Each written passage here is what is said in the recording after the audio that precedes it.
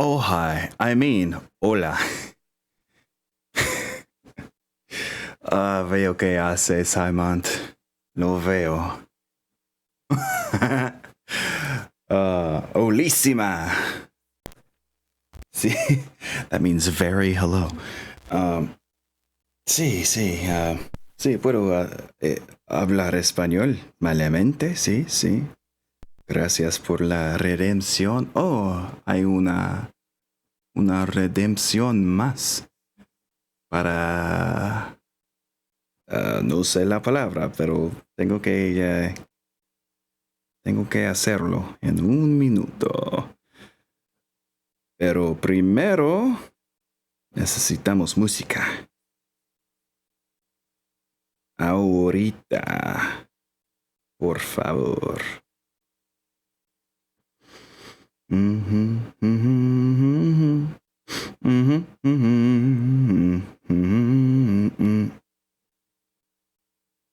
¿Dónde está? Allí está. Okay, it's been like 30 seconds. Fuck. I already made my intro a little strange, but you know, I must honor the Spanish only mode. And thank you for joining us, Haimont, and thank you for joining us, Hashin. I'm gonna start off with doing a simple stretch. I'm already sat down, I'm already in the zone, so let's just do the old above the head, spine lengthener, good old basic batch of a stretch. That'll do for now. You know, further redemptions may lead to more elaborate stretches, but you know. I am indeed back. Yeah. Things are pretty heckin' good. Until I had my coffee about half an hour ago, I felt like a fucking ghost in this realm. But coffee helped with that, you know. I've been learning a lot about how coffee is just a lie, like you're lying to your body saying you have more energy than you do. It's probably not great in the long term, but, you know. Possible mech name for something with LBX or rack is the Teeth Breaker. That's pretty cool, Hashin. Let's bring us over to the chat screen so that chat is not discounted here. So, I've been learning, you know, reading chat while it's not on the screen, it doesn't work very well for VODs. So yeah boy, there we go. Sweet mother of tabs. Yeah, I know. I just had to finish setting up a overlay for us to use, so that's why I've got this open. Don't judge my tabs. How dare. How fucking dare. I got ADHD. What can I say? I don't know. Everyone I know that is diagnosed with ADHD has like 100 fucking tabs. Consider myself judged. Jeez. Judge not, lest ye be judged. With Sarah. I'm allowed to talk about the Alpha Strike boxes. Is there anything you want to know? Oh! Sure. The, are there... I heard that there were some different than usual models, or like differently posed, or had different parts. Is that true? Because that's pretty cool if so. Also, I should turn down my tunes a little here. Now that we're in the meat and potatoes of the stream, I gotta get MegaHQ open real quick as well. And I had one more thing I needed to do here. Because there's a sound effect that I would like to add to my soundboard that very well describes how I felt today before I had coffee. Let's see.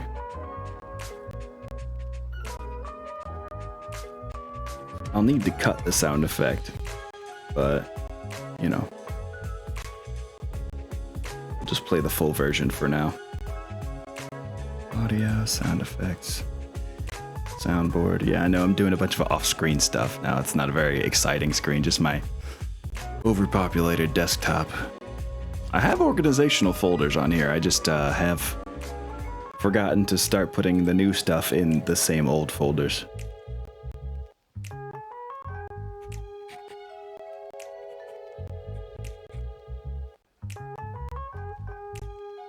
Let's see.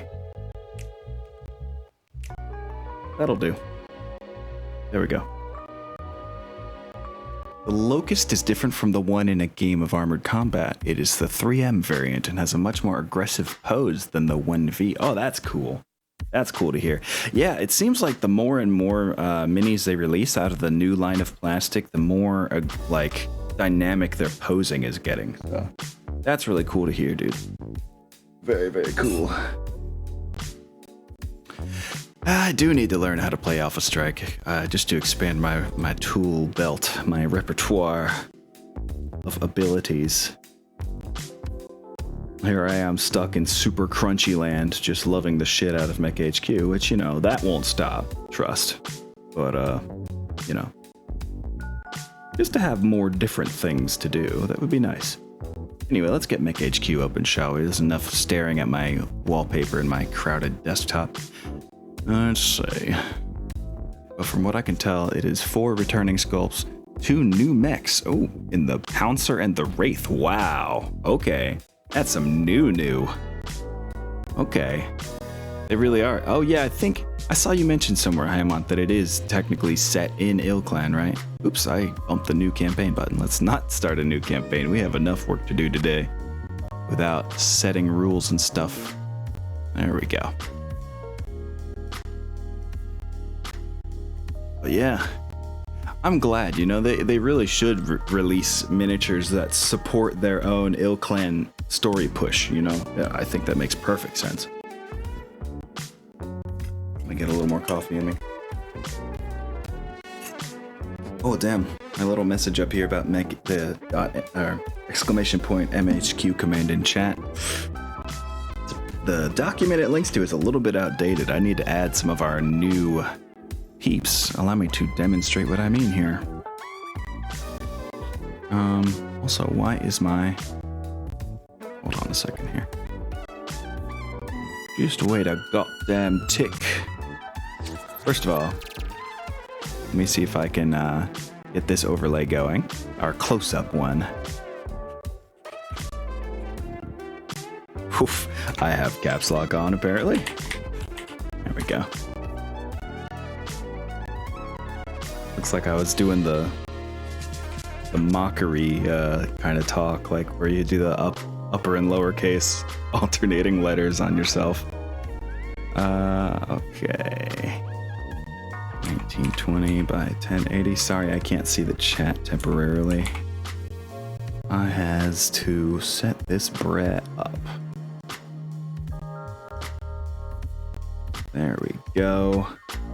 There we go. That's more like it. Okay. Then we turn off the old overlay. Ah, that's how it goes.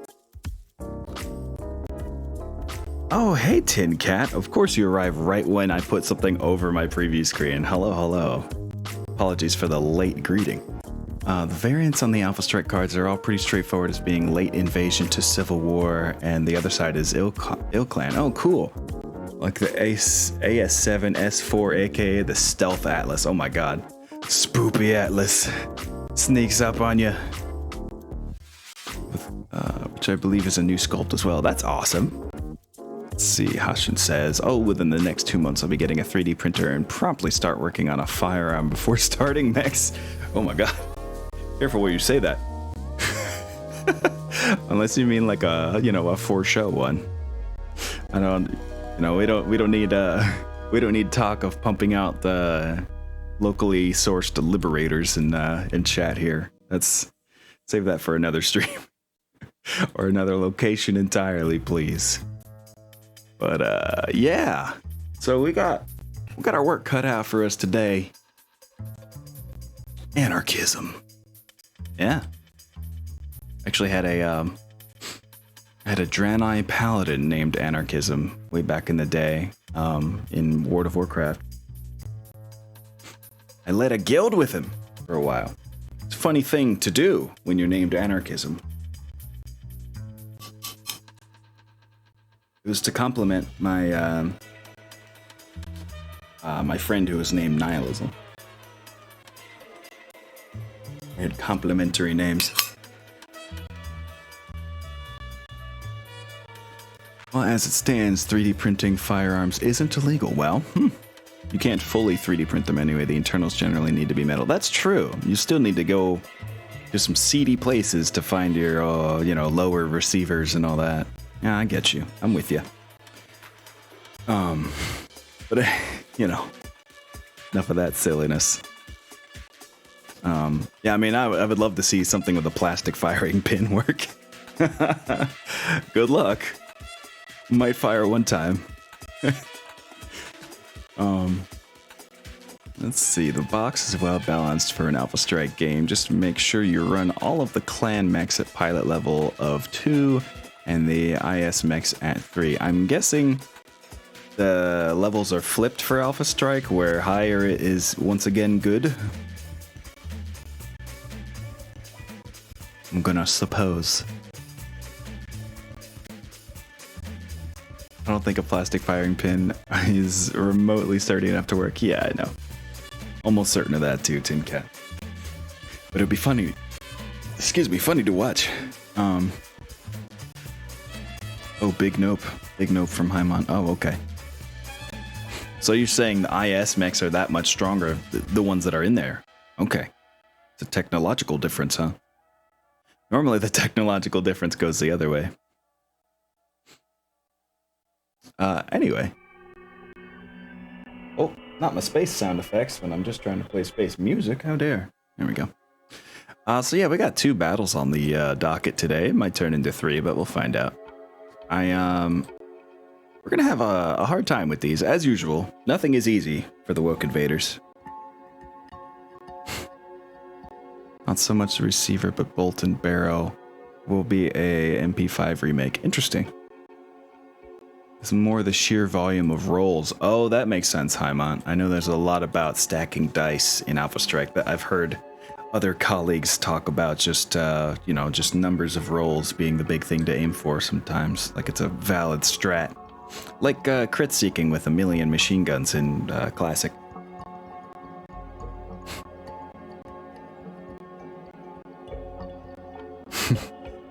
How much longer we gotta work with these employers? That's a great question, Tin Cat. Looks like we have until April Fool's Day of this in-game year, which means just over 2 in-game months left.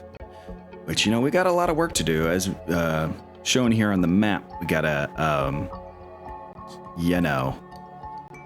finish revealing this first map, then have a lot of work to do on this next map, and then this little map, just a little bit to show, but yeah, we basically have to dig out 4 more objectives, locations to destroy and or fight.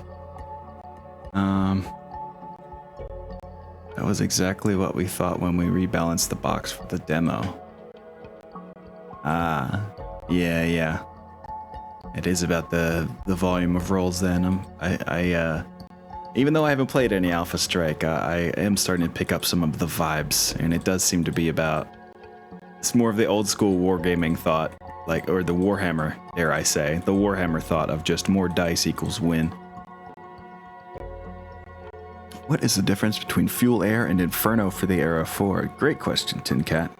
Fuel Air has a wider area of effect, I believe, by 1 ring of hexes, and it has a chance of starting fires, but is not guaranteed, whereas Arrow for Inferno starts fires in a big circle guaranteed, but doesn't do any damage, I don't think. It just does heat damage to whatever it hits directly.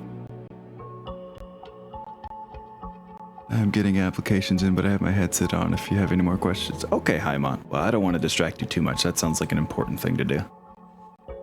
And that's actually the idea behind the Piranha. More dice on the light mech equals busted. Hey, that's true. Just keep going until you get some head hits or through armor crits and stuff. Yeah, that is the thought there. So we have to decide which of these 2 missions would be good to send our aerospace, our long forgotten Aero Wing. Here, let me pull them up. Our let's see, where's our good friend? Yes, the only suggested character here is one that we picked up really early, and he is I will not say he is the greatest pilot of all time, but we're rooting for him, do the thing, bro. Do the thing. He's in a thrush as well. He could explode at any moment. It's like one of the lightest aerospace fighters on Earth. Or in the inner sphere, I should say. 24 armor. Do you have any idea how little that armor that is for an aerospace fighter? Oh my god. It can go up to like 300. And he's just like, I'll just take a smooth 24. Bro. Die not, please. Anyway. So, he's surrounded by much more talented aerospace people who will hopefully keep him safe. We have got to, can you manipulate marriages? I was thinking Tin Cat should be married to Little Flame. Sorry if that seems like a weird thing. You can actually change marriages. You can cause divorces and you can, like, manually marry people, I believe. I know you can at least force a divorce, which is fucked up. That's like some The Sims shit to do right there. You two? Nah. We're done.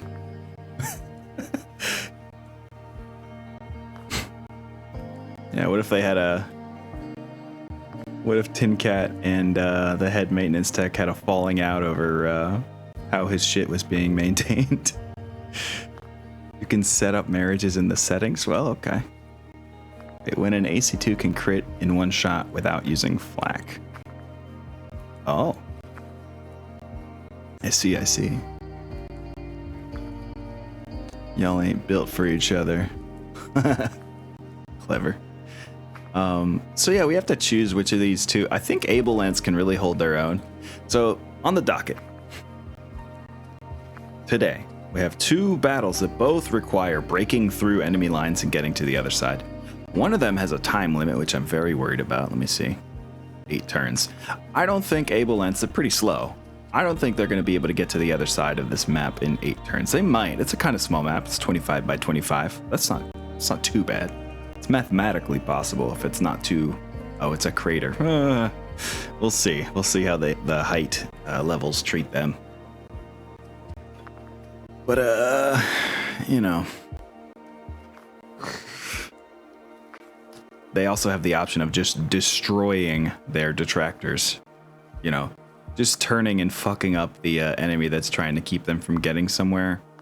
Yeah, they can just destroy or rout 50% of the Jade Falcon Op-4. That might be what Able Lance aims to do. Meanwhile, the breakthrough mission, which are firing line vehicles. Oh, it's not the skirmish vehicles. I lied in all of my posts about this mission. Oh no. I'm a liar. Can I at least edit my... Yeah, there we go.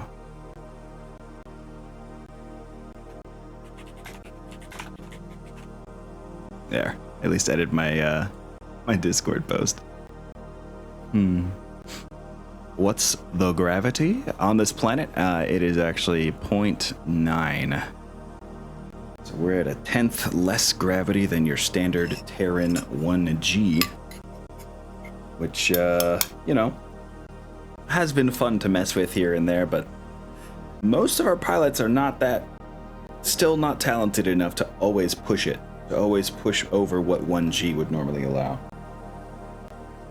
Because you can blow your own fucking legs off if you roll bad enough.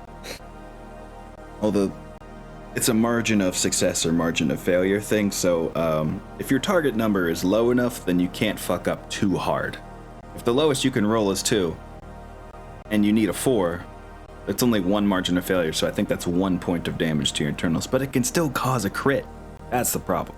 So you can lose actuators trying. So, you know, that might be the way Able Lance gets through, is we got some pretty good pilots there. Maybe they can just, you know, abuse the low gravity and just push that much harder through enemy lines. Plus they have allies. We got, what the fuck? Our house officer is in a aquatic security mech out in the middle of a dry crater. Sir, do you know what you're doing? Like, you paid for this position, didn't you? This is some Lyran shit if I ever seen it.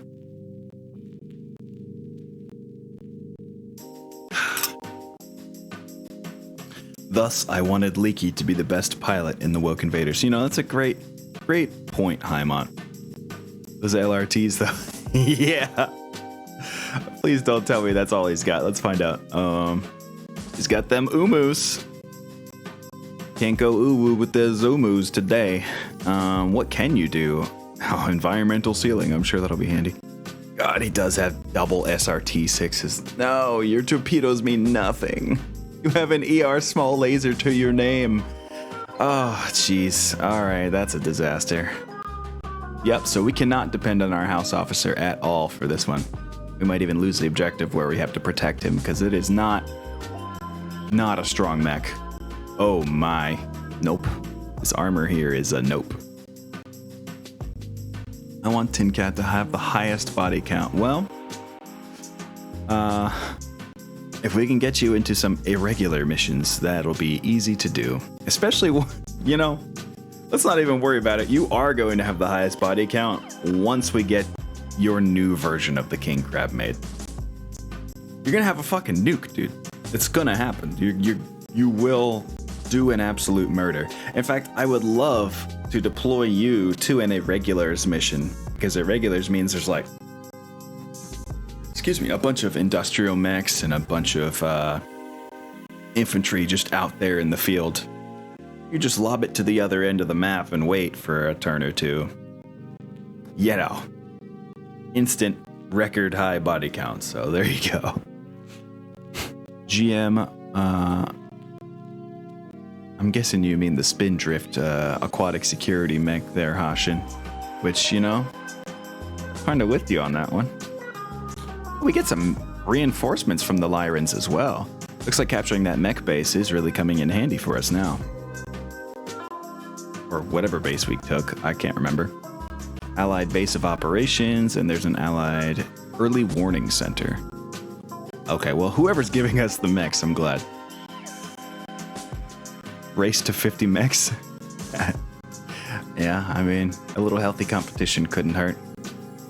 We got Jovian Meth Sucks Trig, we got Major Luea Guillot, we got Bolt, who is still not claimed by any community member yet, and we have Deuces. Quentin Deuces Gregoire. Oh, thank you, Haimon. I should hydrate. I've only been drinking coffee so far. This whole damn stream. How dare. Getting hoarse already? Maybe I am. I can't even tell.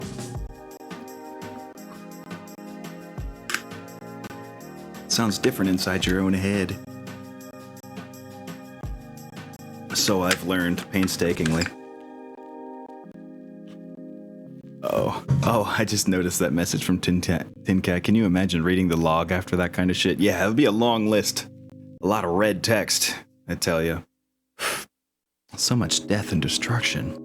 But I won't lie, some part of me is really looking forward to it because deep down, I enjoy chaos, and that would be a very chaotic happening. Also, for some reason, my just realized I'm peaking a little bit on my hacking voice mod here. 1 second. Let's see if we can get the compressor to play a little nicer with us here. Lower that number a bit there. Okay. I think that ought to do it. Anyway. Yes. So now it's just a choice of which, I'm probably going to send our aerospace fighters to help out our firing line. Even though we have a bunch of allies, including a... Holy shit. Wow, we got a lot of allies. We've got 2 commandos and a Valiant that are just given to us to actually directly control. That's cool. Whenever it says attached to allies like that, you get control of them. So, fuck yeah. And then a whole allied force of tanks and infantry is also coming along to help us. Along with another commando. There's just 3 different kinds of commandos on this mission. This last one controlled by the house officer. Of course, that probably means a big op for. Yep.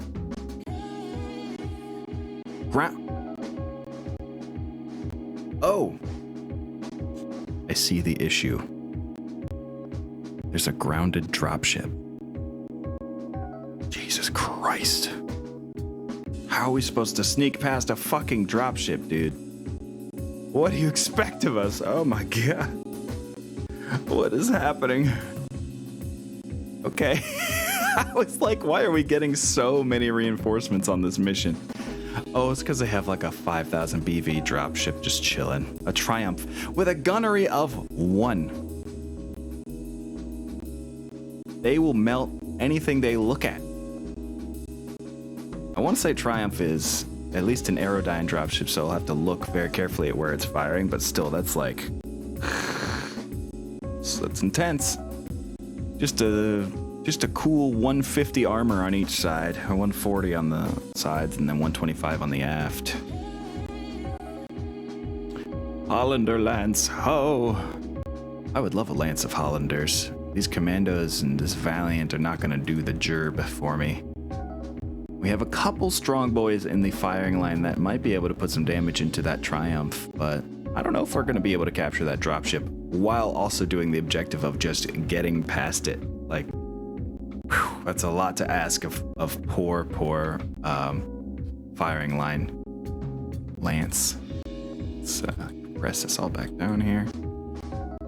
It's going to be in the Badlands, which I think is going to have some ups and downs in the elevation. They can at least hide behind some ridges. Snipers and Thumpers and Arrow 4 are your friend here. Yeah, you know what? It might be good to bring the artillery out once again for, you know, for some fun.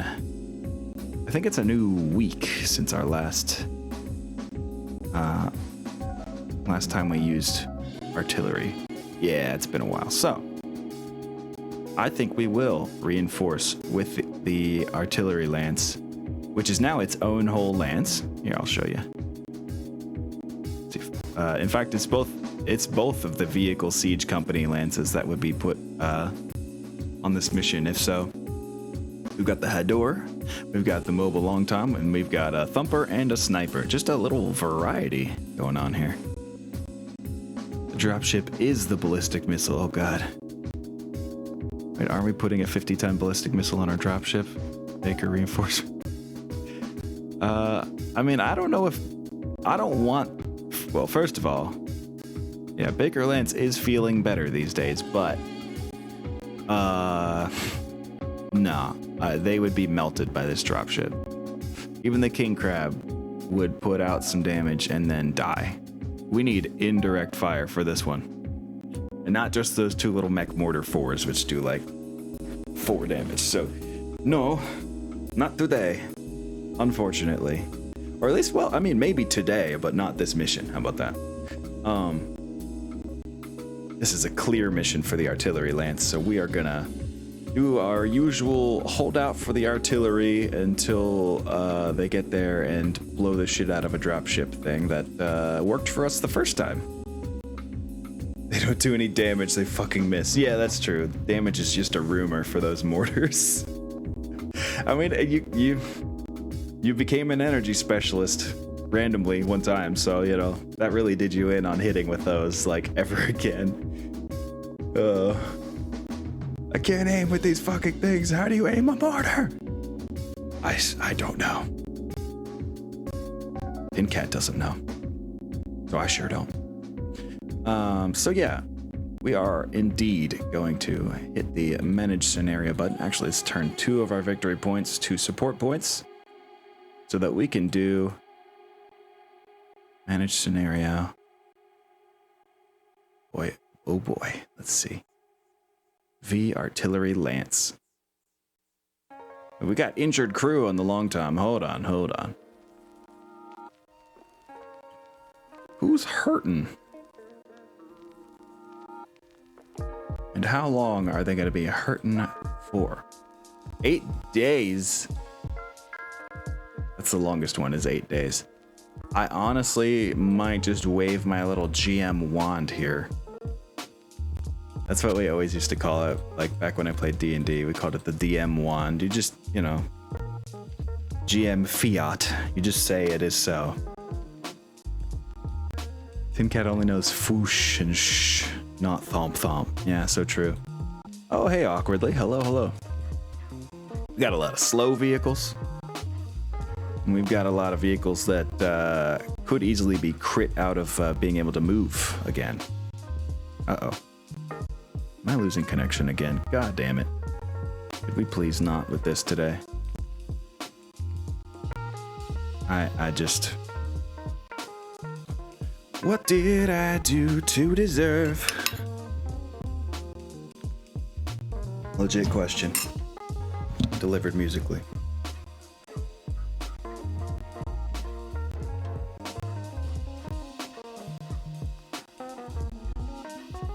Yes, I saw that, Highmont. I think my connection's back, kinda now. Yeah, I saw they released the 49.10.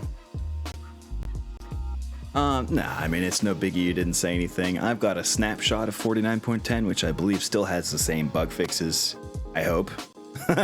We'll find out together. Yeah, it should be okay. And I think we will send our aerospace peeps to help Able Lance cross the map, unless that might be overkill. Let's find out. I mean, they need to get past an 8 turn, so we might need more firepower than our aquatic security mech house officer can really provide. We got a star of mechs we're up against, including a 1-2, but at least they're just in a sentinel. This is some... Oh boy. These are some Solama motherfuckers right here. Not a single, like, okay, there's 2 clan mechs among them. Oh god, that Corvus is kind of scary though. It's got a Hag 20. And 2 heavy medium lasers. Jays. And a targeted computer. Whew, okay. Oh, and the enemy has artillery. Alright, well this is the perfect reason to use aerospace. They are gonna fly overhead and fuck up those artillery peeps for us. Yep. So the diversion mission, let's go back to the map here. Diversion mission, send arrow wing. Oh yeah, we could place minefields. That could be useful. Or do we reinforce with an auxiliary unit? Let me see here. Nah, there's nobody that useful. Let's just keep the minefields. Plow. There we go. And then we are sending the artillery lance. Oh, yes, that's right. I gotta go wave the GM wand on the injured crew for that. Don't tell anybody. Yeah, these two hurt ones. Poor folks. You know, it's just a broken collarbone. You can still gun.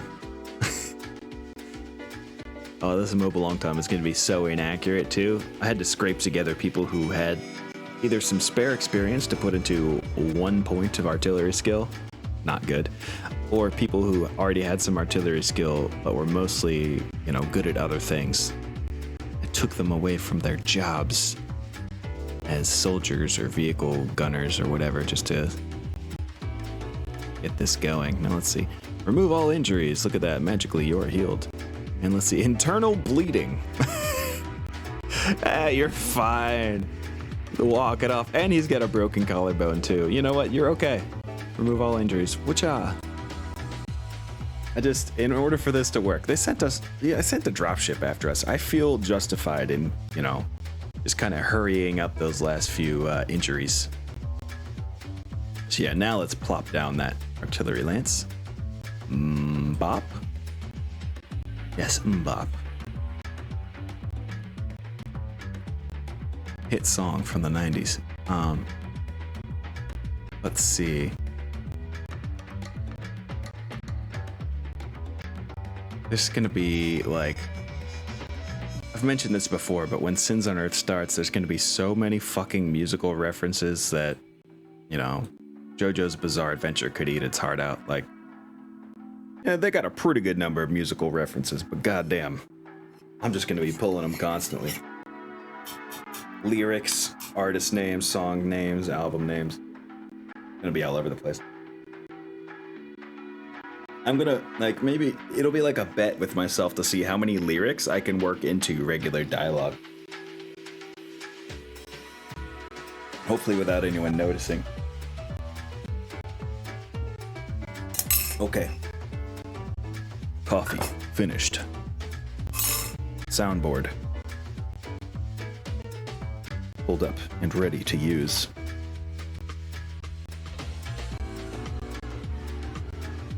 Oh, first I gotta check if this sound works.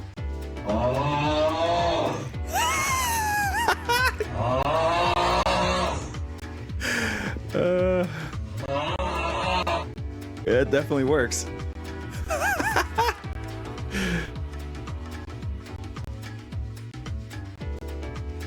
I'm on past the link on Discord. Oh yeah. Well, that would be great. Oh, thank you, Hush, and I should hydrate after downing that coffee as I just did. Tears engaged, yeah. Oh, it's pretty sad. The label for my Bigot Tears is starting to tear away. It's getting some real battle damage on it. See? I lost part of the ingredients, too. Now it says nutrition facts with just one X, not 3 X's.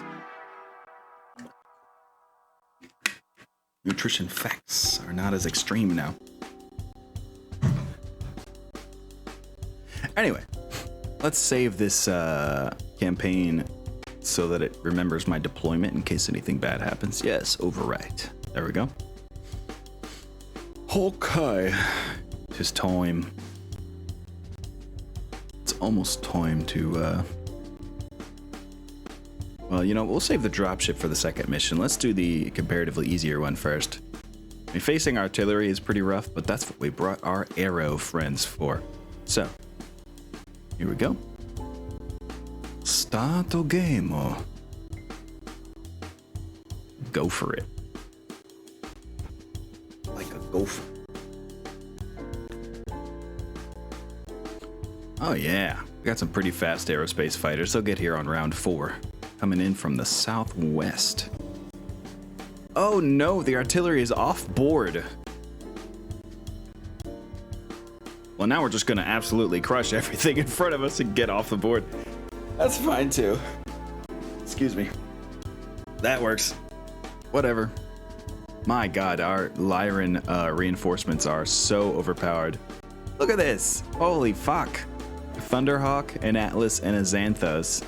And then we got a Verfolger and that Spindrift officer. The aquatic officer out in the middle of nowhere. He's gonna get artillery, isn't he? He's a slow boy for a 30-tonner. Being a... what are you? What are you on land? A 4-6. Oh, God. Ugh. You and that Xanthos are gonna be in a lockstep, aren't you? Or the Verfolger? No, the Verfolger's pretty fast, actually. Interesting. 6'9". Okay. Anyway. Let's see how it goes. Main point is going to be getting off the board. We just got to get through to where we were originally headed. I wish we could do counter artillery on these guys, the counter battery fire, which involves, like, you have to watch, I forget, it's kind of advanced rules on that one, but you have to watch the artillery land, like with a spotter, and then also have artillery units ready to respond. A little bit fucky. Oh, I'm so glad this is a pretty small map. All right. Oh, we're placing minefields. Yes. Now, where are our bad dudes starting? That's an important part of this. Bro, it said the artillery were in the center. You lied to me. That's what made me think we could do something to them. Let's see. They're starting on the east, and we're starting on the west. Swell. What's our best chance of getting across with very little MP spent on going up and down hills, huh? Probably the south end. So they're going to respond to seeing us on the south end, so of course we're going to put some minefields in the way of places they would probably stand. Where would they? You know, we'll just put one out in the middle of this higher section of hill here. And maybe one up on the highest hill, like here. It's very random, like there's no choke points to put them, so it's very random as to whether or not they'll be stepped on at all. But here's hoping. And we know to move around them, so advantage secured. We will have our commander right there. We'll have Jovian Trig and the Awesome ready to step down a little bit from from that elevated position. Stalking Spider is gonna do some wacky shit on the very southern border. And Deuces is also gonna join Bolt in that wackiness. There we go. Now that the battle has begun, I think it's time for some different tunage. You know the ones. These very ones. Our battle playlist.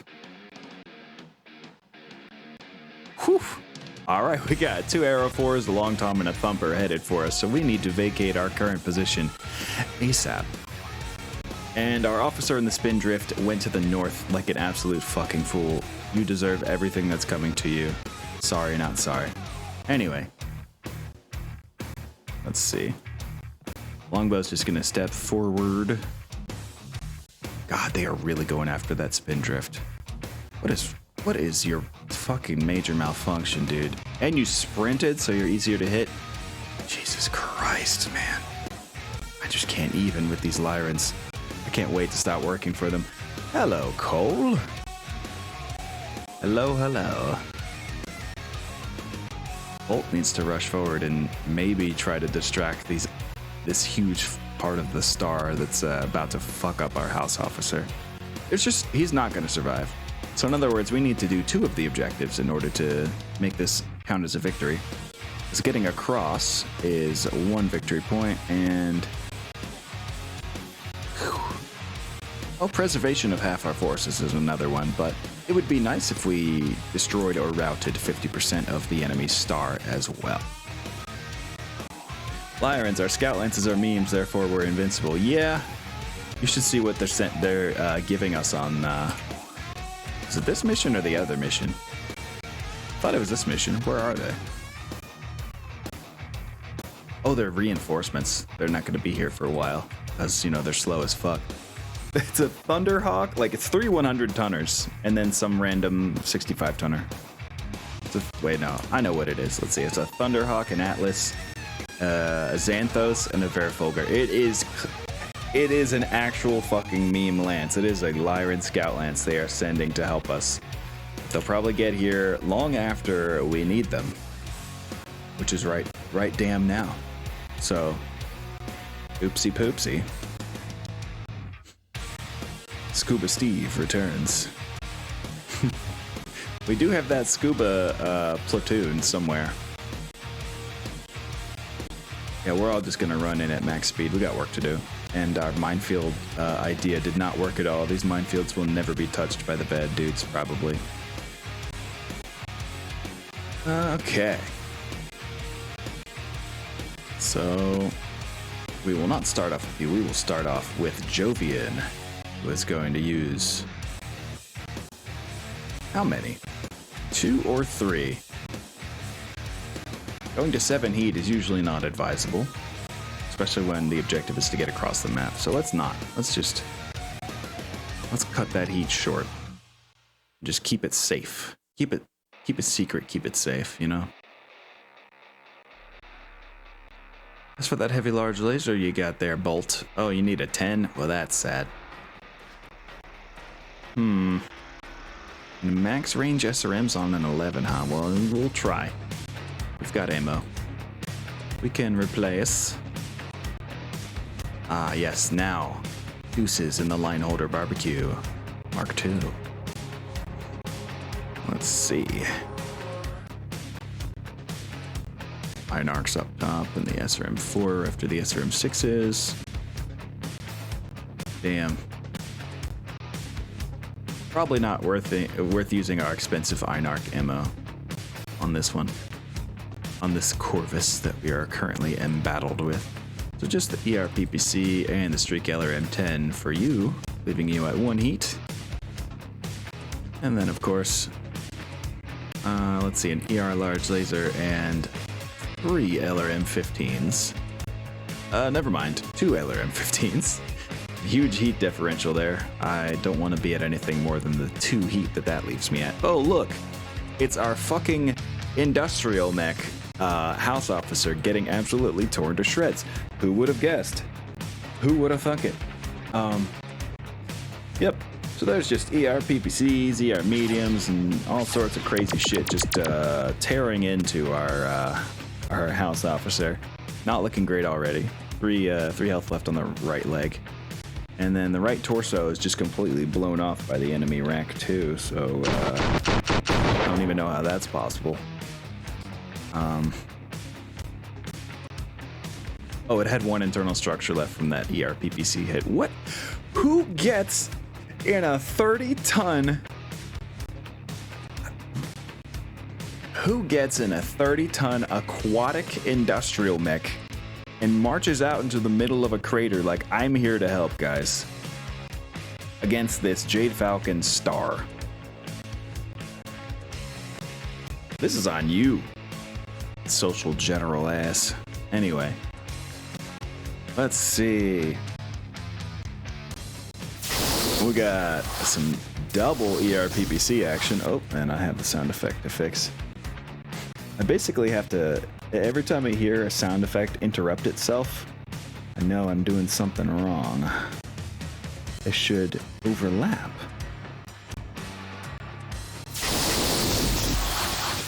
I think that sounds right. Anyway, so yeah, our awesome pilot, Math Sucks, Jovian Trig, puts a good bit of damage into the left arm and right leg of the Corvus 2, but the Corvus 2 is pretty much fine. That enemy Sentinel that's a 1-2 that I was worried about, of course, finishes the job on our... Well, it doesn't finish the job, but pretty much entirely fucks up our allied aquatic security mech. Ugh. I'm like 90% sure the house officer lost a bar bet. Yeah. Boy, is it looking like it, Tin Cat. Why would you just... Why? Oh, God. Left arm is utterly crippled. Left torso lost its environmental sealing. And one of those umus. It's too bad. Now he can't move around as easily underwater where he's not. And 2 heat sinks, so that's not great. Our illustrious commander in the longbow misses with everything except for 1 LRM-15. So... Still good bit of armor left on the Corvus, and it barely manages to stay standing. Somehow our God, we got Arrow 4 and stuff coming down this turn. Somehow our Spindrift friend is still alive, but he's very much about to not be. Look at that, there's a discarded arm there. Oh, I can zoom in. Enhance. Okay, I know it's a meme that Lyran officers buy their way into the service, but you'd figure that they could buy something. Yeah.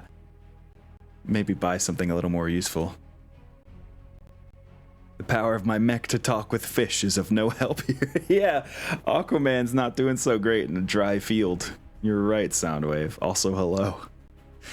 Suddenly the map floods, and now the house officer is the only pilot who's not a fool. Yeah, if only, Tin Cat, if only. So yeah, we'll just keep on coming with the longbow. What the... Oh, let's just get to optimal range. Let's just stand at 7 range and melt the shit out of this Corvus with 4 LRM-15s. I think that's going to be the move there. And then we'll also stand at the optimal range with the Awesome while keeping the high ground. Chilling at 6 range with the Awesome so we can get more of our weapons onto it, including the medium pulse. Excuse me, damn. Drink that coffee too fast. I'm a burpy lad. We do have aerospace coming in soon, Soundwave. Soundwave's ghost, to be specific.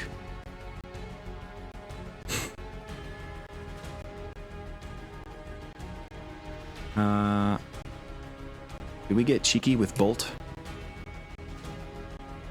You're just a 6'9", aren't you? We can't get too cheeky. We'd have to run up into his face. Is that advisable? Not 100%. It's got a HAG 20, which means it'll have a high cluster result on a close target. And it's got 2 heavy medium lasers as well. That's the other scary part. Just a casual 10 damage from a 1-ton device. Oh, fuck. The more I think about heavy lasers, the more I realize they're just busted as absolute fuck. But hey, I got a heavy laser too. Let me show you. Let's move, let's walk 5 with Bolt here. They're really... Oh, 2 of them are coming to fight us. In fact, Oh, they're all gonna ignore the house officer. He will survive, it looks like, except for maybe this crab turning and shooting at him. That could be bad. Zoom, zoom. The eagles are coming. That's right. That is right. They cometh.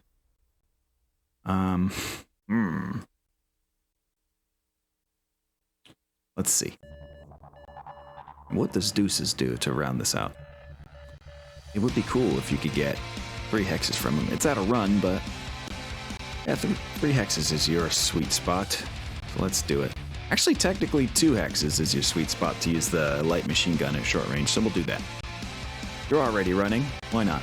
In fact, 1, 2, 3, 4, 5, 6. Oh, if you ran up and kicked him, then you could get also 1 more evasion. So let's do that. Oh, the longbow was nicked just a little bit by the outer ring of a scattered long tom. So 5 damage to the right arm of the longbow, but otherwise everything scattered. But the longbow observed the Thor and the mobile long tom's artillery landing, which means we can counter battery fire them if I can figure out how to do that. If any of you out there know how to do counter battery fire, now would be the time. Ooh. Oh, wait a tick. The longbow might have other work to do here. That Ursa is coming in hot. We might need to do something about that Ursa. ER medium pulse lasers. Jesus. Bro. Hold on now. Hold on now. Let's do that.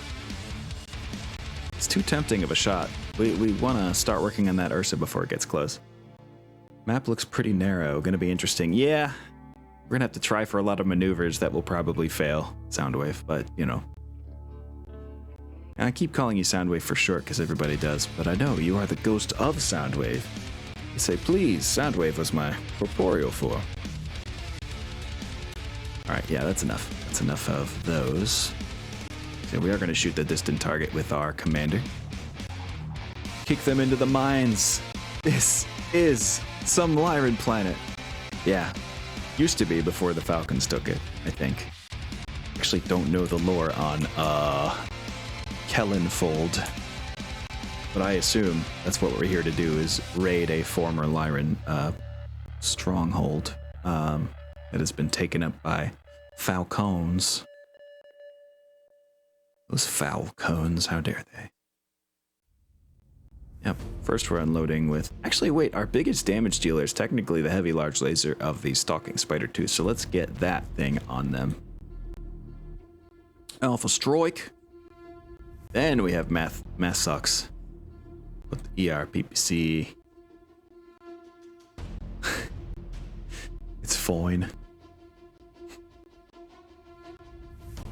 You don't know Kellenfold? SMH my head. God damn it. I don't know why. It always gets me when people use abbreviations with, like... You know where I'm going with this. Anyway, what's the Corvus doing? What the dog doing? I guess Corvus is a crow, but you know. Let's see. What the crow doing? What kind of heat sinking you got there? 20 heat sinking?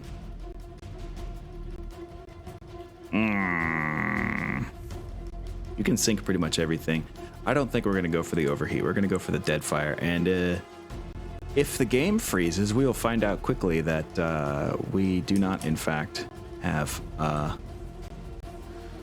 the latest version that fixes the ammo firing bug. So, we'll see. Oh, damn. We fucked up that Corvus. I could tell. There was a split second of a frame there where it said he was hacked up. I'll show you in a second. Depending on when this is, you might be taking it for the Tamar Pact. Yeah. I don't know. I'm hired by the Lyran Commonwealth in name, but I don't know what that really means. All I found for counter battery. Oh, thank you, Soundwave. Adds an overlay to the targeting view that shows the user possible offboard targets for counter battery fire.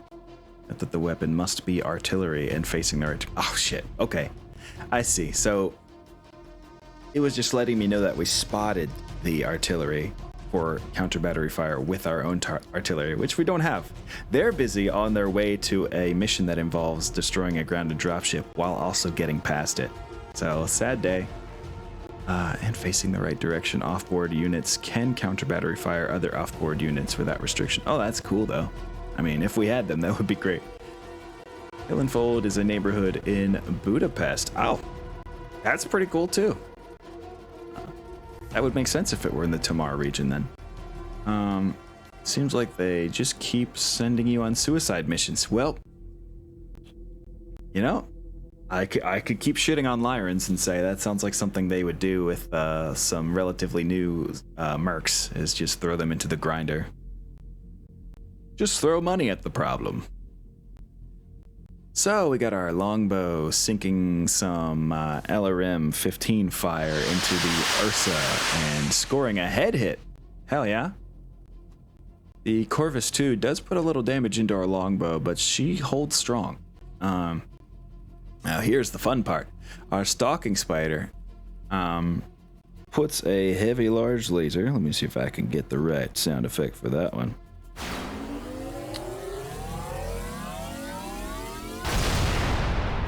Yeah, that. Into our Corvus 2 friend. I can stand to be louder next time. I'm turning that up. Cranking that heavy large laser up. There we go.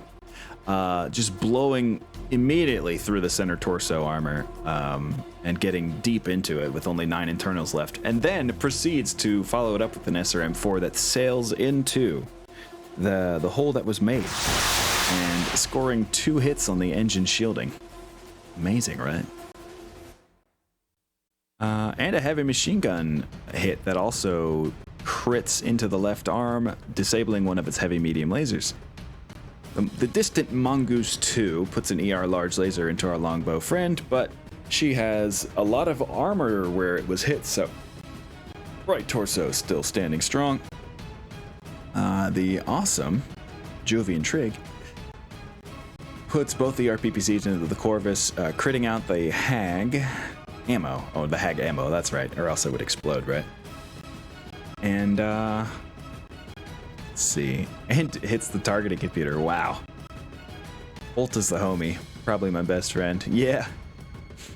Bolt is really cool. I just get back and it is ad o'clock. Oh no. Fucking ads. It's like the best part of being subbed. Yeah, it's very true, Tin Cat. Thanks for doing advertising for me, Tin Cat. I cannot stress how perfect it was for me to hear the charge up and then get hit with ads right on the launch. Oh, god damn it. I'm so sorry, Cole. Oh, well, I can definitely do those, Haimon. I can indeed check my posture and do a little hydrating as I continue to narrate the shit out of this. Yeah, the Corvus is not long for this world because then our line-holding friend, Deuces, fires up the ERPPC and completely blows through the center torso of the Corvus 2. It is fully destroyed. And then, just for the Corvus daring to face us, he also sets off the, he uses a machine gun to light off the Hag 20. So not only is it destroyed and unsalvageable, now it's like little tiny bits and pieces. I'm going to make Gerbloin a channel meme, you know? Every silly pronunciation of Goblin you got, bring it, man. To refuse my bajal? I don't refuse your bajal, but you know. I accepted the bajal of this Star of Jade Falcons that dares stop our progress. I'd say we're really winning so far. Oh my god, they didn't kill the Spindrift. Our house officer is gonna survive. Oh my god, I would not have expected that. Suggest a poll. Oh boy. Are flamers the best weapon in Battletech? Yes, also yes, no, and I'm a communist. What's wrong with being a communist? Anyway, yeah, I think, how do I start a poll? Yeah, look at that, hi Mont. So win-win. Exactly. Where do I start a poll? It's been a hot minute since I've done one. I think you can do like there's a like a /poll command for it. Look, man, I've been to the deep woods. Okay, I saw what communes were capable of doing. This group of people known as the Rainbow Family, holding what are called rainbow gatherings. Be hard to explain, but wait. Okay, so /poll. Open a setup menu. Okay, it opens a new menu. Can we do that? Can we? What happens if I hit that? Oh, shit. Okay. Wait, hold on. I'm just gonna copy pasta your thing right now. I'm on his house, Liao confirmed. Yeah. Hey, check it out. I'm something of a Liao sympathizer myself. Only because I feel like the Capellans get such a bad fucking rap in the lore, or at least in the fan base. Like, everyone wants to, like, literally do genocide and laugh about it at Capellans, and I'm like, you're creepy. Like, calling them non-human and shit. It really edges on some sort of weird, what do they call it? Xenophobia? Yeah, it's weird. But anyway, I'm getting way into the weeds here. See, this officer must be the superhero action star that's super poor and hated and is just surviving suicide missions. You know, that could be it, Cole. Either he lost a bet or he's like, you know, he's just one of those against all odds kind of guys. Well, I don't condone genociding anyone besides clanners. I get that, Tin Cat. It's because Liao is authoritarian as fuck. Yeah, I agree.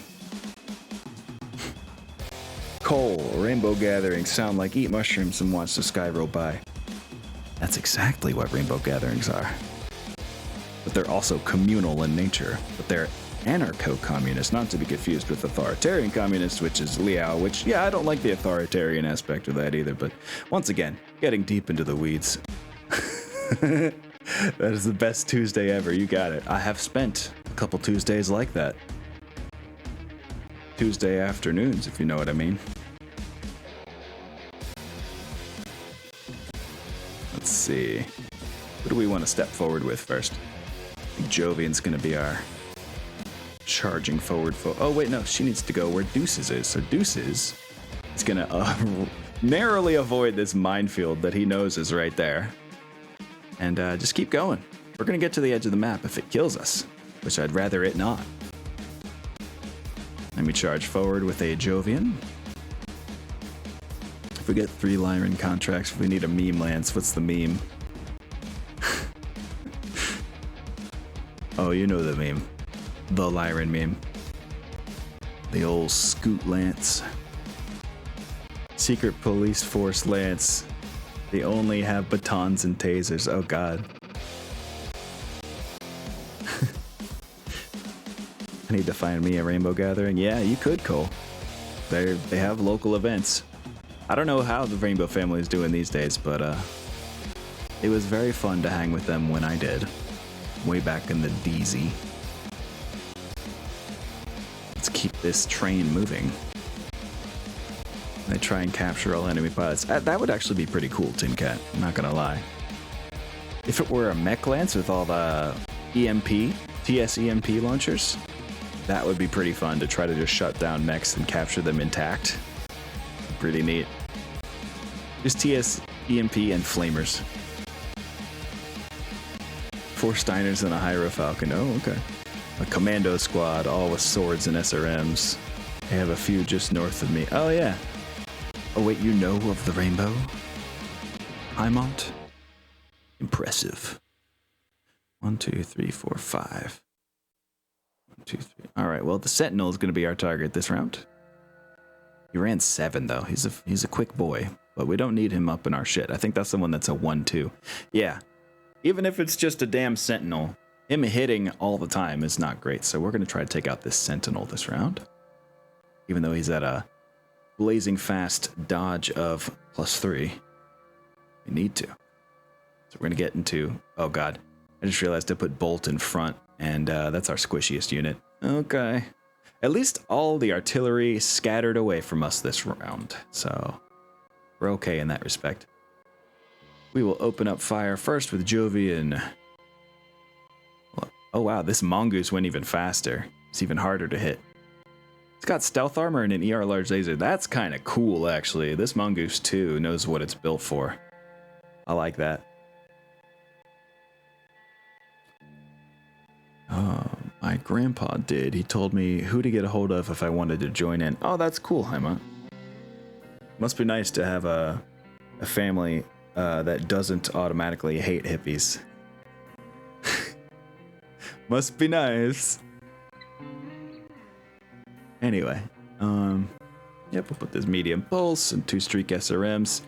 Yeah, Jovian is staying pretty nice and cool this mission. Getting up to 40 heat and sinking it every time.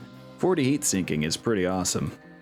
But she can still overheat herself if she fires all 3 ER PPCs. Yes, the destruction must continue. We will launch... Oh no, we've finally reached the wraparound of the heat scale here and can only fire 1 LRM-15 this time, paired with our ER large. As it is a little harder to hit with the LRM anyway, we're not going to overdo it on those. And of course, the one I should have fired with first, of course. A heavy large and the 2 SRM-4s from our friend Bolt, who is getting shot at a lot, but not as much as our longbow, which is pretty beat up.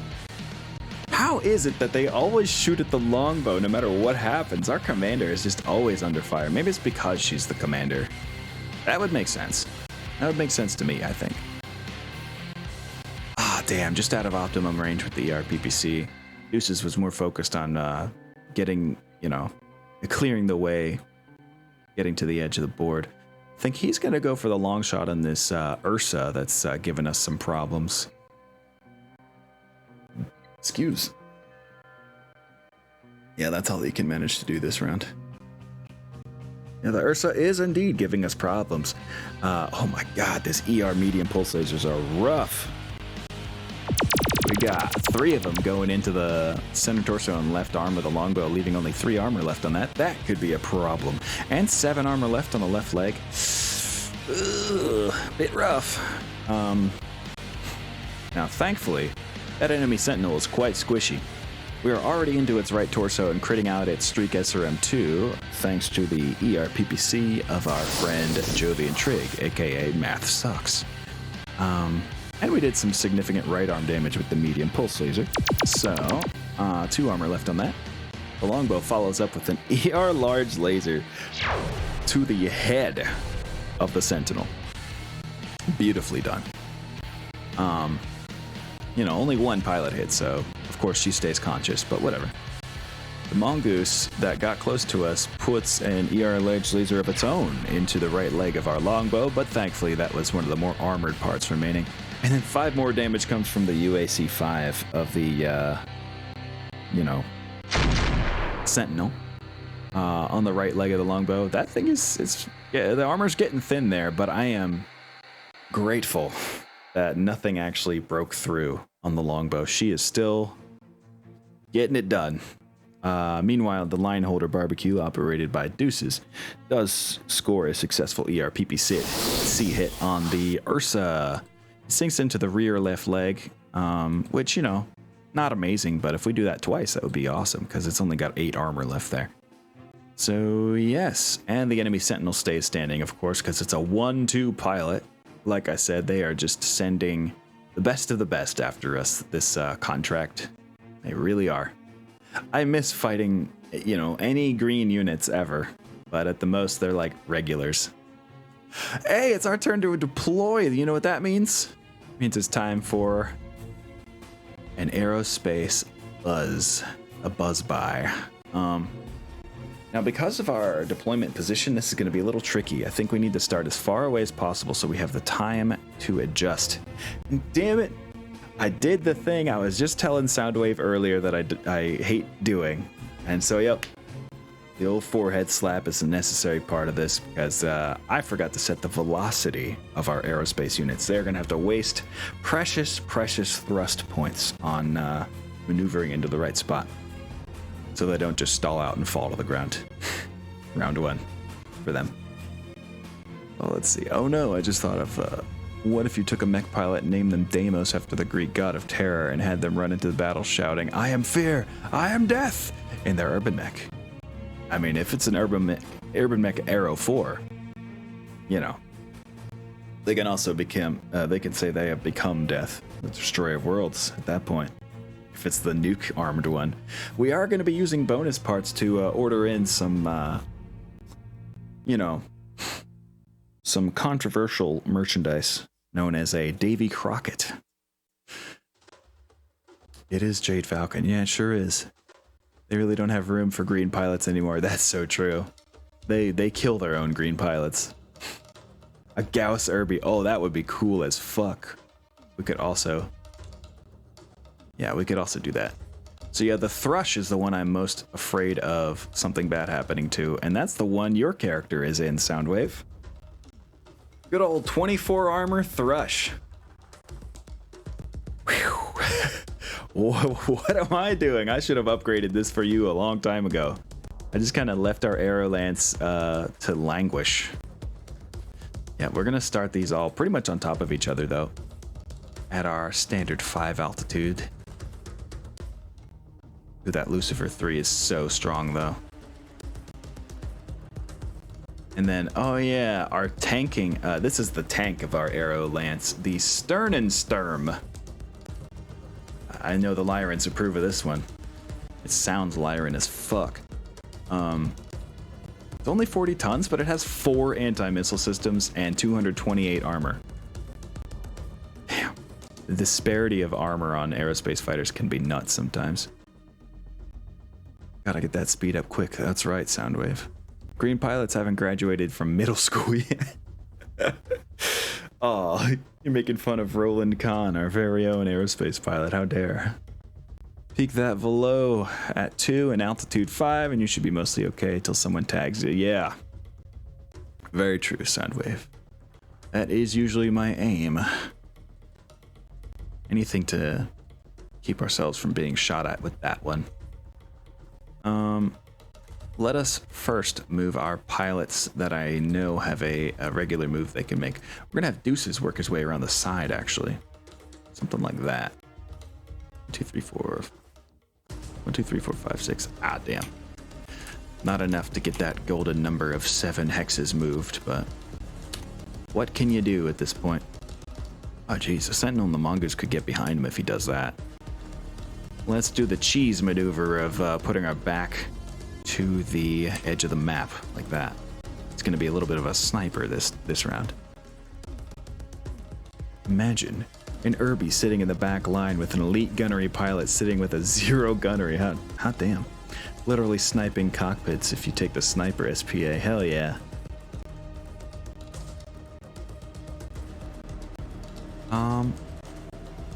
Longbow needs to keep moving. Boy, is it tough. Being a 3-5 in a world of quick mechs is not great. Wait, I was talking about the Falcon Sibcos. Yeah. I mean, yeah, they do. There's a couple baddies that they sent out to us, like this crab. They're a 5-5. So obviously they've got a mixed bag, and there's a 3-5 on the field. So yeah, that is the only green on the field is this crab. Crab. We're gonna do something risky with Bolt here. Because at this rate, we don't have... we're gonna need to do some distracting. Actually, what if we... I think Jovian is gonna try to do some tanking this round. She's just gonna step up. Like that. And see what they want to do about that. Yep, the Sentinel's coming in. I had a feeling it might. We could move the longbow there and kick the shit out of the Sentinel. That could be fun. First, let's have Bolt move and see how the Mongoose wants to respond. Basically, we're trying to make everyone a target except for the longbow if we can help it. Because right now, that's a little rough.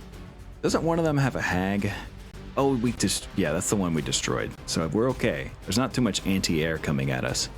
I don't think they have anti-air targeting on any of these. Kinda scary if so. We'll find out.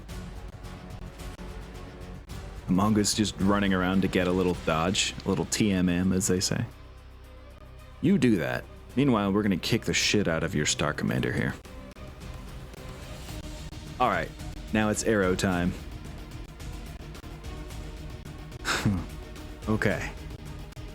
We're gonna control the Thrush last. We're gonna see what evasive maneuvers we can take with the Thrush. Let's have our heavy hitters go first, which would definitely be the Lucifer. Yeah. Accelerate to 2. Turn. Fuck up that mongoose. And then do something else. Go to the corner of the map. Like that. Be ready to do a maneuver next round. Yeah, there's really... I had a feeling on a map this small, we were going to get one chance to fly over stuff. 32 hexes of zoom. Yes. What else we got? A Psi S4, complete with an ERPPC and 2 SRM4s. Is going to take the Q and fly over this Ursa. And I guess join this Lucifer in the same spot. Maybe it'll turn a little bit earlier so we have some room to put people. There we go. Can you turn at the last minute? You can. I should have done that with the other. Not that it matters too much, but there's a couple maneuvers that are easier to do if you are already partially turned in the direction you want to go. The maneuver I'm thinking of is called the Split S maneuver, which you can use to turn around, but it's an easier number, I believe, if you only turn twice instead of thrice. Or, once again, I don't want to get into the weeds on technicalities. Now let's bring the Tomahawk in there. A nice, straightforward 2 large lasers, then a small laser. We are also going to beat up on this mongoose, too. Hopefully between the two of us, we will get it out of here. Yeah, we will do that last minute turn with the Tomahawk as well. Then the Sternensturm. Sternensturm. Ja, das Sternensturm ist gut. And have you go right there. Take a little last minute turn like that. Split S. The unit loses 2 altitudes and ends a maneuver by facing any hex side. Oh, okay. There is no extra penalty for more turns. Okay, good to know. Velocity increases by 1. Yeah, that's the cool part of it. Just like stop in midair and spin around and catch their own, I don't know what you would call it. The lift they gain from falling onto their lift flappies. I'm not an aeronautics engineer, as you can tell. +2 to the control test. Well, that's not great. And the loss of 2 altitude is also pretty rough. You have to usually use up thrust to getting back up from that, but it's still... I'd rather keep you on the map if I could. So we'll try it. And if not, they'll just fly off the map harmlessly, and that's fine. So yeah, we're going to have the Thrush come in last on this Ursa. And right there. With a little turn at the end. There we go. You know, all these jobs try to make you feel bad for leaving former employers. Yeah, I know exactly how you feel there, Haimon. Fuck them. They mistreated and overworked me. I have a right to be able to seek a better work environment. Exactly, Haimon. It's apparently too much to ask these days. So the whole damn reason I left my previous job was because of how they treated me, and especially how they treated even, like, much longer standing employees than me. Before I do this firing phase, I actually do need to run to the small lads room. Employers don't want people with brains. That is so true, Tin Cat. To refer to something George Carlin says as they want sheep who just do what they're told. That's very much in the same vibe as the Carlin quote I was just gonna let loose. That is, they don't want you to be smart enough to question anything. I'm butchering this quote, but they just want you, they need you to be just smart enough to keep the machines running. That's it. Oh, did you let your former employer abuse you for 5 years? Damn, Haimon. True. Big feels. That sounds like quiet quitting, and we don't hire quitters. God damn it. The fucking lie that quiet quitting is. You mean doing your goddamn job that you're paid to do? And nothing else? Yeah, imagine. Imagine. You want me to do more? Pay me to do more, motherfucker. Come on. All right, anyway, I'll be right back super quick, like. Just a quick little run. Yeah, I hate that term too, Haimon. I despise it.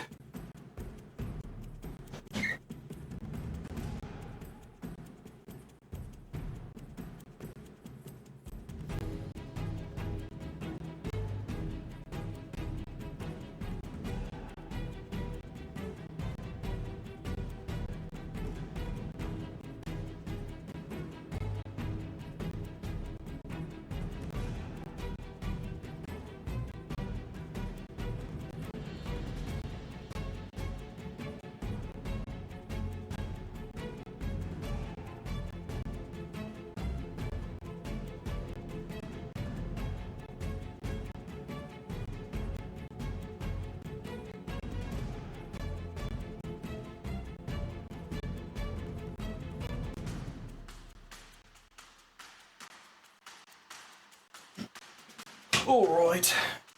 All right.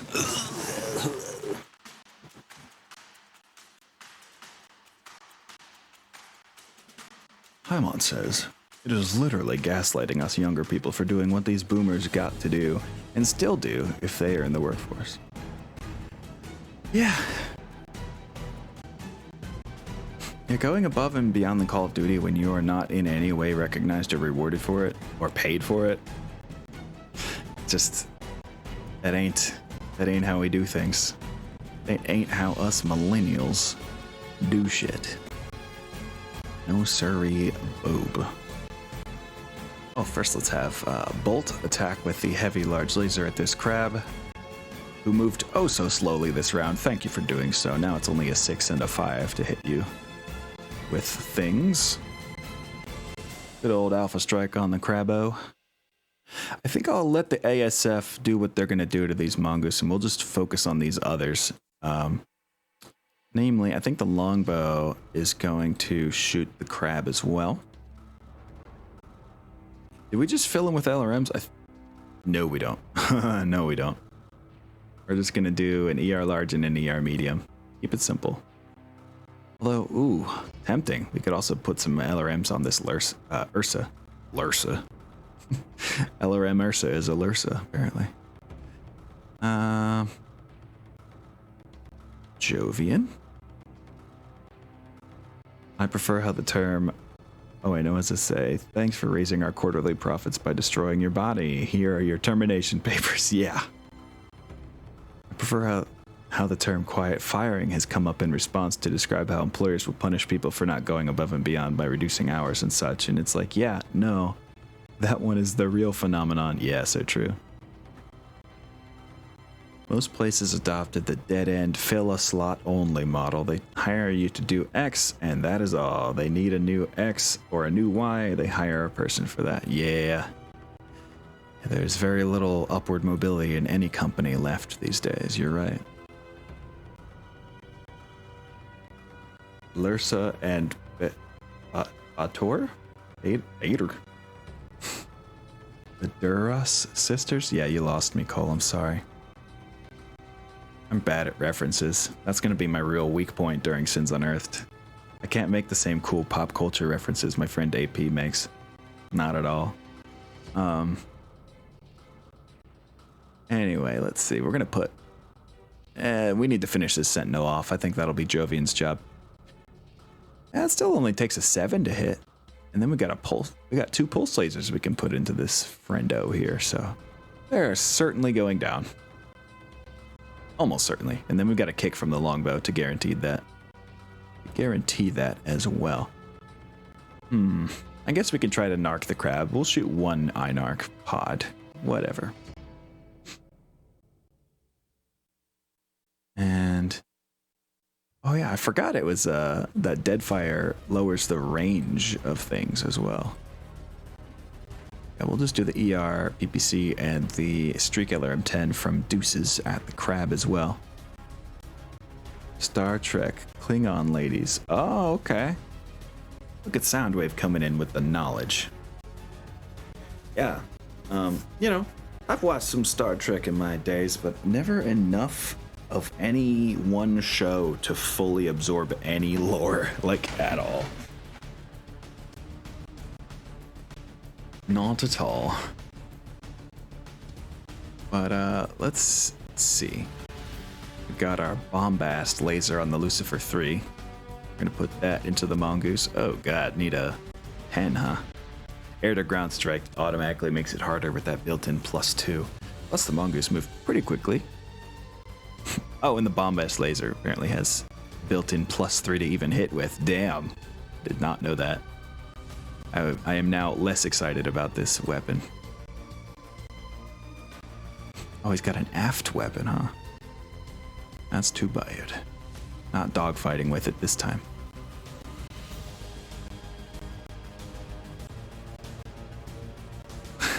Last time I mentioned this app process, yeah, I mean, it started a conversation, and a good one at that, Haima, so, you know. It's whatever. It's okay, the Duras sisters are only 3 episodes in our movie. Okay. I got an email from Amazon trying to hire me for that sweet 15 per hour. They are 45 miles away. Nearly an hour drive for me daily. Oh yeah, I mean, what a deal. You get to spend most of your money on gas. Or just the movie, really. Oh, I see. No. Our Thrush actually does some pretty good damage. First, let's put the large lasers into this Mongoose. Pew, pew, pew. And a small laser. And then we'll follow it up with a... Oh, wait, no, there's 3 on this Ursa and only 2 on the Mongoose. I might have mislocated our resources here. But anyway, ERPPC and 2 SRM4s are going into the Ursa. I think it's because I figured the Ursa has such scary weapons that it's got to go. And it's shooting at one of our aerospace fighters. Which one are you shooting at? Oh, the Sternensturm, the most tanky one I have. Thank you. Thank you, even. And we got the 4 ER mediums going into the Ursa at 10s. You gotta work on your gunnery, lady. My glob, you have a 6 gunnery. Okay. Jeez. Or as the kids say these days. Yeah. I don't know why this sound effect makes me laugh so much, but like, it's my new favorite meme sound. By far. Anyway, 3 ER mediums from our friend Roland Kahn are going. Are you sure about that as well? Hopefully that's a nice finisher. I am sure about that, Haima. It's the only thing from TikTok that I like, is that sound. Alright, let's see what kind of work this stalking spider gets done on the crab. Damn! Once again, going for the coring out.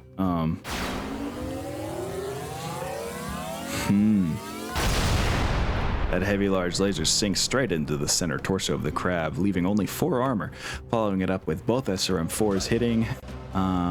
Sadly, they don't go anywhere near the torso, they just hit a bunch of leg and arm stuff. The longbow fires an ER large and ER medium at the crab, hitting with the ER large, almost melting off all of the left arm armor. So, there's that. And the LRM-15 does not hit with many missiles, just 5 on the Ursa, but that's a start.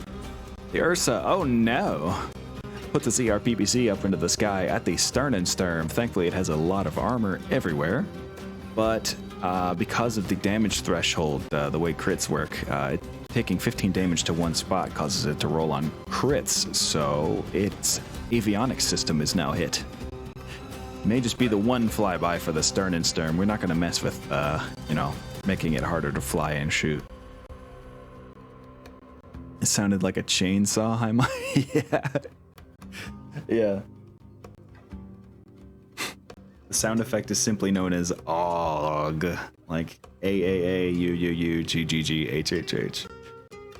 Let's see. Jade Falcon is sunk low, piloting a crab. I know. These are clearly Salama.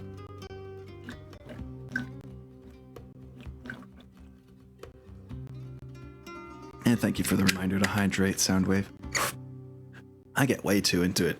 Oh my god, Jovian. Could you... Oh, you had one job, math sucks. See all this gray text right here? Misses. All of them. Misses. Every single of your 6 weapons that you fired at this sentinel. You missed.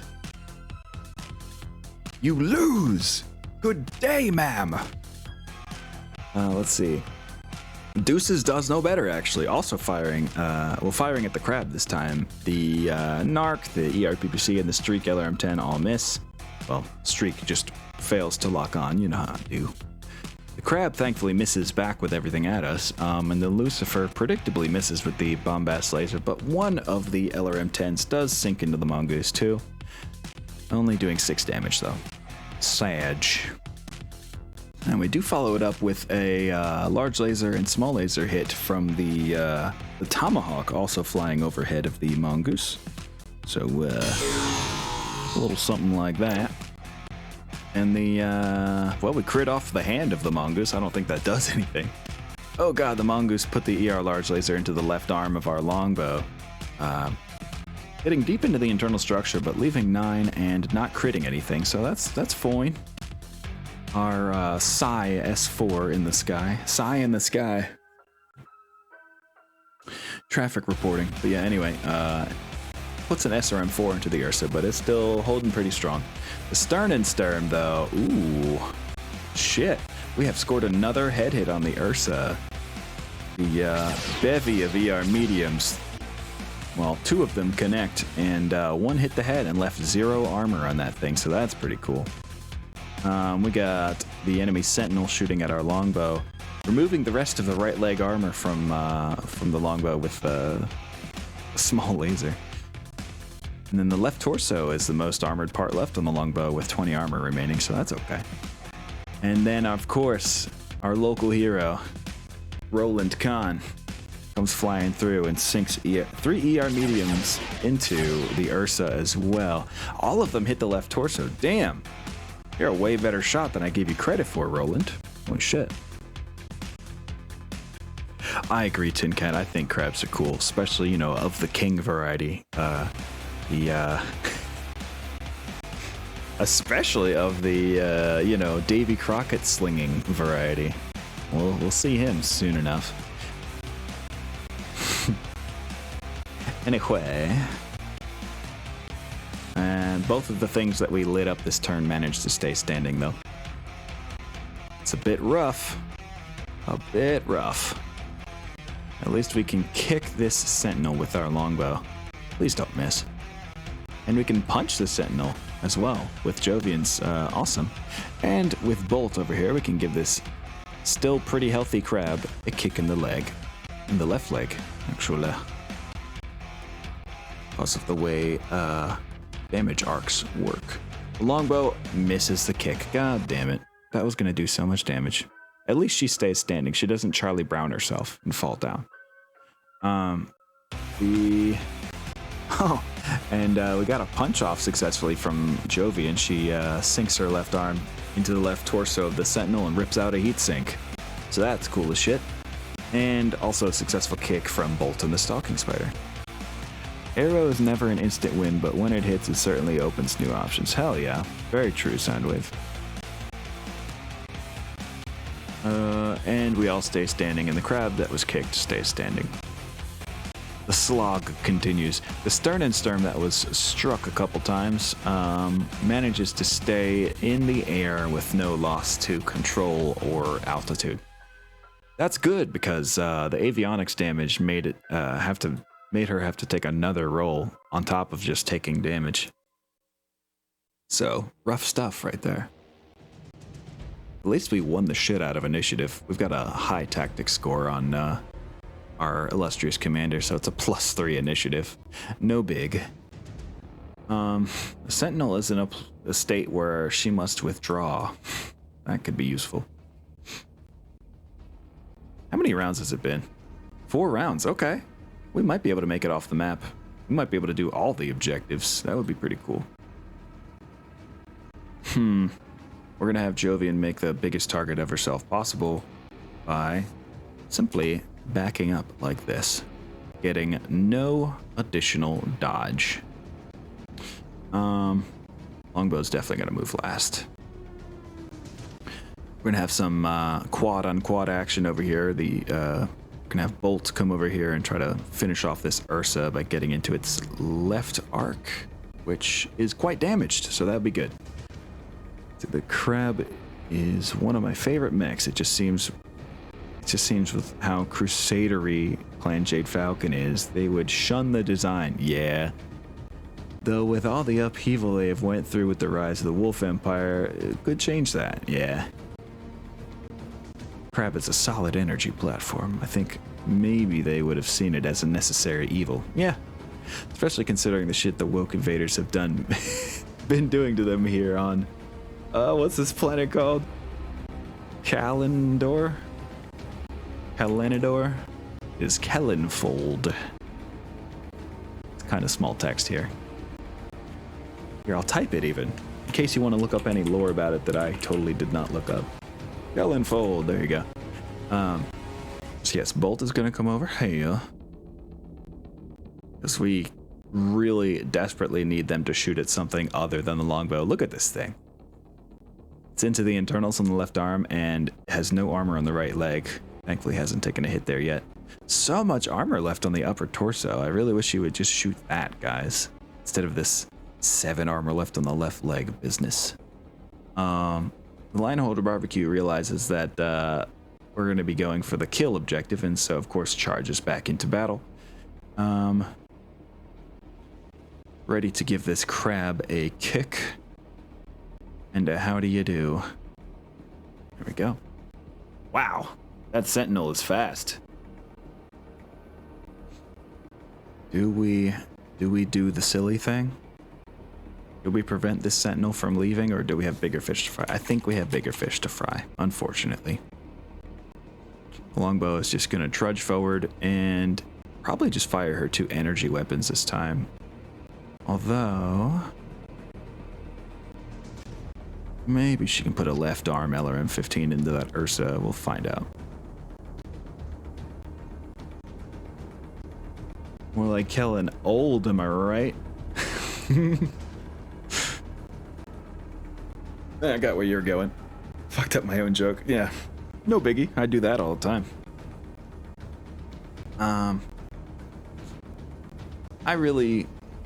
Let's see. We're gonna have the Stern and Sturm just fly off and not return. Having taken such, such damage as she has. She is going to flee the battlefield. The rest of them I will tell to return just in case.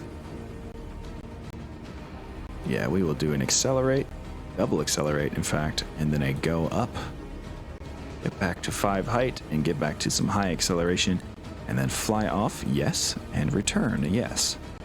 Same with all these other Aero friendos. Go. Fly off. And is this the one that's facing this way? Yeah, the Lucifer 3. That's okay. We'll have you fly off the north side of the map so you can do some wackier maneuvers perhaps when you get back. If there's any enemies left when, they return. Because it takes a turn or a round or two, if I recall. There we go. Can't fucking wait until the first time we push that big red button. I know. You gotta like turn 2 keys at the same time inside the King Crab to activate the Davy Crockett. I get giddy just thinking about it. Yeah, me too. I'm with you. There's just no there's just really no way I can justify the doing the refit in the middle of this contract, because we're fighting some real fuckers. Let's see. Yeah, we're just gonna put the ER large. Actually, wait.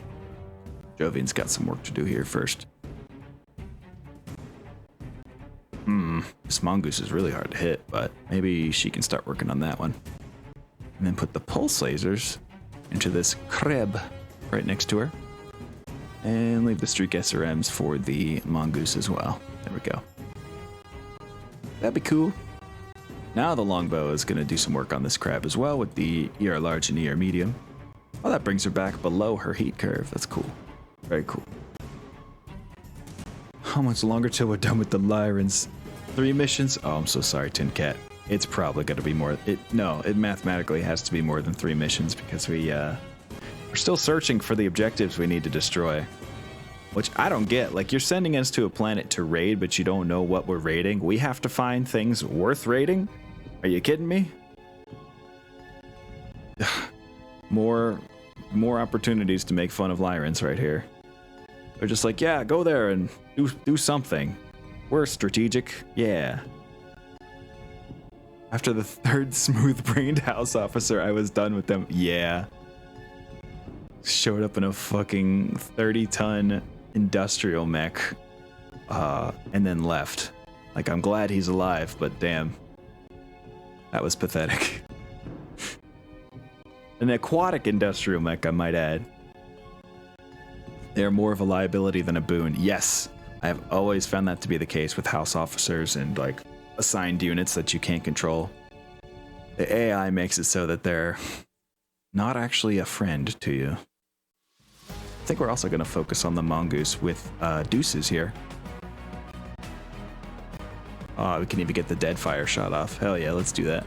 And some light machine gun fire. Beautiful. And then deuces can also kick the crab. We've got a nice spread of damage here. You know what, Stowe? I see you have 8 people watching. That puts you in like 90th percentile Twitch streamers. Yeah, woohoo! You know, I'm glad people are here. We don't really have a plan. Just go blow shit up. We'll tell you when you're done. Yeah, exactly, Tin Cat. That was what the Lyrans told us. And then they showed us the amount at the bottom of the contract with a huge number of C-bills. And Commander Gio was like, yeah, all right, geez.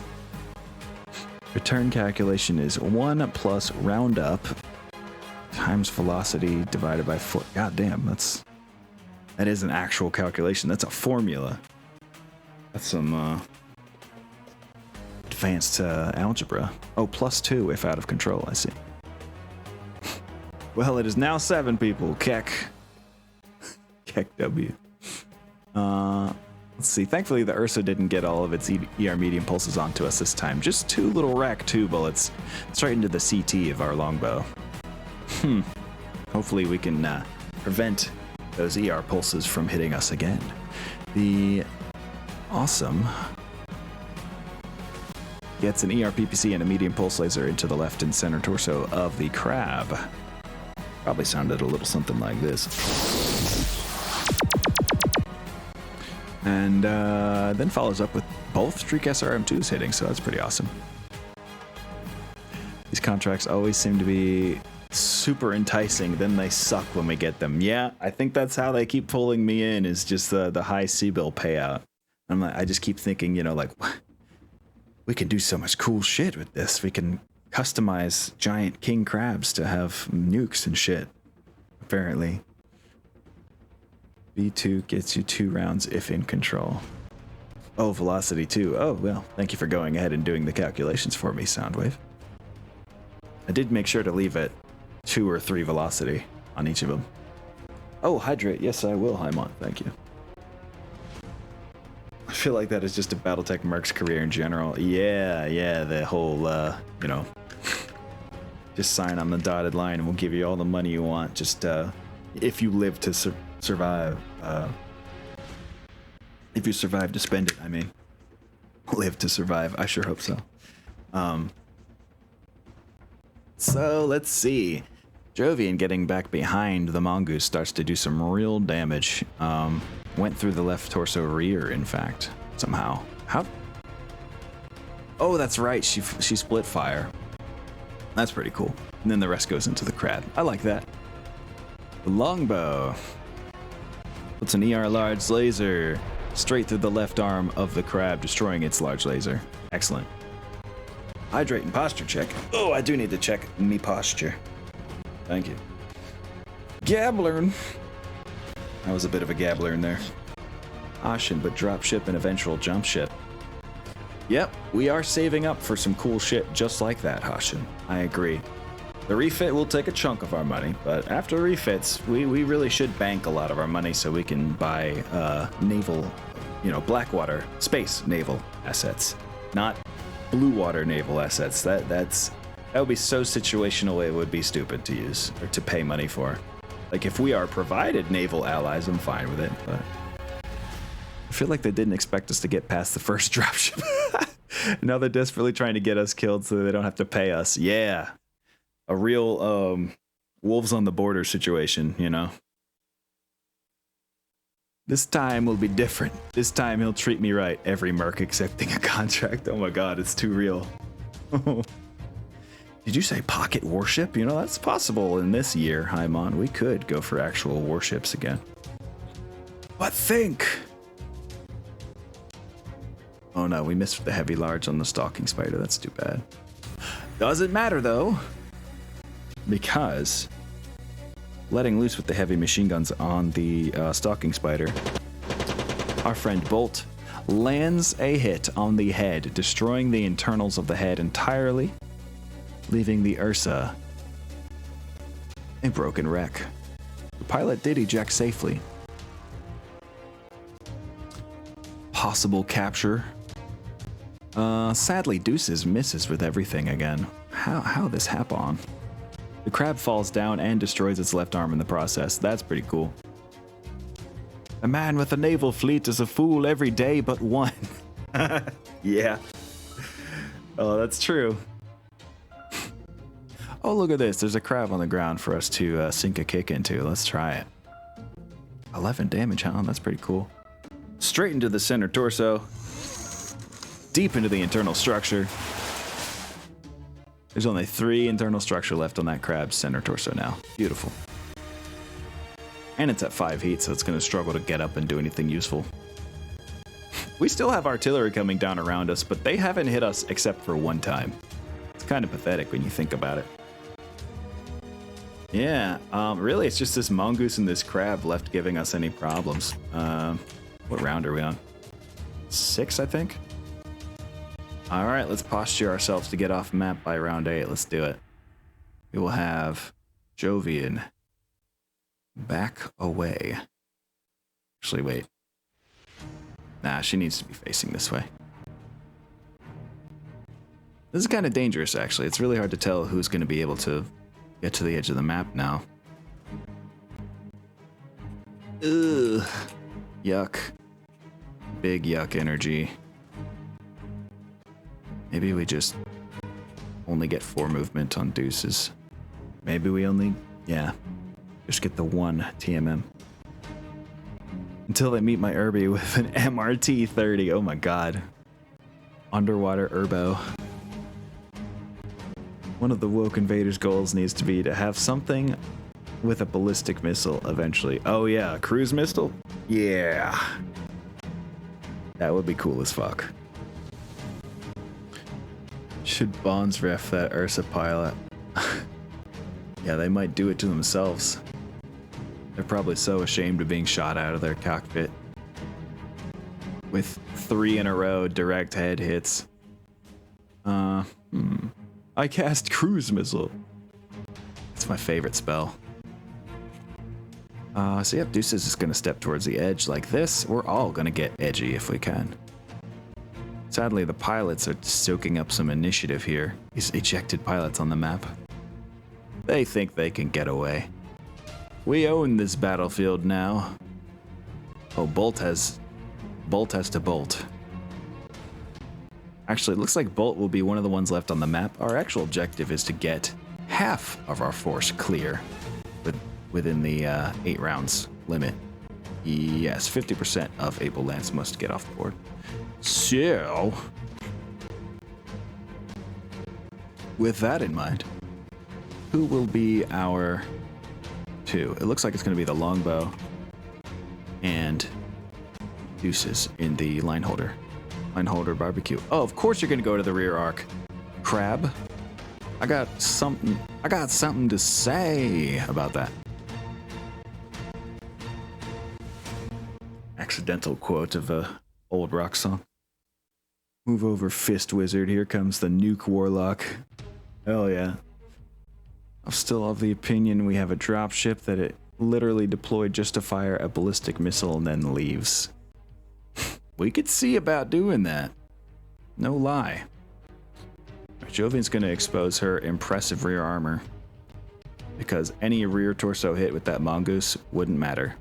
Oh, and the mongoose knows that too. It didn't even try. It instead went for old reliable left torso shot. Turn. There we go. I'm glad there's a turret on this. Oh, geez. What? Oh, no. It's hard to tell with this tiny text, but the mobile long-term artillery launched by the Clan Jade Falcon's own artillery battery that's off board completely nuked one of their own ejected pilots. So good job. Good job, Jade Falcon. It does sound hilarious, though, Tin Cat. Cruise missile dropship. Orbital nukes or rods of God. Yeah. Buy a dropship that barely flies and use it as orbital bombardment. Yes. Why not just drop a few trucks that launch those missiles? An extra turn or two, but the devastation would make me feel like Tony Stark and his Jericho. Yeah. Just spread your arms and watch a valley explode. I mean, yeah. I think looking into it earlier, the cruise missile is literally too large to mount on anything except for a super heavy vehicle or a super heavy mech or a dropship. So we would need to create or buy a large support vehicle to use it on a vehicle. Ursa pilot, I will live to fight another day. Whistles incoming. Yeah. There's see this crater? Yeah, that's that Ursa pilot. She didn't make it. Oh, I mean, you know what? I bet that Jade Falcon artillery was like, how dare they fail? Blow them up! That seems like a Jade Falcon thing to do. Well, damn, the longbow can't really shoot anything this round. Just gonna have to flail uselessly. Going for a 12. Why not? Try it. I think our main damage is gonna come from bolt here on the mongoose. Oh, you need a 9 to hit with that laser, huh? Oofy, oofy. Well, have to try. And 10s on the SRMs. It's not great. If I build it, will you buy it? Build what? A large support vehicle? It would be easiest to base it off a Brunel dump truck if you want the suggestion. But yeah, I would totally try to make one. Absolutely. Something I'm realizing this campaign is turning into is just wanting to play, or fulfilling my desire to try out every type of mech and weapon there is.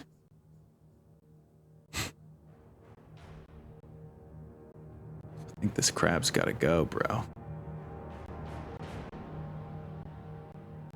2 ERPPCs, medium pulse, small pulse, and a streak SRM 2, and then a little left arm streak into the mongoose as well, just for the lulz. That should be fine. Deuces is gonna turn and, oh, geez, try to put a PPC into the mongoose, because that's the one that clearly needs some support. Getting hecked up. And the streak LRM-10. Let's try it. A couple light machine guns at the crib. Why not? Whew. Okay. Longbow misses with the 12 required to do a snapshot at minimum range, as you might imagine. To the lab. Awesome to hear, Hushin. Reminds me of Gaunt's Ghost. We survived the suicide mission. Imperial politics bombs them anyway. Yeah. Yeah, that's definitely some Battletech vibes. So the Stalking Spider sadly misses with everything and almost manages to jam its own SRM-4. I'm sad that it has that quirk. Every time I'm reminded that it has ammo feed problems, I'm like, oh boy. It's because whenever it rolls a 2, it has a chance of jamming, but thankfully, I've never actually jammed that SRM-4. Don't know how. But every time it says, ammo feed problem, possible jam, and then rolls some high number and says avoid successfully. So I'm like, okay. Just a little bit of pucker factor to that one. Crab. Oh no. Puts a small laser into the left arm of our longbow, but thankfully no crit. Awesome responds by putting an ERPPC into the right leg of the crab. Damn, this thing is tanky. Takes 6 more damage to the right leg, leaving 2 armor. And the Streak SRM-2 hits it in the CT, leaving 1 internal structure left on the fucking crab. Could you just die already? And it's got no armor left on the right leg. Something could come of that. The Mongoose almost shoots our longbow commander in the face with an ER large laser, but thankfully she uses her 1 or more points of edge and avoids that, taking it to the left torso instead. A lucky place to get hit because she has armor left there.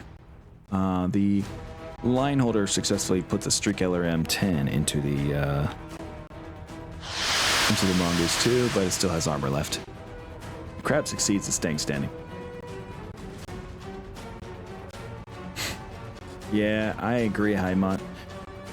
If you can even hear me yet, but yeah, I also don't like ads, and it is one of my main reasons that I would love to rotate to YouTube eventually. But in order to monetize YouTube, I have to get 1,000 subscribers. I was just talking to someone about this earlier. How it's like Twitch, it's easier to get in on the floor, like get in on like the how do I put this? It's easier to get monetizable on Twitch, but harder to cap on Twitch. It's harder to get monetizable on YouTube, but easier to get to a good level of monetization eventually with YouTube. It's more guaranteed. So yeah, probably you can use the terms floor and ceiling somewhere in there. I'm just too into it right now to do so. I'm told that ads are important to the running of the economy. Absolutely vital resources. Yeah, it's the worst model that Twitch could have gone with, and they're just doubling down on it. They're literally telling, they put out a blog that told us creators that incentivizes us to play more ads more often. We're a collective why though emanated from the community after that one. Scandal, you're mentioning this on your platform? Twitch will ban you, sir. Yeah. I know, I already can't multi-stream to YouTube, so I might have to choose a certain day to stream to YouTube just to start trying that out. Hell, I might even... What if Sins on Earth goes straight to YouTube? A Monday stream. That could be tempting. That could be tempting. I hope y'all would follow me to YouTube, even though the subscription benefits wouldn't follow until Ludwig's... Ludwig, popular streamer, has hired a very talented programmer known as Automated to create a Chrome plugin. I think it's for other browsers too, but I know it's at least a Chrome plugin that adds a lot of Twitch-like functionality to YouTube streams. But it's not available for all creators yet. It's being beta tested on like 5 people right now. Excite me! I am titillated. It's good to hear. Never hurts to be titillated. Now let's kick the shit out of this crab, which looks like it's on a lower level as well, so this could go amazingly for us. Yep. Jovian rears that giant awesome leg back, and swing battle swing puts that fucking foot straight through the cockpit of this annoying ass crab. utterly destroying the head section of the crab with 17 damage straight to it. The pilot successfully ejects, seeing a giant foot head straight for her command chair. Oh, his command chair. But yeah. Hot damn. Damn, I gotta do the paid sub on YouTube as well. No, Tin Cat, this is one or the other. Oh my god, hello. DJ Jason Sky, thank you for the raid. Hello, everyone. Oh my gird. Welcome, welcome. Hey, dude.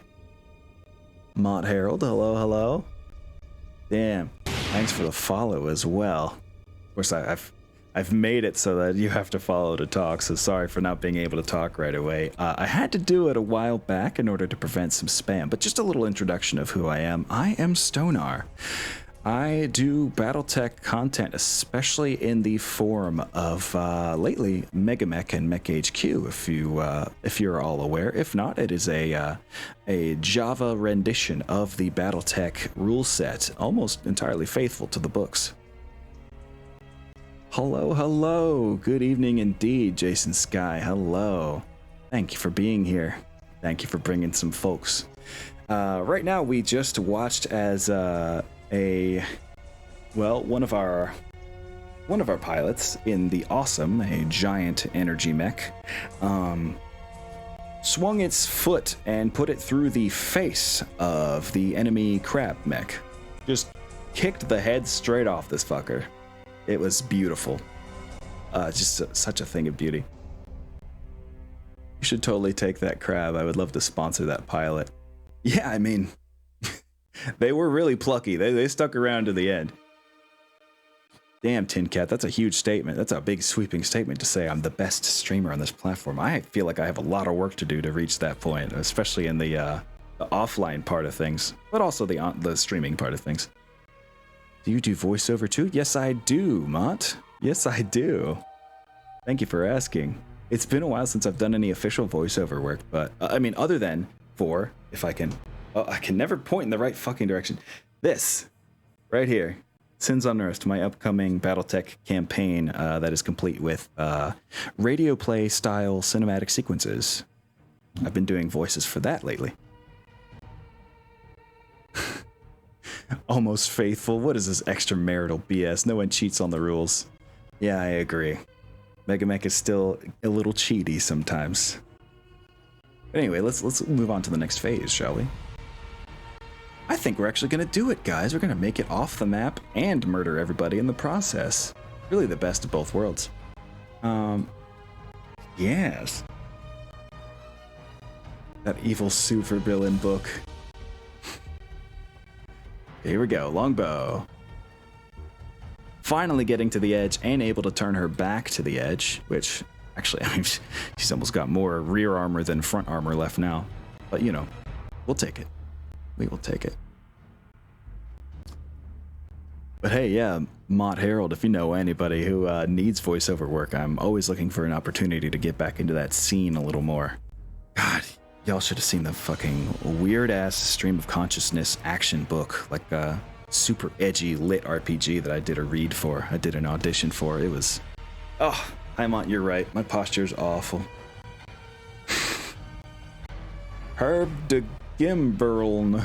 Goddamn, you really, you know how to fuck with words, which I respect. I am a known word fuckerer. I really am. Let's see.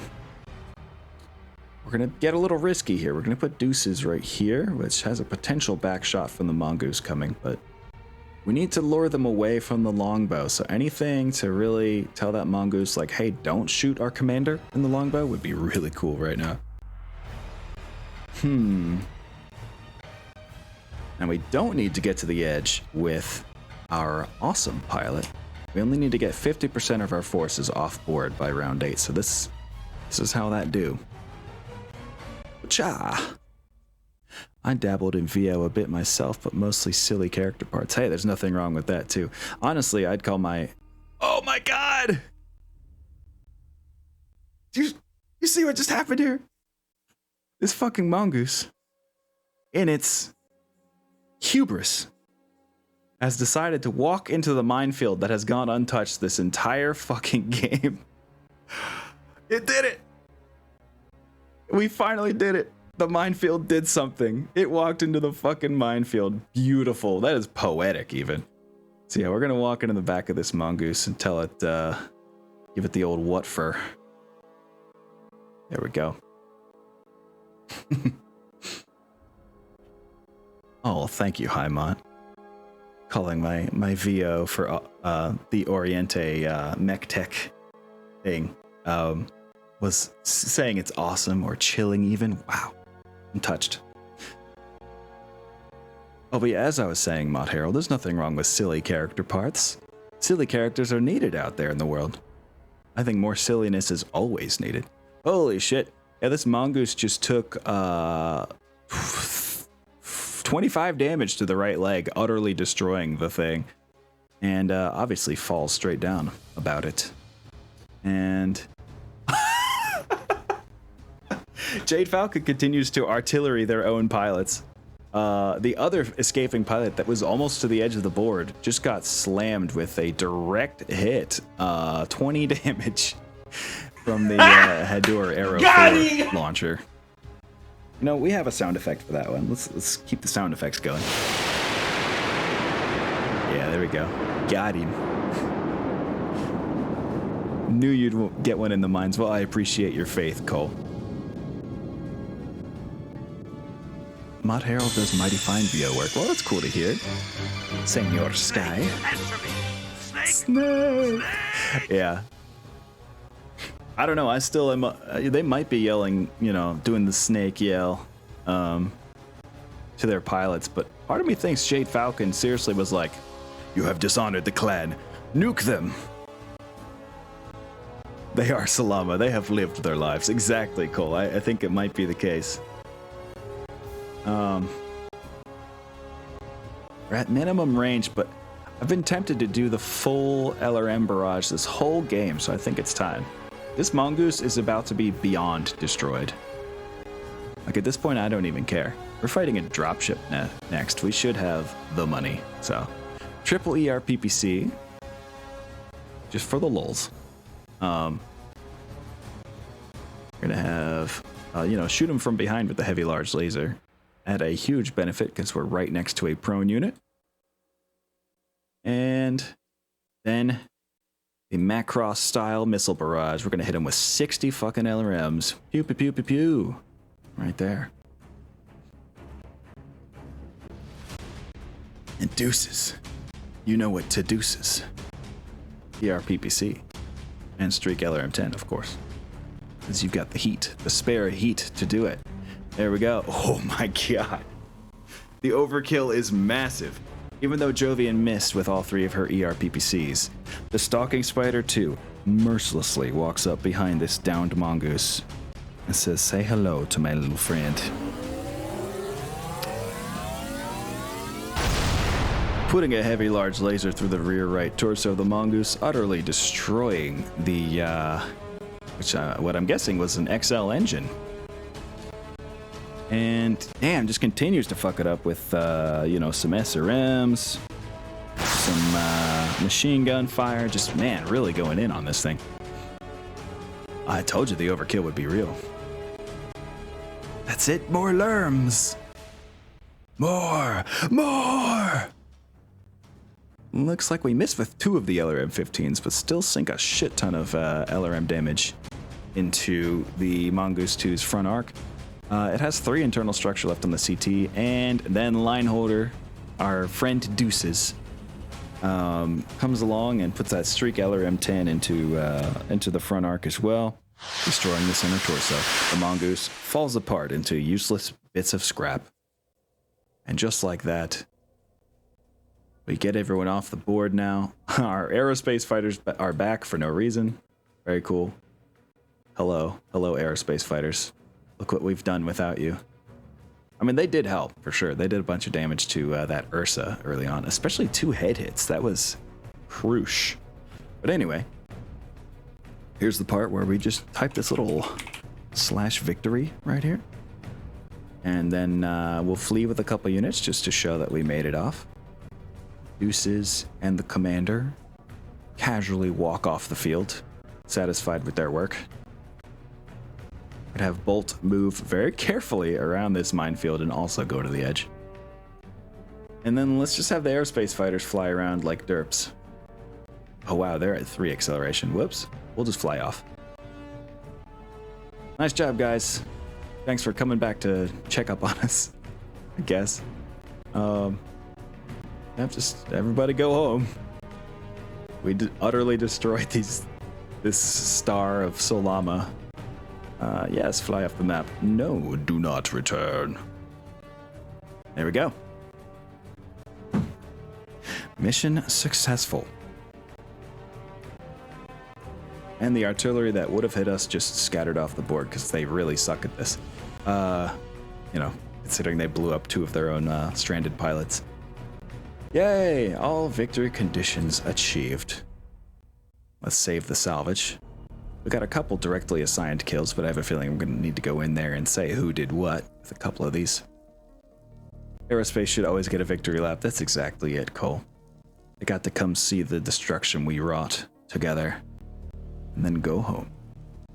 So, all of our pilots are miraculously A-OK. It's especially miraculous that our longbow is, you know, it says moderate damage. When you look at it, everything was spread pretty perfectly except for the left arm internals. Other than that, she mostly just took armor damage, which I find to be pretty insane. And only 1 bin of ammo missing, with a little bit of the next bin down. That's awesome. We got lucky as hell. Yeah, I guess the artillery escaped. We'll leave those marked as escaped. Here, I'll do the, let me do the zoom in view on this. Just to get some deets on the screen. Yep. Artillery has escaped. We did salvage the Ursa and the Crab, which puts a nice 9 million C-bills into the salvage value for us. Which, you know, we're still paying back that dropship that we captured, but you know, I feel like here in the O-Clan era, you actually could earn a dropship from a contract, you know? Oh, hello there, Baba Booey. We just beat the shit out of a mission. Felt good, man. Looks like we captured the Corvus 2 pilot. That's pretty cool. And, any other captures? It's literally just them, so we'll find out if they even want to defect to our cause or not. But, oh, wow. It auto-assigned all the kills. Let me bring that down a little. Yeah. Bolt with the double kill. Very nice. And then, of course, Deuces got the kill on the Corvus 2 early on. And then Math Sucks, Jovian Trig, got the crab kill there at the end. Lovely. Beautiful, even. Yeah, that heavy large laser on the Stalking Spider 2, when it hits, it fucking hits. 16 damage is no joke. Look at all this green. We did all the objectives. It's insane. I can't believe it.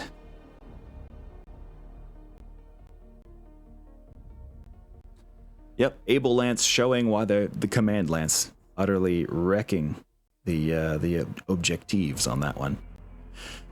But the hardest fight is yet ahead of us, friends.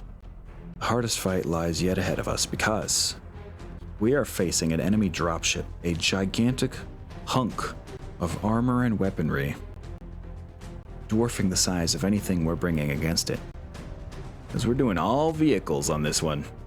Though we do have some attached small mechs to help us. And another house officer in a dinky mech.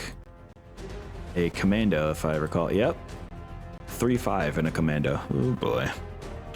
I should call dibs on one of the Bonds people. Oh yeah, let's see if that... They do want to defect. They're a regular Trueborn warrior. I guess. Oh, hey there, Pierce. Do you run a dev version of HQ? Yes. Can't you use your Union C? That would be very hard to reinforce with. Plus, it is still under repair. We only have 1 person, now 2, people capable of repairing the you know, the Union C, so it's taking a very long time to get the armor put back on. This is going to be your be a base heavy drop. Yeah. Thump thump boom wub wub wub boom. Yeah, exactly. Cars versus spaceships. This will be fine. Yeah, exactly, Cole. Yeah. You see the Union C here is still sitting in the repair bay. And we thankfully, like I said, I found another person who had a little bit of what's the skill called? Tech vessel. One other person who knew how to repair a vessel on our team. I think they were like a soldier or something. I'm like, you quit your soldiering, come help us fix this thing.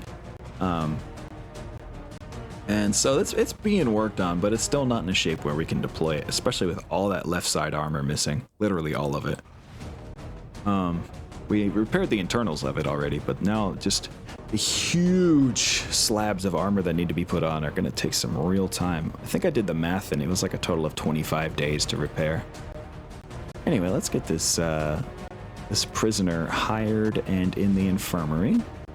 Recruit. There we go. Now, I know you're injured as fuck, Vanessa, but we have basic training to give you. Let's see. Awards. Basic training. There you go. Maybe you can get... No, never mind. It's going to take 10 experience to get that piloting up. So you can be a veteran. Ah, well. It will be awesome when you can finally use it. I agree, Baba Booey. I agree. And it won't be long. Maybe, really, the end of this contract we should be able to. Just to see us off, you know? Hey, remember that thing we stole from you, Jade Falcons? Here it is. Back in shape. Go, Vanessa. I believe in you. Bonds whammon. Acquired. I mean, she fought hard. I'm glad we got somebody from that missions, because they were definitely tenacious. They were very tenacious. Oh, do we need to order some parts? No, we have that engine in the warehouse. Okay. Anyway, enough of the finer deets. Let me make another save file real quick for the second mission. We put a little -2 on the end of that file name. There we go. I feel bad because my 3067 save has my IS crew dwarfed by the amount of bonds people we've taken. Oh boy. I mean, if they're happy, that helps. If they're doing battle and liking it like clanners do, oh well. One is my best warrior, Elizabeth Mitchan. Is that a blood name? Anyway, she is my second in command now and is a 0-0 pilot of a cauldron board. Holy shit. 0-0. Whew. You mean hit anything, anytime? Yeah, that's pretty awesome. Anyway. It's time to start the next mission, and it is a scary one. Like I said, we are a bunch of tanks with a couple mechs versus a goddamn spaceship. Oh, and a SRM foot platoon, just for the lulz. And a jump stealth platoon. Actually, they could get close and start doing some damage if we're careful. Alright. But yeah, we have to try. We have to try. Let us launch the mission. What? Our fulcrum. No! They're not fully crewed. Hold on a second. I fucked up. I done fucked. 1 second. Where's our fulcrum? I forgot. This was one of the vehicles that got really hecked up on a previous mission, and a couple people in it died. So we need one more, looks like, vehicle gunner. Got any of those sitting around? No, literally everyone is assigned to something. Oh, jeez. What is a bro to do about that?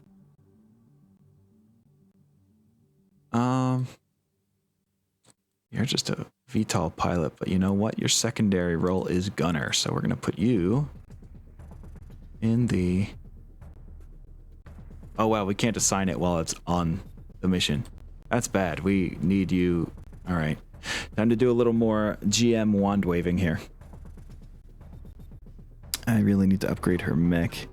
It is that Evan Jag B that I hate so much. Ah, yeah. Okay, undeploy force. Add to fulcrum as gunner. There it is. And then we redeploy to the breakthrough mission. Firing line. Standard. Player. Assign. Cha. Alright, back at it. I'm actually going to do this as a third save in case that broke anything. We'll make a separate save file for me having fixed up that tank. And oh boy, we're apparently supposed to keep 100% of our 3 little dudes that they gave us alive. We'll see if that actually happens. Just looked it up. She must have been a bondswoman to Clan Wolf from Clan Bloodspirit. Wow. She's been around. Been around a while. Oh my god, our artillery does not arrive until round 15. This we are playing the long game with.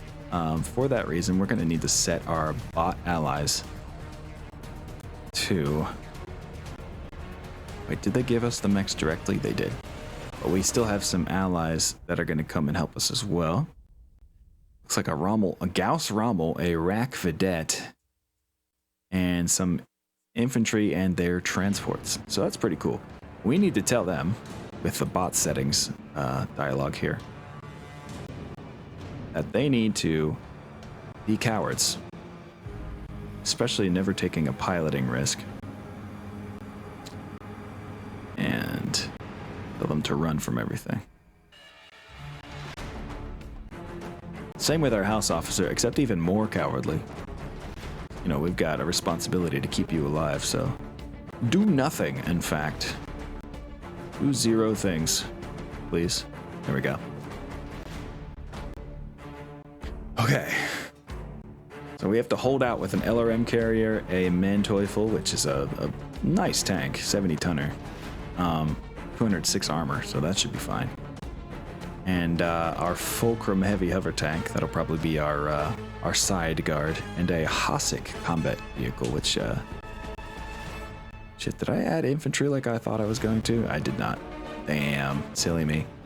Oh, that's right, because they were still being ordered in.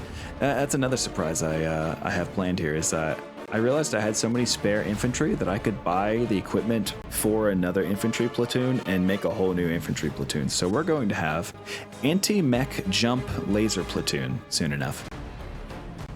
Pretty excited about those guys. We're going to put some elites on there and just have them go nuts, tearing mechs apart and shit. Anyway, back to the mission. Otherwise, we look good to go. I'm going to be really fucking careful with our 25-tonners and our 30-tonner that we've been lent. This Valiant, does he have a hatchet? Is that a hatchet I see? He does have a hatchet and mask. Ah, that's pretty cool. So yeah, looks like our 3 mechs that we've been given to play with will simply be the guards of our firing line while we wait for our artillery to get here. We are all coming in from the west, it looks like. Our allies are coming in from the east for some reason. Good luck, dudes. Good fucking luck against this dropship. My god. That's not even the objective. We're supposed to get across to the other side. That's the real objective. We don't have a time limit to do it in, thankfully. Let me double check that. I don't want to be wrong about that one. Yep, we just have to get half of our force to the other side. To do that, we're going to have to play the long game. And possibly aim for the alternate objective of destroying 50% of the enemy instead. Because they are bringing some heat. Mostly light mechs and vehicles, but a lot of them. Looks like a whole binary, in fact. And the Triumph, as I had thought, it is indeed an Aerodyne dropship. So the good part about that is that means that most of its weapons will be facing one direction instead of a spheroid, which fires in every direction, including up. So that's good. You know, that's a good thing. We'll see if we can take advantage of that fact. Let's go. Let's fucking do it. We lost the initiative for deployment round. It's not the end of the world, because we are digging in either way. It's time to dig. Where is a nice low ground spot? There we go. Let's switch it to a better view here. In fact, let's get closer to the action, shall we? Everybody run, they can't hit us all. Yeah, it might turn into that, Cole. It really might. Let's see. Oh, this is a nice little ridge to nestle behind right here. In fact, yeah, if we put the LRM carrier here, it could be like our, you know, our indirect fire friendo. So yeah, we'll put you there. So they could see everything with their front mounted shit this way, being in the corner and all. I'm just worried wherever they're gonna plop down this Triumph that they might still be able to see us. Well, there's a couple ridges here that are of height too, meaning we could successfully hide mechs behind them. Namely here and here.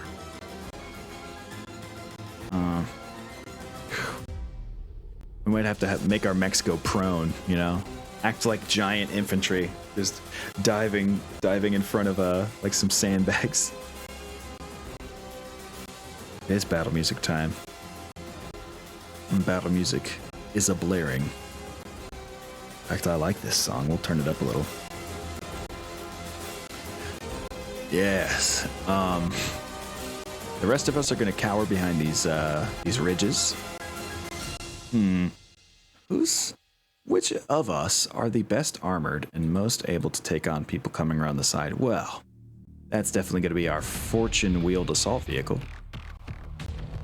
I dare you to come at us, bro. We'll have you face like that.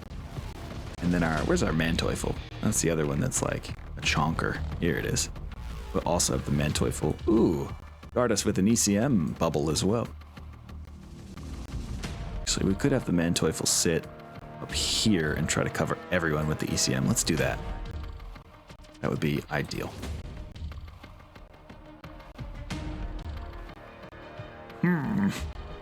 Fulcrum, a little more squishy.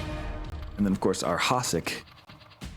Oh, the Fulcrum is the squishiest. Okay. We're going to have the Fulcrum sit. Oh, you have ECM as well? Oh, my God. Oh my god. Well, let's just make a whole fucking blanket of ECM across the edge of the map here. Because wherever they put this dropship down, which they still haven't placed, a little worrisome. Oh, they're mostly arraying themselves against our allies, so good luck, Lyrans. We're gonna just keep hiding behind these ridges here. The Hasek post up right here. And then our commandos are going to hide behind these two ridges. Like that. And then where to put... Can you deploy prone? Oh, no. I think that's something I have to check in the config options before the match. Whoops. I dare you to come at us. I didn't mean like that. Yeah. Scary times. Okay, I'm starting to get worried here. They haven't placed the dropship down yet. I don't know if it can see us or not. If it can see us, we gotta move this Valiant or go prone with him.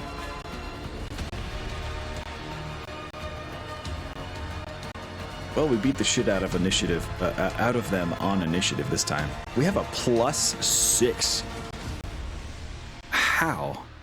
Do both commanders add to the initiative? Either that or one of us is chilling with a tactics of 6. Who the fuck has tactics 6? I'm really curious now.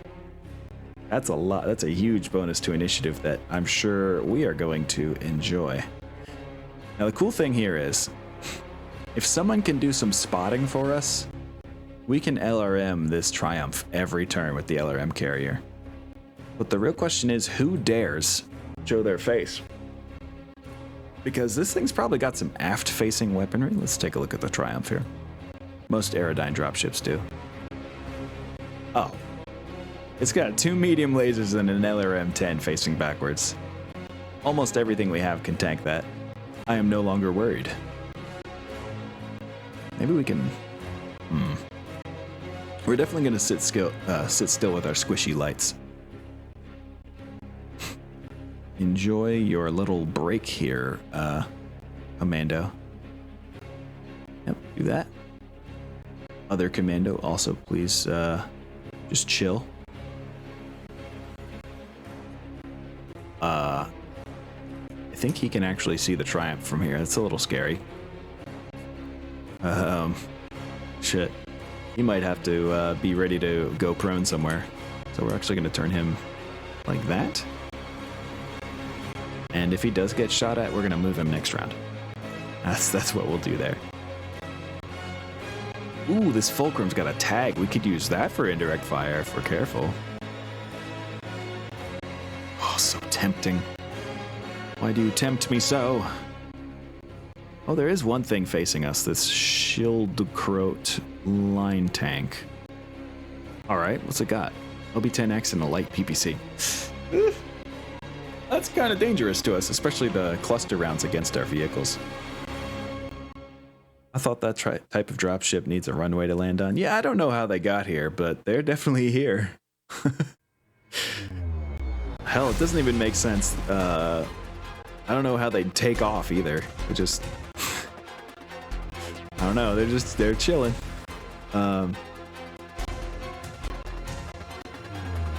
No, hold on. We're gonna leave the rest of our hiders hiding first.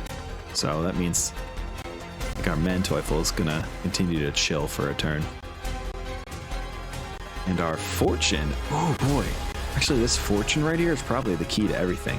If I recall, Thunderbolt, the Thunderbolt missile launchers can be launched indirectly. Can't they? If so, that will be the key. Weird rules. Yeah, very much so, Bubba Booey. Oh, thank you, Hush, and I will hydrate. Gotta keep our brain nice and functioning for this one. This is gonna take some coordination. And we can also fire indirectly with the Fulcrum, so we will. I won't... Yeah. Oh god, they do have two mechs coming after us. And the commando sat in view of them, so that's bad. That's real bad.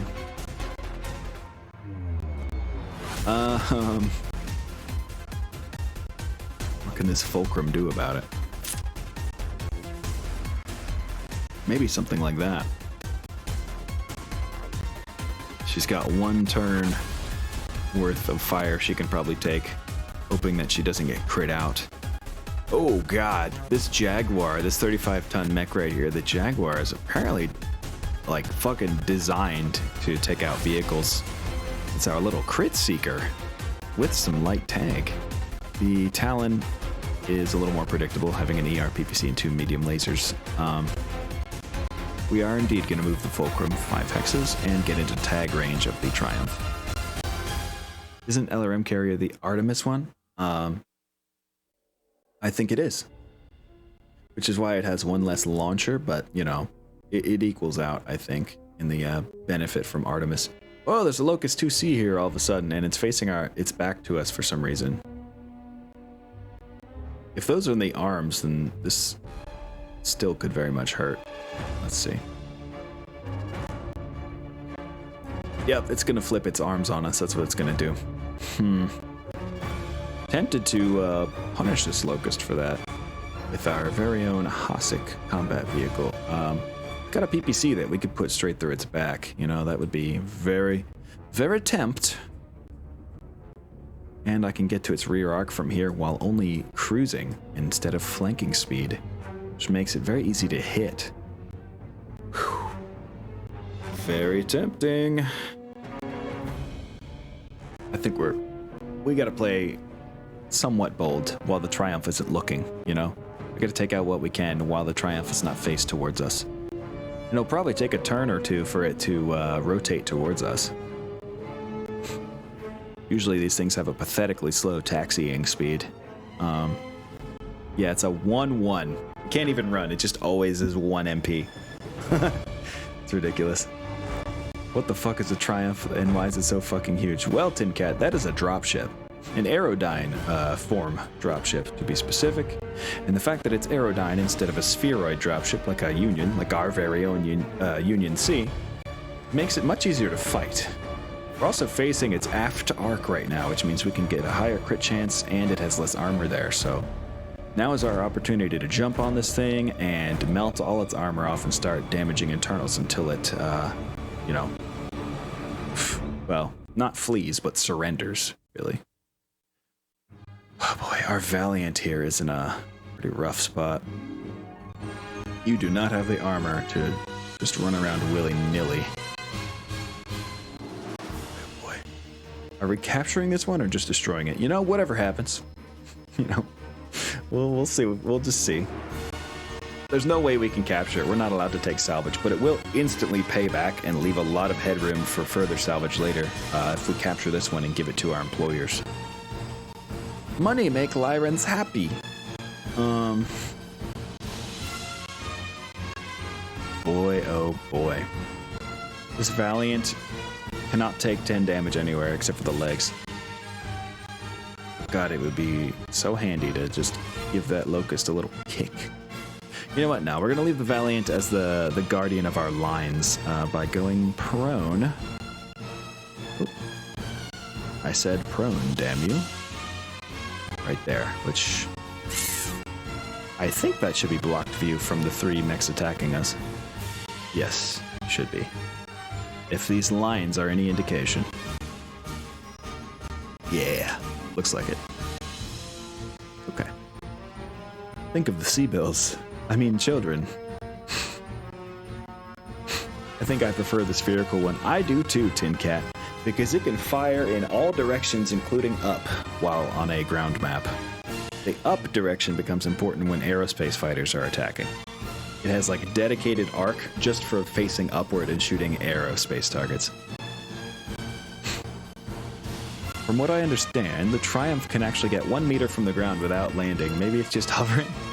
Yeah, it's hovering ominously over there. I just think it looks cooler too. Yeah. This is a basic Aerodyne sprite they're using here. The Triumph doesn't actually look like that. This is the sprite for a leopard, actually. But I agree. Not the coolest thing in the world. Yep, we're just gonna run the Valiant over here and go prone. He's gonna be whoop. Oh, okay. I thought that's... I got scared of my own proneness for a second there. I thought it said something else. Some other negative status effect. That red text, man, it's scary. Spoopy. Now, yeah, let's tag the shit out of this Triumph with a 4. Hopefully you can hit a 4 there, Fulcrum friend. Tagged. One of us is tagged, though, too. Our Hossack is tagged. That could be bad. Just hypothetically speaking. Yeah, no, I agree. The spheroid shape is just, you know, I think a little more classically Battletech in some ways than the alternative Aerodyne shape. What are the effects of an Aero 4-size nuke on a dropship? Oh, I see. That's what you're hypothetically speaking about. Well, I mean, a direct impact would do so much damage, it would probably just destroy it. Or do so much armor damage that it might be to the crippled status, which causes the AI to surrender it. That would be ideal, if it were a direct hit. Hey, look at this. We got this tagged target. We only need 6s to hit at long range with our LRM carrier friend. Actually, while I'm thinking of it, before I forget, Thunderbolt 15. Can you go indirect? Oh, buddy. It looks like you can. Hits on 7s, but it would be great if you did. 15 damage chunks like that would be super useful right now. And we put the indirect LRMs into it. Oh man, can you think of the bragging rights I could get for taking down a dropship with 1 shot? Oh my god. Oh my god. Yeah, that would be really cool. So, we are going to put the TPC of our Hossack through the... Oh, no, we can't. What the fuck is wrong with this Hossack? Oh, they have a gunnery skill of 6. Bro. Could you not be so shitty? The answer is no. They want to keep being shitty. So they will. But our Fulcrum here has a great shot at the rear of this Locust 2C that is facing away from us for some reason. We're going to put a large laser through its rear at an 8 if we can help it. And then an LRM 10 onto this little Jaguar 2 over here. Do they have ECM? I don't think any of them do. But we are beginning to jam them with our ECM. This giant blue bubble here. I think we have 3 different units with ECM. This is causing... No, we have 2 different units with ECM, and they're overlapping quite nicely. I kept the Manteuffel out of view for now. I really should have stepped up and just shot at the dropship a bunch while they can't really shoot us back very much. But I play pretty cagey with my, tanks and infantry. I might be taking over a tank and infantry lance for a MegaMek project that a friend of mine is going to be starting soon. My colleague, my partner in crime in the Battletech universe, AP Gaming Real, is going to be starting a MegaMek project of his own that involves a bunch of people playing out separate battles and then him combining the results. It's very ambitious. It's pretty cool. But yeah, I'm going to probably take over the one lance and control it, the one lance of tanks and infantry that are in the company.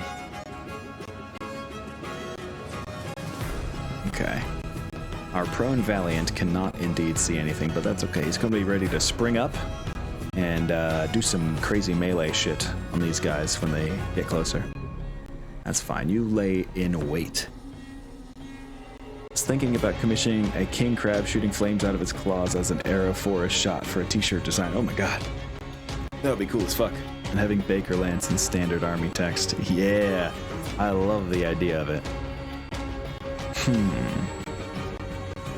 Looks like our house officer is getting a little work done on the other side, doing a little damage to the enemy baboon. Not literally a baboon, that's a mech. I don't think an actual baboon can take an ER medium laser. Just Q. Wait, is that sound effect working? Yeah, there it goes. Okay, I was like, what are you doing to me, voice mod? On the back, it'll just have your twitch.tv link. Damn, Tin Cat, that would be really cool if, no lie. So does the first sub thing mean I was the first sub or just one of the first subs? I believe the first means it's like one of the first 10 people to ever sub. So that means a lot to me, trust. If I get to the goals of number of subs that I want, 10 is gonna look like such a tiny number, and it's like a very special VIP club, you know? Anyway, what does our LRM carrier do? Well, they miss with a bunch of shit, but one of the packs of LRM-20s makes it to the plant. Sadly, our Thunderbolt launcher does not hit with either of their indirect shots. Oh no, the Jaguar 2 is tearing apart our commando that we left exposed. Oh, jeez. He loses his right arm from combined laser fire and almost gets through the center torso and the right leg. Yeah, he has to go hide next round. The enemy Locust 2C, as I predicted, flipped its arms around and gave our Hasek a hard time. Thankfully only impacting the left and the front. Gave us a +1 to driving skill rolls, so that's not fun. Looks like they're doing battle with our allied tanks over on the other side with not much effect to the tanks, thankfully.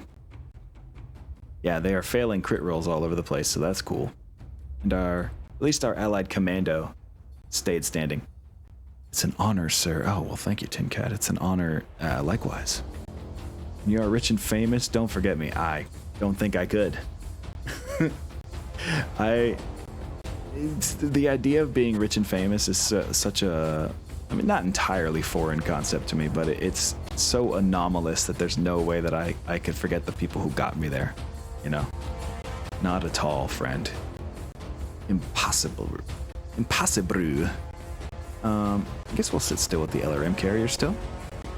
We'll have our commando that's super fucked up run and dive into this little hole right here. Like, actually, we'll have him do that last so they don't get any funny ideas going after him. Manteuffel sees that it is time to step up with our big chunky tank.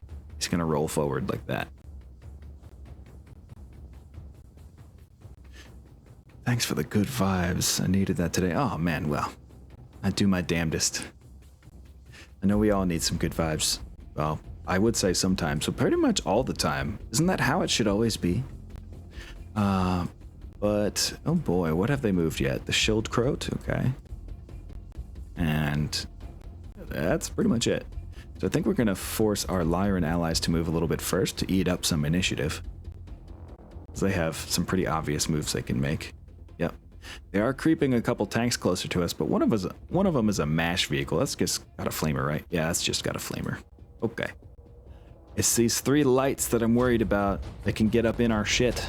Especially this Locust that can do 20 fucking damage. It's one of the scariest Locusts I've ever seen. No lie. The Locust 2C, which is why. Some manner of Locust 2C, probably a late era one. Fortune can continue to sit still. Who else can I... Who else has some obvious moves to take here? Our safe commando is going to stay safe, like that. And yet, still, none of these mechs have moved.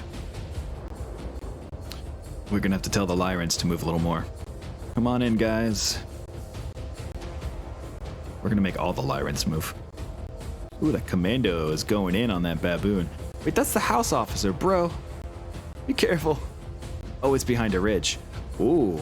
That's actually, dare I say, a pretty good move from the house officer.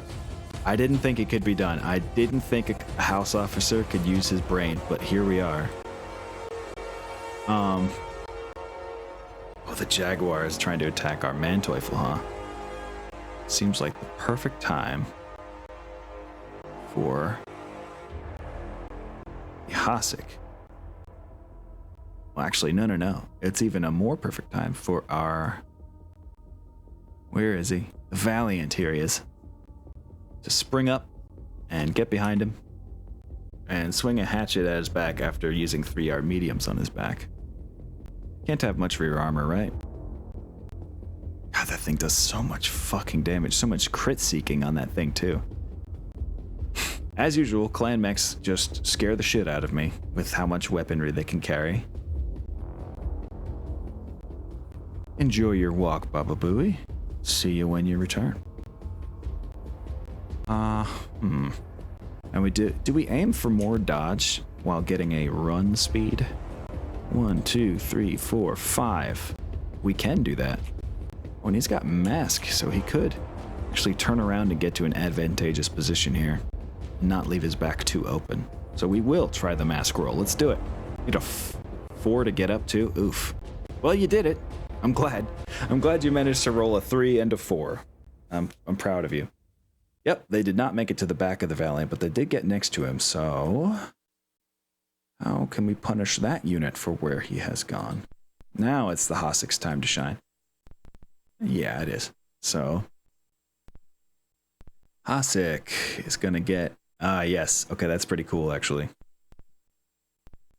You can get both into the rear arc of the Talon and the rear arc of the Jaguar by going like this. Oof! Minecraft sound effect. No. We are not going to try to roll a 6 to go more than 1G worth of speed. That's the trick with these fucking low gravity planets. They tempt you into trying to do shit that you normally can't do at 1G of gravity, you know? But with that comes a massive risk of blowing up your own fucking legs in the process, and I'm not going to take that risk. Oh shit, the Locust 2C has come around. My greatest fears. Well, we have something for that. The Fulcrum is going to turn around and shoot this Locust 2C in the ass again. Hopefully hitting this time. As I expected to, the Triumph is starting to turn. It is going to try to get its front arc on us soon, which is worrisome.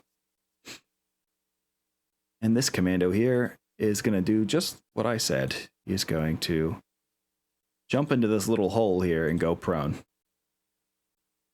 Bop. Oops. Sure would like it if the music continued.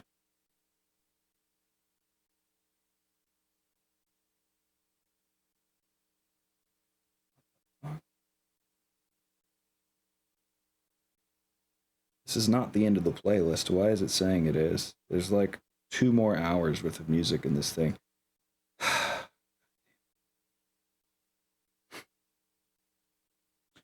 Glitchiest music app ever, but damn, it's copyright-free music.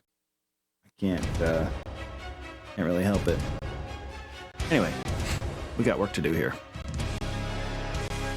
Now, sadly, this tag is front-mounted, which means we will need to spot the Triumph manually with someone. We can at least tag this Locust 2C. Maybe. Nope, we can miss that tag, actually. That's what we're gonna do. So, instead, I think we will have this Manteuffel.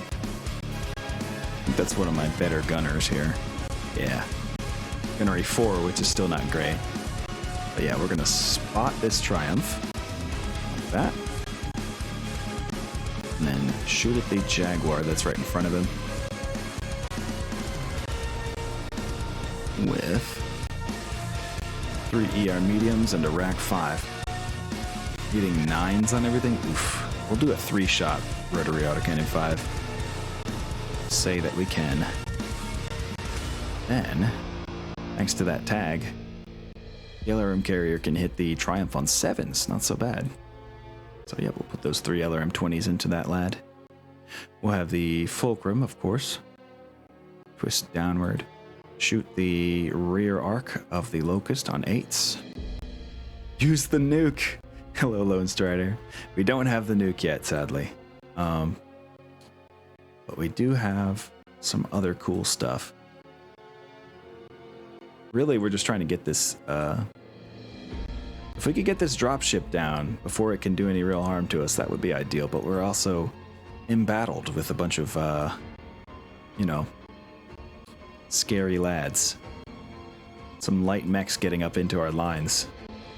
My biggest fear for the firing line has come. They're up in our lines. Yeah, my mom took my nuke from me too. Oh, jeez. Gee, your mom lets you have 2 nukes? There we go. Got phones on phones over here. Okay, so yeah, we're putting a good bit of damage into the Triumph still. Our main objective there. Oh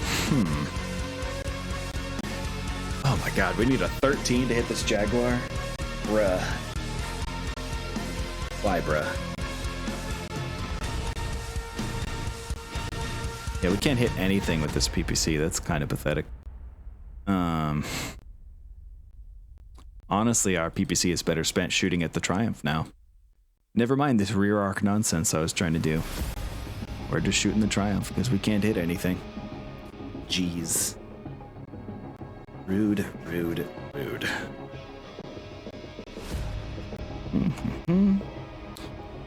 Now this commando that is suddenly under attack from this Locust who might be kicking him in the face as well. Of course he's going to fight back. With an Alpha Strike. Which is a lot, actually. This commando's pretty well equipped. 2 ER mediums, 2 Streak SRM2s, and a regular SRM4. Pretty good. No lie. This commando in the pit is going to stay in the pit because he is very hurt. Also, I forgot to turn on my mouse button shortcuts that will make this go faster, so let me get that running. The Valiant is going to do his damnedest to shoot the rear arc of this Jaguar so that he is less of an issue. Man, they're going after my Manteuffel hard. Oh no, the Schildkröte hit our Fulcrum and immobilized it. Fuck.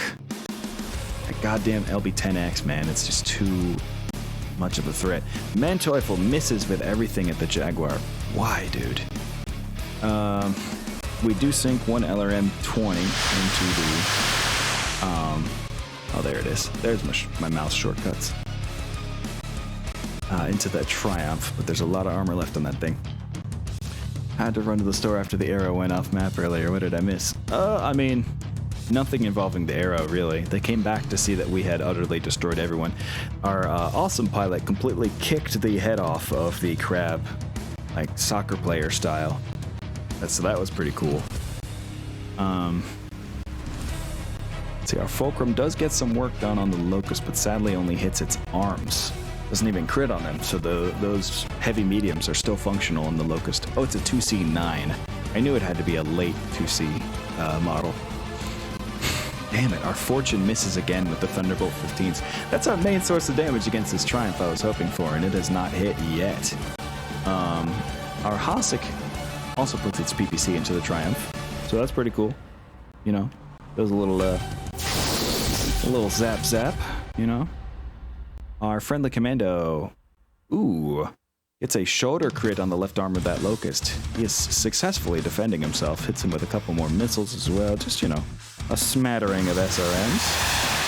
And then the Jaguar 2 starts going absolutely crazy on our Manteuffel, to the point where they are stunned for a turn, and their MP is cut in half. Shit. Meanwhile, our friendly commando that got shot by the Locust now has 2 engine crits and is missing his right arm. God damn, dude. Could you not? The battle seems to be going better for our friends across the map. That enemy baboon is... all of his armor on his arms are getting shot through, which is good. Most clan mechs have arm stuff. Oh, the Talon also shoots our Manteuffel, lowering its MP by 1, and critting out the Rack 5. Dude, can you leave our Manteuffel alone? Holy shit. Our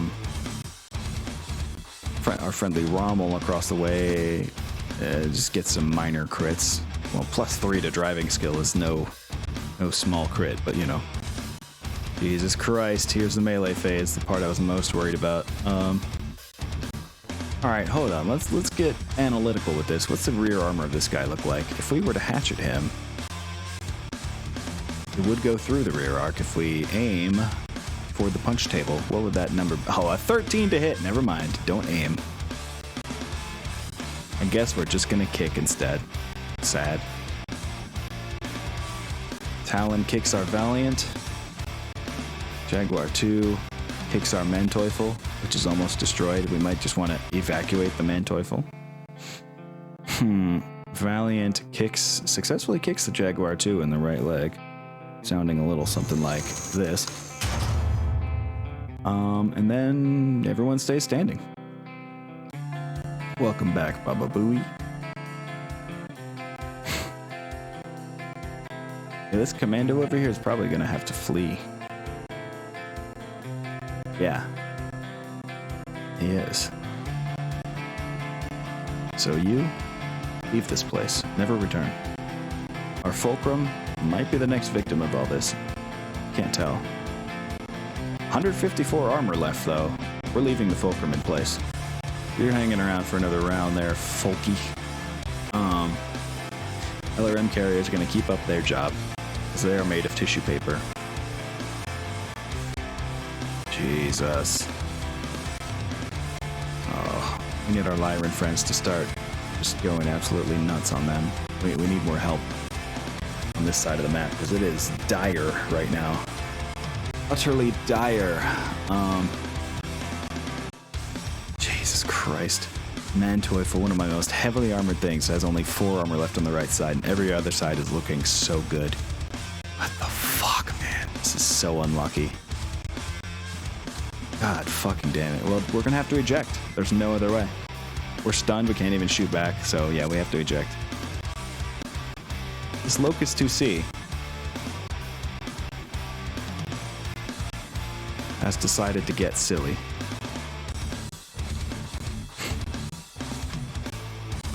Thinking that it can just, you know, fuck with our Fortune and get away with it. We're gonna back up the Fortune a little bit. Wow, the Jaguar's coming after us too. This... How the fuck are we supposed to win here? I don't understand.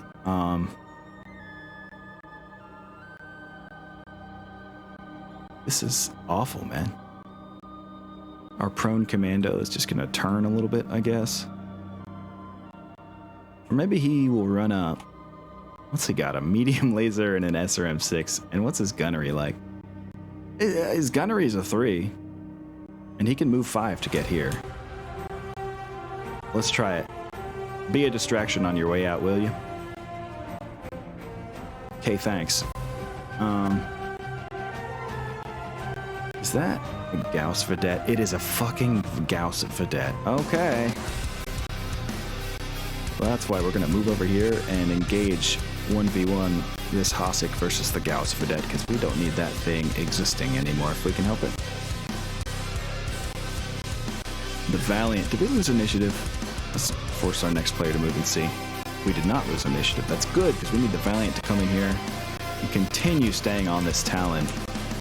Telling him what he's doing is not cool, bro. Actually, really, this is a tough choice. I think we need to finish off these guys first.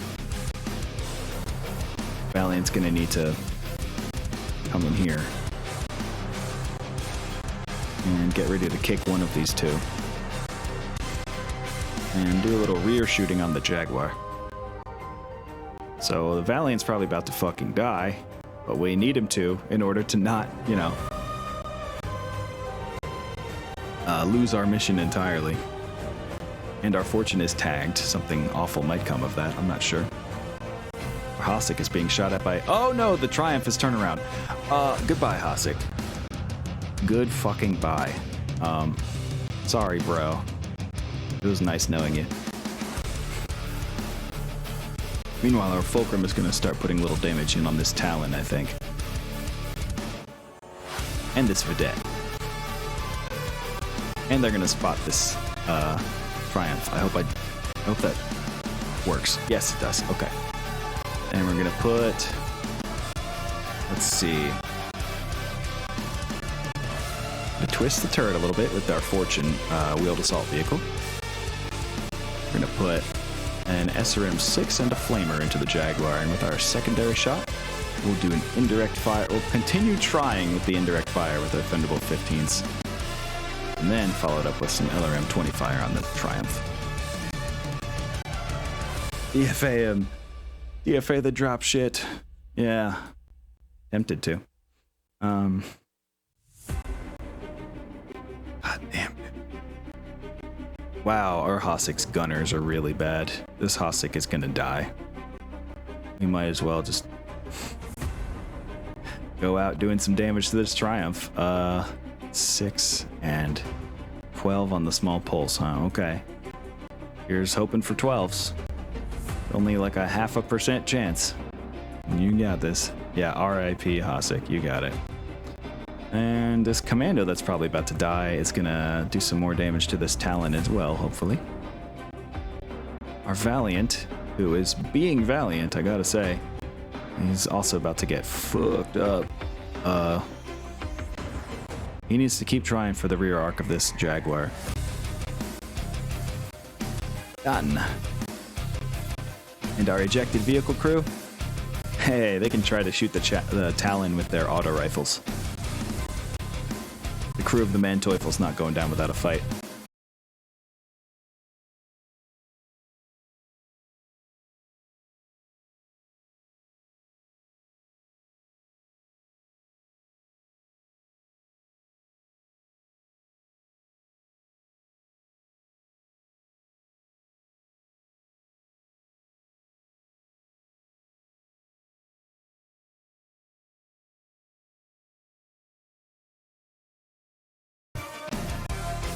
Hey, reconnection successful. Yep, Lone Strider, it happens every single fucking time. I can't describe the level of hatred I have for either... Yeah, exactly. Right there, Tim Cat said it. Idea kill stream. It can kill a dropship. Yeah.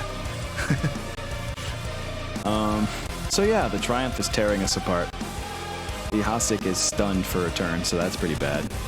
No other major crits other... Oh, wait, no, it's had its movement speed cut in half as well, so that's fucked up. Our allied Rommel tank continues to miss with its Gauss rifle at anything important. And the enemy Vedette thankfully missed its Gauss rifle at our Hasek. Our Fulcrum heavy hover tank successfully does put that large laser into the Talon.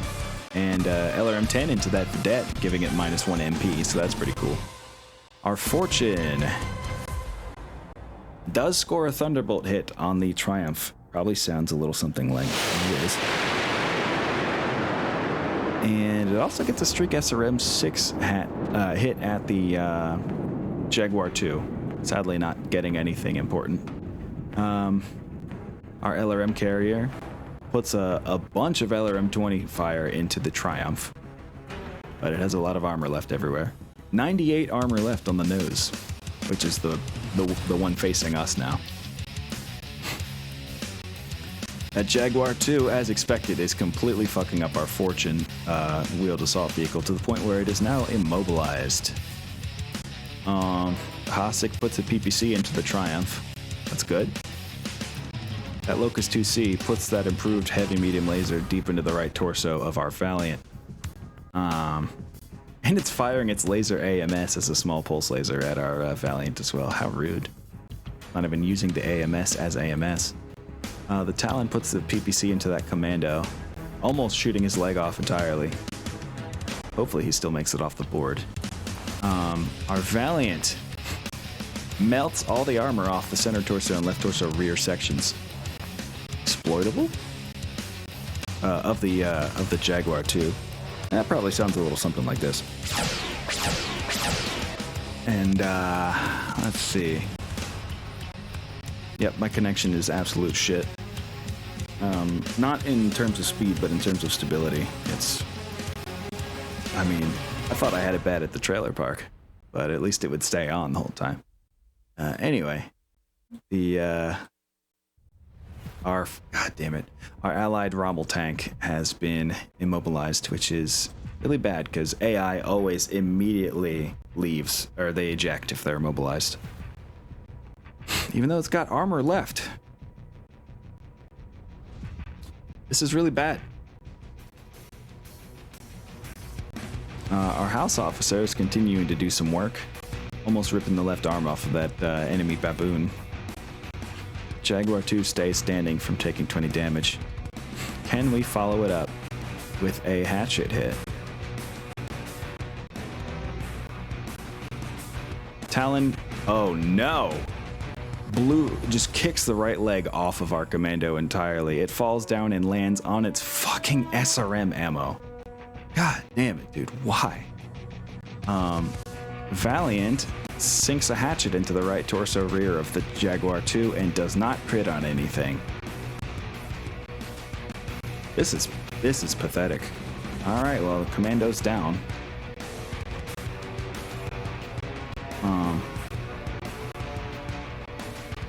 Jesus Christ. It's got case, but it doesn't matter. The pilot's knocked out and he's prone. He's dead as fuck. In some fucked up way, I hope they just spend all their resources going after this downed Commando. Jesus Christ, what a disappointment. Time to hit next player a few times here. What are these jump stealth troopers doing? Why are you on the very north side? I'm very confused by this. We need your help, like down here, Lyrans.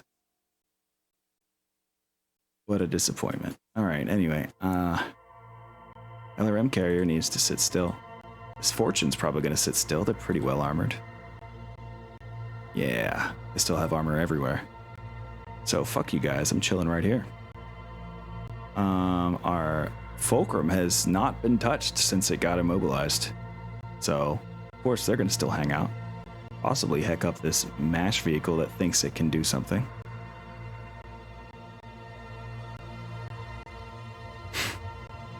Yep, and as I expected, they're all crowding around this Commando, like putting 5 million different weapons into it is a good idea. You keep thinking that, buddy. Oh my god. This Locust 2C. Our Valiant might die doing it, but clearly that's his mission right now, is to take that thing out. The Hasek is in a bit of a situation. Where you see, we have exposed bits.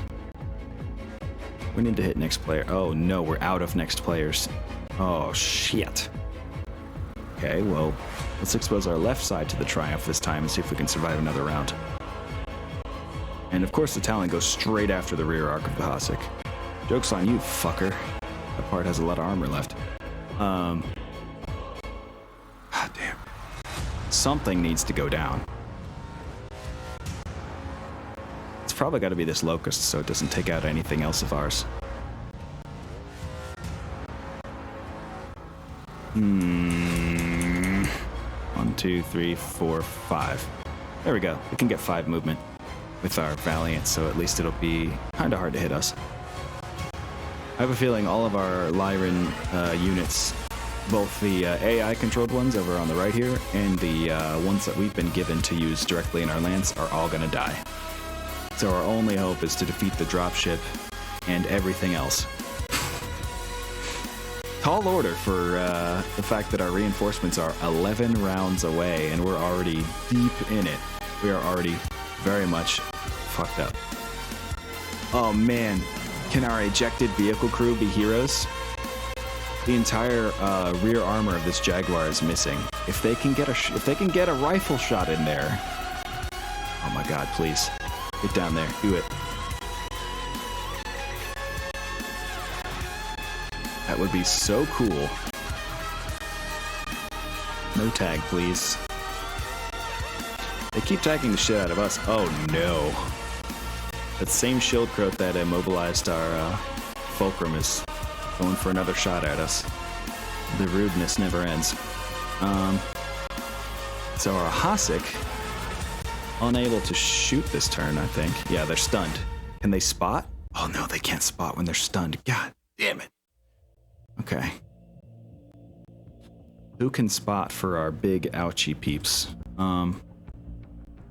It was probably gonna be the vehicle crew, but now I think it's gotta be the Fulcrum. Twist. And shout.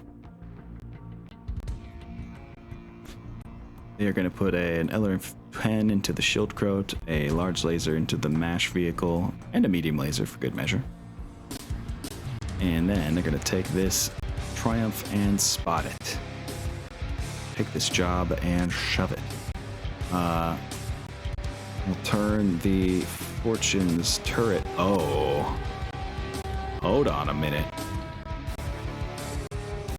We've got a chance for a direct fire shot of the Thunderbolt 15 against this Jaguar. Although we're crit seeking its rear, like, I don't know, man. I don't want to overkill this thing, and we have a lot of work to do on that dropship. Let's just keep working on the dropship. Never mind. Tempting, for sure, but we'll just put this Streak SRM-6 into it. And then a bunch of LRM fire into the dropship, as usual. The downed commando is knocked out, so goodbye. Nice knowing you. Valiant is going to shoot this Locust in the back with 3 ER mediums at 6s.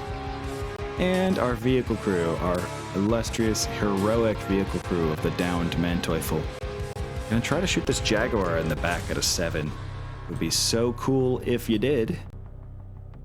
Oh, geez. Okay. Fulcrum double immobilizes, or the Schildkröte double immobilizes our Fulcrum. No biggie there. Vedette puts a Gauss rifle through the center torso rear of that downed unconscious commando, destroying it instantly. Whatever. Y'all are about to overkill the shit out of that thing.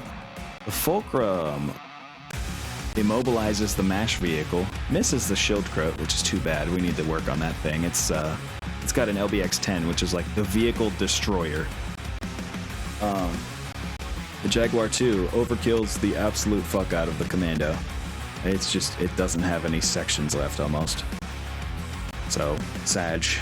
Our Fortune successfully lands a Thunderbolt 15 onto the Triumph, right on the nose. It's got 83 armor left there. We can do it, it's just... Man, I don't know what we were thinking thinking we could hold out for 15 rounds. The Valiant has its right torso completely blown off by the flipped laser, heavy medium laser of the Locust, so that's pretty bad. I think that's his hatchet arm. Man, fuck you, Locust. For real, this thing is doing awful.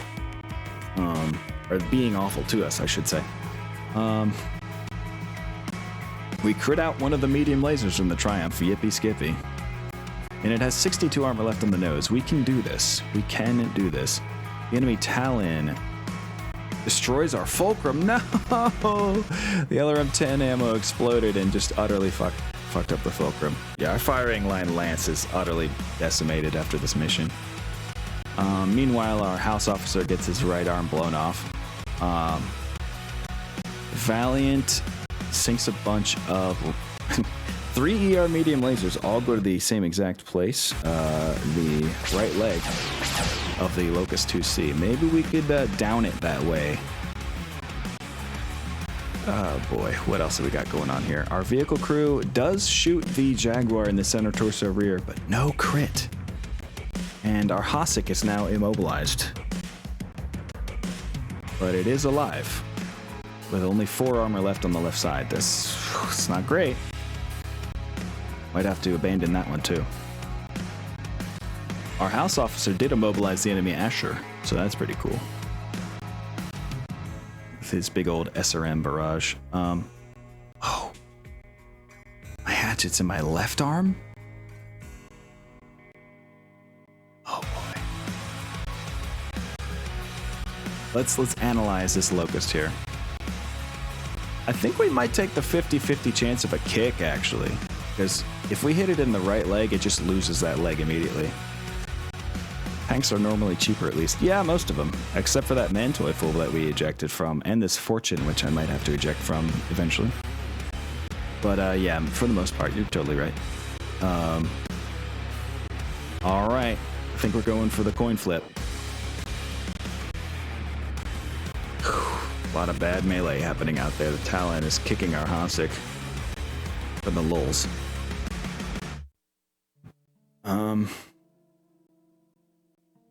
Wow. Enemy Baboon immobilizes the allied Rack Vedette. And, of course, the Valiant kicks the wrong fucking leg and the Locust stays standing. God damn it. Everything that could have gone wrong this mission totally has. Can something go right for us here, please? Be really fucking great if you did. This Hasek will be destroyed if we let it. We have to eject from the Hasek. We have to fight another day. Oh, fuck, dude. There's 10 rounds left till our reinforcements get here. We need to spam next player. Get the fuck over here, Lyrans. We're dying. Stop. They're not getting over here.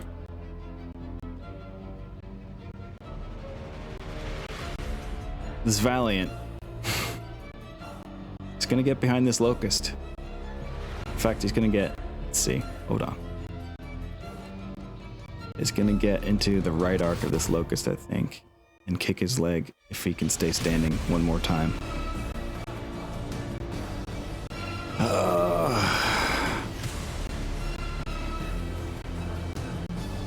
Fuck me, dude. Well, our ejected vehicle crew is going to climb back up this hill and get on top of this Vedette and start trying to fuck them up. Valiant, though, he's got a few options here.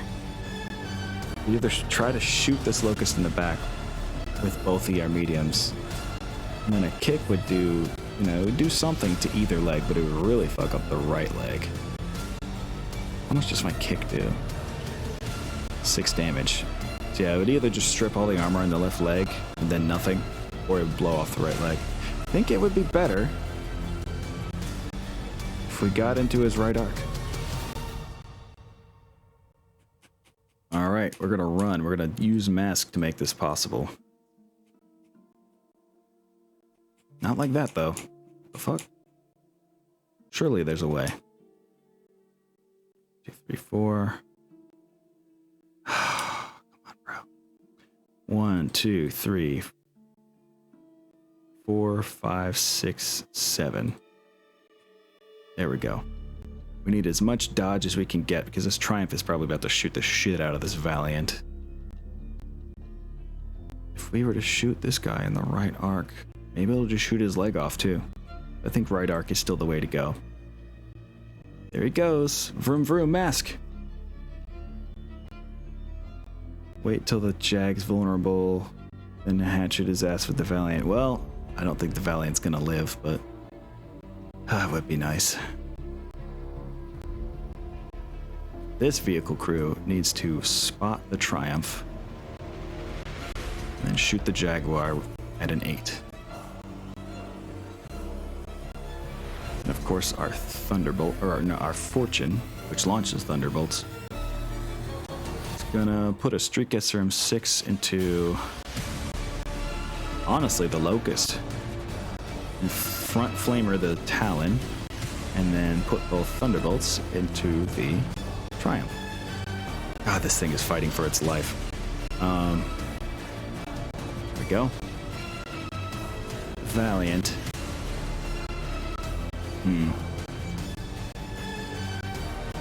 What is the Valiant gonna do? I mean, what can he do other than just pray to hit this Locust? The Shieldcroat is about to tear our Valiant to bits, let alone the Triumph, which I don't know what it's shooting at. We have to try, though. This Locust has to go. This vehicle crew that's on top of the Vedette, obviously they're gonna shoot the Vedette they're on top of. So glad we have armed vehicle crews. Fortune gets a lot done, hitting the Locust 2C in the head with one of its SRM-6s, so that's a pretty good start, you know. Then the Flamer does hit the Talon, so it's got 2 more heat, and both Thunderbolts hit the Triumph, critting out its AC5. That's cool. And it only has 47 armor left on the nose, so we're boring through this thing slowly but surely. It just took our, you know, the death of our vehicle lance and a whole bunch of Lyran volunteers. So, oopsies. Our LRM carrier gets 2 LRM 20s onto the Triumph, leaving 30 armor left on the nose. Good. Yeah, keep facing that nose to me, dumbass. See how that goes for you. The Fortune has been double immobilized. Okay, good job, dude. The Valiant misses with both ER mediums. Damn. Vehicle crew. The one shooting at the Vedette gives it a +1 to driving skill rolls. And then the Jaguar 2 turns and murders our vehicle crew that is in front of it. That was just unnecessary, my dude. Just unnecessary. The Locust shoots our Fortune a bunch. Thankfully, in the places that it hasn't really been hit. It's the front armor that's actually the weakest. Sort of like that Triumph over there. Front armor is the weakest part left on my Fortune, which is not great. The enemy Talon does more damage to the Fortune, leaving 10 armor left on the front. Ugh, that's not good. Meanwhile, our Lyran House Officer ally is continuing to get fucked up by the enemies, losing his left arm. He's just an armless commando now. Damn, dude. Could we please see something good happen? No, in fact, we're going to see our Valiant take a PPC from the Triumph straight through the center torso and hit the engine and the gyro. And almost lose his right leg from the AC-10. He's got 1 health left there. Oh, and they killed our other vehicle crew just for, you know, for daring to live. Our House Officer is not done fighting yet. Getting a 1 head damage in with the Flamer against the Spirit that it's dueling with. No! Our Valiant falls. And our House Officer falls. God damn it. At least the Fortune doesn't take a kick to the front. Boy. This is awful. We literally have 2 immobilized vehicles left. Well, 1 that might as well be immobile because it's an LRM carrier. And then, you know. I love the increase in stream quality since I started watching last month. Well, that's good to hear. Hi, Mom. I try to make every stream a little bit better than the last one. That's the aim. If you just keep incrementing, you know, things should turn out fine. Now, we have 10 armor left on the front of this Fortune. If they stay where they are, it could be really fucking bad. But I have no choices left. We're gonna spam next player. Lyrans have to do something. And we'll figure out what to do with the Valiant. Eventually it'll be AAA movie status. Well, maybe eventually. What happens if I use careful stand? What would that take? A 5 to stand with a damaged gyro? Ooh, buddy. This Valiant. He refuses to stay down. Would it be easier to... Oh, God. I'm weighing all these risks in my head right now. Because if we try to stand and fall down, we could easily just kill ourselves in the process. Whereas if we stayed down but stayed facing this Jaguar's rear, he could prop himself up with his remaining arm and then put 2 possible ER medium lasers into his rear. But it would be harder to hit if he's not standing. Shit. Not sure what to do there. It really shows. I mean, you have consistently gotten more viewers since I started watching. That's true too, Highmont. That's very encouraging when I really stop and think about it. Sometimes I get into the self-denigrating aspect of, like you could do better. You could always do better kind of thought process. But you're right. Thank you. And it's very true, man. Hopefully you'll pull this off. Yeah. Here's hoping, Baba Booey. It's, you know what? We're going to try to stand with careful stand, which is one of my favorite options ever to be enabled in any game of Battletech. And he stands. Carefully, I might add. Oh, buddy boy. This Locust is about to murder this Valiant, but not before he gets one last try. Oh, boy. Yeah, we might not even be able to shoot the Triumph yet. We've got work to do. This Jaguar really moved, too. If I were to spot fire, I'd be lowering my chances of hitting the Jaguar. Oh my god. So many calculations going in my head right now. Oh boy. Hatchet time. He's not going to survive to the physical round. I'm sorry. I know he's not going to survive until the physical, the round where he can swing his hatchet. He has to do it all right now. You can always do better doesn't mean you're not doing good already. Well, thank you, Sun Spirit. That's true. That is very true. Oh my god. And the Vidette can see our fortune now, can't it? Yeah, it can. Well, that fortune's probably about to die. Oh, there's a Jaguar and a Vidette shooting at it. Oh my god. The choices here are mind-boggling. Someone needs to be able to see this Triumph. And the Valiant is the only one who can. Alright, buddy. You're spotting for us. Which also means it's probably going to be an 8 to hit this Jaguar in the back. The odds are insanely against us. It's a much lower number to hit this Vidette, isn't it? A 6. Oh, jeez. Do we split fire? Or do we just try to down the Jaguar since it's presenting its rear to us? If you know what I mean. Anyway. God damn it. Like I said, the calculations are going nuts in my head. It's like that lady with the algebra going on the screen in front of her. Like, there's just too many considerations to make here. Now this Talon's about to start attacking our LRM carrier, which will last about 5 seconds against it. Oh, jeez.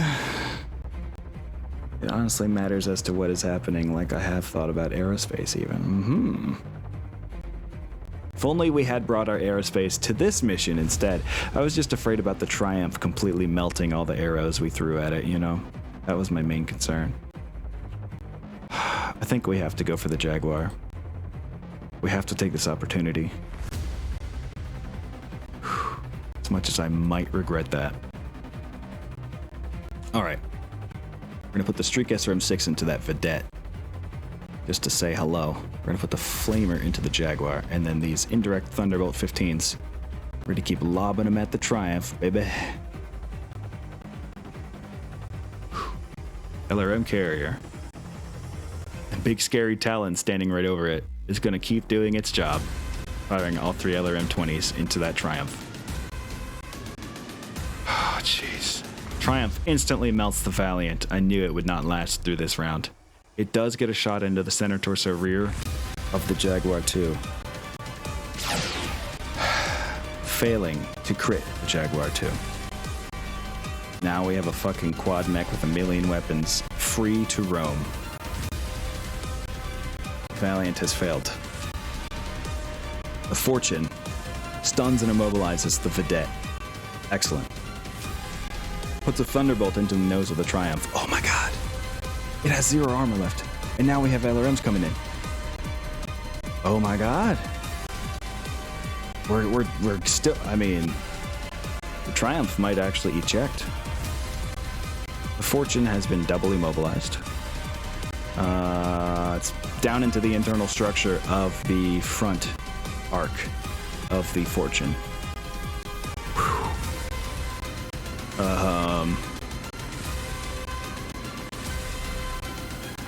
This is rough. Talon. Oh, whew, thank fuck. The Talon actually went for the Valiant. Okay. Okay. Oh no, the Triumph isn't going to flee. It still counts as red. Oh no. There's 3 codes for... There's 3 levels of destroyedness that the bot responds to. Yellow, which is light damage. Red, which is heavy damage. And black, which is forced withdrawal status. And we just lost initiative. And we have 8 turns left until the others get here. We're going to spam next player as much as we can. Make them act stupidly without us. Having moved, so they don't know what to move against. Go, Lyrids, please, for fuck's sake, do something. They are just never coming to help us. I've resolved myself to this. Talon had the absolute gall to stand still. Oh no, he ran 5. He did a little jig just to get his movement modifiers up. We need to eject the Fortune if we want to save the hardware. We can't even spot for the Triumph this time. This is a travesty. But yeah, we need to eject.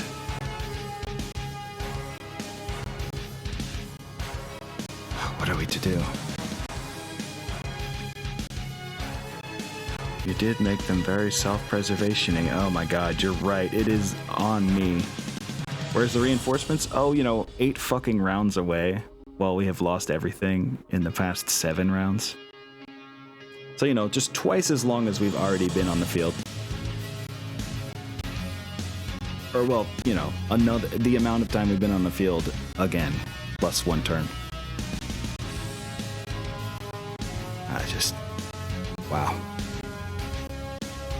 Honestly, if we don't eject the LRM carrier, let's pray to not die. Let's see what happens. They're gonna utterly murder our vehicle crews, aren't they? What would a point-blank shot be like for this LRM carrier? Oh, 12s?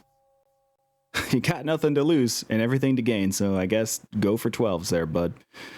Jaguar. Well, the Jaguar is the easiest one to hit, but the Locust has the most crit out sections, so I think actually vehicle crew... No, they better go for the shot they have. Oh, oh, god damn it. Jaguar doesn't have any parts worth shooting, though. And they're all shooting at this crew. The crew's gonna die. Hoo boy indeed. Well, I guess they're gonna go for an 8 trying to shoot at the Locust before they get murdered. Yep, there they are, getting murdered. Right there. LRM carrier misses everything.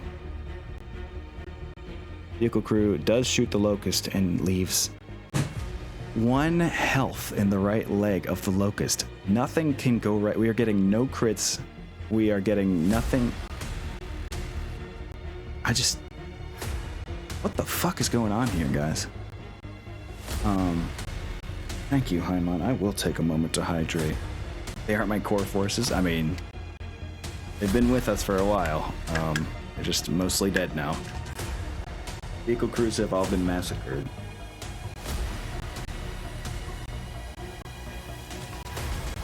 And across the map, our people are getting murdered as well. Our ones we can't even... Oh, boogling. Yeah, the ones we can't even help and the ones that aren't helping us are getting massacred over there, too. Cheaty AI, sure is. We should get some back in the infirmary. It depends. It's a random roll as to whether they'll survive the vehicle crew destruction or not. It might all be dead if we're unlucky on the rolls. But yeah, when an infantry unit is fully killed on the map, it's just a chance of whether the each individual survives. Or in this case, a vehicle crew forced to act as an infantry unit. Start over? Yeah, I wish, Baba Booey. It would just take so long. I don't think I have that much time. Well, Baboon lost its left arm in the process of shooting down that VTOL of our allies. We won initiative, which means we can eject the crew from this LRM carrier. Oh god, we can't see anybody anymore. Oh no. Make the Lyrans move first. Either way, we're gonna get surrounded. Yeah, look at this. Look at this shit. Eject. I just can't fucking believe this, guys. This Locust needs to go-kist, alright? It's the only thing worth shooting at, and it requires an 8. So the odds are not amazing. And there goes our vehicle crew, our last vehicle crew. And the last of the friendly foot platoon that was helping us. We did blow the left arm off that Locust with the vehicle crew on their way out. Jesus Christ, so much overkill on that vehicle crew. And they blew the right arm off that Baboon, so I might actually be out of weapons. That foot platoon hit them with their SRMs on their way out, so... A lot of trades going on. And yeah, the dropship is in horrible shape. It has no more nose armor. One more bop on the Beepus would do him, but no one else... None of the Lyrans seem intent on bopping that Beepus. Which is an absolute shame. Truly a massive dishonor. And all the Lyrans are gone. Wow, great job, guys. Just a bunch of vehicle crews. Are they not even gonna go after the vehicle crews like they did us? That seems kind of unfair. I mean, there's some... Oh, they are coming after him. Holy shit. They are crossing the map for them. Jesus balls, guys. We're just watching a massacre this time. We really are. What the fuck? At least shoot them, vehicle crew. Can you shoot them? Why are they not shooting at each other? I just watched one get surrounded. Didn't I? Didn't I? Maybe not. I don't know what I was tripping about. One more round and then the artillery gets here. And it's literally just artillery. Like, they do have some backup weapons at least.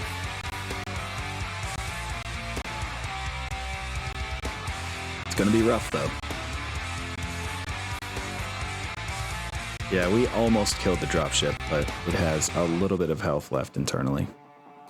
Alright, here we are. Ready to save the goddamn day. Now let's be very careful about the weapon arcs of our placed artillery here. Bahadur? Actually, wait, hold on. Doesn't one of you have some stupid left side and right side shit? Yeah, the mobile long tom does.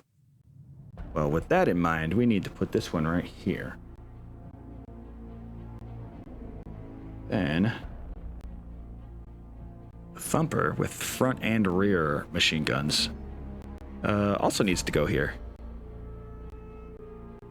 So that way they can fill all arcs around them with machine guns. It's pretty cool. Then, yeah, here comes the cavalry, that's right. What's left on the board, Hashin? Almost the entire star of enemy mechs. An incredibly damaged Triumph that just refuses to fucking die. and three Lyran vehicle crews that are fleeing for their lives. It's bad. It's really fucking bad. I think we'll actually put the Hadur here.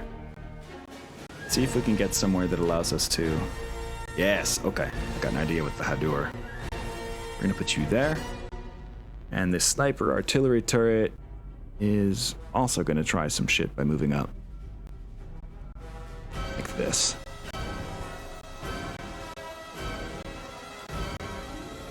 Oh, we can get our 0-turn artillery in on the first turn, it seems. I didn't even have to move up, but that's fine.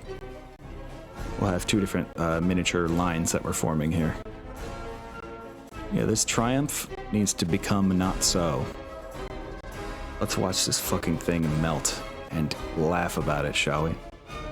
I'm so done with this enemy force. So fucking done. And look at that.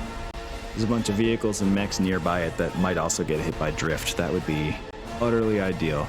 Oh god, they are really coming in at us though. We need to get into dug-in positions immediately. Hadur, get down there. Sniper, get down there. And you two just chill. Kind of cover each other in a really good way. So, Thumper and Mobile Long Tom. They have complementary firing arcs, so that's ideal. Alright, well we hit something we couldn't see, and also fucked up the baboon. Oh my god. Okay, this is pretty cool actually. Alright, so artillery goes into the air. The sniper lands on the Triumph, dealing some aft armor damage, but it has almost no damage to its aft arc, unfortunately. So it's gonna take a while to get through that Triumph. Let's see. Our Mobile Long Tom artillery hits some kind of vehicle with its drift fire and cuts its movement speed in half. Meanwhile, crits both legs of the baboon. Well, gets through one leg and crits the other with an upper leg crit, and gets rid of one of its LRM5s. That's pretty cool. Triumph. Ooh. Takes a nose hit by a direct hit from the Mobile Long Tom as well, which causes its loss of its fire control system and only 4 structural integrity remaining. Is that enough for you to fucking eject? I guess not. I guess it's not gonna leave yet. It might do it next round, actually. We'll find out. But looks like we can mostly sit still with our artillery peeps, knowing what's coming and being quite worried about it. We won initiative. That's pretty cool. I know there's a bunch incoming, so we're gonna actually do something a little.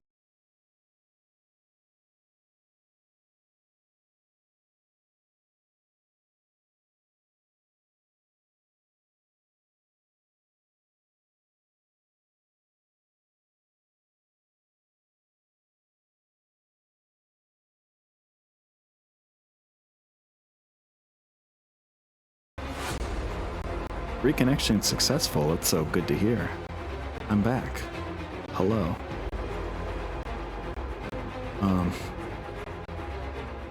Yep, more connection loss. It's real bad, I know.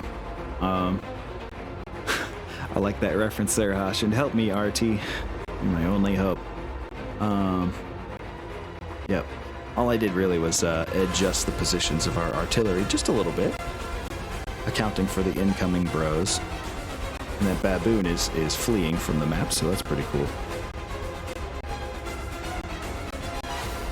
What the fuck? My connection is still absolutely shitting itself. All the artillery misses and does nothing. That's bad.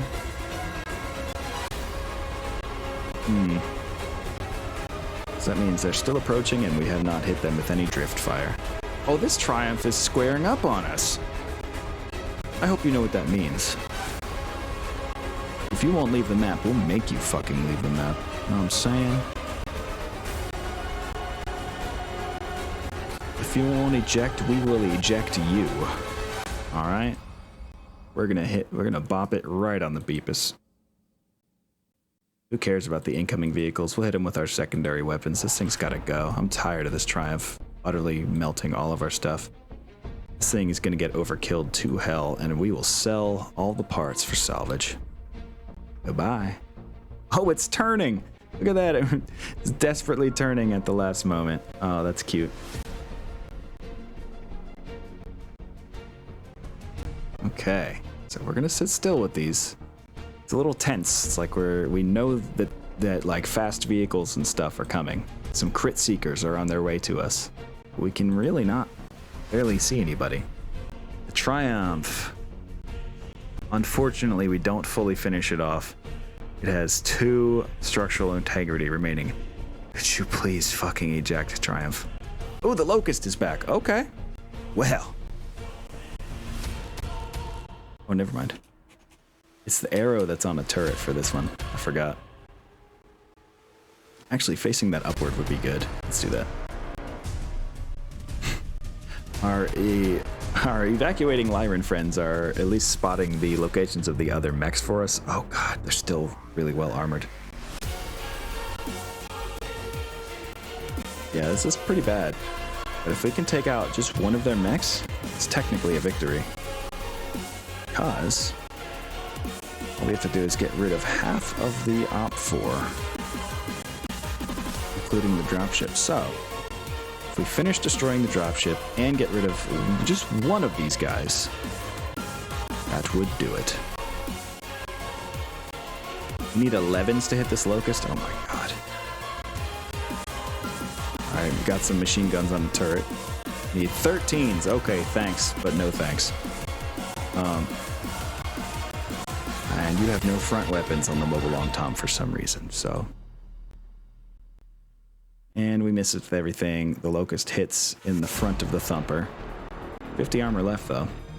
47, actually, after the AMS hits him, too. We win initiative again, which could be crucial. I think now we do some of that defensive fire I was talking about. We're going to shoot here. We need 1 or 2 folks to still shoot at the Triumph, so we will shoot at its front if we can. Right there. The sniper will as well. Then the long tom is going to try to hit defensively somewhere. Maybe like right, let's see, what's the movement capability? The Spirit's fast, right? 812? We're gonna have to risk it for the biscuit. We're gonna shoot close, like real close. This could backfire horribly. We're gonna find out together. So long tom is like our least trained artillery crew. Of course, you put the least trained artillery crew in the most powerful of your artillery units, right? Other than the Hadur, of course, but you know. Oh, the Spirit has surprised us to move out into the middle of the field. Okay. Cool story, guys. I think all we can really do with the Thumper and the mobile long tom is sit completely still. With their circle of machine guns. Oh. Okay. Sniper, what do you got? Oh boy, okay. Here's the move. We're gonna move into the back of this Jaguar and shoot it in the back again.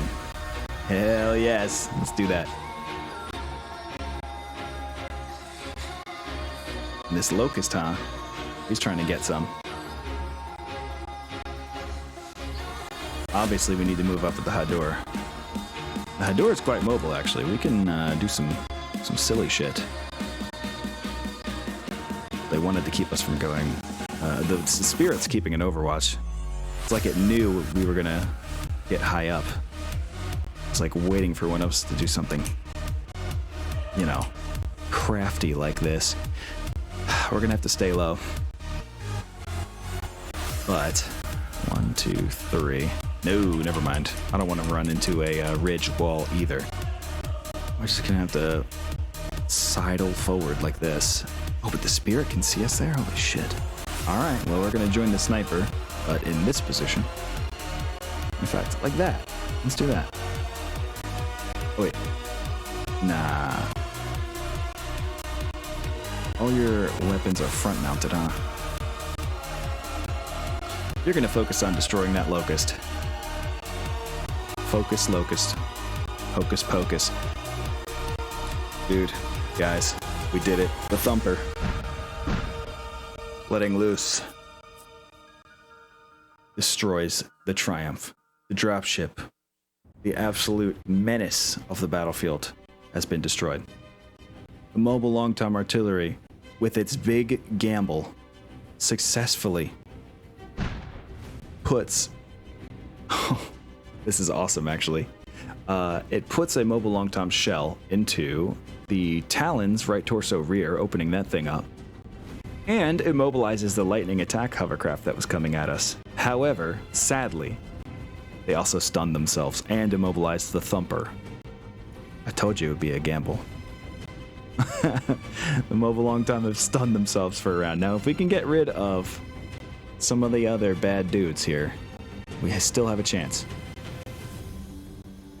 AP Gauss rifle and 2 ER medium lasers are going to go into this locust, needing 9s. Okay. This Talon, what's he looking like? Well, I think we're just going to have to start opening up on that Talon. With 2 front-mounted machine guns. Not a very easy shot, but we have to try.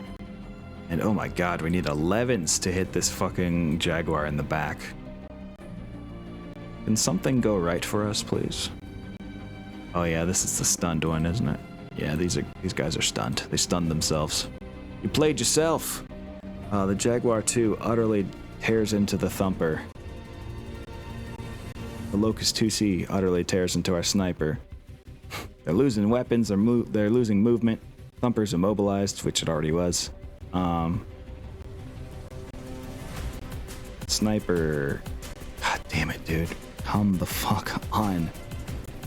The sniper puts 1 machine gun into the rear of the Jaguar 2, leaving 2 health in the center torso rear, no crits.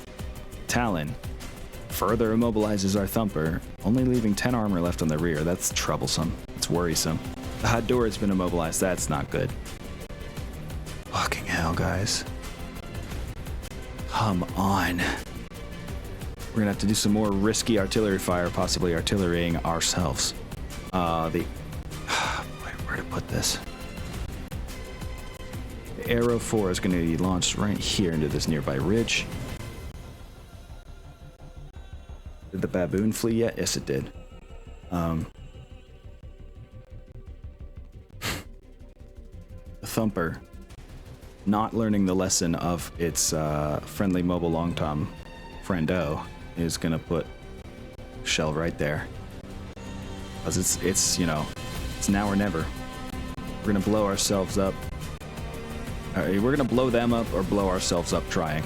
And the crew is stunned on the mobile long-tom, so no luck there.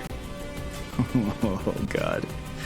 Oh, with the scatter factor, this could go a lot of places, and it could do a lot of bad things to us. The immobilized Hador is not very well armored.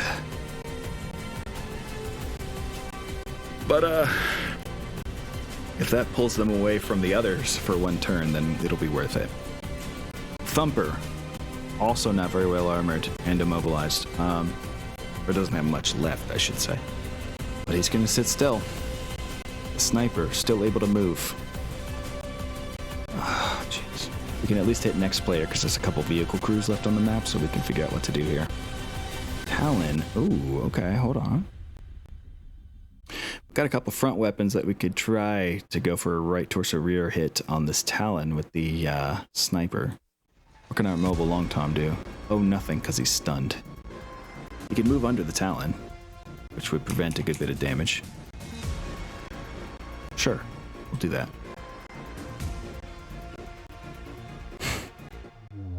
Choices. Oh, no, not very many good choices. Talon, what did you move? God, he ran 6. I might need 12s to hit this guy.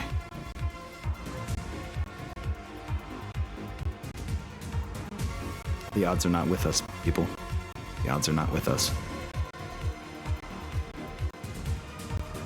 All of the artillery missed. Didn't hit anybody, including ourselves. So, I guess that's one positive thing here. Immobilized Hador no longer has anyone in his arc. It's like they planned around that. The Thumper. What can you do? You can shoot this Talon. That's all you can do, actually. Because they are once again working around that.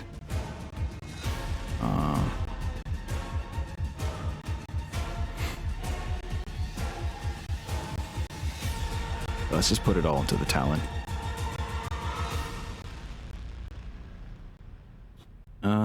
Boy. The sniper has... I can hit this Talon on 9s. That would be ideal. So let's just put everything into that. And the mobile long tom is stunned. Jaguar 2 halves the speed of the Thumper, which is already immobilized. Gets into the rear internal structure of the Thumper. That's real fucking bad. Locust is shooting at the sniper, but doesn't cause any major problems. Talon also shoots at the Thumper, somehow not killing it. Not to the end of the log, though. Oh boy. Crew is stunned on the Thumper. They're probably gonna have to eject now. We've got internals showing. Spirit shoots at our mobile long tom a little bit. They lose a machine gun, hopefully the rear one. And they kick the Thumper and destroy it. The fuck, Jade Falcons, you're not supposed to melee. Oh wait, no. We're in the Mongolian era. You do melee now. A lot. Or what's it called? Mongol Doctrine, that's what they call it. Yeah, the Thumper's dead though.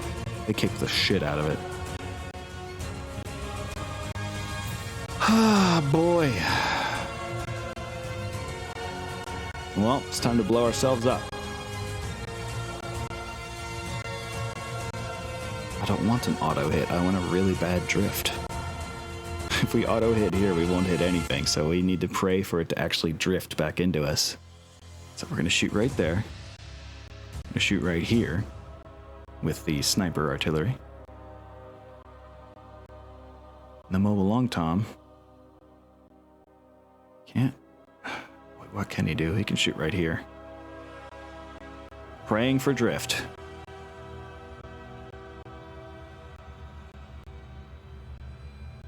Make the other Lyran vehicle crews move. Okay. Get a little definition of where people are going to be now.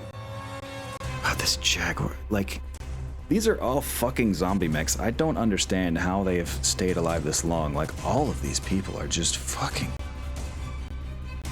insanely annoying, honestly. Nothing's going to stay in the front arc of the head door. I doubt it, at least.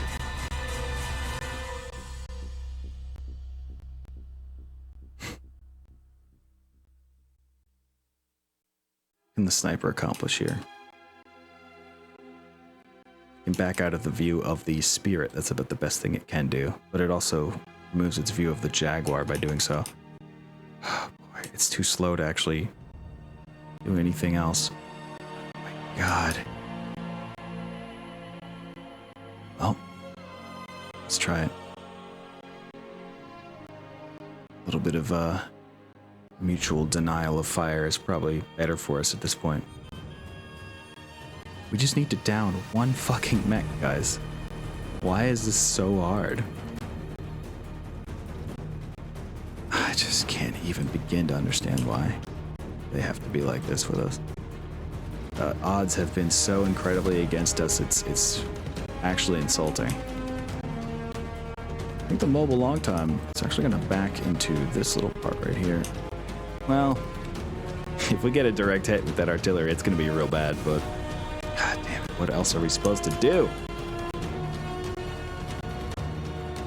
What is all this nonsense that I just accidentally turned myself into? There we go. We're going to at least put 2 left side machine guns onto the Jaguar this way. Let's do it. The Locust runs around like absolutely crazy and then stands on top of the Hador. Holy shit, guys.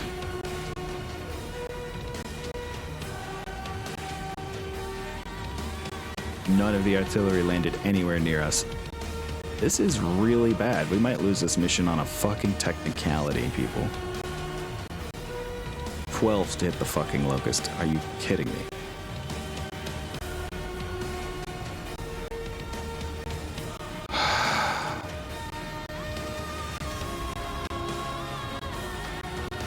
have to take these machine gun shots against the Talon. Can't even hit this Locust. It's so fucking fast. This, if I just... Why? Hador is being shot a lot. Half MP. Oh, completely shot through rear arc. Armor, that is. Turret is locked in place. Which, you know, it's just the arrow, so whatever. Not like I can rotate turret during the artillery phase anyway, which is absolute bullshit, I think, but... Then the sniper gets shot a lot by the Talon. Just gets pluses to its driving rolls. Hador is destroyed. And the sniper keeps receiving more to its driving skill rolls. Guys, what the fuck?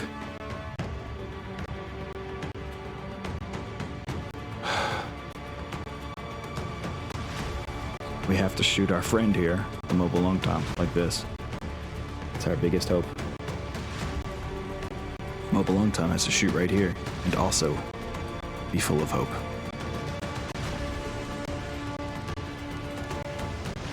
Somebody, please, hit with something, can we? Can we please just fucking hit with something? Why is this so hard to do?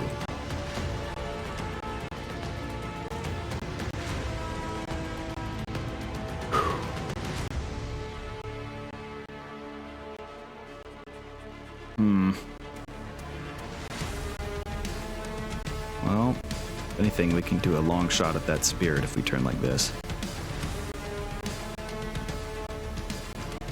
And a side shot at the Locust. Oh my god. Imagine if this actually does roll to hit right here. Oh, that would be so good. There might not be much left of this lance after this battle stow. Oh, you mean this entire fucking company? Yeah. Nope. Not at all, man. Not at all.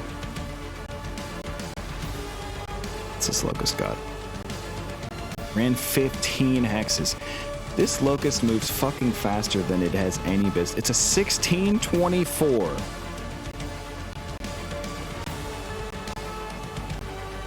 They did take down a dropship. Yep, it's true. A clan dropship. Actually, I think a Triumph is a inner sphere. Unless it's a 2C or some crazy shit. Or C or whatever it's called. We can block ourselves from the Spirit, but still leave ourselves open to the Talon. Jesus Christ. Why are we not allowed to have nice things, guys? You ever wondered that? You ever just wondered why we can't have nice things?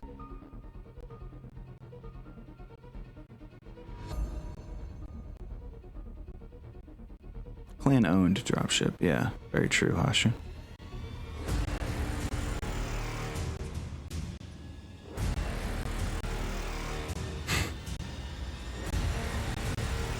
Winning initiative does nothing when they set themselves up at every possible angle to shoot you or kick you with everything. So we take the 3 incoming shots? No, we don't. We line ourselves up against this Talon and pray. The sniper! Oh my god, guys. Something has happened. The sniper successfully hits the hex where the Locust moved into. And I tell you what, a Locust cannot take a direct hit from an artillery shell. Completely melts through the right torso, hitting the engine 3 times. Or no, just destroying the whole right torso, which effectively does hit the engine 3 times. It must have a clan double XL in there. That's probably what's doing that. But of course, our long tom friend does take a little splash damage from that, including halving its speed. That's not great. The long tom also hits the Spirit and the Jaguar just a little bit with splash damage without hurting us. So there is hope yet. I'll check out what the percentages of enemies left are after this. Oh my god, I can't even hit this sniper. Pathetic.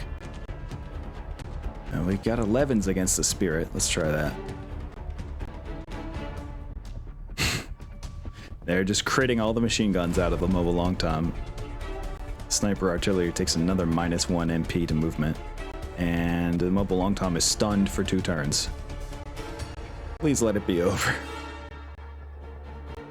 Let's see.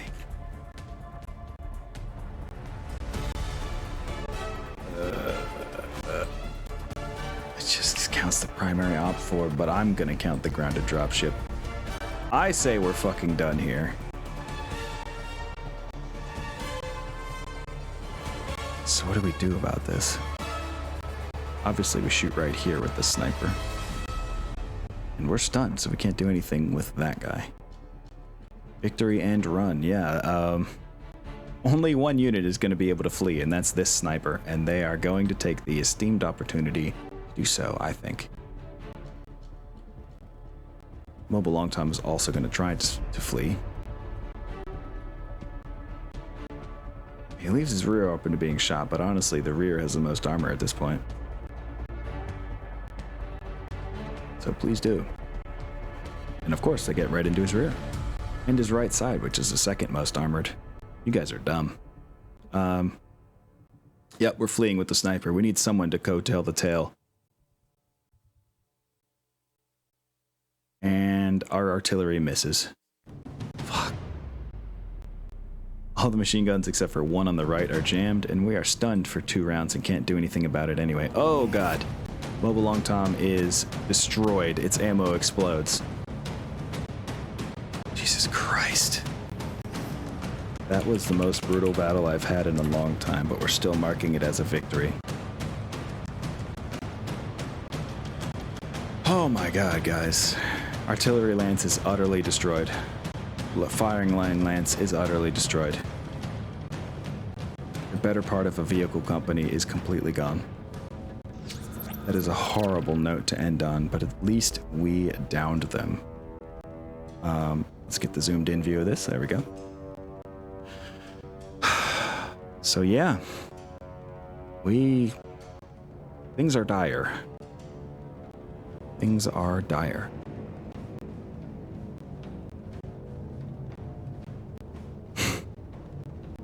At least those salvage are destroyed shit. The only surviving units are the Fortune, the Hasek, the Manteuffel, and the LRM carrier, and the sniper. So literally one of our artillery vehicles survived. Guys, this was not great for us. And we have a lot of dead people. A lot. See all these check marks on the far right? That means KIA, friendos. We have lost the majority, or about half, maybe just barely the majority of our vehicle crew for these 2 lances. Whew. Oh, God. Gonna need some emotional consoling after this one. Triumph. Oh my God. For some reason, the intact parts of the Triumph still sell for 153 million C-bills. Excuse me. I could be cheeky and hit ransom on it, but then we'd be in debt for a long time. I think we're gonna salvage this Locust 2C9.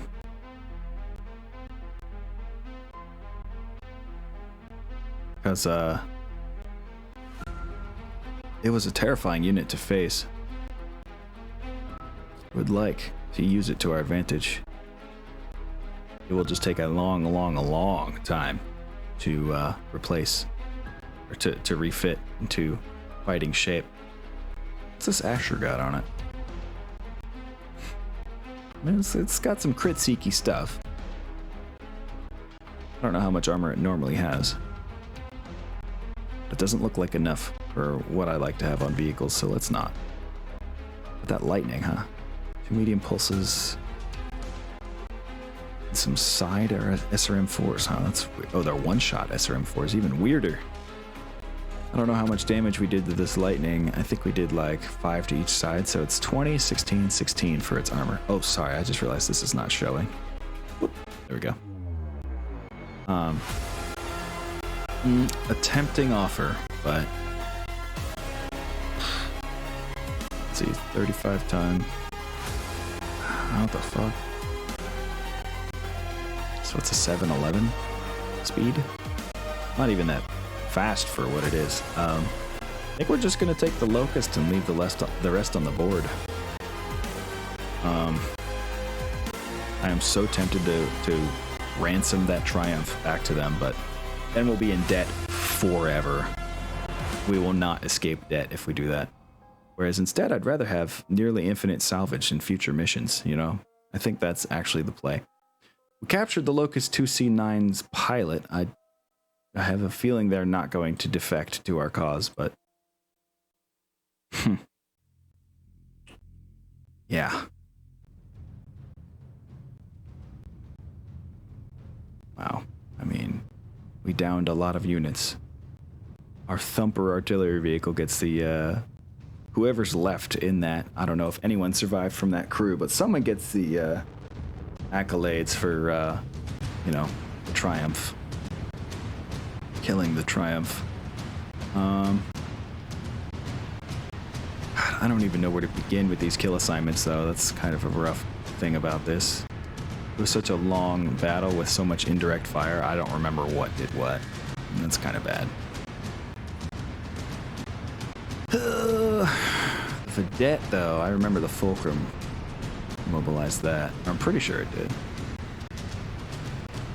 I could hit it with its LRM-10. Lightning was immobilized by our very own, I think it was the Hadur. Can I read today? There it is. So much death, guys. And for what?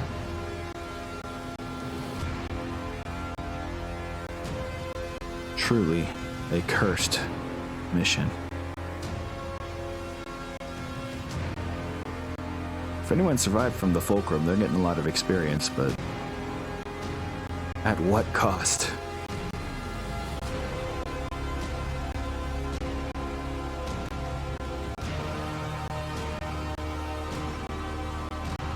Two, three, okay. Should count as a victory. Yes. We got more positive points than negative points. So looks like forgetting trying to get across the map and killing everything that we could was indeed the move, because there was, as you saw, there was no way that we were going to creep across the map with our slow fire support tanks. Like, that's just a silly proposition. My God, we lost some really good people. See these payouts right here? That's how much I have to pay to their families for their death. We're about to lose a lot of Seabells just for payouts for deaths. War! What is it good for? Absolutely nothing. It's true. Very true, Baba Booey. You're out of debt, but this was some Darkest Dungeon level stuff. Yeah, exactly, Hashin. We have been morally gutted by this mission. Oh my God, and the Lyrans threw us a little pittance for our fucking losses. Oh, you lost millions of Seabells and hardware? Oh, here's like 500,000. Fuck you guys. I can't wait for this contract to be over. In fact, I would love to take a contract against the Lyrans next contract, because this is... oh, God. I can't believe how insanely frustrating this is. Okay, we kidnapped more people than I thought we did, so we'll see if we get any good people out of it. Oh, never mind. These are dependents? What are these? Yeah, we just randomly got a bunch of dependents. I don't know where they came from. Huh. Okay, a lot of these make good soldiers, though, so that's pretty cool. Anyway. Back to prisoners. Hey! Our Locust 2C9 pilot that we defeated apparently was impressed by the the artillery being willing to shoot at itself in order to kill her. So impressed, in fact, that she's like, you know what? I will join your ragtag unit. Fine, we'll take her. She's a veteran. She's a 2-4. That's pretty good. Good. Recruit. We got some personnel to train and assign to things here. Award. Oh, I'm also gonna stop the battle music. My heart can't take it anymore. We're gonna turn back to chill tunes now that we're out of battle. What the fuck? Who already has this award? Who's fucking up our... Okay, here it is. Get out of here. When you go to give someone awards, if even one person already has the award, it won't show up in the list, wasting my time. There we go. Let me check how far down the list we are on this playlist so I know where to resume. Quite a ways down, actually. Yeah, we're getting out of this playlist. Can I just hear some post-rock? I need to chill out, man. Play me the music of my people. Genres. Post-rock. Give me the chill, please. Oh, and turn off the vocals. There they are. Bop. Yes. That's more like it. Okay, so. Trueborn Mech Warrior.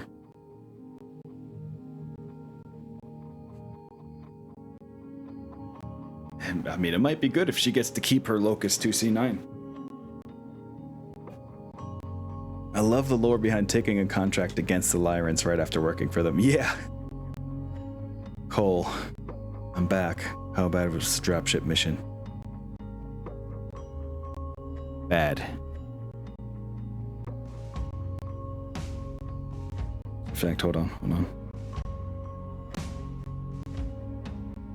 Bad. Okay, that didn't do what it was supposed to, but whatever. Oh, I can do it, wait. Bad. There we go. Pretty much everyone fucking died. Pretty much everyone. The commander does shout con, probably at the con of the Jade Falcons. Whoever the fuck they are now. I've not been keeping up with lore in the way that I should for running an ill-claim campaign. Let's see.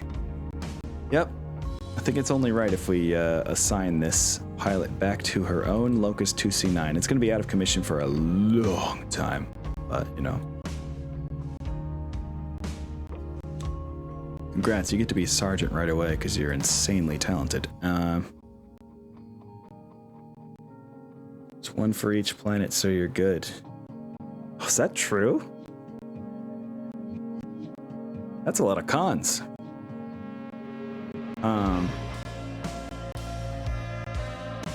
Anyway, let's change the role of these dependents. Any of them that have small arms, well, they get to become soldiers. Now, you know, the Woke Invaders are not against taking care of, you know, the friends and loved ones of our members, but at the same time, if you can hold a rifle, please do, because we are taking losses like nobody business. It'd be really great if we had some help. An Aztec, huh? Alright. You're an Aztec now. Uh-huh. Got more soldiers here. And a couple dependents that can't really do anything, so that's whatever.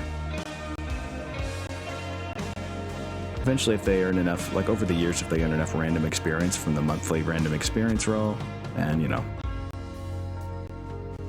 they'll end up doing something. Rank private. Pretty much, the Jade Falcons did not take losing well. Oh sure, Vanessa has to do boot camp again, but all these get promoted right away. Yeah. Oh jeez. That was such a disaster, though.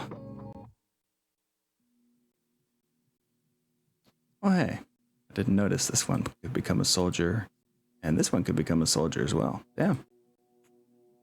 At least we got some soldiers out of it. I don't know if that's gonna matter with the stuff they're throwing at us for real, but might mean something. God, we have so many soldiers that aren't assigned to platoons yet. I feel like that's gonna change once we take some losses, and they'll be rotated in. Oh my God, look at all this red. Let's I don't know. I'll definitely say that these two no longer are assigned to any type of lance assignment here. Firing line unassigned. Artillery lance, they were already unassigned.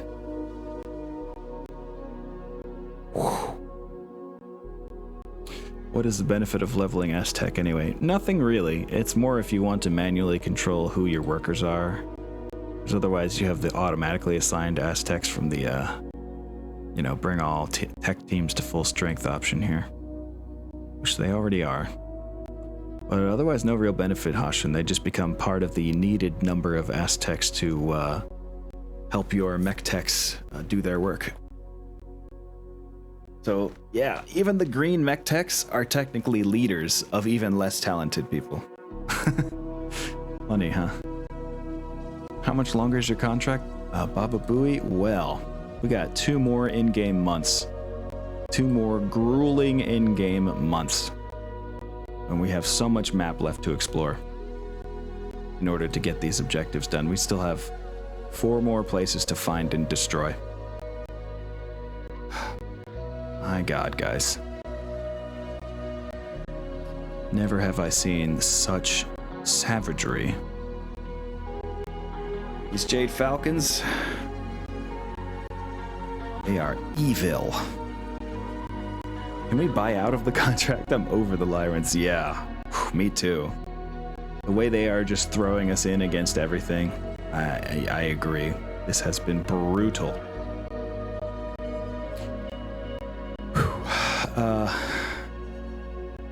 I think we'll try to get the rest of our scout lances back online.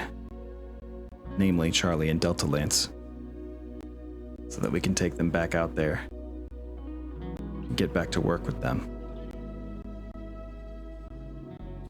Do need an improved heavy medium laser for the Locust 2C9 before it'll be back.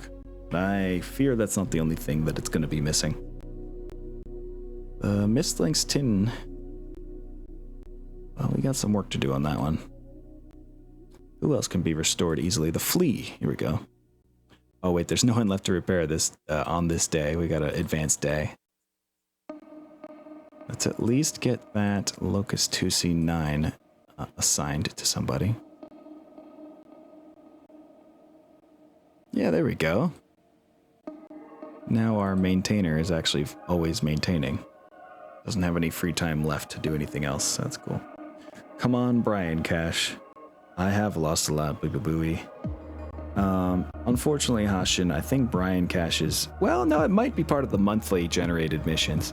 I just know that I won't get the chance of it coming from weekly generated missions because I turned the intensity level to 0. As you can tell, that doesn't mean shit when you're playing the StratCon version of the rules because intensity is determined by me and my contract. And it's been intense. I tell ya, it's been fucking intense. Oh, God. All right. With that all being said,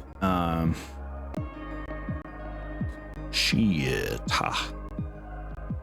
Let's advance the day. Gonna warn me about unmaintained units because we literally don't have the people to maintain piles of junk that are destroyed. Completely failed to fix the Mistlinks up, and the Vixen 4 is also... And we failed to fix the engine that goes into the mislinks. Guys, could we please get something right here in the repair bay? Can we do something? It would be really lovely if you could do a thing, please.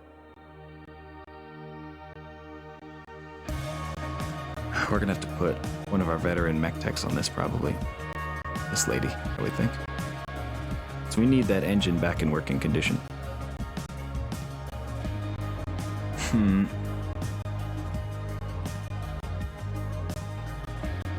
And let's get this flea back up and running, because that's one of the few parts left of Charlie Lance that needs work. And then the Vixen 4 that we also failed to fix. Let's see if we can get that going. Place mech right torso. Hacksaw Jack, it's on you, man. You need an 8. Good luck. Kind of a tough roll, but whatever. Why is this Micah lady still doing things, not being a maintainer like she's geared to do? Geared. It's such an MMO term.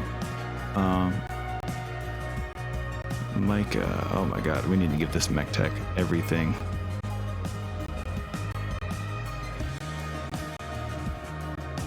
And we can't. Okay. Very cool, guys, very cool. It's a cursed mission. Yeah, it is. I think it's funny, like, yeah, lore-wise, the Woke Invaders are just gonna have a horrible taste left in their mouths just from anything Lyran related for like forever. They will always associate the Lyrans with this absolute shit show. And there will be no unassociating it for them ever again. Honestly. Let's at least get this flea going.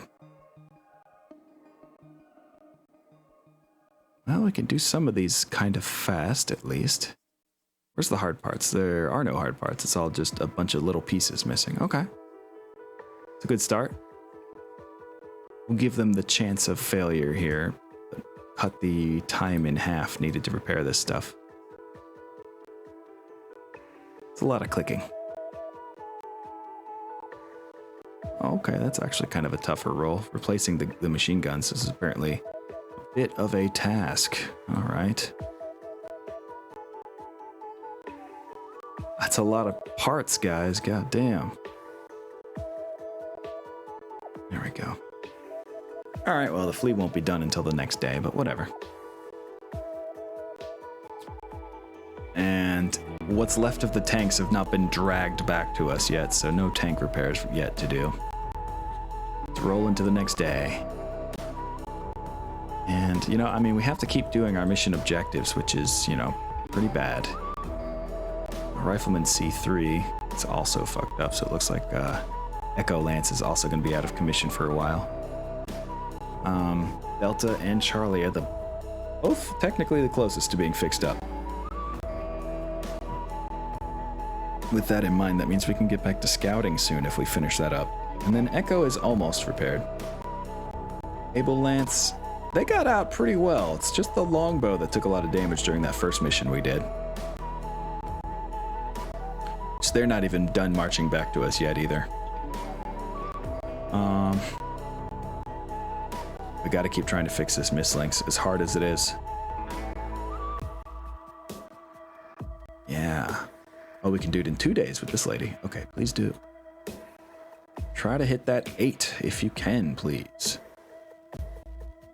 And then we'll replace some leg actuate. Wait, no, let's finish the flea one thing at a time here. God, you need a 6? Oh yeah, this is the maintainer lady, that's why. Let's not use the maintainer for that then. Let's do more basic tasks with the maintainer. It's gonna take the next day anyway, so we'll make that a little easier on you and make that a little easier on you. Meanwhile, we can put this veteran onto a harder task. Which harder task, you ask? Well, probably trying to repair this rifleman. This other veteran, well, she's gonna... Oh, God. Why is this so hard for you? Holy fuck. All right, well. We'll do that then. Do I have enough points to train into artillery? Good question, Tin Cat. That is absolutely a salient question. Let's find out. Mech Warriors.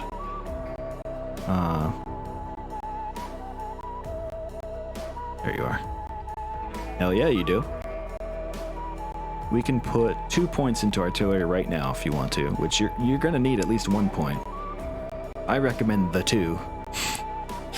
It's a little easier to place your shots if so, instead of it being an auto miss, basically. Send it. All right, we'll do. New skills. Where's artillery? Oh, did I skip it? There it is. Well bargained and done. You are now artillery 7, which is still really high, which is bad, but you know. I don't want to be inaccurate with a fucking nuke. Yeah. We'll use the rest of this contract to just keep training your artillery skills until you get to the point where you can pinpoint place something. How about that? Artillery rolls are always hard. It's always like, I don't know, it's a pretty fucking hard number no matter what, but the more you lessen your chance of scatter by rolling low, the better. Basically, the more you miss the roll by, the farther that it scatters away in a randomly determined direction. So, getting at least closer to the number that you still fail is good. It just means less scatter. This might be cheating, but captured a Locust and Vedette AC2 and started stripping the vehicle just to repair them, cycling back and forth. Yeah, you can totally do that. If my technicians had any time, they could totally do that as well. I don't think it's cheating. I mean, it's literally like, I don't know, I went to a tech school when I was in high school, and a lot of it was just disassembling and reassembling computers over and over again. So, you know, I think that is training. I can build a computer like nobody business because of all of that disassembling, reassembling back and forth that I did on computers in tech school. So, yeah, totally valid, I think. I don't think it's cheating at all. Okay, let's advance another day. Is there anybody even in any kind of condition worth sending out? Baker Lance? Does Baker Lance want to take a little tour of duty? And absolutely wreck whatever they find? I think they do. They're all in good condition. Nobody's injured. I will check real quick and make sure no other mech warriors can be upgraded. Ooh. Stalking Spider 2. Yeah, she's gonna become a 3-3 pilot. Just so she can do some wacky stuff. She's a melee specialist after all. I want to never miss with her kicks, ever. That'd be cool as hell. So yep, we'll do that. That was the same for me. Don't know overclocking, but I can still install a CPU. Yeah, overclocking is a weird subject anyway. It's just a it's a matter of how much of a risk you want to take with your hardware. Yeah, anyway. I think we advance a day now. So yeah, that was the only mech warrior that could be trained, I believe. We don't have any mech warriors left with any low-ish skills, it seems. Oh, this one is, but her experience isn't high enough to do anything about it. In fact, we might fire this lady, honestly. Tell you what, she'll be an emergency. A true, third string. Oh my god, I forgot we had an infirmary full of injured people that are just like... I don't know, sitting in a waiting room dying. Oh god. Well, technically, like, fluff-wise in the rules, when you set people in the infirmary, when they arrive back to base, they always receive a certain amount of care. But putting them with doctors dedicated to them just makes sure that they are looked after and like their care is continued. Anyway. Hell, now the big thing is undervolting for more stable clocks. Yeah, it's true. Underclocking is definitely becoming a thing. Posture check. Oh, thank you. Yeah, you can see my whole damn posture with this view, huh? No escaping the need for a posture check on that one. Personnel market, what you got? Veteran foot platoon, huh? Don't know if I need more infantry right now, but we'd be able to start a second infantry lance if we did. Tempting. They are veterans. And the leader is, I mean, her name's Donatella. I mean, that's pretty cool. Just like a Ninja Turtle. Yeah, let's hire him. The Ninja Turtle name did it for me.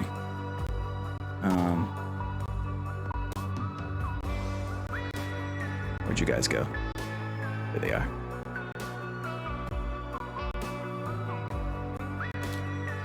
Award. Oh, I just realized what else has arrived. I'll show y'all in a minute.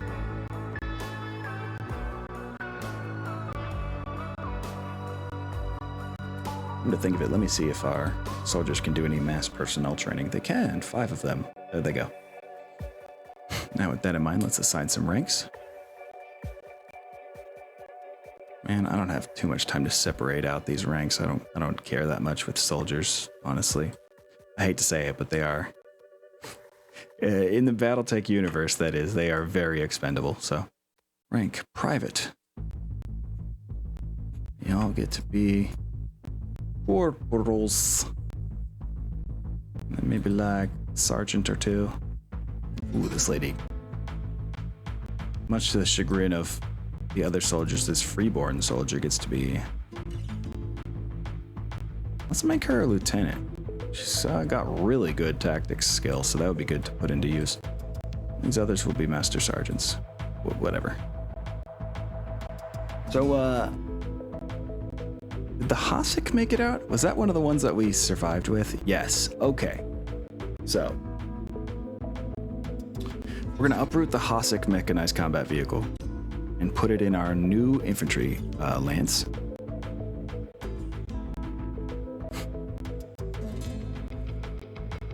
I guess we'll just call it Mobile Infantry 2. There's like no other.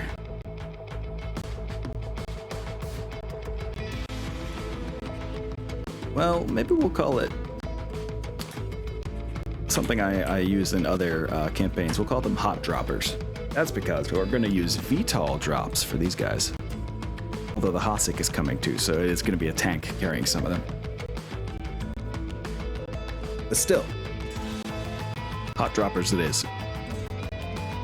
I forget how fast the Hasek was, but it was pretty fast, right? Guns. That's a 5.8, not bad. Which equals a 6.9 on this planet. I like how the Battletech universe memorializes the Grey Death Legion infantry as like superheroes, but they always died by the dozens in the books. Yeah, like whoever survived became the most hardened, like Attack on Titan kind of fucking insane character that just always attacks something bigger than it, bigger than themselves. But you know, like, yeah, it's brutal. But hey, oh yes, the surprise I was mentioning earlier. I believe it's been 3 days, which means our new infantry unit here, or has gotten here, which means it's time. Here, let's see. We're gonna make them our most elite soldiers that haven't been assigned to anything else. Here they are. Only the uninjured ones, please. We have a new elite unit. The anti-mech jump platoon armed with laser rifles. We got work to do.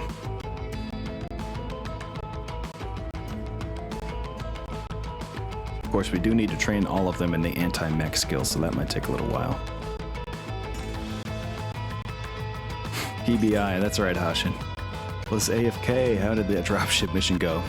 Oh, let me say this again. Bad, bad, bad.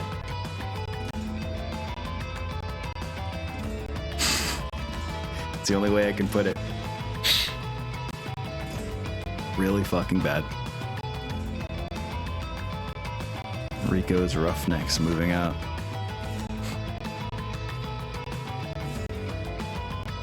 Indeed.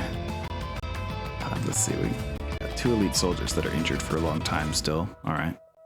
So a couple veterans, but mostly elites that we're going to have in this new infantry unit of ours, which are going also into the Hot Droppers team. I bought these guys specifically for the Hasek, which is now beat to shit.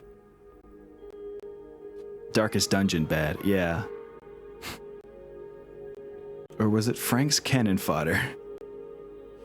Yeah, we're about to, I think we're about to do a lot of cannon fodder missions with the infantry, honestly. Mobile infantry is good to go, and we could set them as a scout lance. Let's do that. It's time for a wave of infantry battles. Scout. But if we could at least get one of our scout lances back online, that would be really good. Unfortunately, the mist link is still beat to shit, and nobody seems to have the talent to fix it.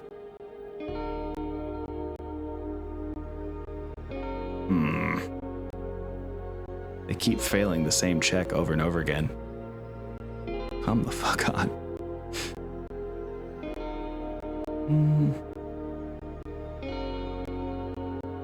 I guess we'll do a little reloading on this one too. Hey, we have aerospace techs that have never gotten to do anything. Let's, well, all they can do is reload. Oh, okay. Well, oh no, here we go. A little bit of work to do here. Oh. I should have seen how long that was going to take. Well, she's going to be at this for a long time, but that avionics damage to the Sternensturm, that's going to take like weeks to fix, so she's going to get on that. And then, actually, wait, it would have been 10 times 4. It's going to take over a month. It's going to take like 41 days to fix that. Jesus balls. We cannot get a break here, guys. This is the most brutal contract the Woke Invaders have ever taken. Truly. Okay, we do have a few remaining units, but let's focus on fixing the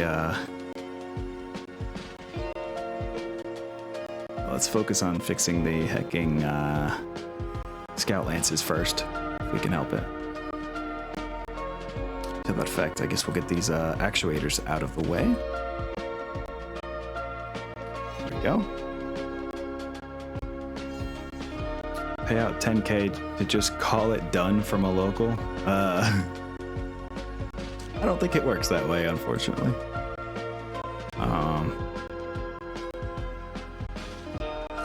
I mean, yeah, I'd have to think about that one really, Hushin. You'd be a little too cheesy, I think. Maybe one of our technicians can take clan tech training, but none of them, I don't think, have skill yet. Boy, oh boy. Almost there with our veteran mech tech here. Special abilities. Clan tech knowledge. Yeah, she needs 6 more experience. Close, but no cigar. Now we can also do some repairs on our tanks here. I have to do all this manually because we have so much salvage that, like, if I actually, wait, no, I could just uncheck salvage, which I think I already did. Yeah, I unchecked salvage from the automatic repair. Seems to have us all working on the right stuff, so that's fine. Yeah, that's cool. Now, do we have any forces intact other than our mobile infantry that can go out and do some helpful shit? Not entirely.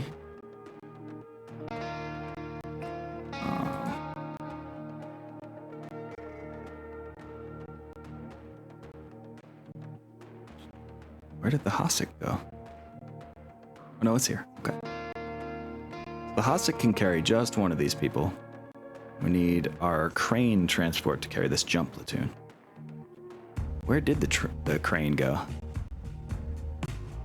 Maybe it's not showing up as an option because we don't have people to man that VTOL yet. Yeah, look, it's completely unmanned. Shit. It can carry 8 tons of troops. It's really cool.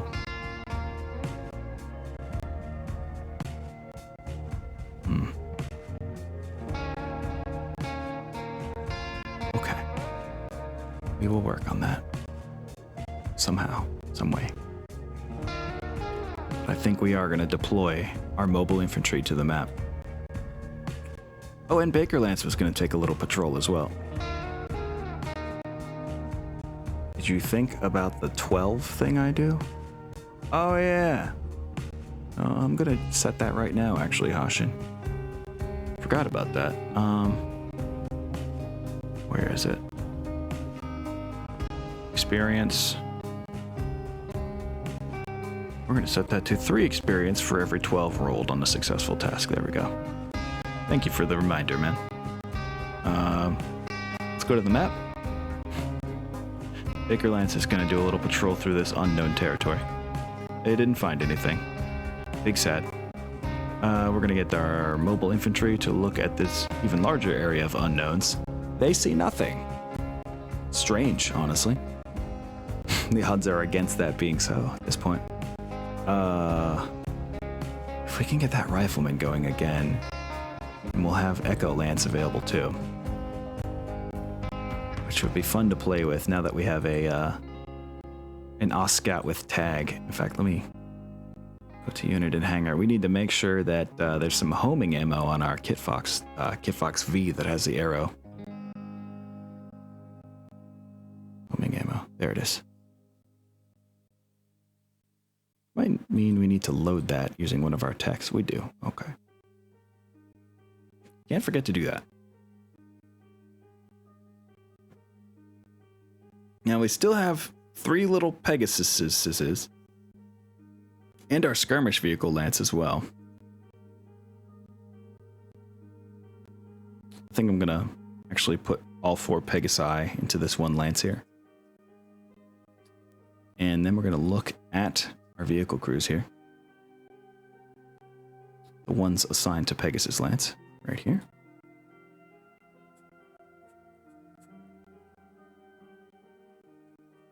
Oh, that's weird. Thought there'd be more people than this. One of these Pegasi undermanned?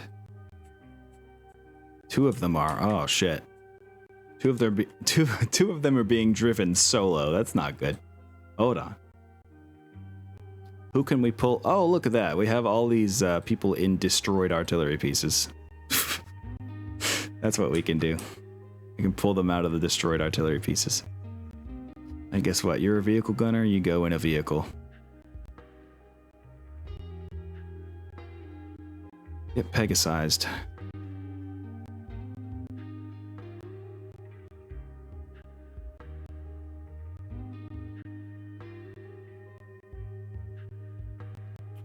I don't care that you're an artillery boy.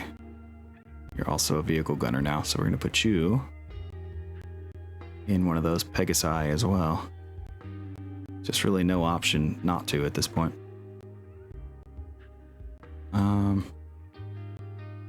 Which of the artillery pieces are destroyed? All of them except for 1, right? Thumper, Hador, and Long Tom. So, all you folks hiding in that, get out of it. It's Hador gunner. Yep, get out of there. Get up into this Pegasus. What else? There's the other Hador one. Oh, you're injured as fuck. Never mind. In fact, oh, I am assigning injured people to this shit left and right. Let's not. Get out of here. We have to use you right now. Keep that in mind. Which one is the surviving unit? Sniper? Okay. Everything but the sniper is fair game.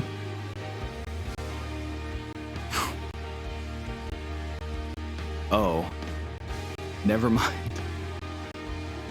Everyone else is just dead.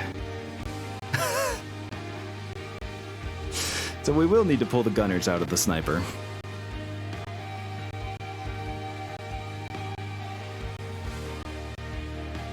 My god. This is some Darkest Dungeon shit. Hydrate. I should hydrate. Thank you, Hashin. One moment on that. Make sure I'm right-clicking all the right things here. And then double-checking our skill levels on these guys.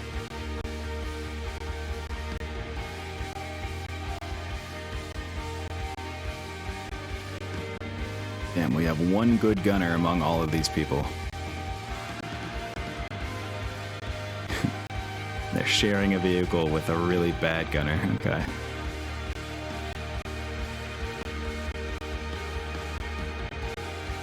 I can at least up most of these gunnery skills. Except for that one. Oh no, she's a driver. Okay.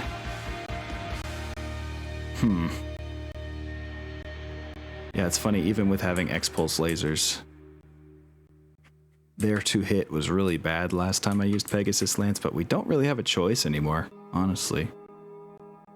That's the sad part. Yeah, let me hydrate now, though.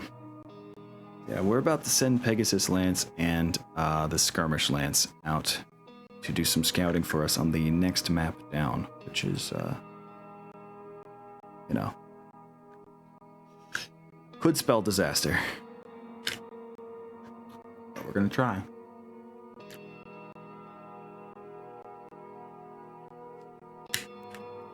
And the mobile infantry, when they get back, we'll send them back out. Okay, next map. Pacha. Skirmish vehicles, go! Of course they run right into something. A convoy attack mission, that, I mean, sounds like it's up their alley.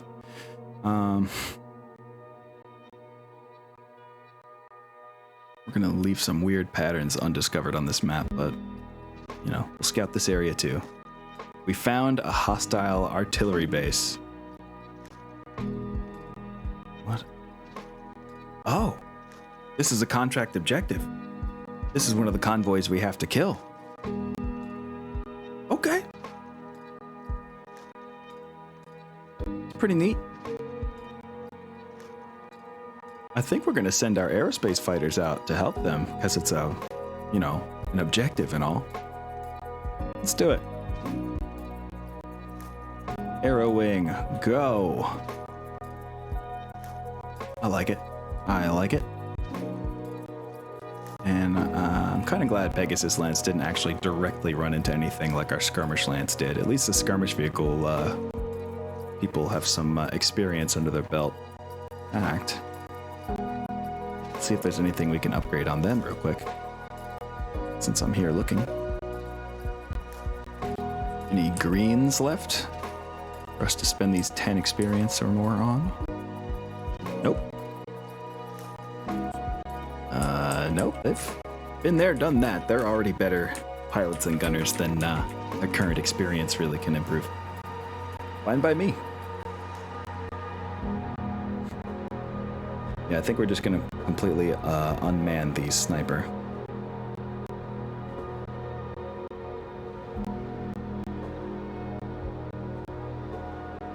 This vehicle pilot is instead. Let's see, what new shit can you drive here? Which of these vehicles can we raise from the dead? Fulcrum was destroyed too, wasn't it? What? Some of these Pegasuses driverless? Oh my god, I think they are. Woof! I sent a driverless Pegasus out there, apparently. What the fuck? Excuse me? I'm just gonna ponder how that's possible. Let me look at my TONE real quick here before we try with a few more people here. 333. Yeah. Oh god. I don't know. It would have just been an immobile Pegasus if we got into a battle. It just would have been sitting there. And that's our best gunner too. Wow.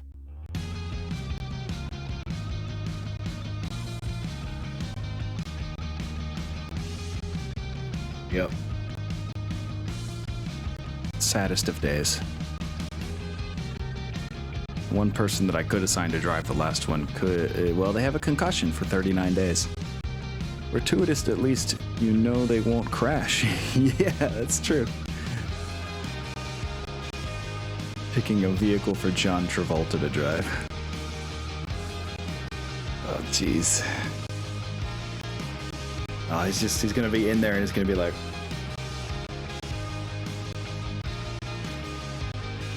unable to drive. But let's, yeah, I don't think there's anything else we can really pull from here. Everyone else is injured. God, what a sad state of affairs here. Ugh. Well, we're gonna work with what we've got. Thankfully, Pegasus Lance did not get directly engaged. Anyone else still off the map that we can use here? Doesn't look like it, honestly. So we advance another day.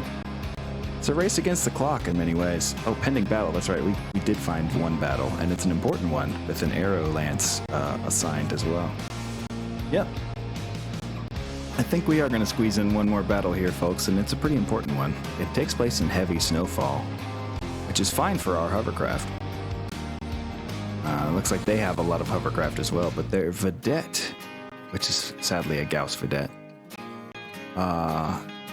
Yeah, their vedette is the only one that's going to have trouble with the snow. And the Convoy is going to have big trouble with the snow, actually. They have an APC. Oh, it's tracked. Never mind, not as much trouble. A Booful engineering support vehicle, huh? It's got a minesweeper, machine guns, and 2 vehicular grenade launchers. Very interesting. Thankfully, those are anti-infantry only. Send me, I want to fuck shit up. I'm sorry, friend. You're still out in the field right here. You're still marching around, finding nothing. It takes 3 days to get there and back. So I'm sorry, Tin Cat. Not as of yet. We cannot. Not until we get through this next mission and you come back home and then I send you back out. I think, if anything, you can go after this hostile artillery base next. Get that off the field. That's the reason. This base right here, this hostile, you know what? Hold on. Zooming in. Enhance. Enhance. There we go. Yeah, you see this base right here? This hostile artillery base? That's the whole reason there was a whole lance of Jade Falcon artillery firing at us for that one mission where we were crossing. Because of these fuckers. So if we get rid of them, that would be great. I'm probably burning everything we pass by. Yeah, I don't blame you.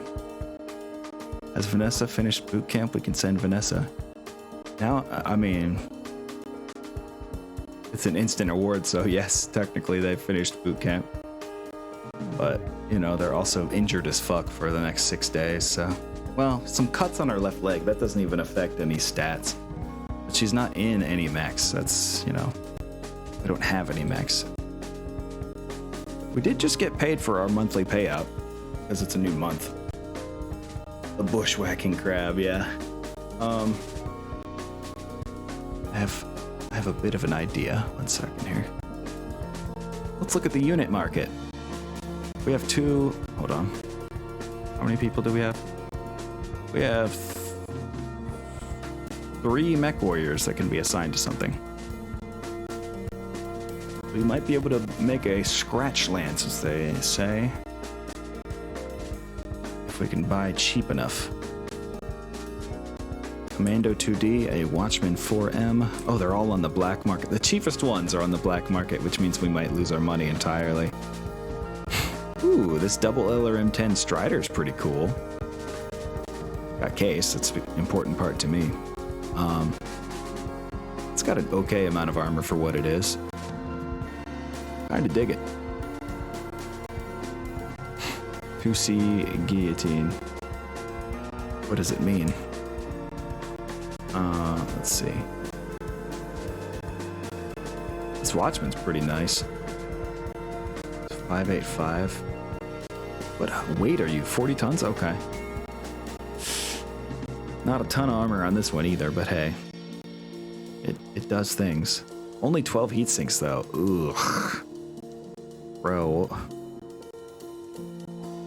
why are you still out here with just... Okay, well... What else can we do here? It's all on the black market. It's a jackal. That's even less armor, but it's got an ERPPC, so, you know, it's more effective. Come on, scratch and dent lance, yeah. At this point. Shit. Just shit. Let's try it. Let's go for the rolls. For the lulz, even. If that Locust 2C9 wasn't so damn destroyed, they'd join this Scratch and Dent Lance as well. The Commando 2D, though, fuck off. We're not buying a regular Commando 2D. That's like 200 or more years old at this point. Actually, I mean, if it's like a hegemony one, it's like 400 years old. Let's not. And say we did. Purchase. Okay. See, the reason I'm so scared of this black market is there's a 1 in 6 chance of them just eating our money and not giving us a unit. God damn it. There it is. The Strider was taken from us. Fuck. It's oh, I see now. The Guillotine 2C2. I just noticed that. God damn. Very expensive, but at least we'd be guaranteed to get it. It's so overpriced through our employer market. Oh my god. They're doing the company store thing to us. I already hated these fucking Lyrans so much. Now they're overcharging us for stuff from their own store. Dude, we need to find a contract against the Lyrans after this. You dig? And we will use that nuke on them. I swear to fuck. God, this Guillotine 2C is a beast, though. Slow. But let's get it. Hell. Why not?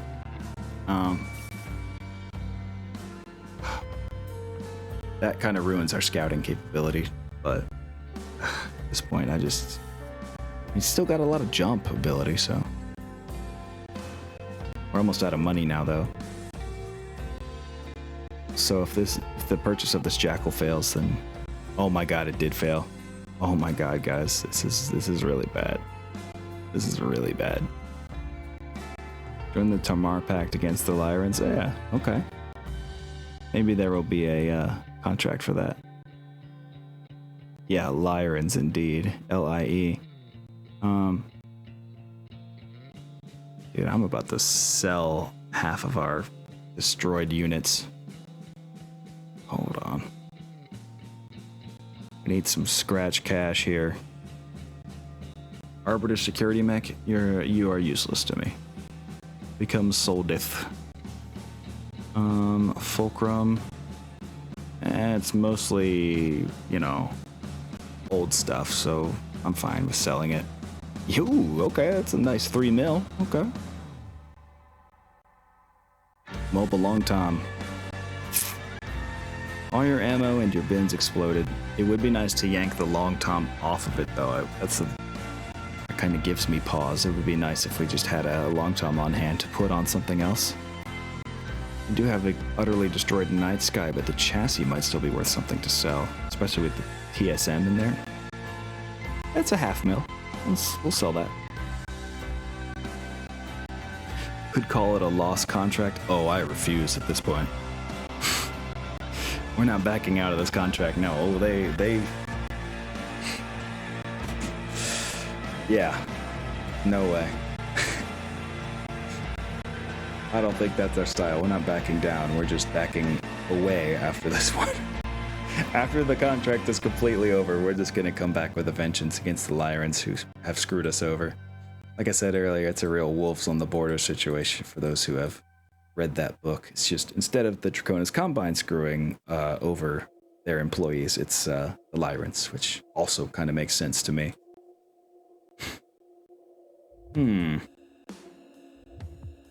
Thumper could also be sold. I don't care. Yes. There we go. It didn't even sell for a lot. And the Hador. Yeah, they destroyed the Arrow 4 launcher, so at this point it's kind of pointless to keep it. Right? Did they destroy the Arrow 4? Yes, I have no option to salvage the launcher, so take this and we boot it. Bye.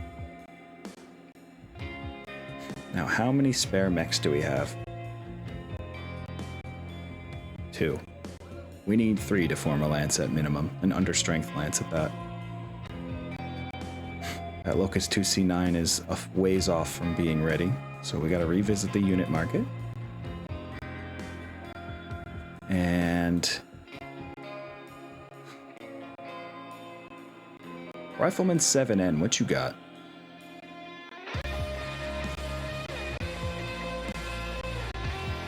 Okay. Okay. Case 2? Okay. Shit. That's our boy right there. We're gonna purchase this Rifleman 2. Or this Rifleman 7N, excuse me. Yeah.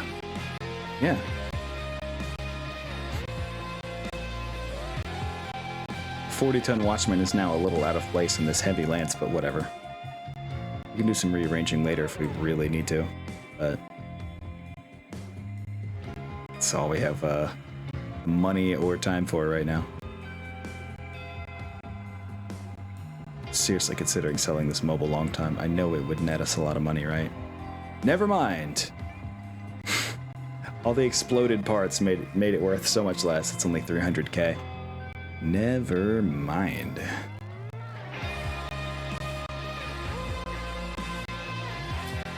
Yeah, that's the only thing left to sell as well. So nope. Now we look at our mech warriors. What should the really good shot go into? Probably the rifleman. It makes sense to me, I don't know. This regular can go in the guillotine. Look at that emergency mech warrior's time has come. Unless, well, hold on. Piloting.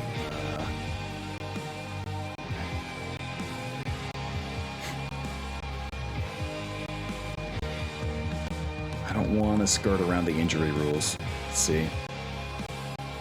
This Trueborn goes into the Guillotine 2C. She has a Gunnery 3. And then this last one, the regular, who I never thought I'd use, goes into the Watchman. Now, come over here.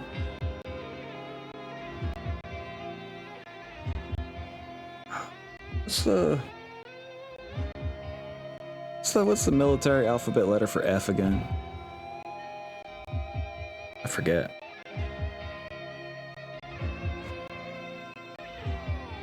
I mean, I guess we don't need... We could just call it Fire Lance, actually. I'd love to go through and rename all these things with, like, they're still the first letter, but it'd be more descriptive, so I think Fire Lance is actually a good one for this. We'll do that.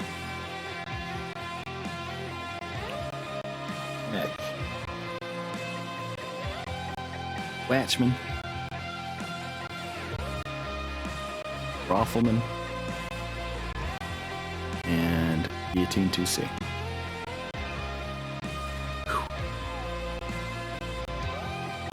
Could bolster by making it mixed with vehicles. Yeah, we don't have any people left to crew vehicles. We could unassign Pegasus Lance if they're still out in the field. God damn it.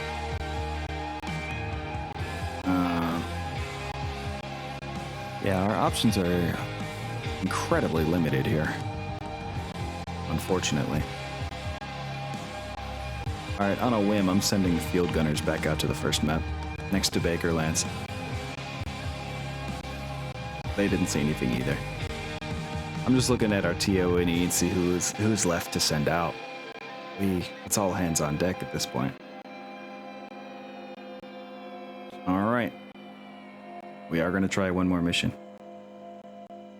But I do need to go BRB for a short time first. I hate to keep y'all in suspense. We are going to have an epic vehicle and aerospace battle against what looks like an actually fair Op 4 this time. just a star of medium and heavy hover tanks and tanks. And a couple mediums, actually. So yeah, it's a mixed star of tanks. We actually have a chance of beating these ones instead of the knockdown, drag-out fight with the dropship we just had. Oh boy. Okay. Yeah, I need to get some dinner started just by putting some stuff in the rice cooker real quick. I swear that little rice cooker has been a saving grace for me. So much set it and forget it ability. Anyway, that is what's on the docket. One more battle for tonight. One more run. Oh my god, and they failed to repair that engine that's in the warehouse, so we gotta try that again. Never fails. Never fails to fail, it seems, with my technicians. And... oh, okay. That's all they can do. Alright, yeah, I'm gonna go put a couple things in the rice cooker, do some washing and prepping of grains, some spicing, maybe slice an onion up into it or something, you know, the basic shit. But it should only take about 10 to 15 minutes, which I know is a good bit of a wait, and I apologize for that. But I gotta feed myself. The promise I made to myself a long time ago is that I would not sacrifice my health for streaming. Maybe my sanity, but not my health. And mental health, you know, it actually most of the time feeds me to stream. I enjoy it, but you know, I'm still a little crazy for doing so. But anyway, yeah, there is the BRB message. We got that up. All right, I will be back soon, people. And we will see y'all soon. Let me adjust this a little bit. It's for a better view of the things that are destroyed and crippled. In case anyone was curious. Anyway, enjoy the chill tunes, and I'll be back soon.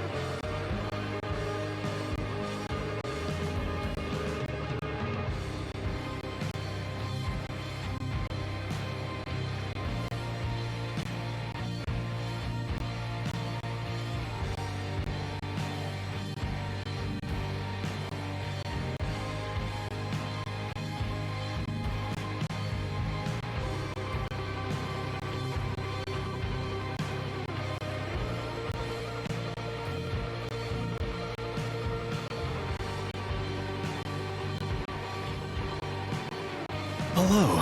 I return. Right on time, actually.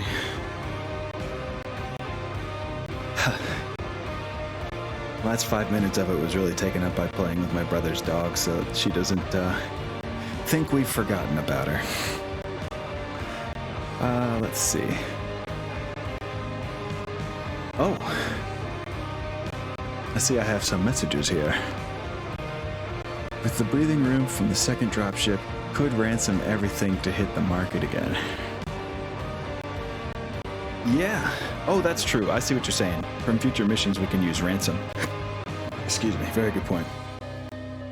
Thank you. Puppies deserve all love. Very true. Surprisingly on schedule. It is a surprise knowing me. Oh, Tin Cat. I see. Besides the $700 mic, yeah, that's no problem on that one. Which of these throne thing would you want the most first? If we're being real, dude, first of all, thank you very much for even considering it. Second of all, food. I'm literally at a point of survival over here. I am struggling to continue living. I've had to borrow money recently just to buy food because I had a stomach virus a few days ago. And as you can imagine, it kept me from working for a while. Kept me from doing shifts for DoorDash, which is already terrible work, as you know. But you know. Oh shit, I just realized my bot activated when you said schedule, Sunspirit. Plus, those times are wrong. I moved them back to 2 p.m. for a good reason. Oh my god, my bot commands are so outdated. Yuck. Alright, anyway. It's 2 p.m. on all of those days now. Just so you know. 2 p.m. Central, that is. But yeah. Like I was saying, Tin Cat, food, in whatever form it is all I really care about at this point. Because I am dying. I have to laugh so I don't cry, honestly. But yeah, anyway. Getting off topic here. Let's return to a view, first of all, a view that encompasses everything here. There we go. Second of all, to the mission. Our skirmish vehicles, which is composed of a Saracen Mark II, a Regulator II, a Zibbler Fast Strike Tank B, and a Bandit Hovercraft Mark II. We just got the Mark II of everything at this point. Except for the Zibbler, which is also pretty new. Yeah. We've got them plus our Arrow Wing versus a, like I was saying before, a star of heavy, well, mostly medium and a couple light tanks. For once, I think we actually have an advantage. For once. Well, the gunnery and stuff isn't even that scary on the enemy tanks. Can you believe it? Check it out. One sec. We can get you over here. Yeah, look at that. The only scary one is that Vedette, which is the Gauss Vedette. That is worth watching out for, honestly. Your Falcon Force is quite expansive at this point. My Falcon Force? Whatever do you mean, friend? Perhaps I misunderstand. Fill the bomb bays. Oh! Thank you, Hashin. I might own some bombs, but if not, we'd have to order them. That's one thing I have always forgotten about this entire campaign. Plus, they're already technically deployed now. Don't know if we could change the ammo after deploy. We can, but... yeah, I don't own any bombs. Didn't I order fuel air bombs at one point? I think we used them. Shit.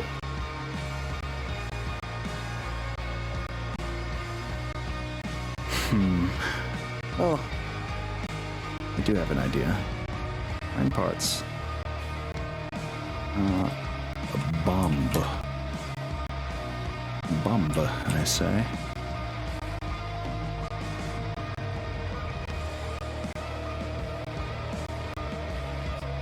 There we go, some standard bombs down here. Gotta get some regular old high explosive bombs. Maybe some infernos and small fuel airs as well. Oh wow. I don't know why it says we have 6 bonus parts here, but that's what we'll do. We'll fluff it as saying we are using our bonus parts here. We're gonna grab some bombs. I'm gonna leave 1 bonus part free just in case we need that for, oh god, we need it for a lot of things probably, but... Oh yeah, that's right. Every time we use this Thunderbolt 15, we need to use bonus parts to replace the ammo because it's a kind of rare and difficult to acquire ammo type for where we are and what we're doing. God, we are so low on money. Holy shit. We just started this, but literally it's the first day of the month. First of the month. But yet, we're at 386,000 C-bills because of this scratch lance we put together. Which, by the way, is now intact and functional. Fire lance. Never mind the injured pilot. Oh shit, let me... Well, yeah, you can see her injuries right here. Never mind the fact that she has some cuts on her leg. She'll be fine. She'll be just fine. Yeah, these 3 are otherwise ready to go. Maybe we should just send them out there, you know?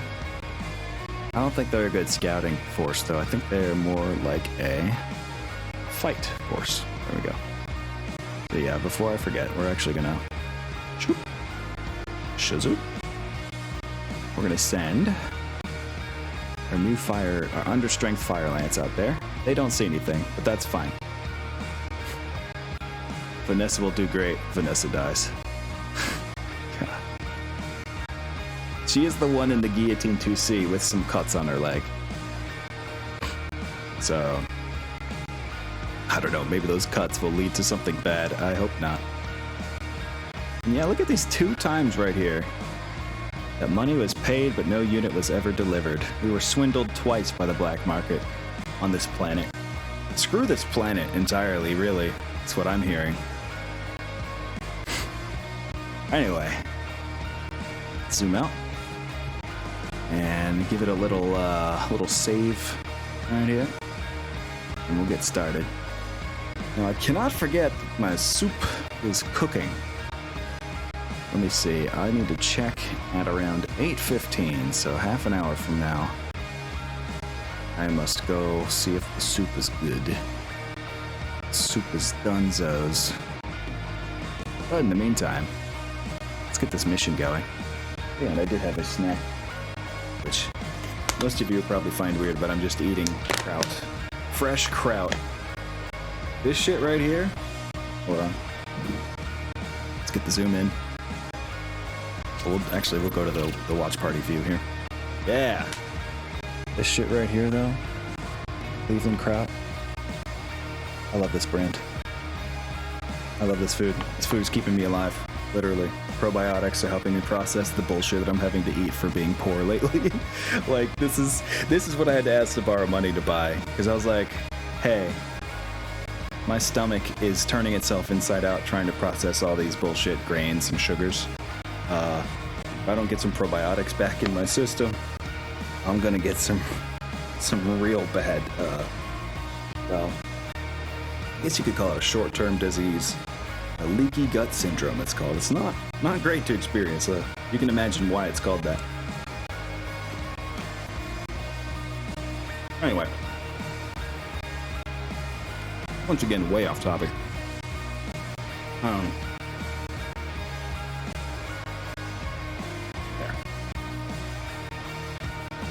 Sorry for crunching in the mic. Very crunchy food. Our Saracen is by far the most squishy. Well, not by too far. Looks like the armor is maxed for its weight, and then the Regulator is under-armored for its weight, so they almost balance out. The Regulator's still slightly more armored. Plus, it's got vehicular stealth armor, so it would behoove them to stay at a distance. So it's more armored just by the virtue of staying farther away. Saracen, though, doesn't that have some SRM? Just oh, it's MML. Okay, good. It can go close or far. We're good. Yes, I did pick up the guillotine there, Tin Cat. It was one of the units that was actually available, without the chance of it being stolen from us, or just it being a lie by the black market. It was incredibly overpriced. It took almost the entire budget. But, yeah, that's the shit I was yelling about the company store issue, the Lyrans overcharging us from their own store. It was the employer market we picked that up on. A-okay, Tin Cat.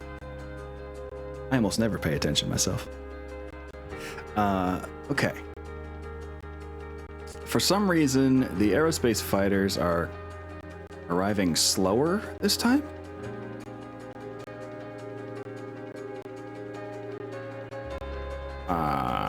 Okay.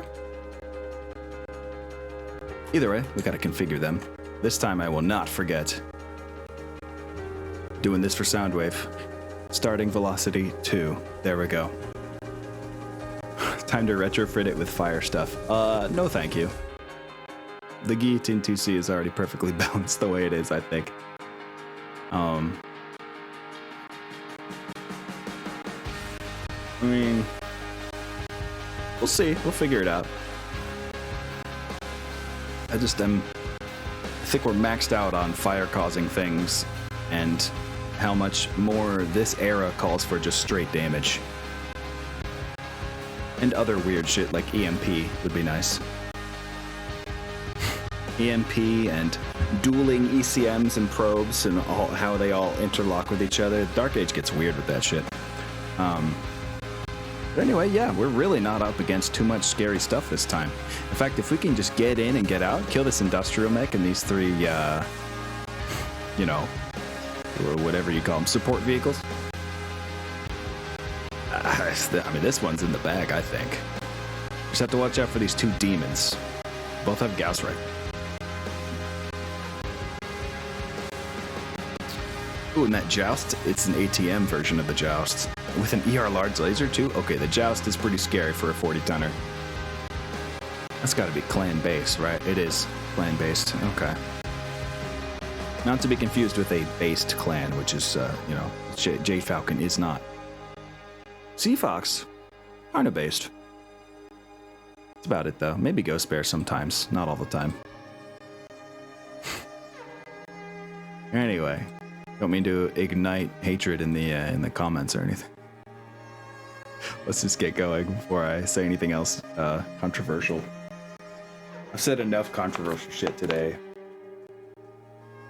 I'm honestly glad it'll be split up into different VODs, so I don't overpower anybody's goodwill.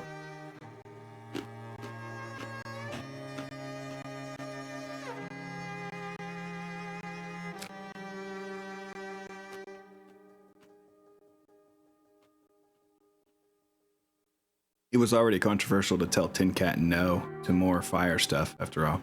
More flamers. And I said no, how dare I? Okay. Put that there. Zoom in a bit. And hats. I say for the 5th time today. There's definitely some pitfalls here we need to avoid.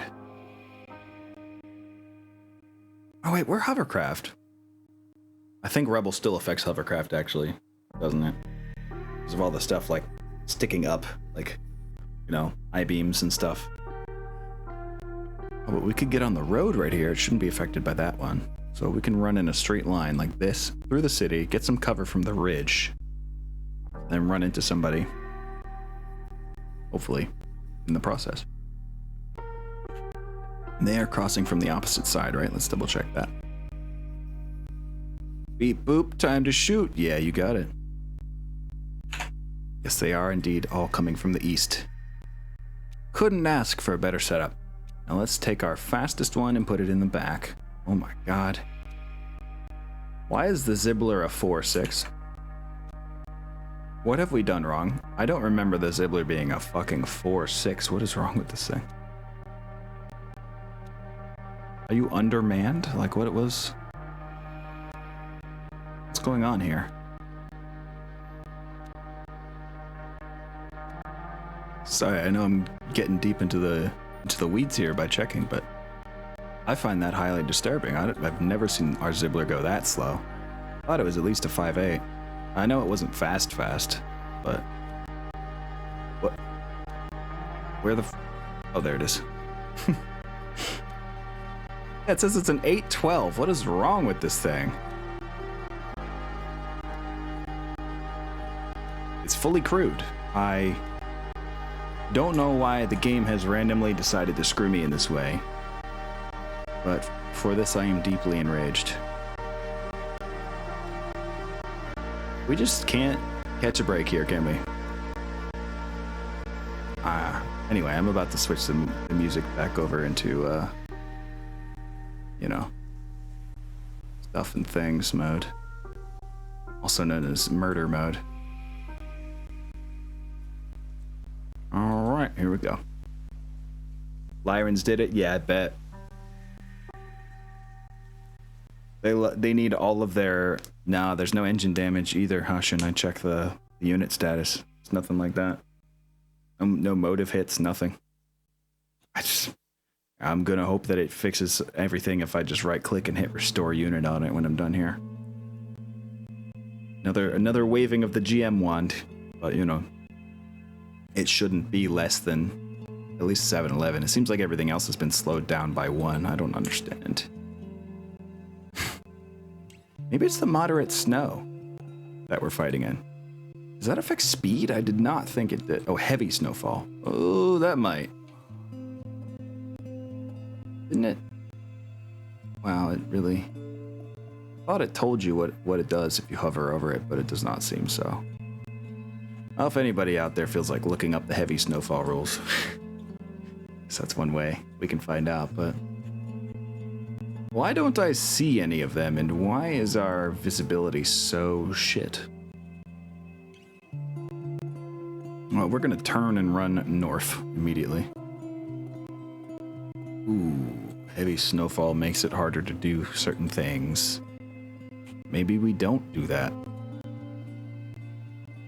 But I need to get some visibility of the north side, so one of us needs to go up there. I'd say the regulator. Whew. Not trying to roll a 5, though. Really not trying to roll a 5, my dude. We'll just go 9 hexes instead, or whatever that was. 8 hexes. I'm thinking maybe we just spread out a little and try to get line of sight on things. Zibbler's gonna move down there for that very reason. Heavy snowfall. You travel uphill both ways with no shoes. That's right, Cole.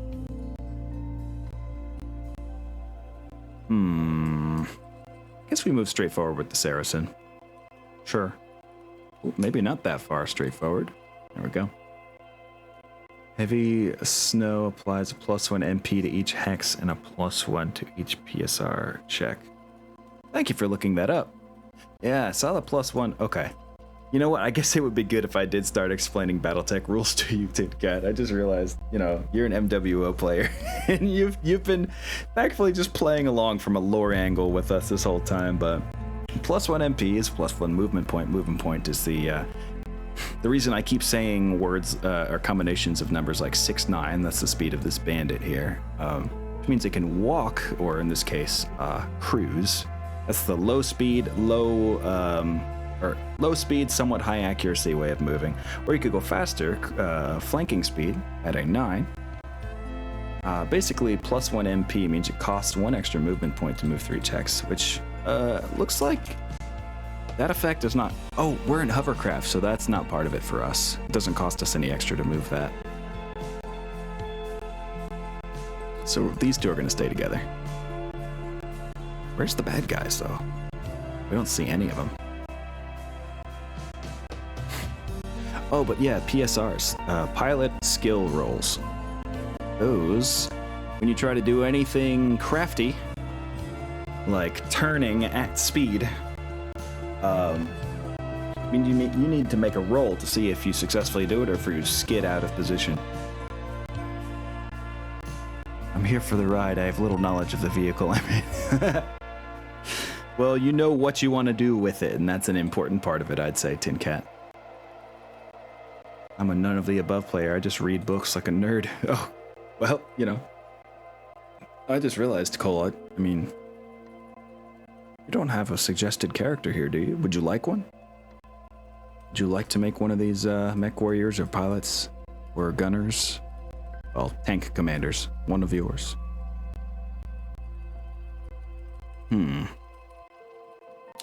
We bust through here. Well, we're gonna try it. Fuck it.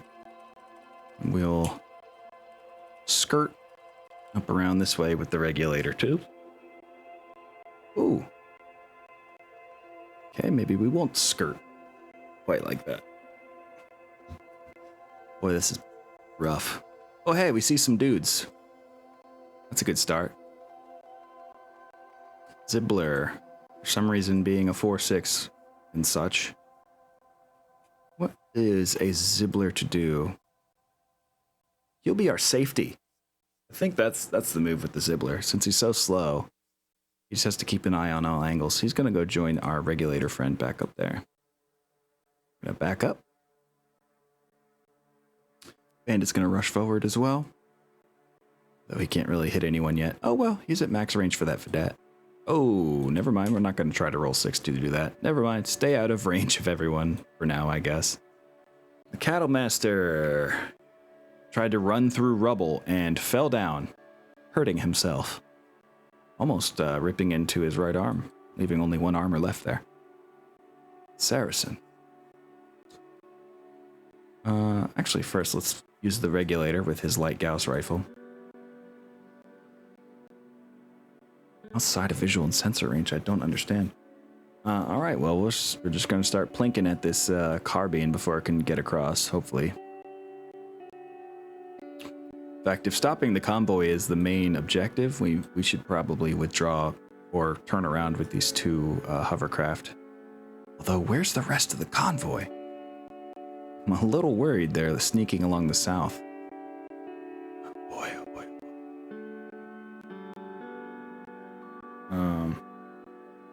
Well, you can rename anybody you want, but absolutely we can just go with Vanessa, our Guillotine 2C pilot. I haven't even added her to the list. Otherwise, you can find the majority of available characters and units right here at this linked Google Doc. Is this the Gauss Vedette? It is, and it's facing away from us for some reason. Bold move. Bold strategy, Cotton.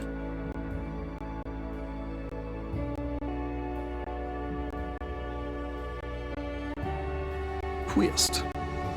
Can't see shit with the Zibbler yet. Bandit is also out of range of things. Regulator 2. Ooh. Oh my god. Man, that is a shot to call home about. Holy shit. Light Gauss rifle goes off, goes through the carbine, straight into the right torso, hits the engine, and crits on the gyro. The Saracen successfully getting a hit with the LRM-7 launcher, which is part of the multi-missile launcher, immobilizes the Gauss Vedette. The Gauss Vedette, shooting back at us, misses with its Gauss rifle. The carbine fails its skill roll for staying standing after losing a piece of its gyro and falls down. Well, oh, and it just crit its hip. Good fucking luck ever moving again there, bud. And let me see. Hip actuator hit. Oh yeah, the Cattle Master hurt his... Oh no, that's the Cattle Master. Okay. Because the Cattle Master fell last round, Industrial Mechs get an extra chance of being crit on if they fall or are meleeed. He failed that crit chance, blowing out his own hip and falling down again. Alright, the north side is pretty secured now. I'm quite alright with this. Really, it's... we gotta go looking for the rest of the convoy. Oh god, there's the demon. Yeah, let's bring this regulator back south. I think we're done here. Well, actually, the Zibbler's in a better position to go looking. Let's go do some scouting with the Zibbler. Let's go zibble them. Ooh. shit. That's what I'm saying, Tin Cat. Bold move. I'll make you pay. Oh, it looks like both of those peeps have already ejected. Wreck of Carbine, Wreck of Cattlemaster. Yep. We're done there. I really don't want to engage these demon tanks directly. Those are the scariest members of the enemy team. That's what I would love to send our aerospace friends after. Although if they hit our Thrush, our 24 armor aerospace fighter, it will explode instantly from a Gauss rifle impact. So we have to do that carefully. We are going to back the Saracen up to here, where it looks like none of those vehicles can see us. And we'll get a good view of the south from another angle. I don't know, has the rest of the convoy not arrived on the map yet? I don't understand what else could be happening here.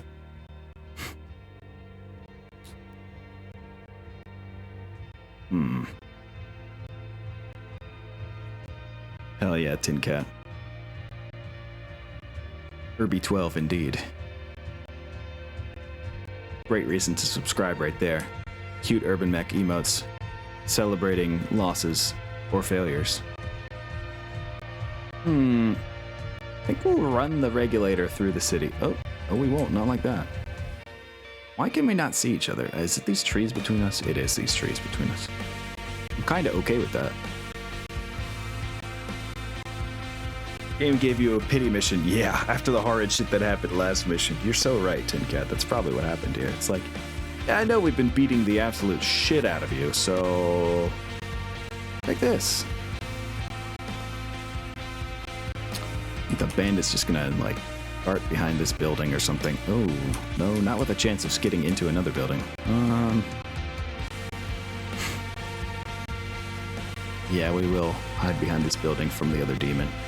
Although if the other demon is still visible, that's gonna be a bad time, Chief. Wait, what did we just discover here? Oh, the other APC. What happened to you? Oh, you're still fine. Uh-oh. We got work to do. Vroom, vroom. Zoom, zoom, zoom. In your boom, boom. Can we just... No, there's no real doing this carefully. We either go out there and expose ourselves to the demon tanks, or we don't. We can pray that the regulator hits again. Hits something important again. I need an Irby emote with X's over the eyes and an emote with an Irby holding a heart. I definitely want the Irby heart emote at the very least. Every time I hear demon, I think of the Alex Jones Doom guy video. I'm not sure I've seen that one. I have seen the whatchamacallit, acoustic indie version of Alex Jones. That was pretty funny. Yeah, and I'm not actually super familiar with that one. Life is short. Let's get out there. Yeah, look at all these ejections and shit. I love it. What we like to see. Oh, there's the Joust, the other really scary unit. ATM 9s are no joke. Saracen, of course, cannot see it. Can't see anything. I did move very defensively. It's the Doom video game, but Alex Jones has voice lines where he's just like, these people are demons. Oh, yeah. He does use that word a lot, huh? A demon would make a good addition in the form of a tank or the Gauss. Yeah. Well, I mean, the Vedette ejected, so we could actually pick up the Gauss Vedette. It's a pretty basic unit. I would prefer the demon tank. It's a far better, you know, workhorse, as they call it. Impossible shot, too long range. Damn. I think the snow is obscuring our sensors a little bit because we should be able to see this guy. We have the range. That's... I don't understand what rule is doing that, but I find it infuriating. I think we need to go after this demon with the bandit. Never mind shooting at this APC. We have problems to our side here. Wow. See all this gray text? Everybody missed everybody. You know, I almost find that preferable at this point. That is a preferable thing. Oh, and they picked up the ejected pilot. Well, The move here is to back up the regulator. Shoot. So we can keep an eye on that APC, wherever it goes. And the Joust has moved. The Demon has moved. One of the Demons, at least. Our Zibbler. God damn, man. The Zibbler is so useless because of the random penalty it has been imposed. I guess he's gonna push forward. There's the Zephyr, huh? Short range is 4 on that and 7 on that.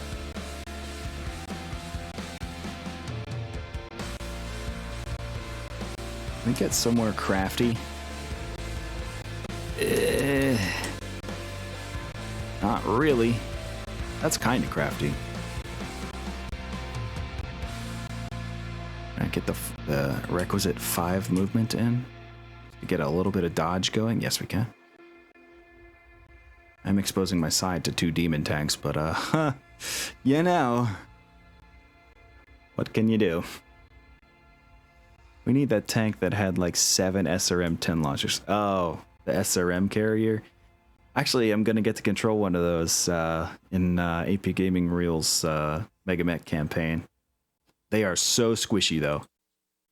Or maybe we're thinking of different ones.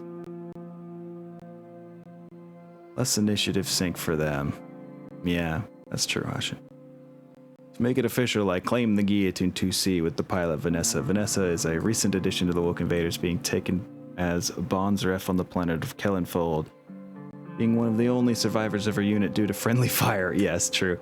Some of the invaders see her as a luck charm, but are not sure if good or bad. While wary of giving her a mech so soon after defecting, her willingness to jump into combat, despite still technically being injured, has won her some respect. Damn, that's a good backstory, Cole. Yes, please do DM me that same thing, if you don't mind, Cole, because I might lose track of it here in Twitch chat. So that would be wonderful if you did there, friendo.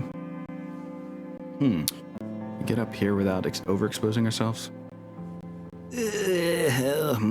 Well, depends on your definition of overexposed, it would seem. God, I really went out here and exposed myself to 2 Gauss tanks, just like that, didn't I? If I just back straight up, oh, then I can't see anybody, and that's no fun. I can get a long shot on the Zephyr. Yeah, why don't we just go for the demons together next round? We'll do that. Twist. Oh, God. We have 2 demons shooting at the Saracen. Oh, God. No. Obviously, the thing to do is fire back at the demons. Saracen might be toast, though. 30 damage plus coming its way. Lore. I plan on rewriting my lore, BT dubs. Oh, that's cool, Tin Cat. I'm down for such a thing.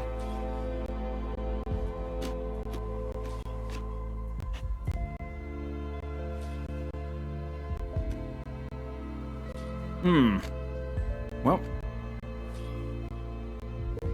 You are our only hope, Regulator.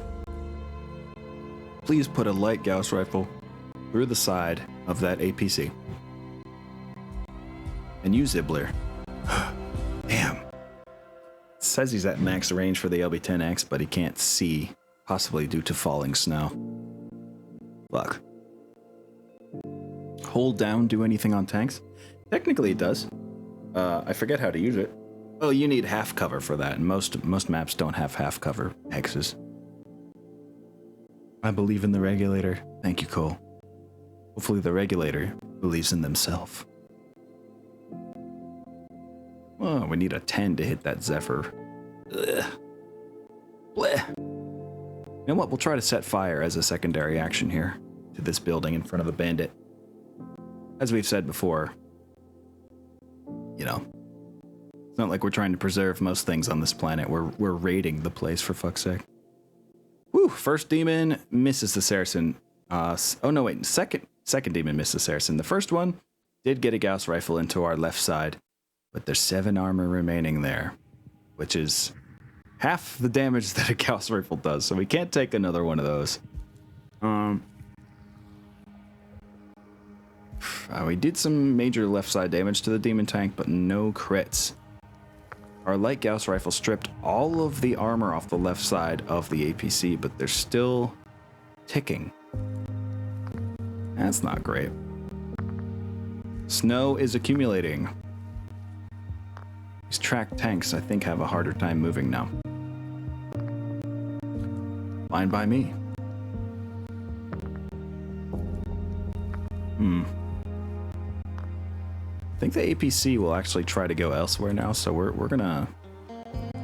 just gonna zip on by and start shooting the demons at a distance with the regulator. I think that's the move. The fire will keep the citizens warm during winter. Very, very warm. We failed to ignite it because of the snow conditions, unfortunately. Our bandit friend. What does bandit friend do? Actually, wait, the Zibbler is a more predictable move. Still can't see anybody. Kinda sucks. Just kind of floundering around. I don't even know where that one other member of the convoy is. Let me see which one that is. Yeah, the Boofle Engineering Support Vehicle. No idea where that is. Might be stuck in this valley down here. TBH. So the Zibbler's just gonna press forward. He's against a ridge for now, but he can at least enter the... He can enter combat in like 2 turns. Yay. And we're not trying to make any crazy rolls right now. Ooh. Zephyr wants to play, huh? A? Well, 2 can play at that game. I've got enough rear armor to take this. Though, wait, no, maybe it's technically a left side shot. Let's not do that. Let's actually turn. Get ready to scoot out next turn. Like this. Oh, we need a 5. Let's try it. Fuck it. Oh, there's the joust. That's bad. Hey, bandit, come help. Please help. Please clap.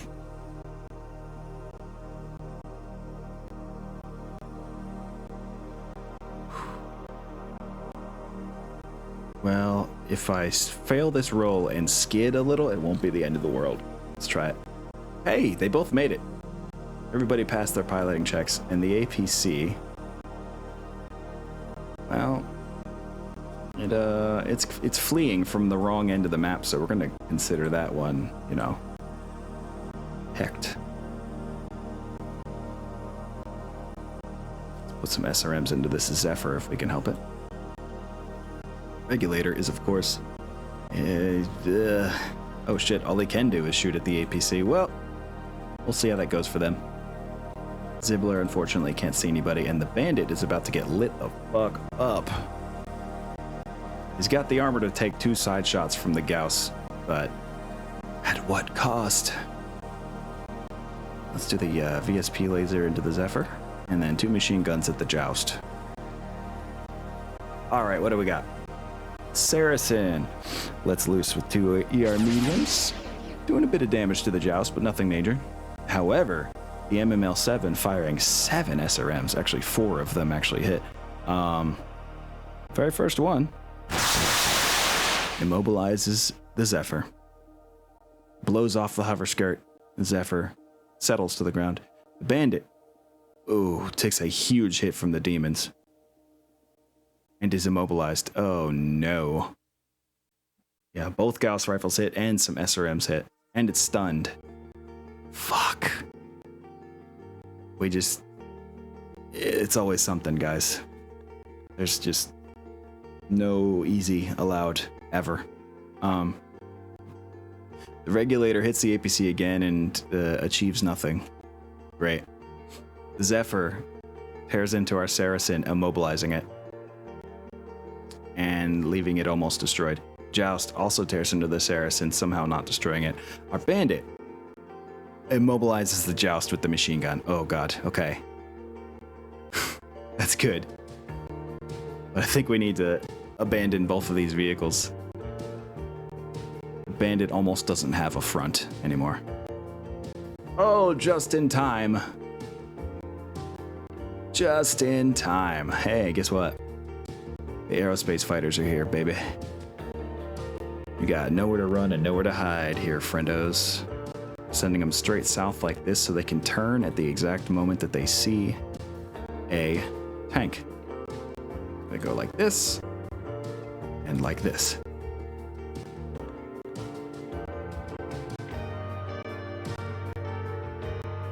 I guess a little inland like that would be fine. There we go. Yeah. Yeah, like, oh, I know we can't take you alone now. That's why we brought friends. What's his front armor looking like? Yeah, a single Gauss shot would destroy this thing if it hit the front. We need to eject. And hope that the vehicle crew doesn't freeze to death. Same for this one, which is an internal. Saracen did good work, and so did the bandit, but they need to be left behind now. Regulator. It's going to continue venturing forth. Oh, what happened to the demons? Are they a scared? Scared of what we will do to them? Well, there's one. We managed to spot one with our arriving Zibbler. Maybe we can spot the other. Oh, goobling. I am goblining a little bit, aren't I? Hey, look at that, Hashins. Maybe you're onto something. I'm on. And now Hashin's saying shit. Saying some weird goblin-like words. But I was quite googling there, it's true. Alright. The Thrush is probably the last one we're going to move with. The Sigh is probably the first one. With both its PPC and its double SRM4s for delicious crit seeking. We can work wonders with that lad. So yep, we'll zig and we'll zag like that. Hey, look at that! We fly over the other demon in the process. I know exactly what Roland Kahn would want to do here. It's going to be hard to do. We'll actually have a couple things do this. So we're doing a pretty advanced maneuver here known as a strafing run. We need to bring ourselves to a lower altitude to make this work, which is dangerous in itself. We are flying over top of these demon tanks. And, just spraying these 3 ER medium lasers across all of them. There we go. And this thing has a lot of thrust. That's the great thing about this tissue paper aerospace fighter is at least it can maneuver like mad. Demons are running like they're in Doom. Yeah, it's true. Back to the Doom references. So it makes sense. This one's not good for that, but we have 2. Oh, well, this one. Yeah, no, actually, yeah, we have 2 more aerospace fighters that can also make strafing runs. Now let's try it. I hope I didn't fuck up by doing this. It is a big risk for several reasons, but the chance to do strafing runs is just too tempting. Nice. Show me your moves. The only one who shouldn't do a strafing run is this Lucifer 3 here, because there's too many missile-based weapons for them. That in mind, we'll just fly over it regular style. Maybe these aerospace fighters can look around for that damn engineering vehicle wherever it went. Or we'll just capture the field and eventually find it that way. That's fine. Here we go. And the stern and sturm. I'm gonna go down again. Do a little turn action. Down here. Follow your friends. And turn again. Oh wow. Surprised at the freedom of movement this thing has. Oh, it is only 40 tons. Just a heavily armored 40 tons.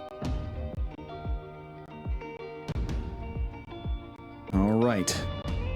Start off with a light Gauss rifle shot from the regulator at the demon that it can see, which is on the top of the hill.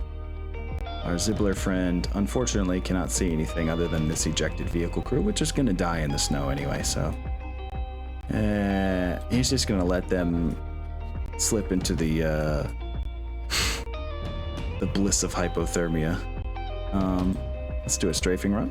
Oop, oop. Select these 2 hexes. And fire all 3 weapons. What? Do I need to select more? I do. No, I don't.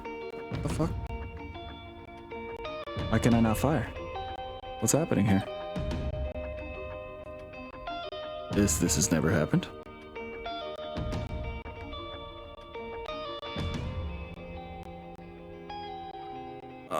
Normally you hit fire here.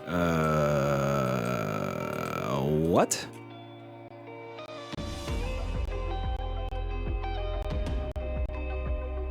Oh, exception. Cool. Very cool. Thank you. Have a nice day.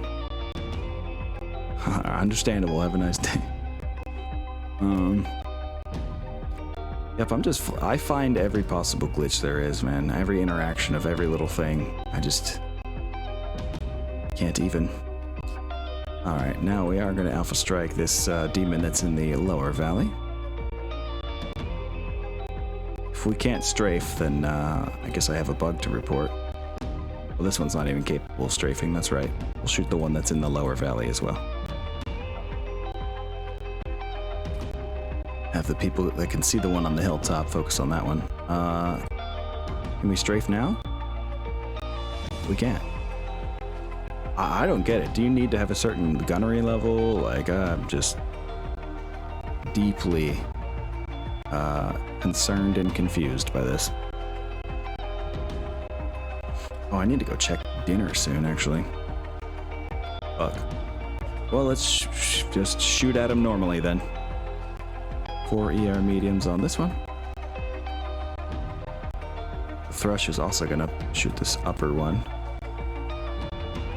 And yeah, we'll have the Tomahawk shoot the lower one, so it's technically 3 units shooting at each of the demons. This should do it. Hell yes, right away, right out the gate, the Psy immobilizes the one in the valley. Lucifer follows up on this one in the valley and leaves it alive, thankfully, so salvageable. Almost everyone, except for our regulator friend, who doesn't crit on it, but almost everyone is missing the higher up demon tank. Roland in the Thrush does get a hit on the demon. Thankfully, the demon has missed with everything at our Stern and Sturm, which is one of our tankier units. It would have been fine, but the other demon also misses with the Gauss rifle, but does hit the Stern and Sturm with medium pulse. The final Tomahawk, I think that's the upper demon, or is that the lower one? Let's find out. Oh no, the Stern and Sturm loses control and crashes. No! The fuck? And it's destroyed. You had so much armor, dude. What the fuck? Needs a 12? Avionics destroyed. We fixed that, dude. Didn't we? Oh no, that's right, we didn't. Oh no, I forgot about that. Well, that thing's dead. Fuck, man. That's on me. It's completely and totally on me. This guy's gonna flee. Bye. Before he freezes to death as well. Zibbler's gonna come up here. Long fix. Yeah, that's the one that was gonna take forever to fix, which I felt like I did not have time for. Alright, we need to go pedal to the metal with the Zibbler. And I fail.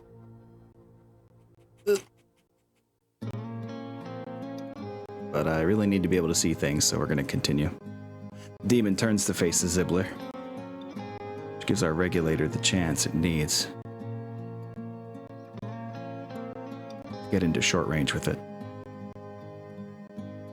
And just blap this thing in the side. We need to go up a bunch with the remaining aerospace fighters so we also don't share the fate of the stern and stern and get shot down.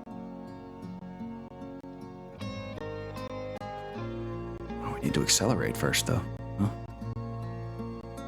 Is that enough? That is enough. Okay. How much thrust can we use on this? Ooh, all of it. Very cool. It will turn at the end, too. Yes. Pretty good move. Sigh. Oh, look, we found the boofle. We found it. Well, now we have to have something else focus on that, huh? Maybe even as crazily as this. Yeah, we're mostly staying in formation here. It's pretty cool. We do everything together. It's not like this boofle's gonna make it across the map now. It's gonna take it like 20 turns to do so. It's a movement of 1, 2. It has to use the minimum movement rules to move it all now because of the snow that's on the field, so... You know. Actually not too worried about that. No, this one cannot go after the boofle. Actually, we know that might be all it can do. Yeah. All it's got. So that's our dedicated boofalator. Is the Lucifer. And he cannot, in fact, go up this turn. There we go. As for our Tomahawk, he's got diamonds on the brain. He's going straight for that demon tank. Which, perfect. Regulator, shoot that demon. You need a 4, which is beautiful. Oh yeah, that's right, Hashin. I did totally forget to change the music, but it is good that we're taking a break from the intensity, huh? Doesn't feel so dire now, even when bad things happen. So that's a good point. We getting something out of this. Finally the Zibbler's in range. He's gonna take a shot with his LB-10X cluster at the Daemon. Lovely. First of all, we're gonna attack this boofle directly. Yeah, and the rest of them are gonna focus on the demon because that thing needs to die. So, pew pew pew, pew pew pew, and pew pew pew. Cool, dude. You're still going? Absolutely, Heimont. Fuck, I mean, once I go grab my food, I might do another mission, so, you know. Yep, we are laying down the fire here. LB-10X impacts the demon. Gives it -2 MP. Lovely. The Buful has been stunned for a turn and has +1 to driving skill rolls. That's rough on them. Demon tank does shoot back. Hits the regulator in the left side, leaving 10 armor. It cannot take another shot there. The Psy puts its ERPPC into the demon. But everything else has missed the demon. We are still in play. Oh, well, actually, it says the demon is... Oh, it's a 0-0, but I don't think it's gonna try to... Oh, boy. Oh, shit. Hydrate. Posture check. Well, I'm about to eat some soup, so that's going to be my way of hydrating. I am checking my posture. I'm a goiblin. I was being a little goiblin.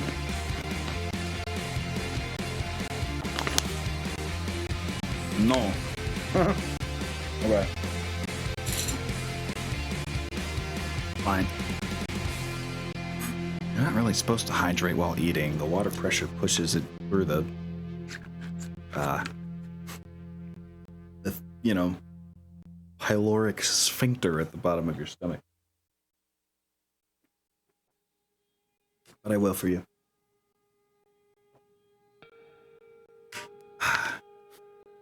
There we go.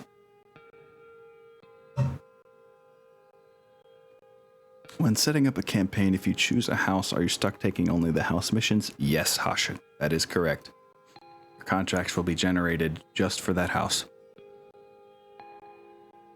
Oh boy, if we don't roll a 5 here, we go flying off this cliff and take damage. Let's find out.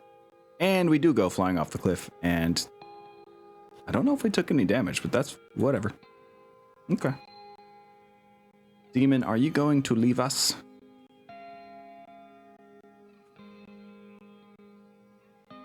Regulator's gonna sit still like a boss. They did eject. Oh my god, okay. Never mind, guys, it's a victory.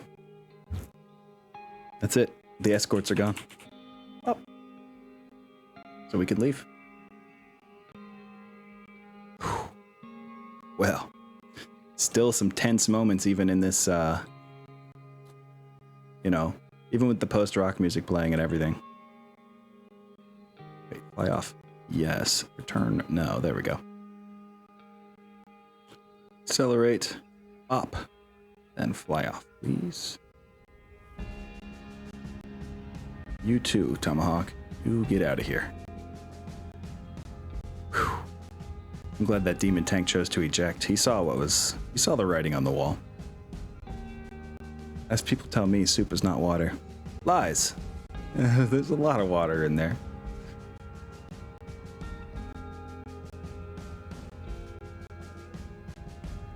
Okay. It is really salty though, so I guess that does undo part of the effects of the water. Yeah, our stern and stern is totally destroyed here. Sad day. And for a zoomed in view of that.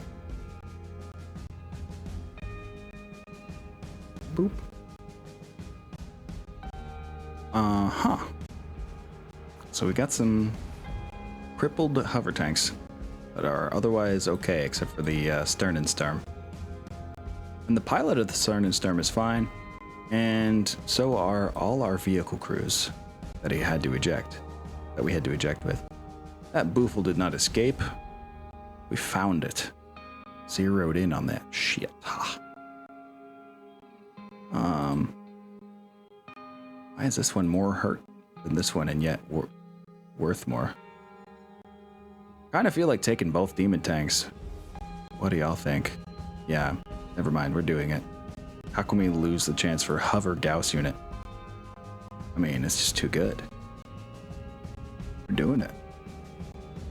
In fact, that joust is pretty cool too. I think that could be part of our new firing line. Let's do it. Joust. You know, we've got a lot of losses on the firing line lance to replace after all. Looks like we picked up 2 vehicle crew who might want to defect. And how do we mark some kills here? Cattle Master, that thing was folked up. I think the Cattle Master did itself in with crits and such.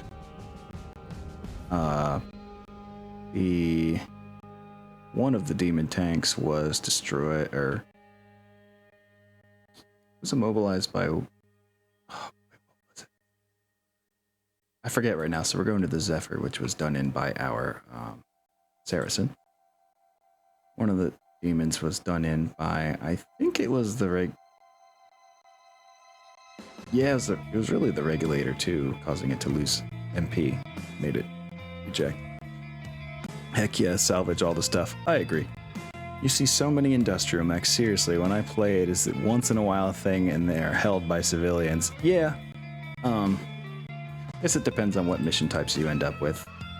I'm doing a lot of objective raid type contracts, which lead to things where you're attacking infrastructure a lot. So it's enemy industrial mechs I'm seeing. There's other like garrison and defense contracts where you're protecting industrial mechs occasionally, but mostly just fighting stuff. So yeah, I could see how that could happen. What shot at the Vedette early on? I think that was also the Saracen. Excuse me. I think the other demon was done in by the Zibbler, strangely enough.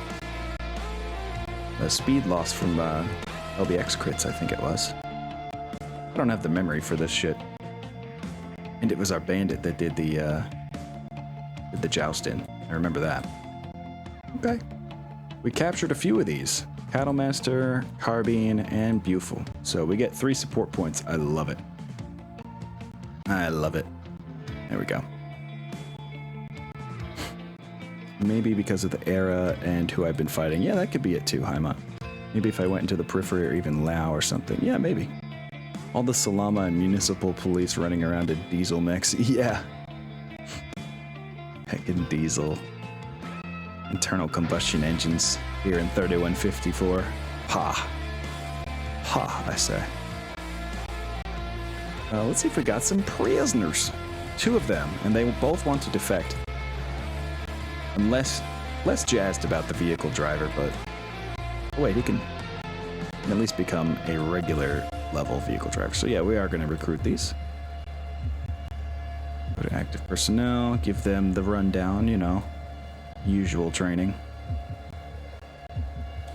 Ward.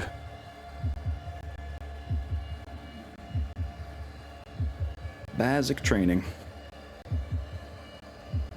Make them corporals. They will find jobs soon enough, so they are miraculously uninjured. Oh, that's pretty cool. I'm gonna grab my soup and keep going, actually, guys. And I know it's a crazy thing to do, but we have apparently one more mission that we need to do here. I don't know where it came from. Oh, raids. Hold on, let me show you. We're here on the map. Our early warning center has, you know, it's determined there is another convoy out there that we need to attack. 6.5 hour stream, let's go! Yeah, that's what I'm saying. For some reason today, I'm feeling like I'm in for the long haul. Ooh, I'm goblining a little bit, how dare I? My spine does not like me doing that. Okay, well, the skirmish V's can't attack this one. Which convoy could we effectively take out with who we've got available? Damn it, Baker Lance is still in the field. Oh, we have a few days to attack that convoy. Never mind, we're good. We can advance the day without much trouble. And nobody is in the infirmary. Everyone's uninjured. That's pretty cool. We do need to take our tanks that are not yet assigned to anybody and give them some maintenance. Assign tech this lady. And oh boy. Okay, running out of people to hand this to. Shiznit. Okay, sure, that works. I'd have to find it again, but there was a Dark Age story that was like, you have to defend a planet against a massive incursion with almost no mechs, and the commander is like, but wait, we have industrial mechs, and we're at a fuel refinery, we can win this. Yeah, that sounds like some Dark Age vibes for sure. A lot of industrial mechs, like militarized and, you know, kind of not even fully militarized, just like haphazardly thrown together industrial mechs with extra weapons on them. Yeah. That sounds about right. Let me go grab my soup real quick.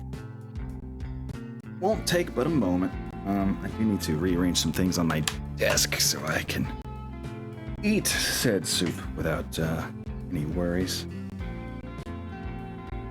Oops. I think we can also advance the day here in a second. Is it possible to adjust the rats at all? Against Wolf, I've been fighting almost exclusively lights and mediums. Occasionally I'll see a heavy, but in the 10 or so scenarios I've been through, I haven't seen even one Timberwolf in 3067. I know that is post-refusal war, right? Their posts are in the middle of the refusal war. Still, though. Yeah. It might be rolling based on what you're using. I'm not entirely sure. If you're playing StratCon, it's BV based, so that could have something to do with it. If you're not playing StratCon, it's weight based, I believe. One moment.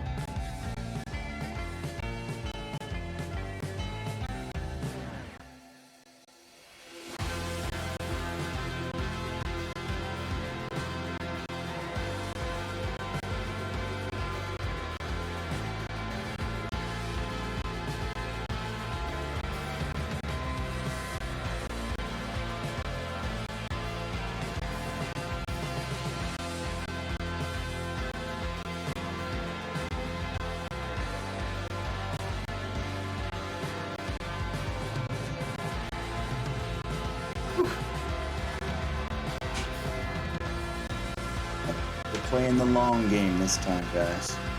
Playing the long game. Oh, damn. Hey, Casual Joker. Looks like you're dropping some knowledge for us. That's good. As of 49.10, StratCon also takes into account units deployed from the TONE. Oh, shit. Really? Oh, okay. No more sneaking around it with that method, huh? I have been running StratCon, but I have been using an array of highly customized mechs, huh? Okay. Yeah, that might be it indeed, Haima. For the purposes of BV balancing forces, yeah. True. Scout lance for scout missions, but swapping for battle lance for the actual battles because the scouts are in the middle of a refit. Oh. Yeah, that sounds risky. Risky business. But that would make sense if it were factoring them both in. Or maybe using the scouts only. That's right. But yeah, using the scouts only for calculations there. Have you had a chance to use single blind yet? No. No. No. We are not using single blind. I'm having enough fun with double blind. Thank you very much. I'll use single blind when things are ever easier ever again, but they have never been. For the Woke Invaders, everything is life or death at all times. I don't know if we've ever had a fully easy mission. Something has almost always gone wrong. I remember the early days when we watched our allies just mercilessly destroy stuff and we almost had to do nothing, but those days are long gone. They're throwing some hard shit at us these days. And the Scout Lance BV tops at 5k-ish. Yeah, that sounds like some crazy custom units after all. They're Haima. Let's advance a day. Bop. We have time before we need to deploy for that other convoy attack. Oh my god! The XL engine that was in our warehouse is finally repaired, which means we can shove that thing back into... which one was that? Oh yeah, in the Mistlinks, but it's currently being worked on in the torso, so it can't be put back in yet. You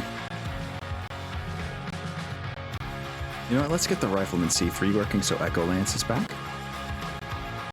Princess will soon rival Skynet. No! No, please. Yeah, I'll get a zoomed in view of the action of the, that repair action. This is the Rifleman we're looking at. The most important thing is get this arm put back on. Who's got the easiest shot? Well, all of these people do, so we'll do the one with the least that still adds up to a 2-day job right there. Could do it in 1 day with this veteran if she rolls right. She rolled right. Yes. This double heatsink is suspiciously hard to replace. We'll bring that down with some double and triple time modifiers. Do we do quadruple time on this one? Yeah, I really don't want to mess this up, so let's do that. And quadruple this one. And she failed. Okay, great job. And we'll just do auto repair on the tanks. I don't really feel like getting too deep into that one. Now, for our own sakes, I say we pass another day. Okay. This Vixen, oh my god, this Vixen refuses to be fixed. Gotta try for an 8 yet again.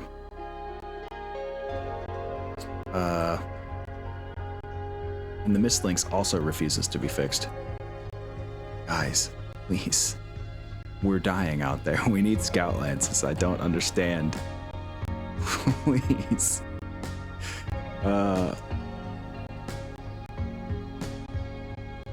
We need this job done within a certain amount of time.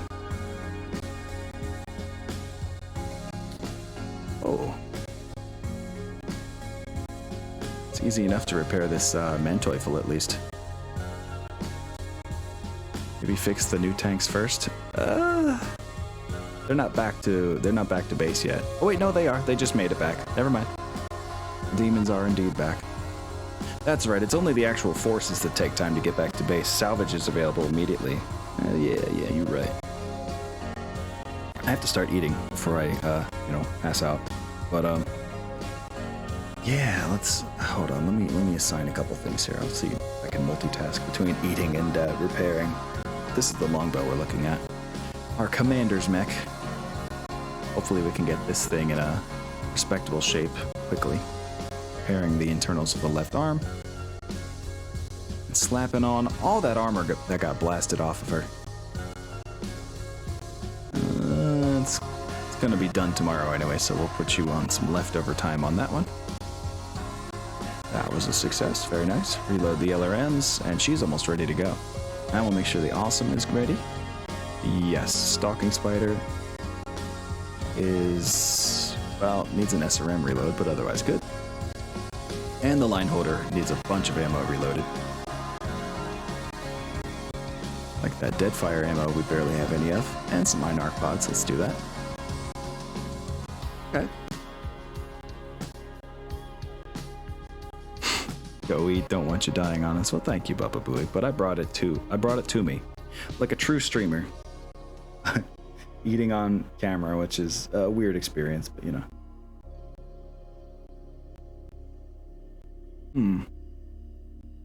Woo.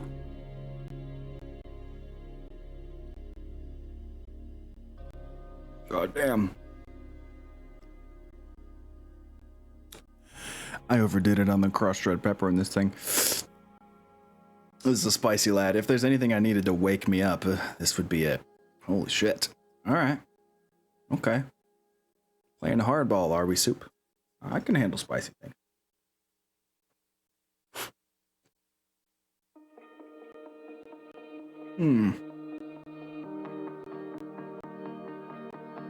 Short-handed? What the fuck?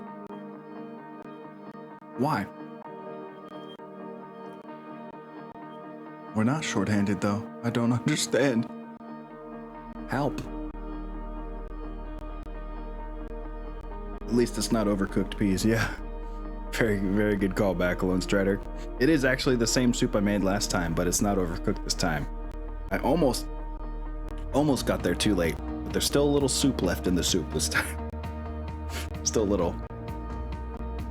Need more Aztecs? Normally that's what short-handed mean, but we're already at full strength on our tech teams. I've seen this issue come up sometimes where it's just short-handed for no reason. I don't know what it means. Goodbye, sinuses. Yeah. Eating a spicy lad tonight. That's fine. I wonder if it's time for our friends to go back out in the field. Damn, they're really taking their time. As soon as Baker Lance gets back, it's their time to shine. Returning them against this hostile artillery base. How did your soup turn out? Well, it's almost not soup. There's like a centimeter of water left in the bottom. It's more like well-spiced and steamed grains. And that's okay. It's actually pretty fucking tasty. It's spicy as fuck, but you know. Because I poured way too much crushed red pepper in there. I have a tendency to do that sometimes. I err on the side of spicier than not. I don't know why. Hey, our sniper artillery is almost fixed up too. And at this rate, we might be able to fix up our skirmish vehicle lands pretty quickly. The bandit fixed.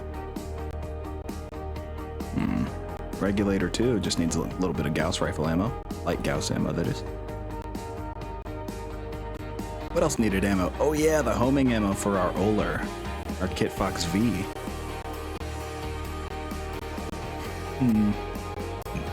Excuse me. Lucifer needs a little ammo. The Psy needs... It doesn't need any ammo. I love spicy foods, but my ulcer disagrees. Oh, I'm so sorry to hear that, Baba Booey. Yeah. When my stomach virus was hitting me, I could barely keep any food down, and spicy food was definitely not an option at the time. That was like 3 or 4 days ago now, though. So. Just chasing that capsaicin high. Maybe a little caution. Endorphins are released by capsaicin, so pretty nice. Oh, we don't have any more LB-10X cluster ammo. At least we only fired 1 shot with the Zibbler. We don't need to reload yet. Alright, I'm doing instant mass repair on the rest. I don't feel like sitting here through all of this. I just want to get Baker Lance back to base and then send them right out against that artillery base that we discovered. You know. I guess we'll have our aerospace people do some salvaging. Oh, come on. Oh, there's a Beagle active probe in that stern and stern. This thing is just chock full of technology. And a 320 XL engine, huh? Doesn't seem to differentiate between mech type and aero type of that, so that's amazing. Does that mean wasps are actually trying to make you happy to death? What, do they have capsaicin in them? Do they sting you with capsaicin or bite you with capsaicin? Or is it the poison that releases endorphins? Be news to me, but I'd understand it. There's cults out there that allow themselves to be bit by snakes and such, probably for a similar reason, so. Anyway. Boy, I've managed to just stay off topic today, huh? Alright, let's get some bonus parts out here. Leave 2 support points in case we need them for reinforcing, but we need some bonus parts, clearly. Oh no, I forgot to do the thing Hashin suggested, and what's the word I'm looking for? Not salvage. Ransom. Ransom some of our missing things. Mostly ammo we're missing. Let's get this improved heavy medium laser so we can repair the Locust 2C9. And we will get some Thunderbolt ammo. Actually, wait, we can order that? No, we can't. It's lying to me. We'll get 1 ton of that. What topic? Yeah, I guess just the topic of continuing to play Mecha HQ. Otherwise, there's no topic to be on, is there? Yeah. Alright, is Baker Lance back? God damn, you guys are taking forever. Okay. Fine. I guess. Advance the day. Do it. Some good maintenance, some bad maintenance. Some failure to fix the Vixen over and over and over and over again. For the rest of all time. You know how it goes. You know how it do.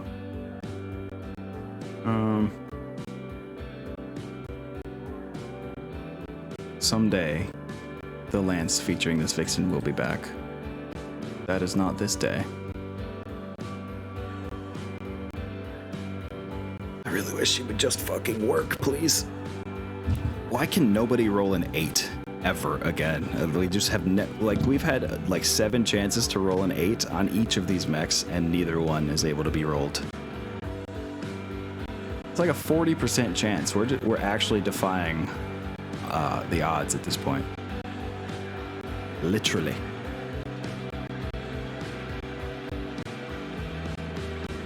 When I was 20, my friends and I were idiots and ordered a vial of pure capsaicin. We then fucked with one of their brothers and put a teaspoon in his... Oh my god, a fucking teaspoon? He threw up all over our living room. Yeah, I believe it. That's a lot of fucking capsaicin. Holy shit. Most people who actually enjoy it only put a little bit on the end of a toothpick and then dab it on their tongue or whatever. That's intense. Alright, let's refill this fortune with what we can. Rifleman C3, it's almost fixed, but we need somebody to please fix this armor that everyone else is failing to fix. Hacksaw Jack. Nope. Do it again, Hacksaw. Yeah, he did it that time. He knew there was very little room for failure, but apparently just enough room for failure for him to fail once. King Crab is back. So that means Baker Lance is back to base. We need to make sure that Baker Lance is otherwise okay, which I think they are. Otherwise, I wouldn't have sent them out the first time. Yeah, undamaged. Now we're just checking the deets. Oh god, I just realized I'm zoomed in on a dumb part. There we go. These units are looking fine and dandy, though. The scariest part of this story, Hyman? Oh god, it gets scarier? Alright. Yeah, the mechs are fine, so we're actually about to attack that hostile artillery base. Like this. Baker Lance, go! I choose you. Pokemans.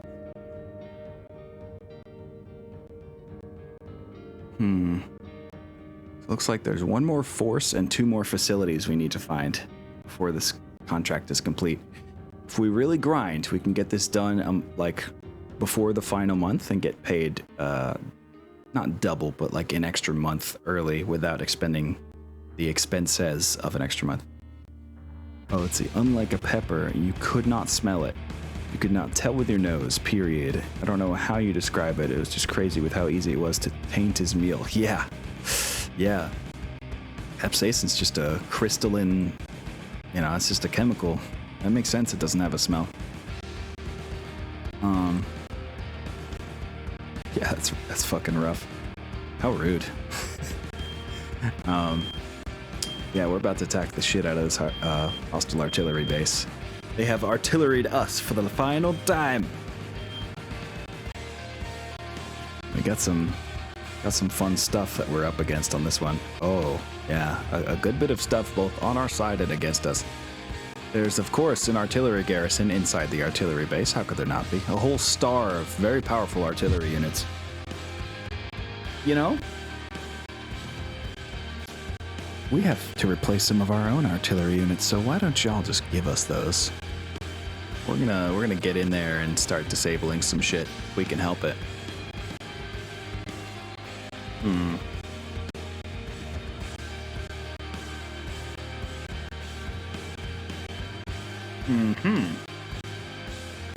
Oh boy, we're on a fortress map. That's not great. Yes, death to the king of battle.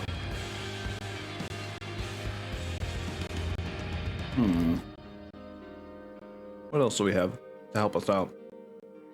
Ooh! Very heavy tanks from the Lions coming to help us. That's pretty cool.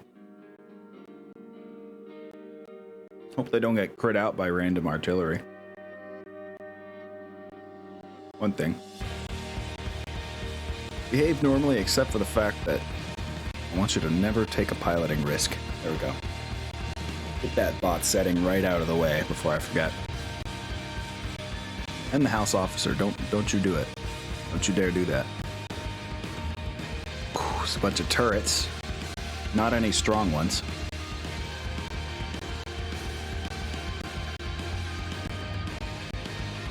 I put caffeine anhydrous in my friend's milk gallon. Oh my god. It was kind of funny watching them get a little jittery that way. Oh my god. You guys are fucking evil. I'm gonna chat with a bunch of psychopaths.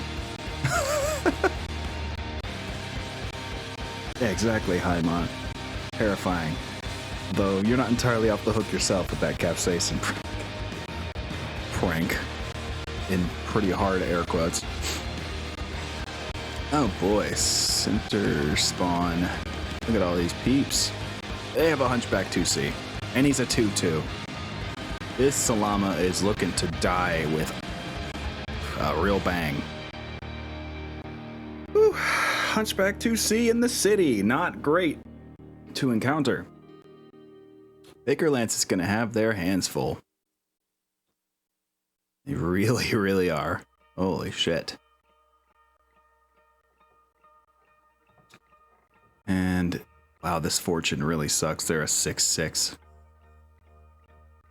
I don't feel right about that. But the BV does look right. Oh wait, no. Except for the primary R4 being 16,000 fucking BV. What? My God. Oops. Excuse me, wrong tab. Yeah, that's... And then 17,000 more reinforcements for the Jade Falcon up for. Mostly tanks, but there's a Hyro Falcon. Oh my God, not another Hyro Falcon. It's a 3-4, so it's a clan regular. A Shadowcat 2-3. Oh my God, is that the one that's got an ER large and 2 Streak SRM6s? 4 Streak SRM6s. What the fuck? And an ER medium. God, what the hell is going on here? We need reinforcements. That's what we need. Are you mad?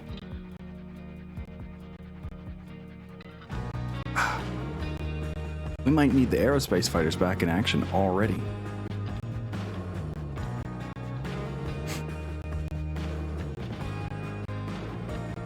I once made $20 eating a cup of salt. Damn, Cole.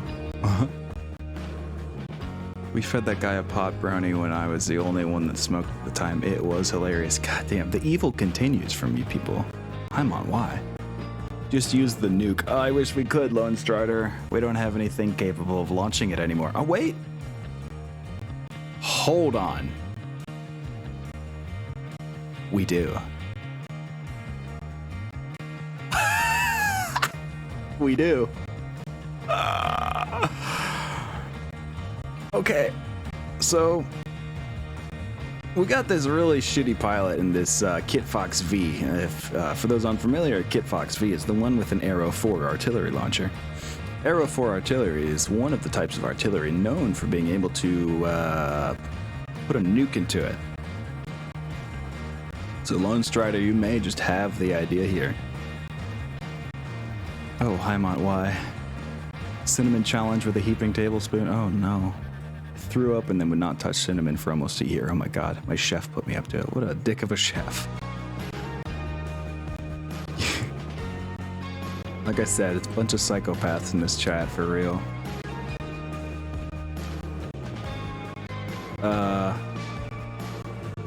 So yeah, Echo Lance needs to come help. And I think we're putting a Davy Crockett in this Kit Fox V. Artillery 4 is advanced auto. Oh damn, you got hit with an ad, didn't you, Cole? Fuck. Who's a psychopath? Everyone. Everyone here. I guess myself included.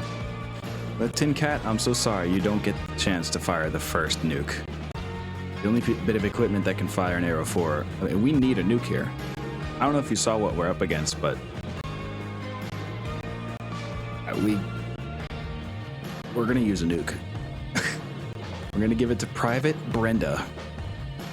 What an unassuming person to give the first nuke. I know you're gonna hate me for this, Tin Cat, and I'm sorry. But, you know, it's out of necessity at this point.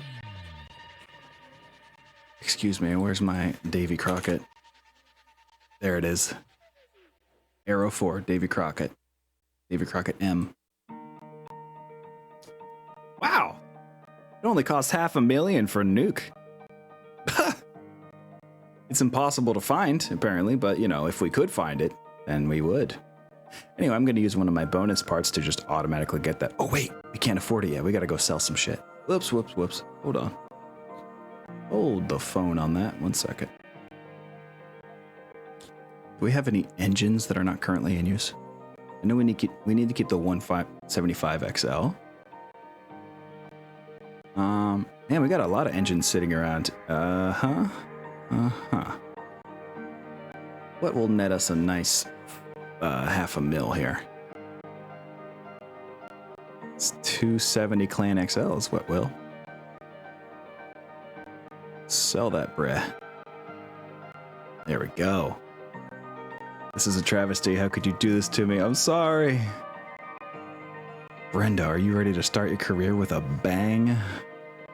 Give it to Brenda. She still hasn't done a war crime yet. Don't know what you're talking about, Stowe. I only could hit a target at 15 to 20 yards with a few railroad spikes. Railroad spikes. What? Who's shooting railroad spikes? Oh. Tin Cat, it's our only option. I'm sorry though, dude, for real. Like, let me show you this list again. I know I'm just kind of flashing around in a bunch of screens that don't make much sense right now. So let's go back to this artillery base. Our forces are worth about 15,000 BV. Their forces are worth about 41,000 BV. That's the, in case you didn't know, that's the point system used for equating equal forces. I don't know what else to do about that. Maybe this is the story moment where, you know, Tin Cat sees what Brenda did and was like, I need one of those. And that's why we modify the King Crab after this contract. How about that? I mean, like, I don't know. I think it kind of makes sense, but of course I'm just trying to make excuses so we can do it. Just saying, like, there's no other option. It's literally nukes or nothing at this point. Let's see. Need to go to the hangar. Look at our mix. Hit Fox. Swap ammo. It won't even let me select the Davy Crockett. Are you kidding me? Excuse me? Is that because... Oh, wait, no. It should be fine. We should be able to do that.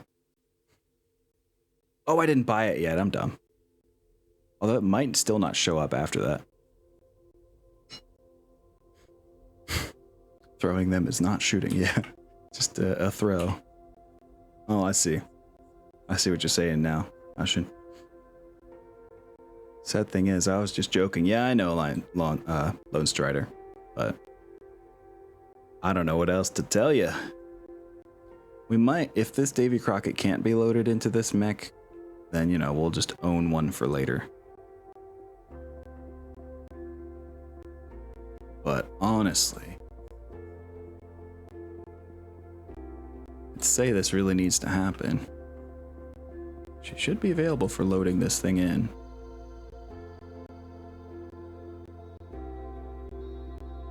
It's not showing up here, which is real bad. So we're about to reinforce with Echo Lance. I'll do it in the fucking, I don't know, the loading screen in MegaMek if I have to. Before I make this wild decision, I'm going to save the game. We're going to reinforce with Echo Lance. Go. This is wacky.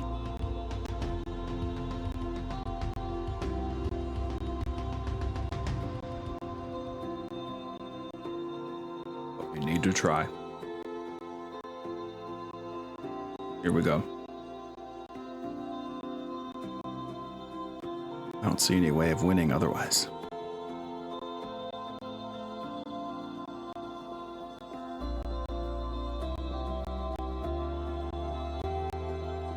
We've been hit with impossible odds. The point where not just the nigh impossible odds that we've been given lately. These are fucking impossible odds.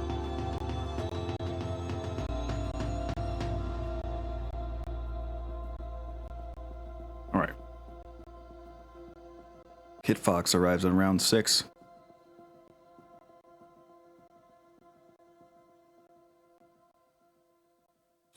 What the fuck, guys? Hold on. There we go. I'm using Microsoft Edge so I don't destroy my computer's memory. My RAM. We get the fuck away from Bing though. Go back to Google. And search for MegaMek enable Davy Crockett ammo. me how.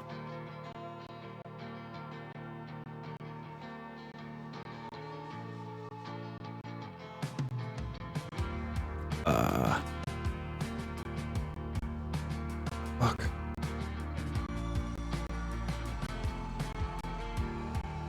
There's no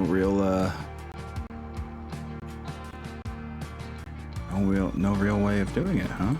Could be a game option, actually. 1 second.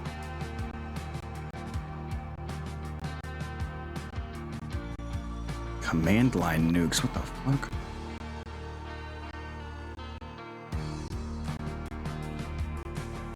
Nukes are still available as advanced munitions. Well, it sure doesn't fucking seem like it.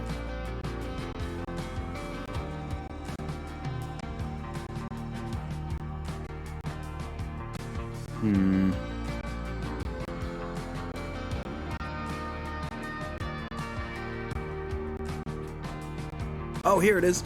Allow nuclear weapons. Ha! I didn't know that was a separate option. Silly me. Well. And it's still not in the list. Oh, I might know why, actually.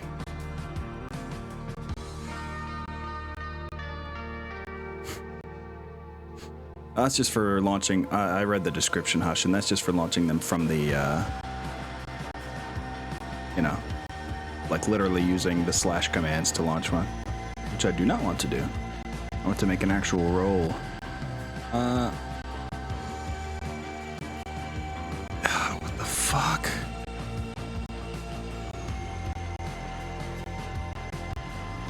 Why can I still not load the Davy Crockett?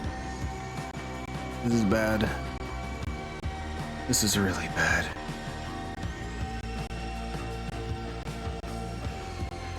Hold on, we're backing out for a second. Yep, disconnected.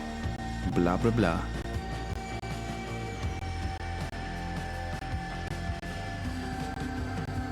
Okay, they are on the map, but...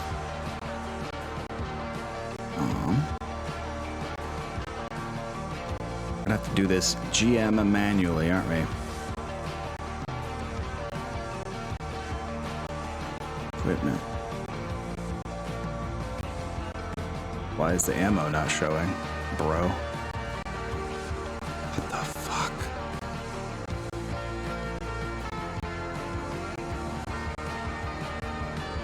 What? Is this karma for cutting in line before Tin Cat with a nuke? It might be. Oh, why is it showing as unavailable? That's just a lie.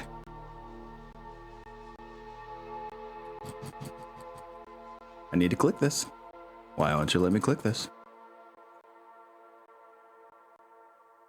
Bro, please. Hold on. Might be why. I might know the reason why. So I'm reloading the save before they left the base. And we're also changing the game options here to allow nuclear weapons. Bop. So it automatically does so. I'm gonna take this. I already bought the Davy Crockett, right? Yeah, I did. All right, well, to the mech lab again. Okay, at least the ammo is showing now.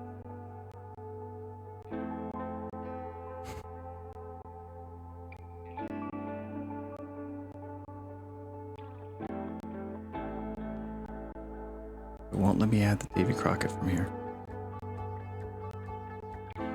Why? I need that ammo, bro. Why are you doing this to me, game? I'm so deeply confused by this. Do I also need to enable command line nukes? I will. I need to.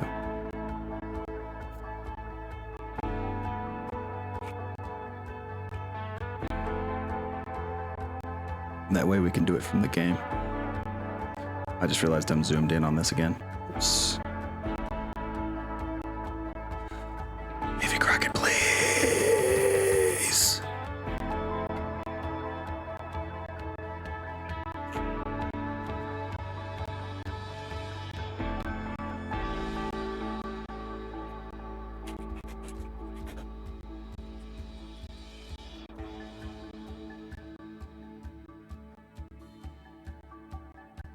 Hold on.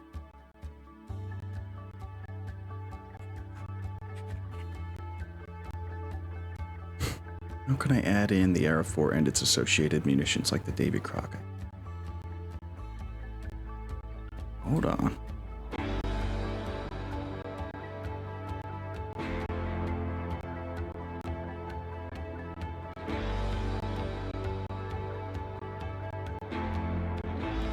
Ah, experimental tech level. Let's make sure that we're on that. Main options, tech limits.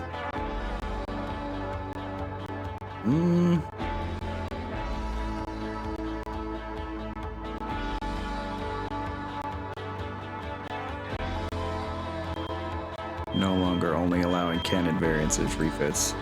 We're going to unofficial maximum tech level because this needs to happen. Yes. And Frim does not seem to have helped here, but I hope it helps in the game. As well as, let's see. Let me make sure the game options also.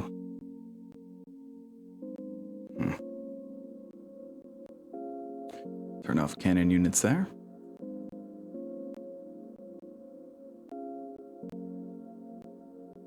Okay. Allow invalid unit designs on unofficial tech level. That is, I mean, it should be working.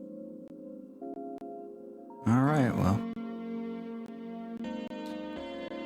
Until I can figure that out, I don't know why it's doing that. I replace the save. Yeah, I'm pretty disappointed too, Haimont. Pretty disappointed. Try it one more time. And now it's not showing the ammo again. What? And now it's all showing as unavailable again. What is happening?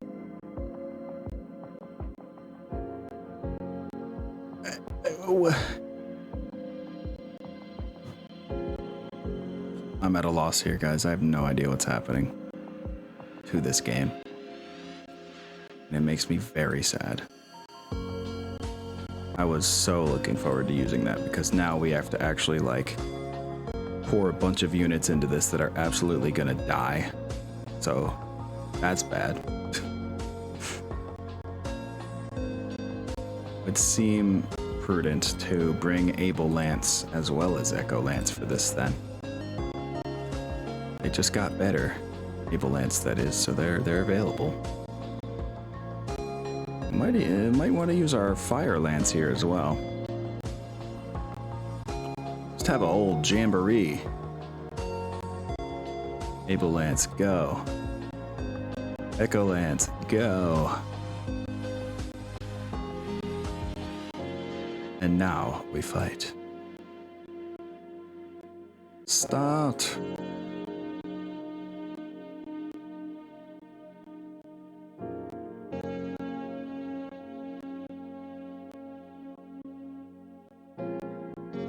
Kid Fox, tell me your secrets. Still can't choose the Davy Crockett. Game is busted. Game is busted. Do I have to fucking add it? Like, do I have to go into the file and edit that shit in? I will. I will if I have to. I guess we're not using it this time. We're just using a bunch of reinforcements. Really not how I wanted to do this. We're gonna lose this. We're probably gonna lose some good people.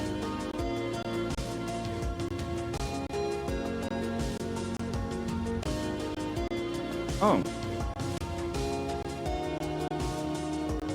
And the enemy reinforcements are coming straight from behind us in the northeast.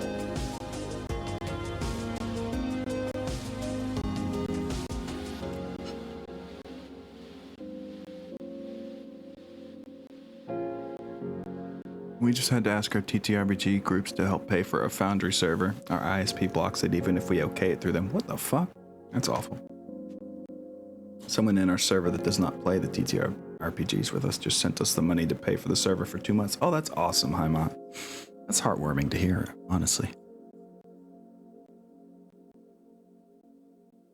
Enemy artillery is going to be firing the whole time. That's going to be a major issue as well. Baker Lance is going to have to stay moving and set up a... I don't know. They're going to have to get in and get out, honestly. They need to get in, destroy most of the artillery, and get out before they, before all the guards of the artillery can fuck us over.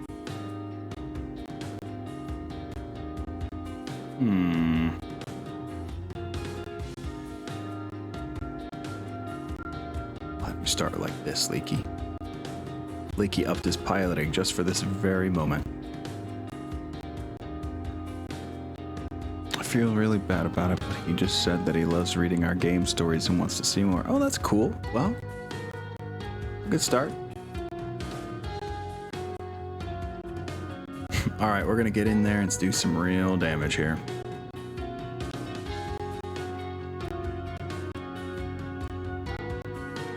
Woof. Woof. Okay. This is gonna need the actual battle music back. So let's do that. And let's get deeper into the action here. We did win on initiative. What? Oh boy. We got some same turn artillery coming in. We have to move now. Where are you even shooting? Dude. Has to be pretty close. Huey started here, didn't it? Cruise to 2, so it started here. I think it's 16 exit. Oh, jeez. They're right on top of us! We gotta move! Go, go, go!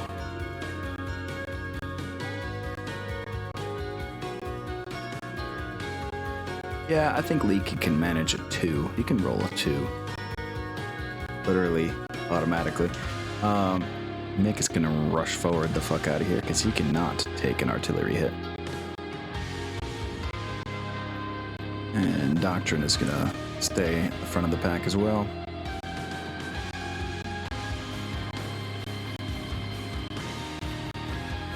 Please separate the VOD when loading it? You mean, like, cut my VODs into pieces? I do already do that. The only one I didn't do that with was the very first one. An intro of sorts.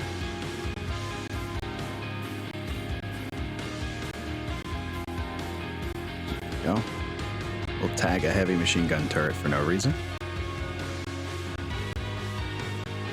Oh no, the Huey's double arrow 4 drifted and hit our friend in the north, the Alicorn heavy tank, which we are relying on. Please don't kill our tank reinforcements. Ooh. They are shooting the shit out of these turrets, though. That's a good start.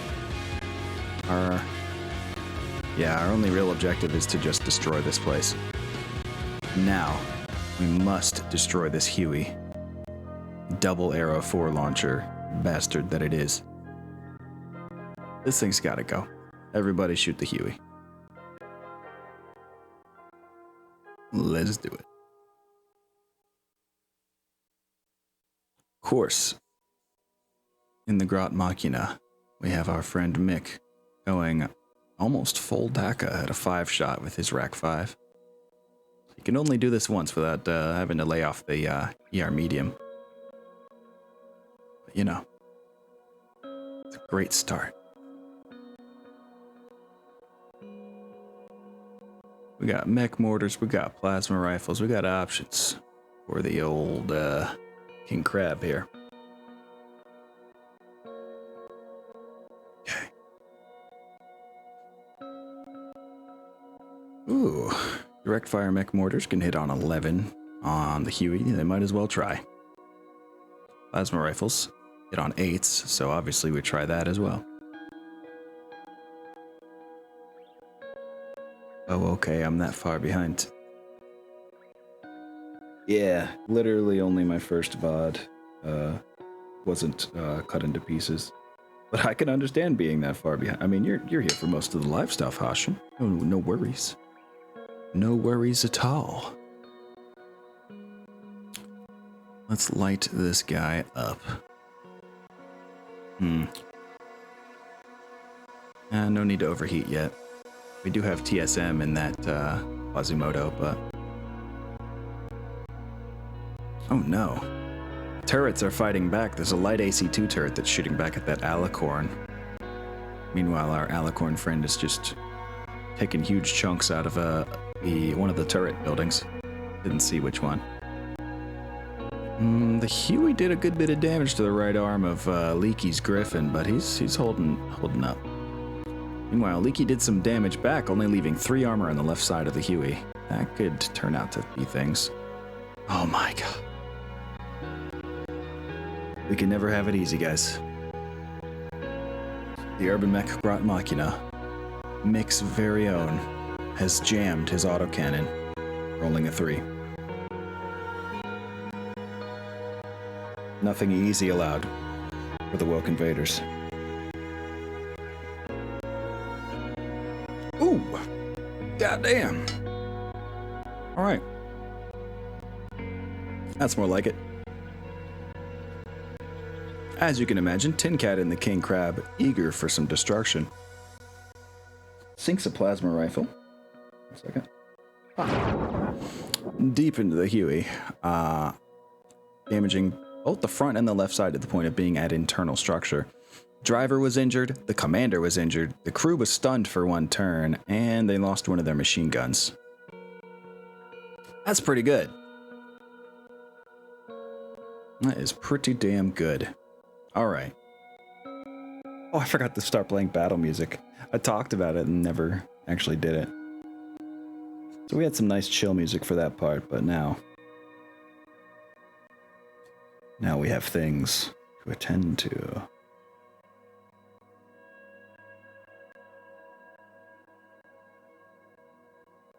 Bop. Here we go. Tunes. Exactly.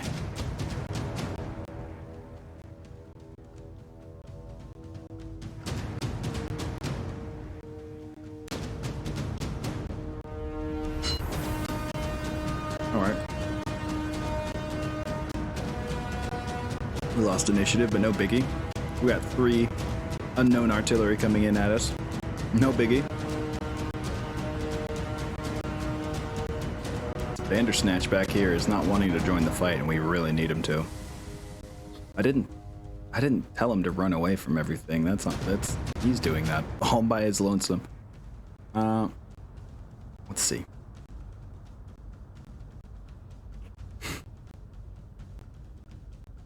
I think it would behoove us to stay behind these buildings. So we're gonna do this.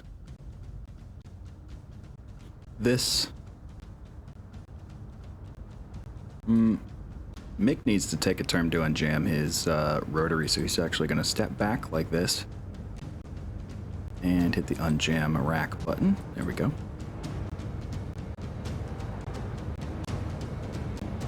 Now, Tin Cat is of course going to keep rushing forward as fast as he can in that huge king crab.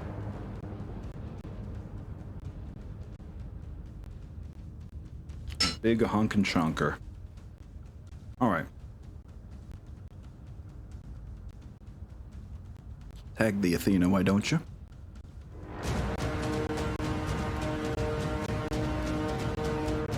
Which you have. Oh no! For the first time ever, Mick fails to unjam his Rack 5.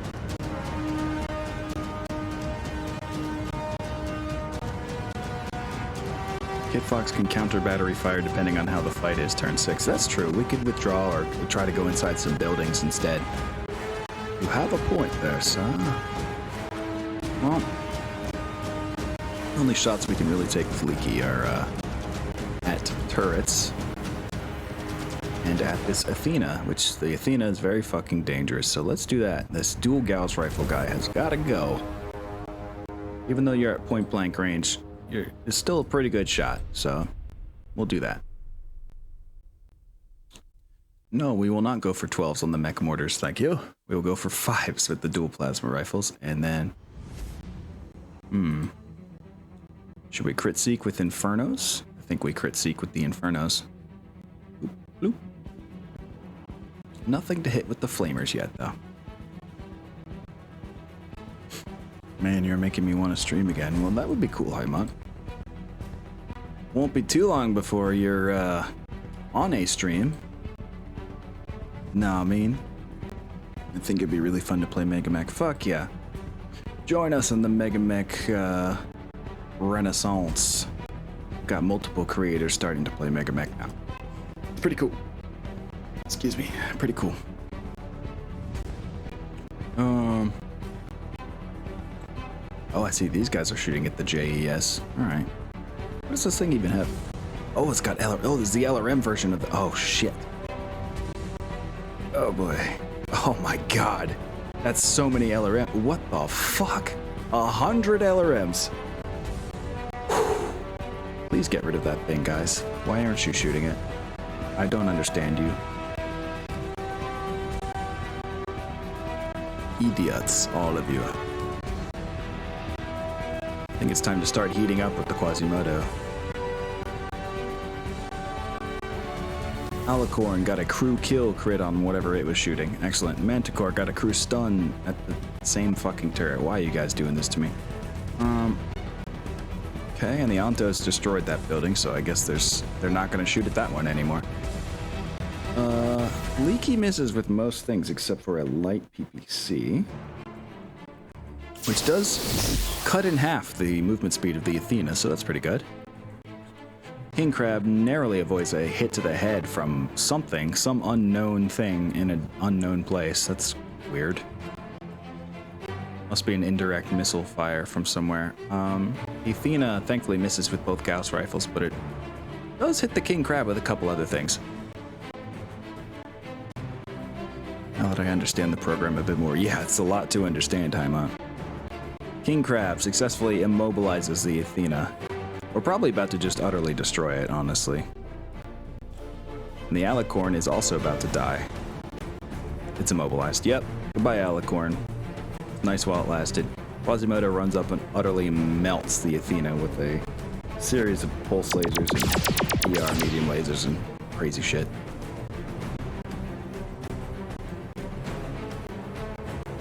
Nobody kick anything. We have nothing to kick.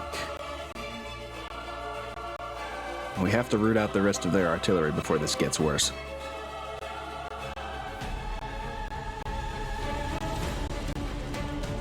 Still 3 artillery launchers left, and if we don't get rid of this Huey right here, won't be the last of them. Well, let's hit next player. Force the Lyrans to do something with their lives. We also know that we can stand still with Mick and make him unjam his rack. There we go. Well, that's cute. The Huey's trying to run. And we got some clan foot infantry in a building here, which we will absolutely be setting on fire. Oh, come on, Ontos. Please actually fight this JES. Please. Ooh, Leaky could actually do some cool shit and run up to this JES. Is this a... Hold on. Is this a clan unit? Or a inner sphere unit? Why won't it tell me?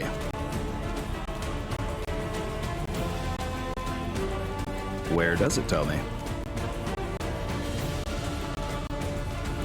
Oh, there we go. We can see that it has minimum range by clicking on the weapons. Good.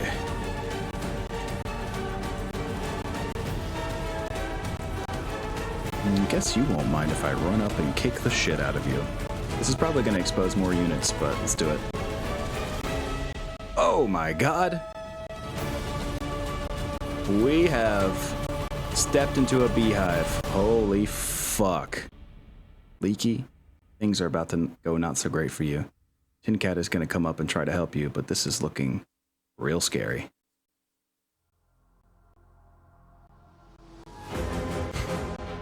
Seeing the opportunity for an absolute brawl in his hands, of course our friend in the Quasimodo is going to jump in there, start absolutely fucking things up. And here's most of the artillery. It's going to jump 5, turn like this, be ready to kick. No, actually turn like this so he can kick the Hadur at a guarantee. Ooh, I got a Helepolis from a bonus roll. I'm gonna post my build on the Discord. Shit, yeah. Please do. I love Halepoli. Alright, this is gonna be bad. That much we can guarantee.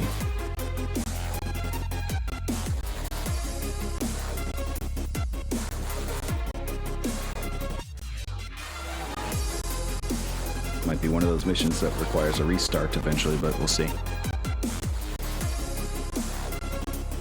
Oh god, the Arrow 4 hit that Ontos in the distance, but it only lost 1 MP. Oh, never mind. Lost half its MP. And the ejected vehicle crew from the Alicorn was also destroyed by artillery. They're mostly battling each other there, not much against us, so I guess that's good.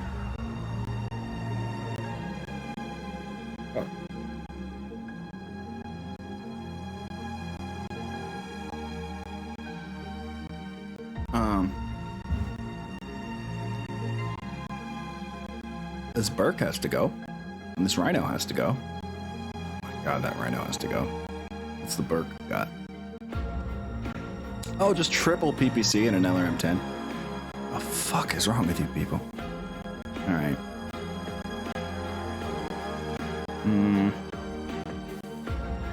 Hold up. Hold up. What can Cat shoot?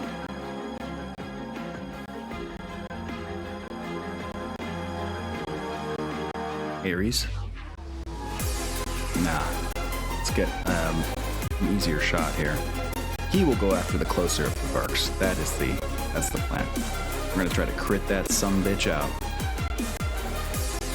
Infernos for days. Gonna turn to his left and use his 2 left arm flamers to hit the Zephyr to his left as well. What a badass. Yep, that'll do. Leaky's gonna shoot the distant Rhino. With everything he's got.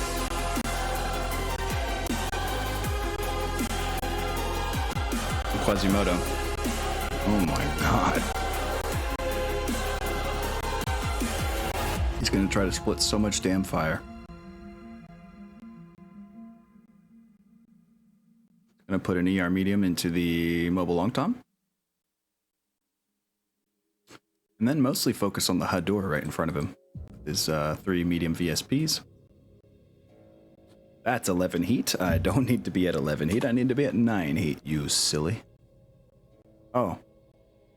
There's no avoiding that, actually. Hold on. Time to redo the math on this one. Maybe no multitasking after all. Wait, I thought the heat was correct on this. I'm at 4. And then plus 5, right? Oh, that is 9 heat. I was doing the math backwards. Okay, I was like, he should be able to reach 9 heat with his weapons. And we can. Because it's TSM time next round. As long as he doesn't explode, because there's a lot of shit shooting at him.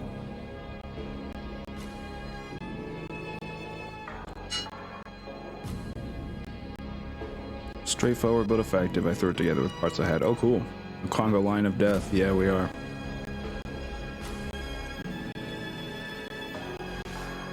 Oh god, that closer Burke is annoyingly still intact.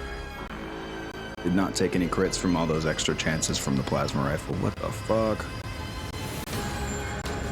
Zephyr did get slowed down and has tougher driving rolls now by those flamers the King Crab put into it. Which, you know, sound a little something like this. I just realized how loud the music was. I need to probably crank up the volume on my sound effects a little too. Land foot infantry. Shoots at Leaky a lot, to the point he has to use a edge point to keep himself from taking a head hit. That's rough. No real damage to the Rhino either. Yeah, fuck that searchlight. That's right, Tin Cat. Did you hear the news? No nukes. Leaky gets his right hand blown off. That's bad. There's things in that arm. What the fuck? We're in over our head on this one, guys. How do you use edge, Heimat? Automatically. You either in the MegaMek lobby or in the Mech HQ right-click menu on the personnel. You set the edge triggers that automatically spend edge. So, yeah, in the personnel menu, you right-click on them, and I suggest selecting all Mech Warriors and just right-clicking and go to set edge triggers, and then the on sub-menu, and then the first 5 things, which are all Mech related. It's annoying to have to re-click everything, but... Alright, Quasimodo dumps a bunch of shit into the Hador. Sounds a little something like this. And gets a little shot off on the mobile long tom, but nothing happens. Hasek gets a really good shot at our Quasimodo, leaving only 3 armor left on its right arm. Zephyr does some damage to the rear arc of the King Crab. He's not gonna let that happen again. Vedette fires its Gauss rifle and blows the left arm off of Leaky's Griffin. I don't think there's anything in there, thankfully. Ares hits the Griffin in the right torso rear and gets in there. The Burke shoots at the Griffin and blows off his right arm. What the fuck, guys? Oh, shit. Hador shoots at the Griffin a little too. He's about to be blown through. His left torso is blown through. 7 internal, 5 internal. What the fuck? No, Leaky, please! It's getting leg crits now. He stays standing because his piloting is amazing. Oh my fucking god.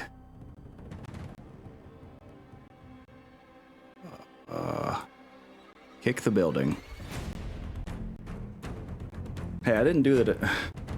Just tried to go around the corner, okay? I didn't know a fucking million things were gonna be in the center of the city. This is why I was trying to nuke it, alright? But no. Game. Oh, hey, Casual Joker, since you're here. Do you know how to actually fucking load Davy Crockett ammo into an Arrow 4? It's just not working for me. Why is Tin Cat so overheated? Oh, shit. Anyway, finish off this head door, please. Quasimodo. If you can. You can! Hell yeah. Swinging through the left side. He completely trashes the Hador. Oh no. Well.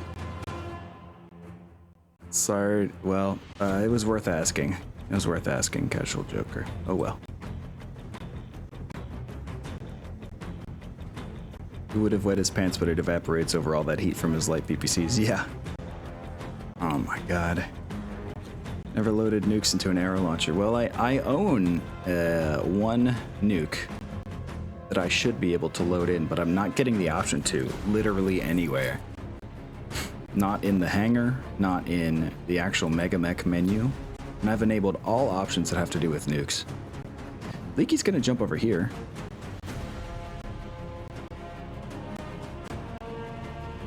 And think about his life.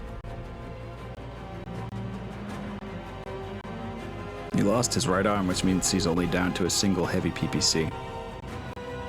God, look what they've done to my boy! Oh, fuck. He's so close to being utterly destroyed. He's got a light engine. Doesn't have any engine crits so far, but losing one side will fuck him up. Jump! Oh. Oh no, this Hasek has a view on him. God damn it, guys. A strafing run would do wonders here. Yeah, I wish. It's not like... And we can't call in reinforcements after the fact, Mont, unfortunately. Plus, they would get torn to shreds with all these guns pointing up at them. Ask about the nukes on the MegaMek Discord. I guess I will. Probably. I guess I will.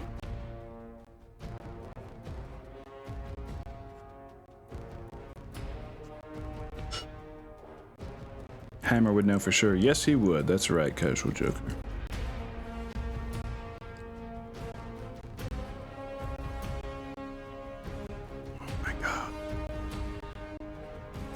What are we to do here?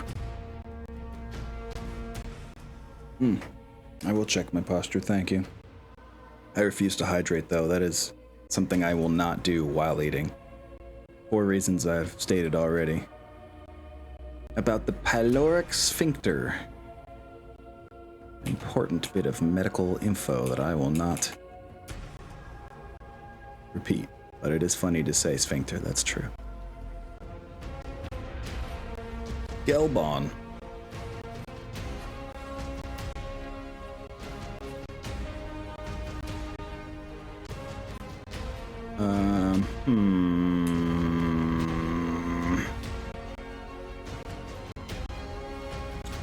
Alright, well. We've unjammed the Grot Machina's Rack 5. Mick joins the battle.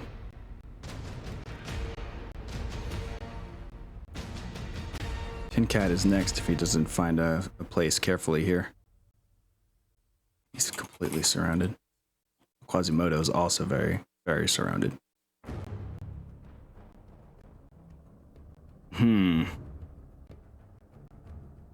I don't think the Quasimodo has any actual weapons. He just has TSM. Yeah, he does. He's at 9 heat though, so he's ready to kick the shit out of something.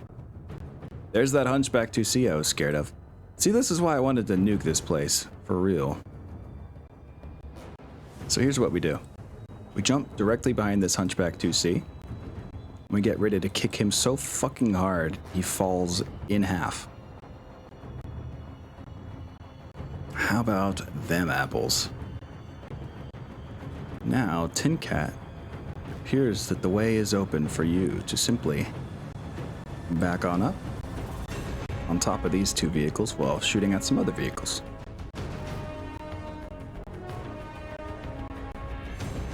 Oh no, the Huey is there. That might be bad. He's got a couple ouchie weapons. We can tag this Zephyr. God, there's many, many tanks that can still see. Oh god, Leaky might die this round. I'm so sorry. I don't mean the person, I mean his Griffin might be. Oh no, oh, fuck. Yeah, oh god, what have I done? What have I fucking done? This mission might require a restart. Well, bedtime for me. Have a good stream and a good night, everyone. Thank you, Casual Joker. It's good to see ya. It's good. It's good to know that I play real matches sometimes, or actual games of MegaMek. Snake! Leaky! Snake! Leaky!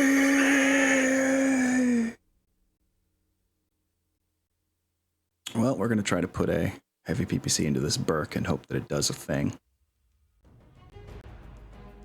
Things are not looking good for old leakers.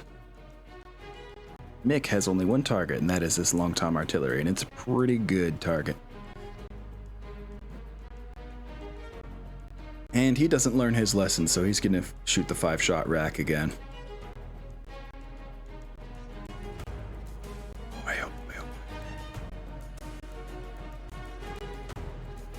And a direct fire mech mortar the Burke to follow up Leaky's shot. And we're gonna plasma rifle the closer of the Burks. This triple PPC nonsense needs to get the fuck out of here. And we're gonna Inferno SRM. Well, no shit. We can't fire everything. We're already at 5 heat. God damn.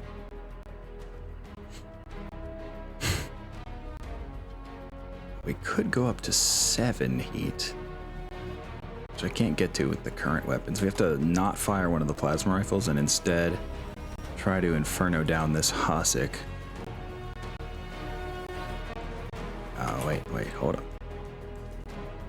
Try to Inferno the Rhino? No. Oh, that's dumb. Never mind. We'll mostly focus on flamers. And there's 7 heat. 7 heat is safe enough. Let's do it. Meanwhile, the Quasimodo has... he has artillery to take out. That's gotta be his focus here. Gonna shoot his VSPs and his ER small at the thumper here. Yep, that's 9 heat. We'll keep it at 9. And then he's going to kick the absolute shit out of that Hunchback 2C as long as he can stay standing, which I hope he does. Cossack gets a little damage into the King Crab. Whatever. Our tank allies are still shooting at turrets like idiots. Light AC2 turret is putting a little damage on our King Crab. MHI.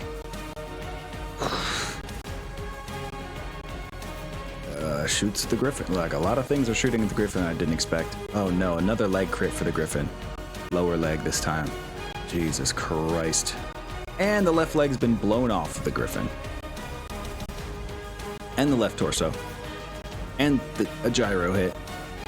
Griffin, for what it's worth, does hit the Burke in the turret. Fuck, guys. I fucked up. Gauss Vedette nails our Quasimodo, even though it jumped 5. Nails him in the left torso, leaving only 5 there. Grot Machina does some work. Not a lot. No real crits to speak for. Turrets are still plinking on the King Crab. Nothing major there. One of the mech... Oh, both of the mech mortars miss. Oh no, one hits.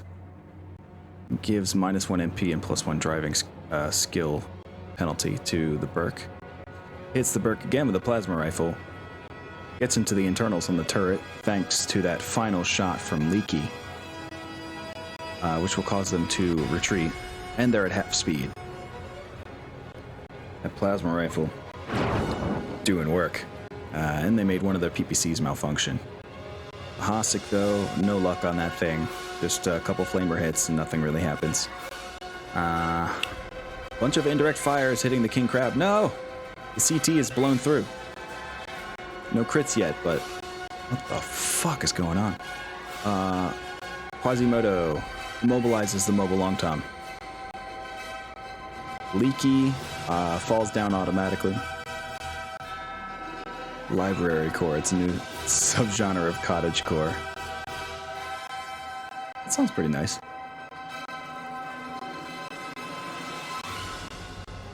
Tin Cat, in his rage, is going to stomp on this Ares tank below him.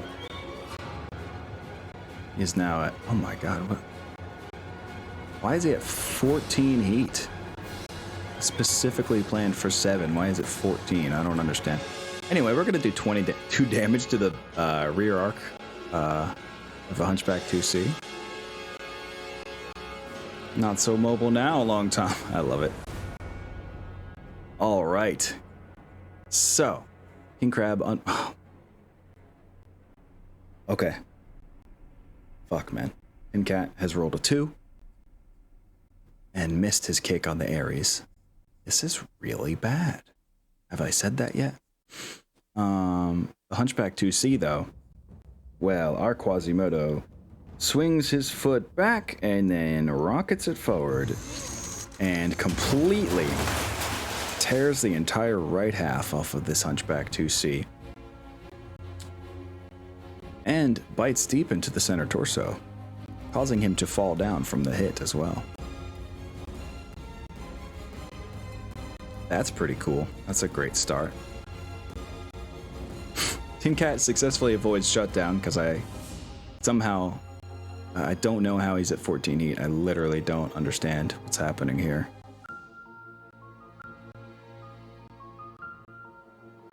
Why is the Hunchback's... What the fuck? Why are you here, Hunchback? I don't understand you. Jesus Christ. One shot in the CT from that Hunchback combined with anything else could kill us.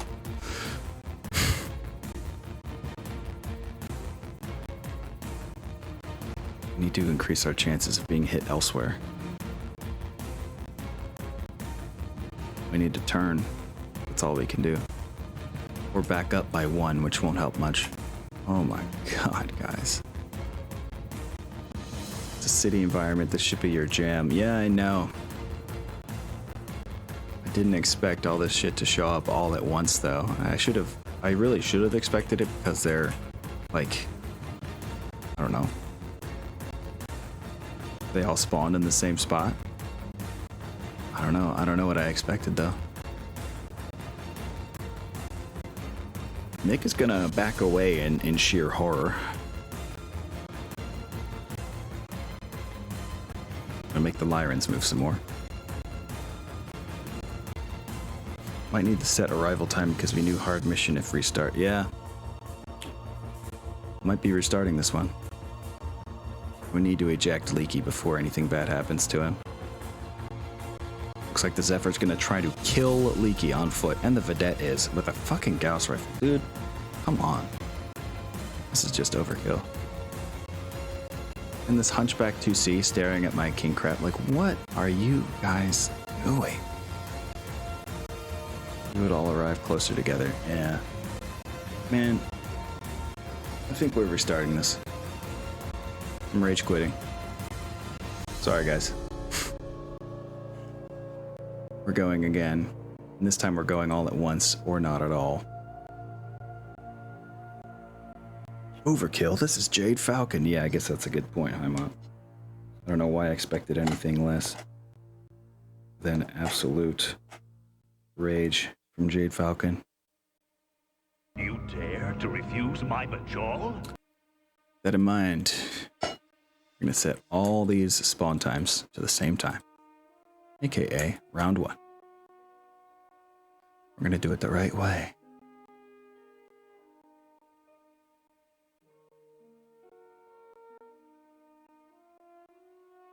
Should have waited for our friends in the first place, but the, artillery made it difficult. And we still cannot select Davy Crockett, even though we own one. We had to restart Tin Cat. It's just, I should have played this so much more methodically. We rage quit. That's exactly right, Haimont.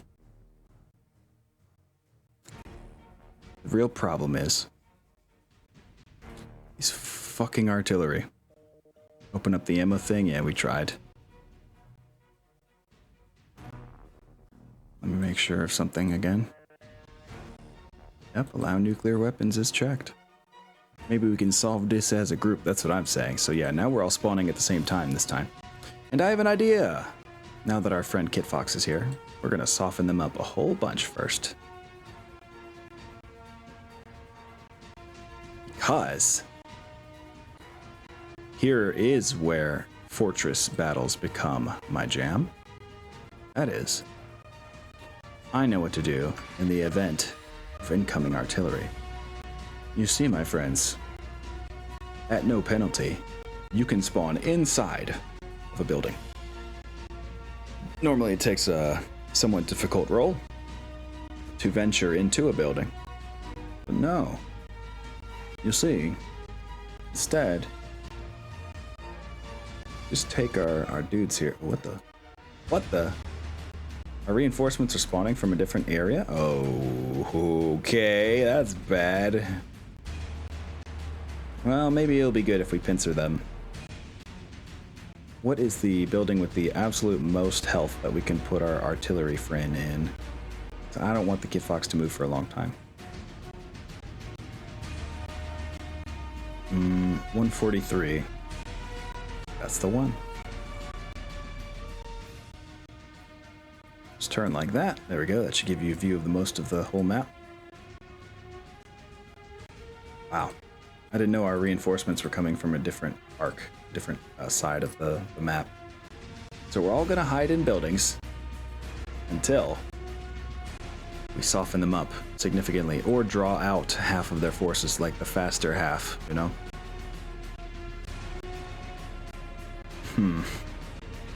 Zoom out for a second.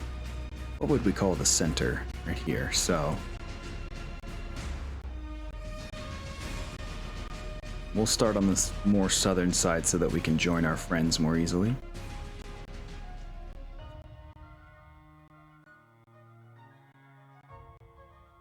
And we'll make sure that these buildings are in fact hardened. There we go.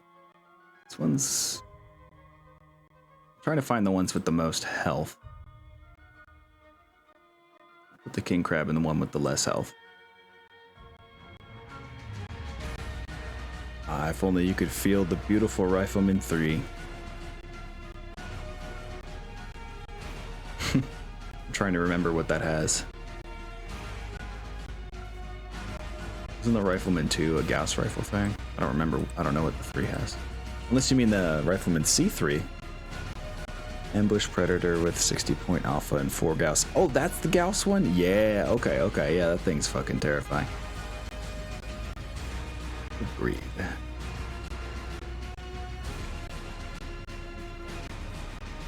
These two are going to start in these 2 hardened buildings. And down here, got all our other friends.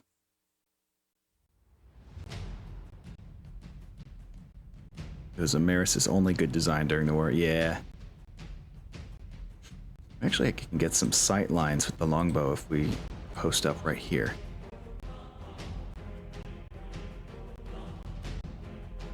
And more sight lines. Post up right here with Jovian. However, we'll stand a little farther back with our stalking spider. Here. Because it's a little squish. And our line holder barbecue is gonna stand inside this building. Go. Our Rifleman. And take this building.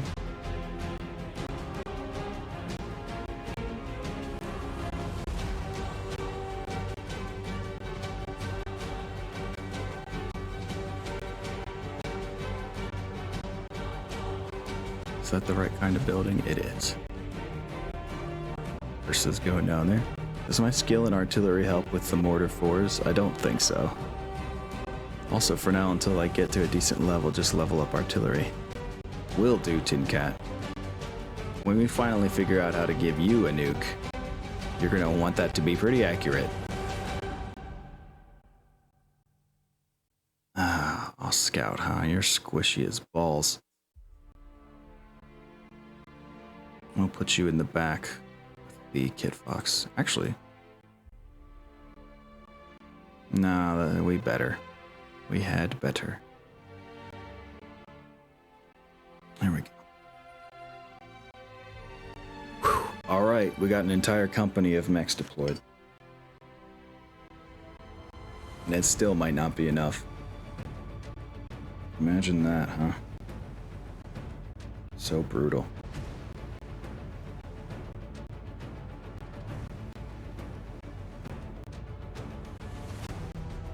All right.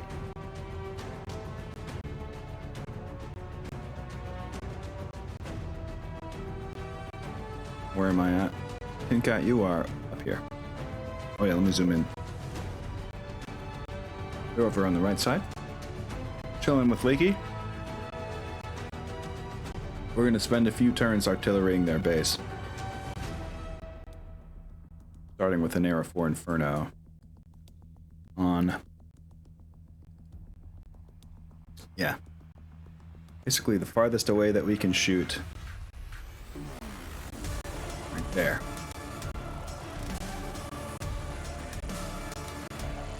But they are absolutely artillerying us back. Yes, burn down the city. Yeah, that's the idea, Tin Cat.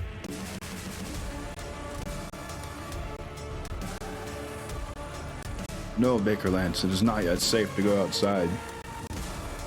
Please chill.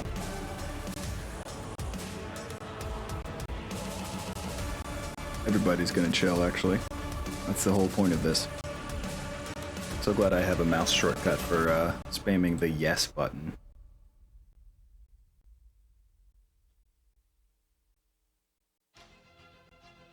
There we go.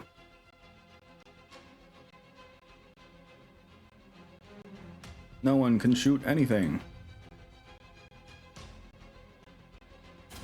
Oh, this tag. Ooh. Already. We've got an Era 4 going up in the air. And because of this, that was really quiet. We managed to injure a driver somewhere. No effect. Oh, mostly no crit roll effects. That's damn sad, isn't it? But we hit something. I like that. Fire my mortars at anything. Well, until we can see anything, mortars don't work. So we would need a spotted target for that to work. Unfortunately,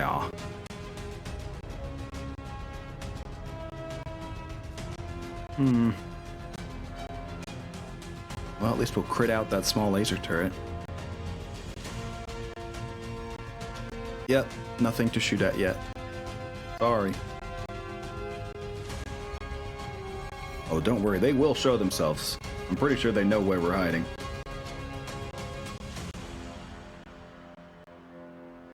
It's really hard to hide this many fusion engine signatures. Really hard to... What the fuck is shooting at Jovian? LRM-5 turret. Damn, we could have shot back at those. I forgot. We do have a view of view of turrets with 2 people. Ha! Missed us, though. Suck it.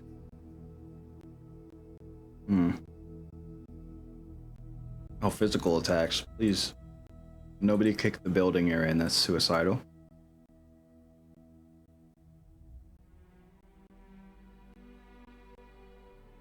Go, go, go. Run through the round. Max speed. Please. Got smoke and fire. Starting to roll through the city. Time for another one. We'll put it on the other side of this thing. Actually, wait. Shoot at this other part right here. We're gonna make all those fucking vehicles have to move through fire. So that there is a chance of them being crit every time they do. Those bastards.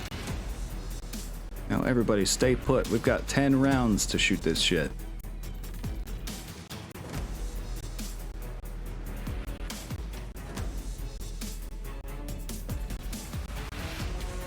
Oh look, it's the Hedorah. Why would an artillery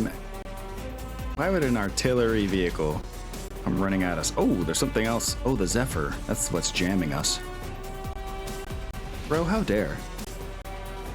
These speedy little fucks just ran straight through that fire, huh? I do not approve.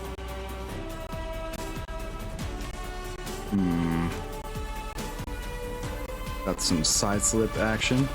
Something got destroyed from side slipping into things.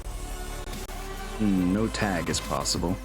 They're trying to tag our longbow's building. That's not good, which they do. A door tried to arrow for us, but it's scattered off the board. That's the great thing about hanging out on the edge, is that until they get some guaranteed hits, yeah, look at this, it scatters off board. That's gonna happen a lot. Meanwhile, whoa, their own artillery. Oh my god. Their own artillery has struck the Hedorah and the Zephyr. And immobilized the Zephyr, melting the hover skirt off of that thing. And looks like we started some random fire with the Uller, okay. With the kit folks. Damn! Nowhere useful unless that spreads. I hope it spreads.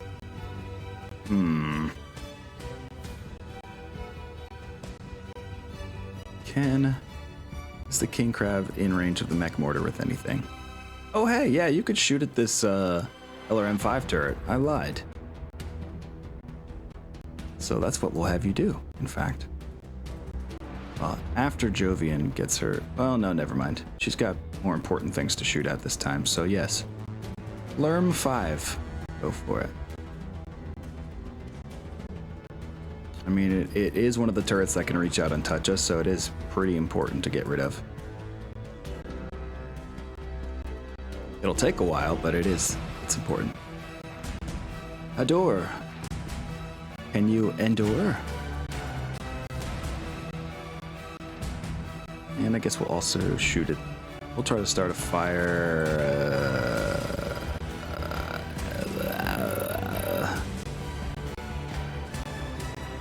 since I don't know if Inferno's fires spread. So we'll start a fire on the other end. This small laser turret. Noit. Wait, we have a mine launcher. Let's deliver some mines. Where to? Where to? Oh yeah, right here in the center where they seem to be hanging out. Target deliver minefield. Blocked by what the fuck, bro? The fuck, bro? You the fuck you will. Alright, hold on, hold on. First let's test for vision. Where can we shoot? Anywhere? That's not right.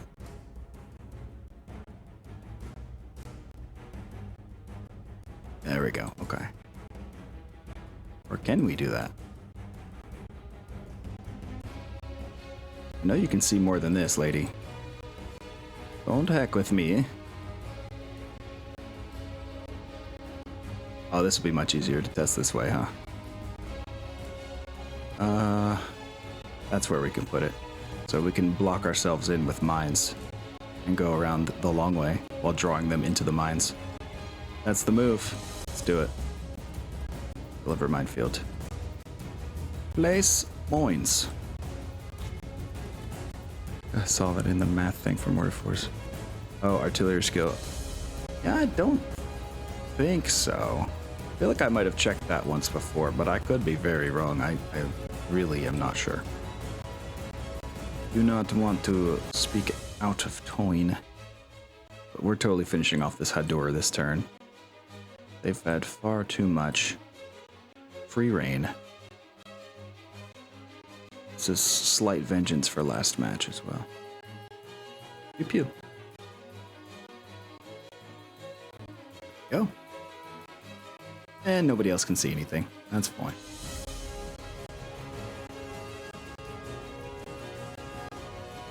Yep. I should have played this slowly and methodically the first time. But we're okay.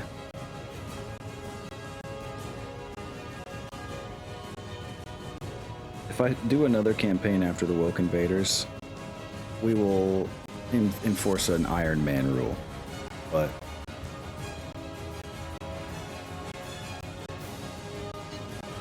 I never held myself to that in the first place. I never said we were doing an Iron Man run.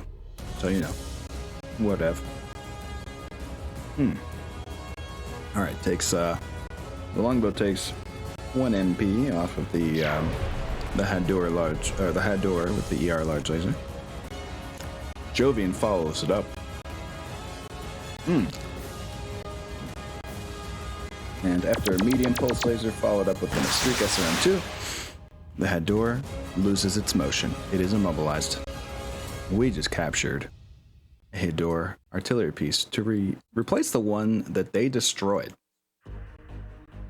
Poetic, really. Woke Invaders will go on forever. That's true. If anything, you know, like start a second concurrent season of something else. No kicks. Stop trying to kick the building you're in. Don't you realize the consequences? Here we go.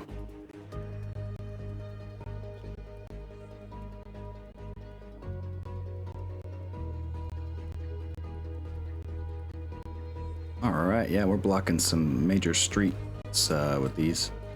Low chance of actually setting off the mines, but the fact that they're there should be promising. Let's, where should we put this? I feel like we should fire deeper into the city and just hope that we hit something more important, even though it's going to take an extra round to get there. We're doing that.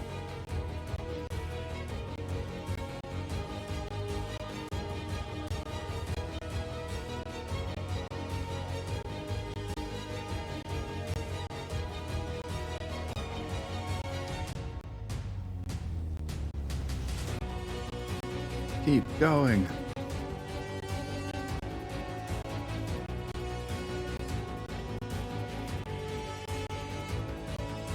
shell the city to bits. And our friends are getting artilleried up there. Imagine not being in buildings the whole time. Imagine.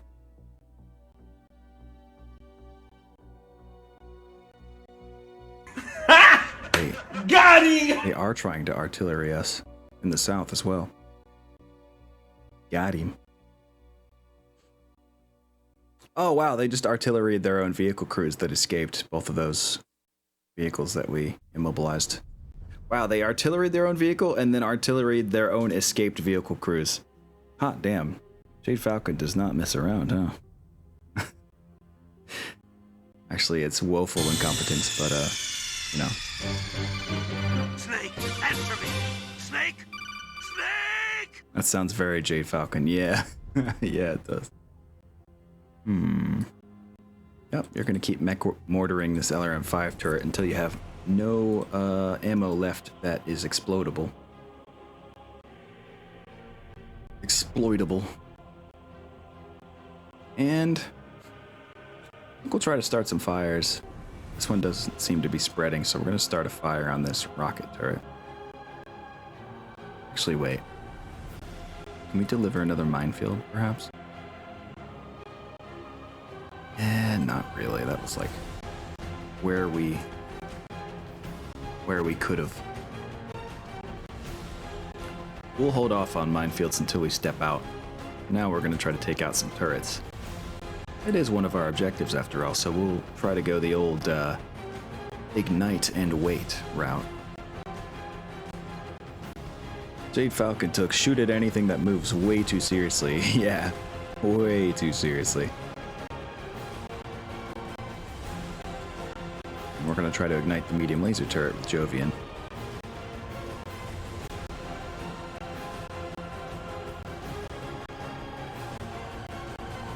Everybody else, you know the drill. Time to chill.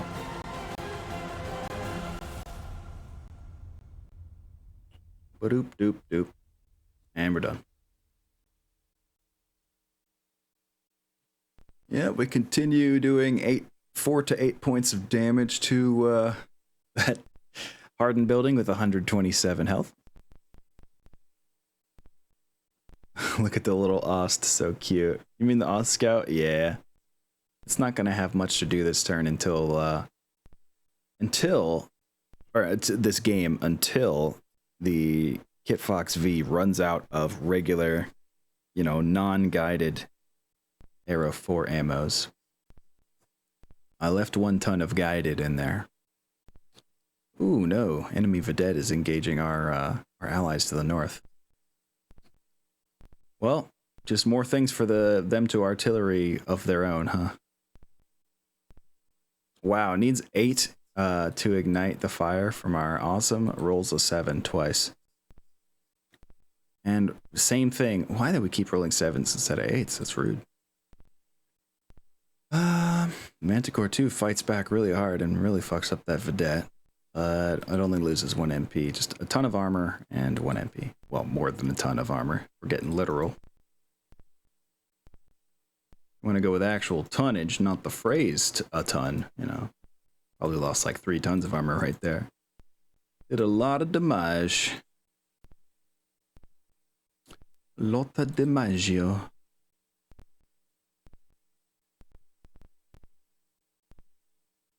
That house officer is still out there, just fucking around. This is the round that our first delayed fire Arrow 4 lands. I think we're going to put Infernos right here as well.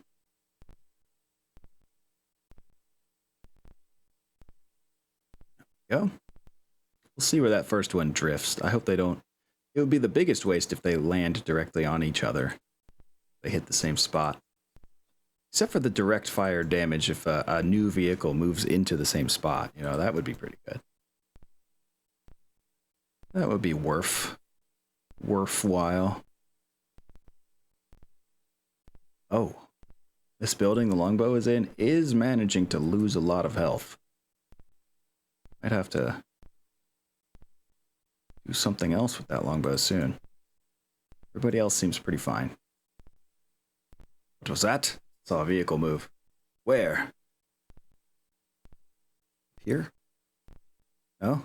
Oh, it was up here. Whoa! Yeah, this Vedette's in trouble. Yeah, good luck, Vedette. Will you hydrate now? Yes, I will, Haimont. I think I'm done eating for now. So I can take turns back and forth without forcibly pushing food through my deep GI tract without being digested properly first. So the water pressure does. So I hear. So, you know, certain other people tell me.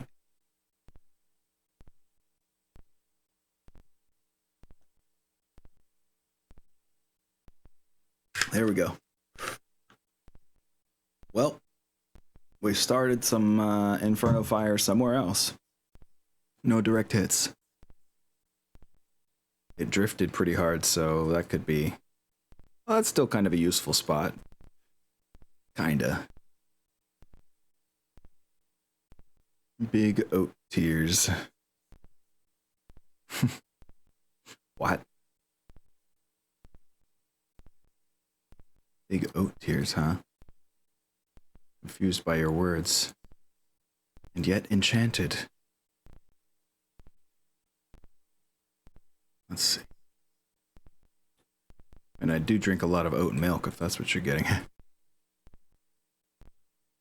Your water bottle. Oh, yeah. Big oat. Oh, I'm with you now. Oh my god, I can't believe that went right over my head. And the music has died as well. I think we're going heavier. We're wreaking such destruction. We're not doing cinematic battle music. No, no, no. I have another thing in mind. We're going heavier. Going to hard rock. Well, it's what this service calls metal. But my metalhead friends would be absolutely insulted to hear this called metal. There we go. I wish we could play death metal, Haimon. That would be the most appropriate, but no real copyright-free death metal that I know of offhand. Instead, we're playing this butt rock, which is actually very MechWarrior. If you play the MechWarrior games, you know this sounds like right there, you know? Matches the sound pretty well. This feels like Kiss or something. Yeah! Yes, very much so. There's a lot more of that style of, like, proto-metal. You know, like... that's the best word I could come up with for it, actually. It's proto-metal.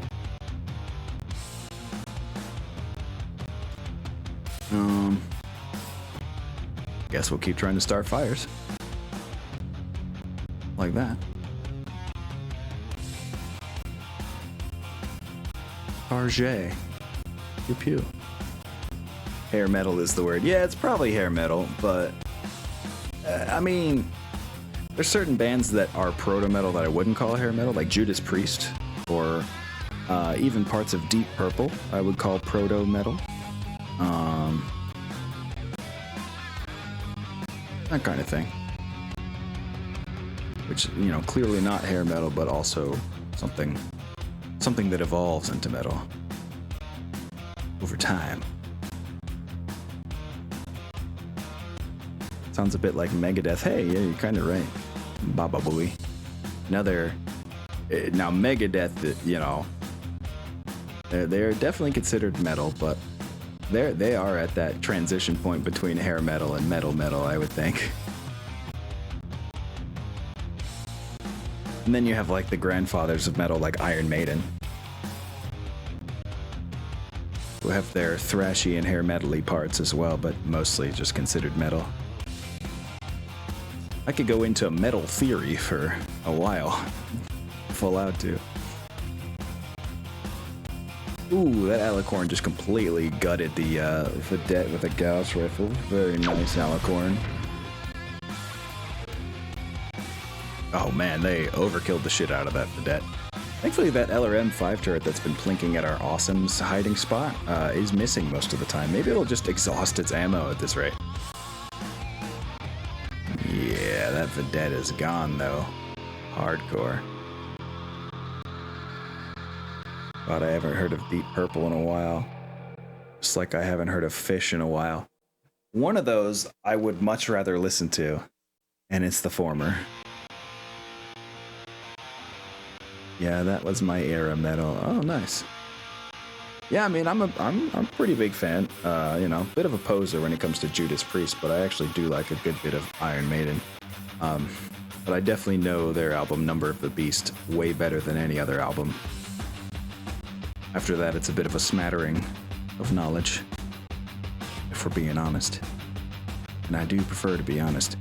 Ooh, they are starting to chip down this building the longbow is in to a point where it gets dangerous if anyone gets close with a much larger weapon. Hopefully they run through those mines.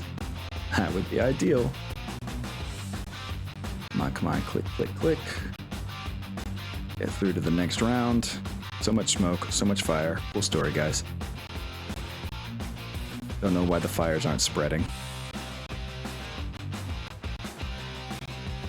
I was never a fan of Fish. I had some stoner buddies that would only listen to Fish, and I thought they had no taste. Yeah, Fish is one of those bands, like a lot of jam bands. Most, not all. There are some I enjoy, like Papadosio would be the best example of a jammy, live-tronica kind of band that I like. But, as I was saying, most of those jam bands, they just kind of noodle around and don't do much. I don't know how to put it. Meanwhile, I'm over here listening to like the Mars Volta, not, you know, needing a highly concentrated dosage of progressive, like, insanity to be satisfied. Alright, we're gonna put some shit up here to the north. Last Inferno round. Let's make it worth it.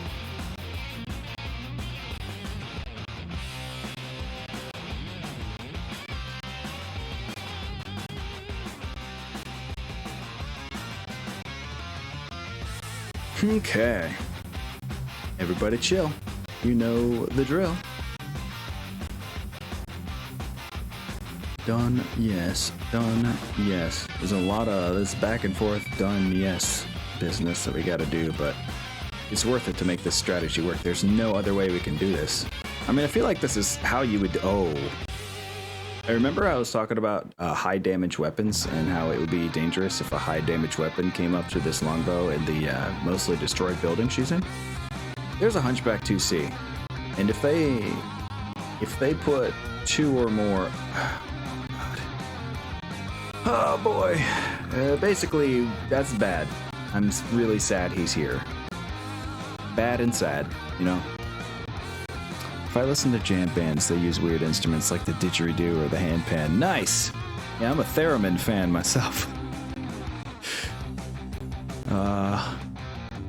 Okay, we're starting to crit out some of the small lasers in that turret we set on fire, so hey, I mean, it's a start. Oh! Looks like they're starting to get to the other edge of town as well. Tin Cat and Leaky might have more work to do soon. Tin Cat is in fact going to set a few buildings on fire preeminently. Whoa, this Hasek came zooming down as well. Little did they know there's a fucking firing line. You have a massive ambush. Ambush that suicidal motherfucker. That's what I'm saying. So Leaky's gonna start some fires. Namely right here. Just to force them to come closer. Not shoot through anything. Ignite! Mick is also gonna start some... Well, no. This is a firing line for our friends, so we're not gonna start fires where I was about to do so. But King Crab, Tin Cat, he's got work to do. They absolutely must start fires in this building next to the clan foot infantry before they think they can find purchase there. Aflame it shall go. And mortar. Can we indirect mortar? Hey! We could hit this rhino in 10s. Let's try it. In fact, make the flamers our secondary fire.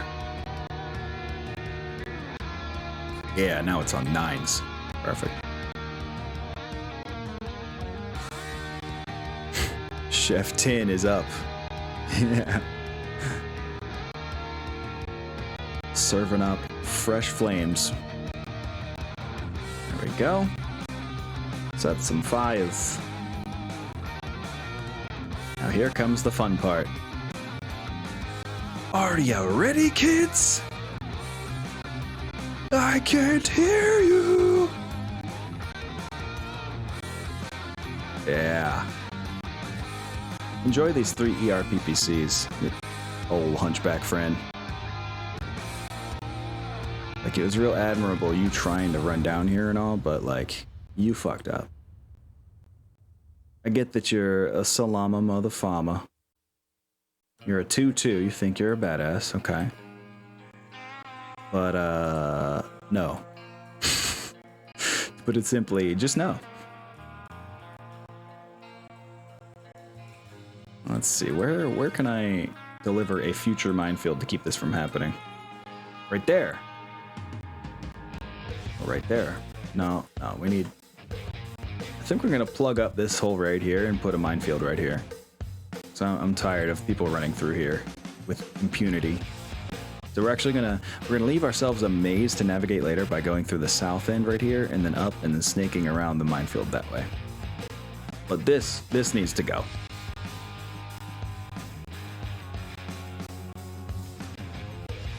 So yeah, deliver minefield right under this hunchback's feet with your last shot.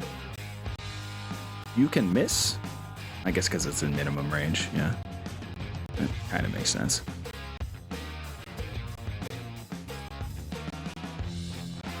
Bolt, unfortunately, cannot see anything.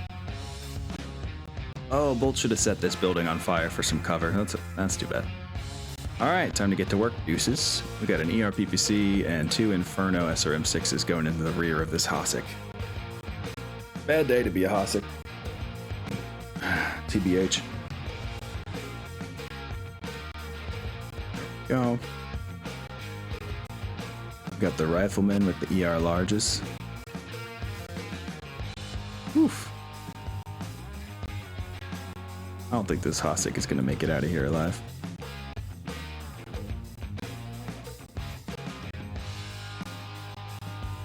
Actually, go up to 6 fucking heat by standing still with this guy. We're just gonna ignore the ultras for now.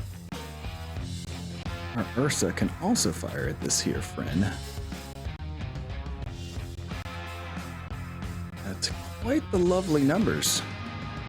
Also ending at 7 heat, a pretty safe number. We just really need to make sure this Hossack dies and the troops that spill out of it. The troops will be important to get rid of so they don't get inside the buildings we're hiding in. Why maze? Just knock stuff down the Baker way. Yeah, that's true. You do some building destruction over time. Leaky successfully starts the fire across the way. Here we go. King Crab puts some mech mortars up there and successfully hits the Rhino, cutting its movement speed in half.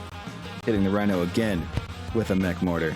However, just armor damage on that one. He starts the shit out of a fire, though. Boy, he fires 4 flamers and starts a fire on the very first flamer. Hunchback 2C is doing a lot of damage. Oh, God. The hardened building absorbed a good bit, but 30 damage all went into the left torso of the longbow. Jesus Christ. Okay. Let's shoot back at the Hunchback 2C. Oh, and the Hossack was trying to shoot at our Oler, our Kit Fox V. They knew. They knew that's our artillery source. The awesome Jovian empties a whole shit ton of PPC fire into the Hunchback. And leaves 4 internal structure left on the left leg. Meanwhile, the longbow hits the left leg of the Hunchback 2C with a crit. And hits the intended hex that the minefield is delivered in. Now we have a Hunchback 2C on the ground in a minefield. I don't know what that truly means, but I hope it means something bad for them. Would it be dumb to take Flamer proficiency? I would call it a pretty big waste of experience points, but you know, I can't stop you if you really, really want it. Damn. The Inferno hit does no crit to the Hasek with line holders, with the Deuce's line holder barbecue. The RPPC does hit, causing a little driving difficulty, but not much else. However, the Ursa follows up with some MegaMek pulses that utterly melt the rear armor of the Hasek and immobilize it. Meanwhile, on the north end, our Lyran friends are emptying Gauss rifle and all sorts of other kind of fun fire into the Rhino that dared showed its face, cutting its MP in half again, even though we already did with the King Crab. It doesn't return fire with too much. God damn. Yeah, our poor longbow. She managed to stay standing though, so longbow is still okay. The Hunchback fell onto its left side, took damage to the right torso. Whew. Maybe plasma? Yeah, that would be a pretty good choice. The Woke Invaders are really fucking up these burning, lying peregrines. Yeah, we sure are.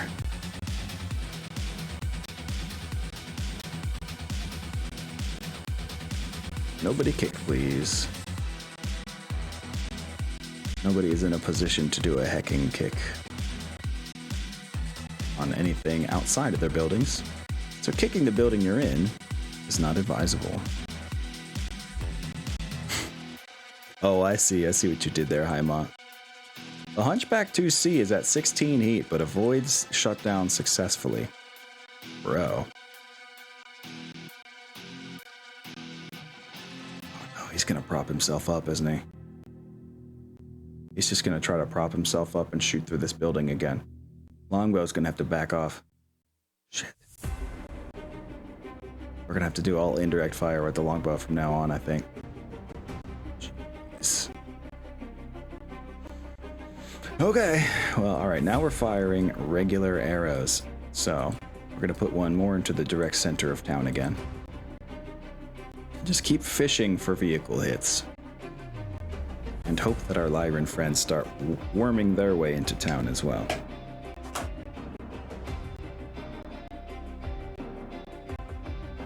Clanfoot infantry, seeing they can't enter a building, decide to try to make their way outside.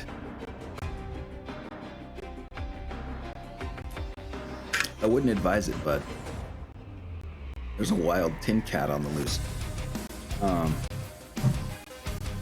Might be time for some of us to step out of our buildings.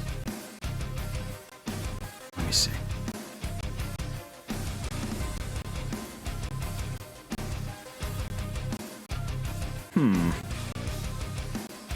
No, we better just play it safe for now.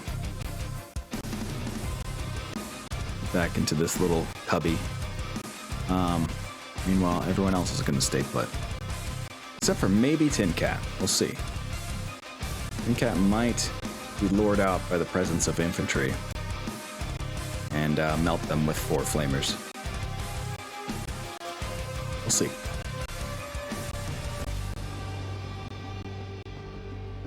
Yeah, the Hunchback did indeed stay still. Fuck. And it can still shoot it at Jovian. Well, this building has more HP left, so that might be okay. Everyone but Tin Cat stand still.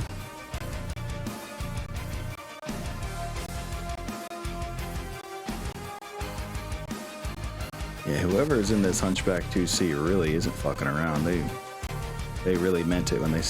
Well, I'm sure they're Salama because they're fighting to the very death. Something has come close that is jamming us. There's an ECM thing somewhere around here. He's after a body count. Oh yeah, that's true, Ashen. He did mention that earlier. Alright, well Tin Cat just saunters on out here and is like, well, what do we have here?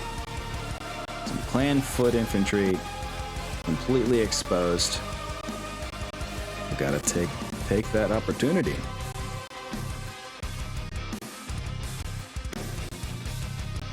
No tagging is possible.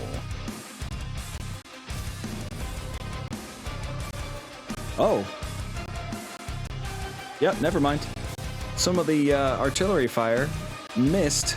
Some of the clan artillery fire completely missed and scattered into the clan footpoint and the vehicle crew that were escaped on the very south end of the map. Once again, killing their own. Barbecue time. That's right, Haima. That is right. Oh, there's the thumper. Oh, we can see it. Oh, shit. Tin Cat. You can see it way down there.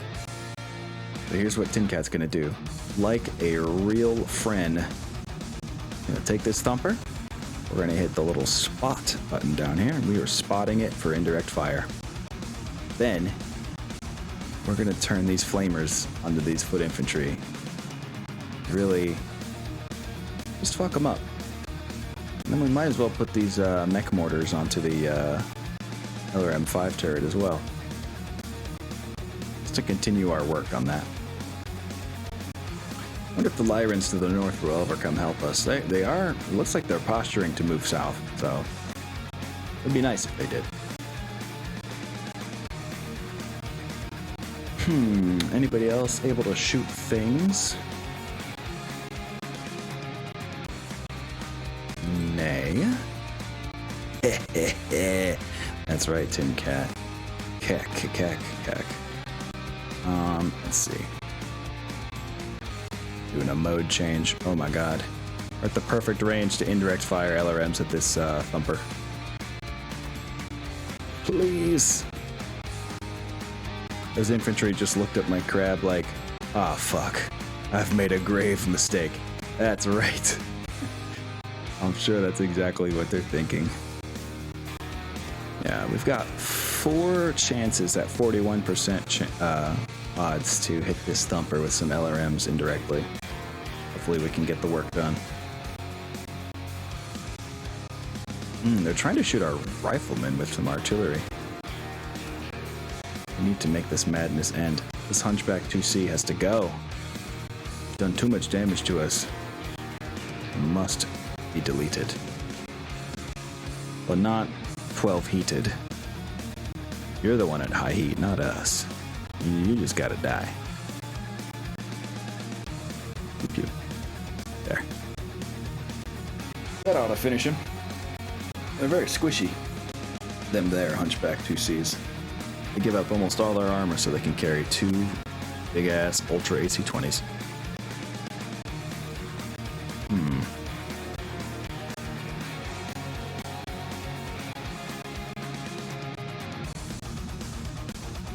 About all we can do here. We were going to be shooting at those vehicle crew and infantry, but someone went and blew up their own dudes, so no need. The clan foot infantry bravely try to shoot their little SMGs. Hold on, I got that. Yeah, they try bravely to shoot their little SMGs at our peeps, but to no avail. They miss out of fear, I'm sure. And of course, the 4 flamers are turned on the clan foot infantry and utterly melt them. The sound effect is not loud enough. None of my sound effects seem loud enough at this point. Yeah, it's a little better. Longbow hits the thumper with 2 of the LRM-15 launchers. It's pretty good. Cutting its speed in half. Maybe it'll be harder, even harder next time for it to avoid things. Ooh. Well, Jovian Trig sinks 2 ERPPCs into the Hunchback, 1 into its head, blowing out its sensors. Another one goes into the right torso, blowing that section off. Rest goes into its CT, which doesn't do much. And then some left torso damage as well. Is frustratingly still alive.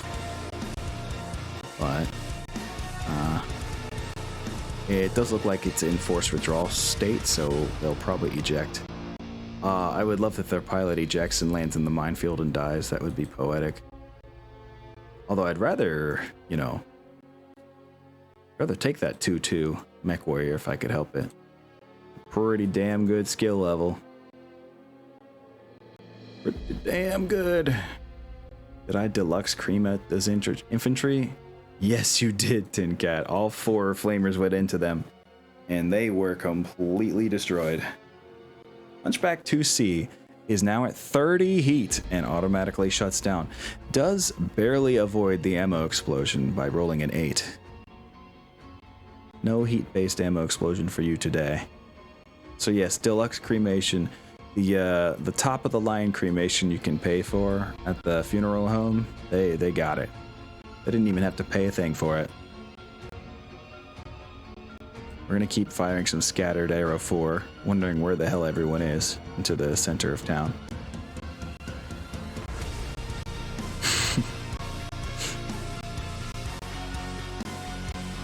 Can you imagine the fear? Yeah, I mean, they'd be less scared if it were a regular king crab, but as soon as they see, like, you know, flamer pilot lights light up inside those claws, they're like, oh, fuck. You gotta be kidding me. Okay. I think everybody else is still gonna stay still. We might have Tin Cat start to move. It might be time for Bakerlands to move with our Lyran friends here. What ashes? Yeah, there's not even ashes. That's how deluxe this cremation was.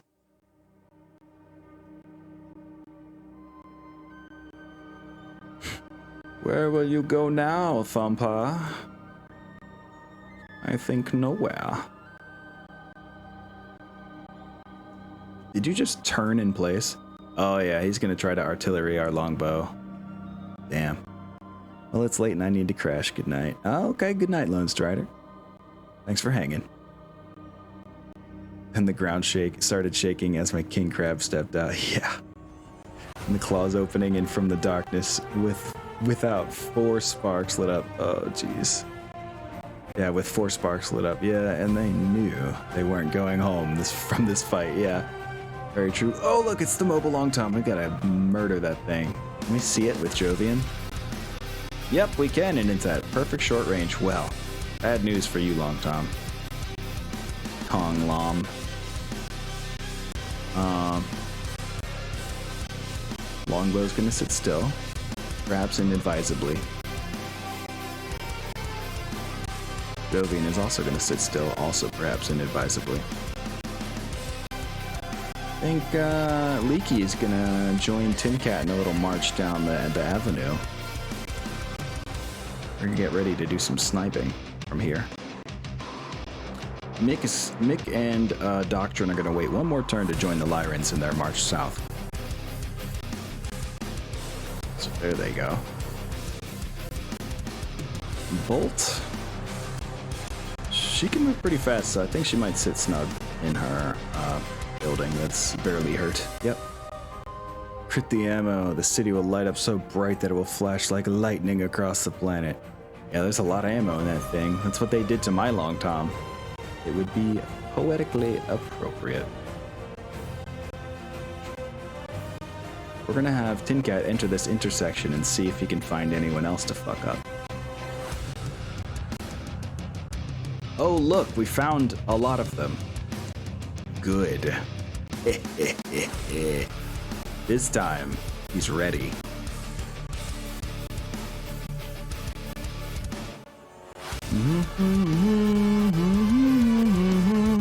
Don't know if I'm in range to hit the Long Tom. But yeah, he's got more work to do now, including the artillery that's right in front of him. Why they would bring one to the edge of the map here, I'm not sure. Or maybe disable and capture the V. That is a nice bonus. We'll find out. Flamers spark up again. Yes. Thanks for the new Long Tom, guys. Exactly. Unfortunately, all Leaky can hit is this LRM-5 turret that's been bothering us. Let's see if we can set it on fire with a light PPC. It's worth a try. Mick, unfortunately, can't see anything yet. Ah, man, maybe he should have stepped out. All right.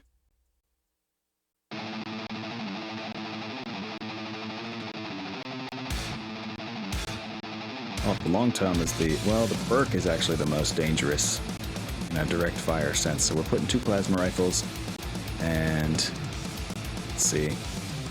A regular SRM4 and an Inferno SRM4 into the Urk.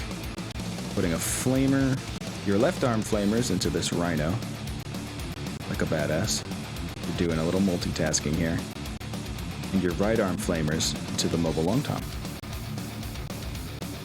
Yeah, splitting fire like a moaf. Oh, well, you do have to lay off one flamer, sadly, so that you can stay at a respectable movement speed. Doctrine and Nick are straight chillin'. Oh no, I forgot the spot. Oh fuck. Longbow can't help. Oh, that's bad. That's really fucking bad. I fucked up. Like, pretty badly right there.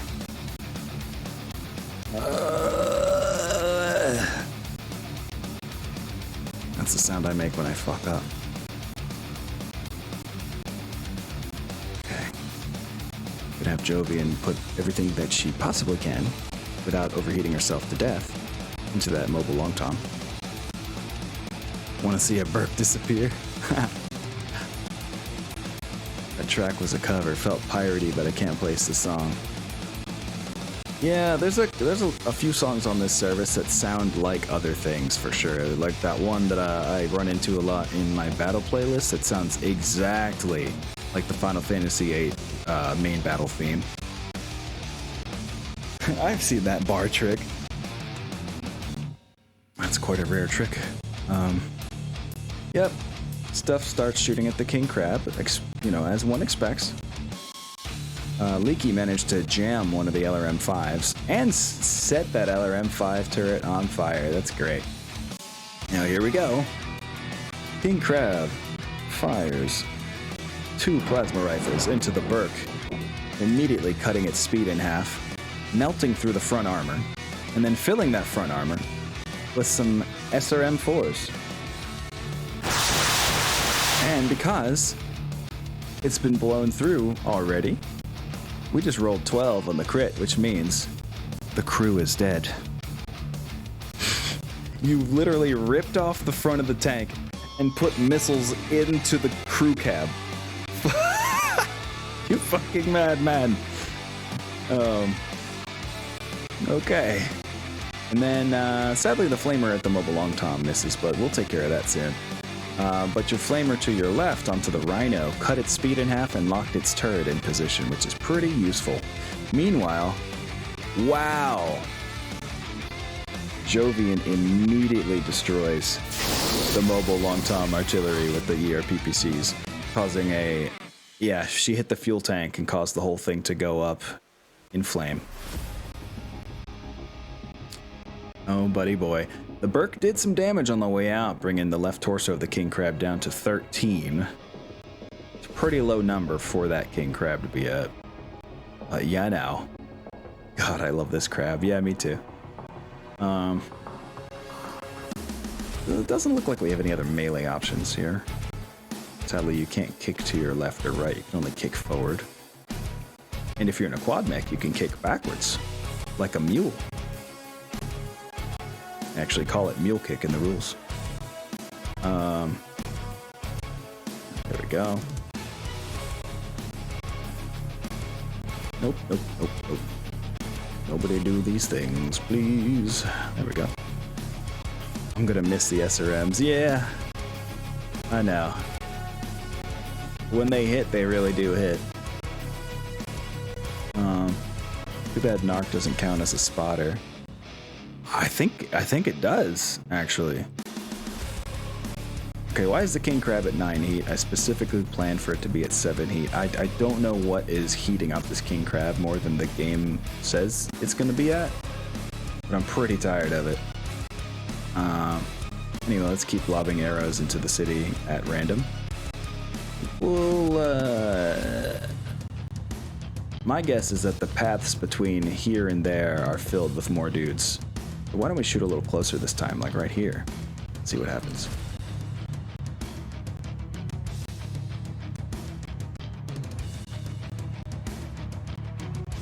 The Lyrans are on the move. Ooh, that Ares just showed up. Damn. Okay. Longbow's gonna stay put one more time. Could be dangerous, but we gotta try. Tin Cat's gonna charge forward. He's got work to do. He's so overheated he could only move 3. Oh well. Still gonna do that. That's what he's gonna do. So I wonder if it'd be worth it to turn with his last movement instead.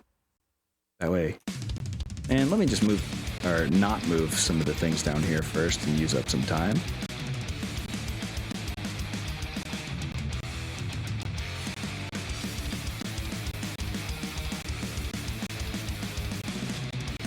Yeah, this is the right music for this battle. Right here.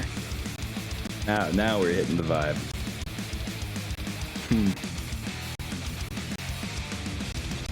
Gotta let that Ares move, and then we're gonna pounce on it with Mick and Doctrine.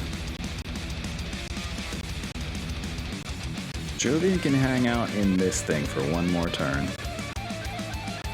Oh, clan motorized point. Well, we're gonna have to set that building on fire, aren't we? Bolt is gonna sit still as well. I love the idea of stepping down an alley and just spewing flames down both alleyways. Hell yeah, it is what you did. I think he's gonna stand on top of this rhino, giving himself a chance to blow the shit, or kick the shit out of the rhino while also trying to blow the shit out of this mobile long tom. That's his move. We're running out of moves here. Can we get any more out of the Lyrans? No. They failed initiative really hard. Okay. So in that case, Tin Cat is going to charge forward. He's got spotting to do. Now's our chance. Mick steps out and stands on top of the Ares. Doctrine does a little jig on his way out to fill this Ares with laser fire. Ooh, and the LRM-5 turret's crew has been killed. No more little plinky LRM-5s coming at us. Beautiful. The mobile long tom, sensing what was coming, moved closer to Leaky in order to get into his minimum range for the PPCs. But if you think that's gonna stop Leaky, you got another thing coming. Well, let's just talk about Judas Priest earlier. Unfortunately, I only sing well at high volumes. I'm not trying to blow anybody's ears out right now. Leaky, shoot that motherfucking mobile long tom with your need of a 5 on the roll. Boy, that's easy. You could do that.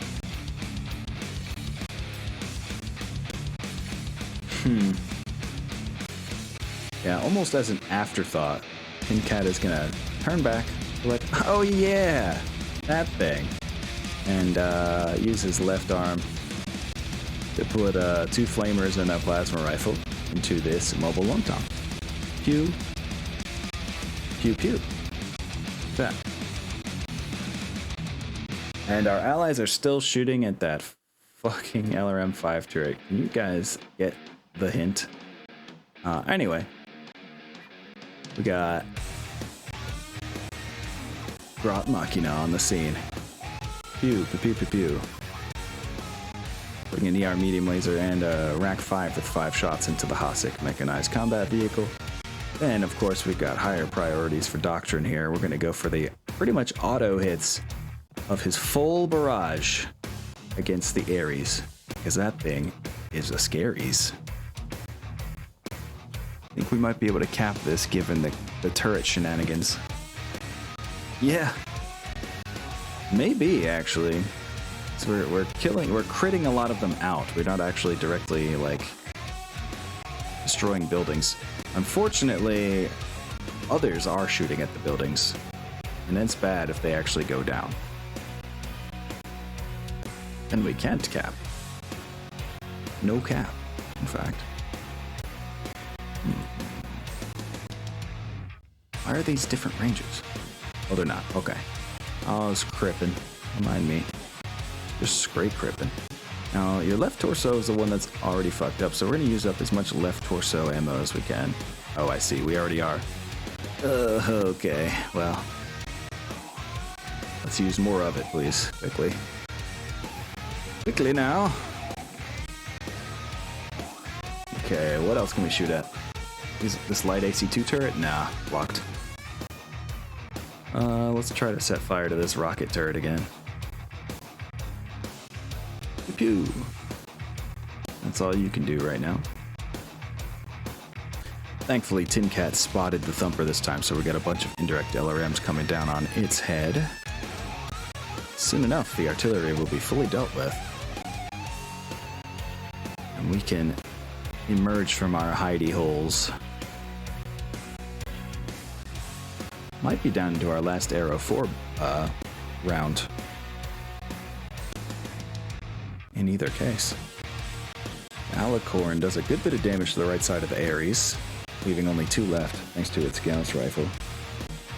Pretty strong.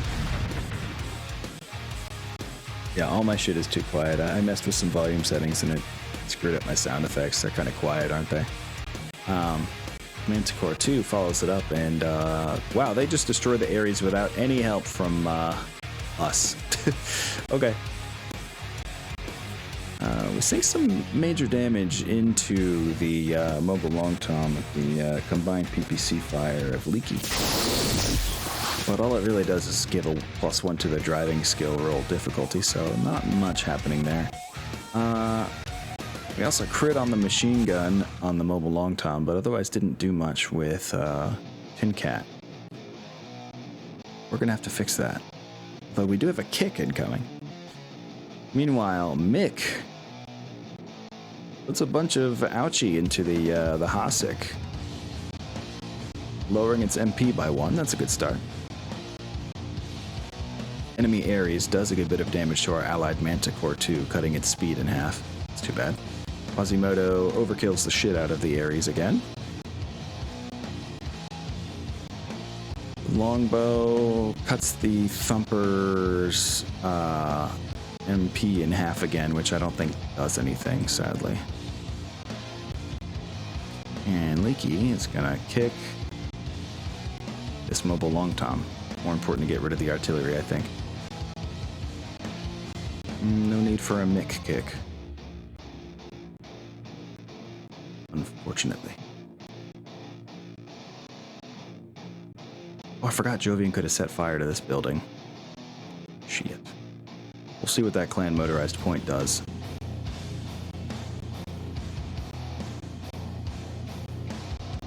They can move into any of these buildings and it would be pretty bad for us.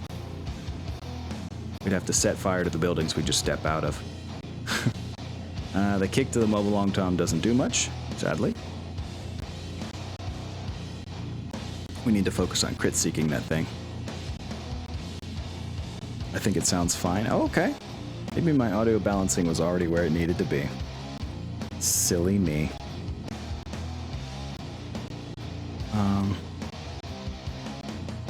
I have 2 shots of Arrow 4 left.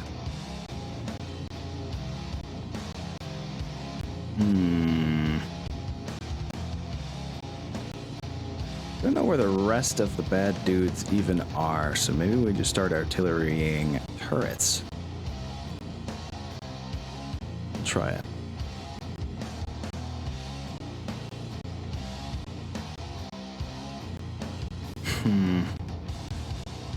One more round sitting still with our southern contingent. Even with Jovi in here. Think. Well, we'll see. We'll see. Go from the bottom up. This. Then get some fries with that Mick chicken. Yeah.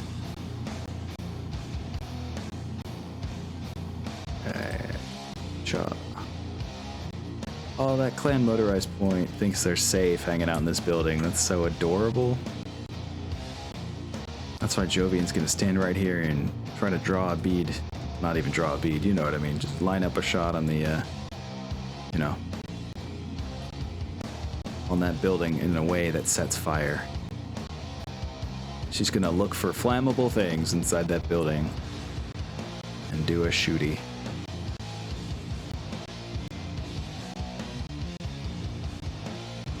Tin Cat's gonna charge back 4th.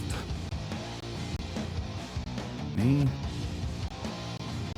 I might try to use his last 2 mortar shots on that thumper. Or maybe... Hold on, he's still got vehicles back here to roast. There's a Rhino and a mobile long tom. Maybe he just backs up by 3. Damn, I'm gonna be AFKing old school RuneScape for a while. Maybe I should hop on MegaMek. Yeah, maybe.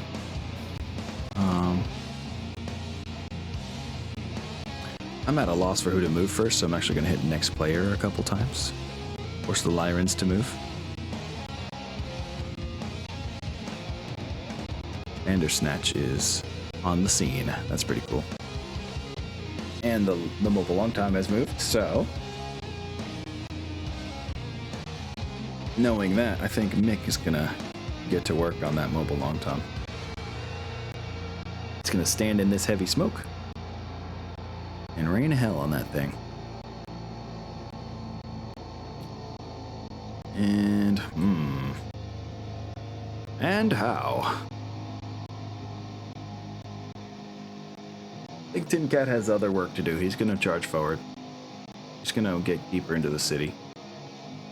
He's confident in his friends in Baker Lance and their ability to finish off these fuckers. And this Rhino's got a locked facing forward turret, so it can't even shoot anything except for this Ontos in the distance. Which gives Leaky all the more reason to stand still and really line up a shot on these things.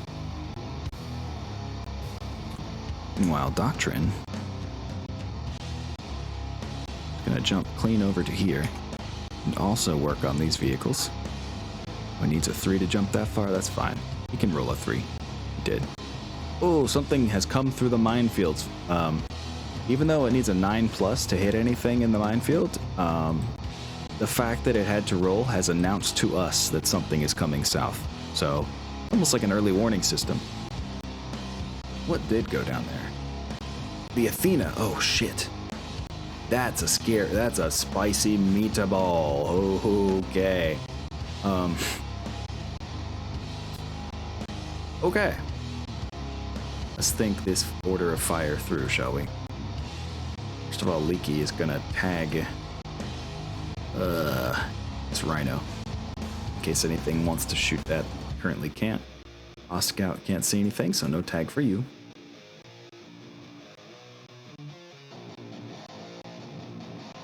Okay.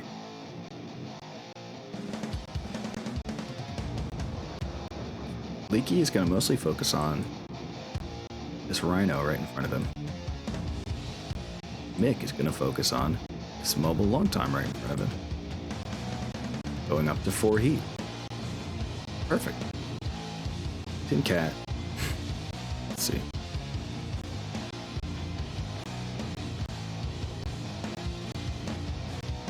Doing some measurements here. 1 sec. There we go. The Thumper is more dangerous, so here's what's gonna happen. We're gonna both spot and yeah, we're both gonna spot for and shoot at this Thumper. Oh wait, we can't. Shit. Well, he's just a spotter this round. Sorry, you're still running into position. Doctrine. You gotta work on this long tom, bud. Well, maybe not work that hard.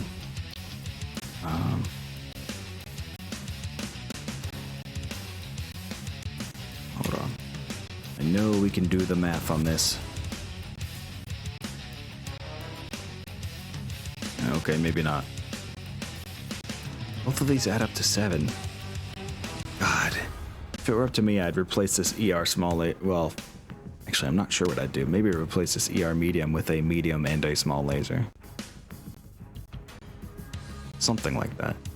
It's ending at 10 heat is unsatisfactory, but that's what we have to do. I should have only jumped 5. Damn. Alright, let's take out this thumper, if we can help it, with indirect LRMs. Meanwhile, Jovian has much more important work to do than shoot at this clan motorized point anymore. Oh no, the Athena has decided to show itself, and that could be really dangerous for Jovian. Really dangerous, so let's do crit seeky stuff. Medium pulse.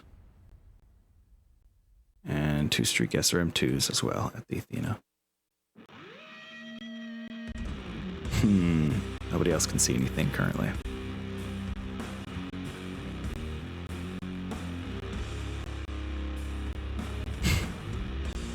Won't be long before we jump out of our hiding places. The moment is nearly upon us. Ugh.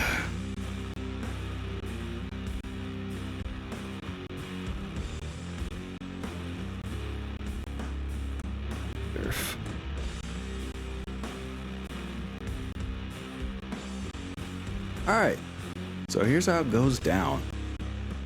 Leaky utterly melts the motive system of this Rhino,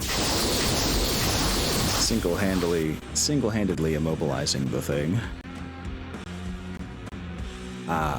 Mick in the Urban Mech cuts the speed of this mobile long tom in half with the Rack 5.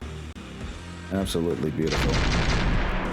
And Quasimodo follows up that work with another -1 movement point to the mobile long tom. Unfortunately, that's it. Okay. The longbow, though, our commander manages to immobilize the thumper with a well-placed LRM strike. Let's see what...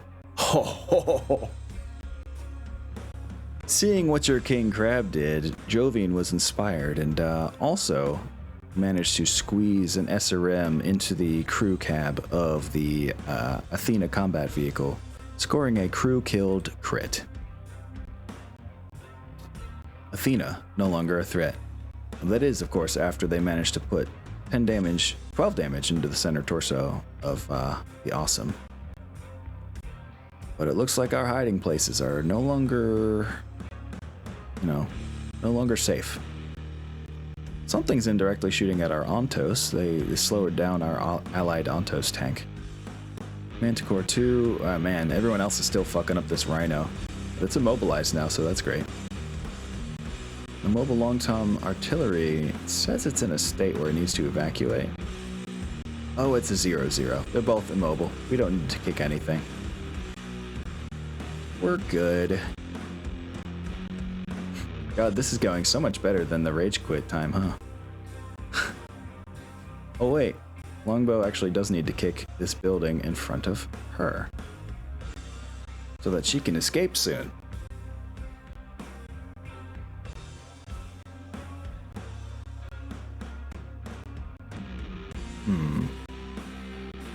That's fine.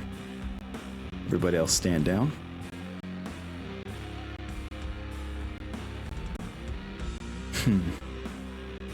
This might be the round, though, where we step out. Our Quasimodo is at 10 heat. Woof. We do win initiative, so that's a good time for us to step out. 1 shot of regular arrow 4 left. With that in mind, where do we put it? Where are the rest of them hiding?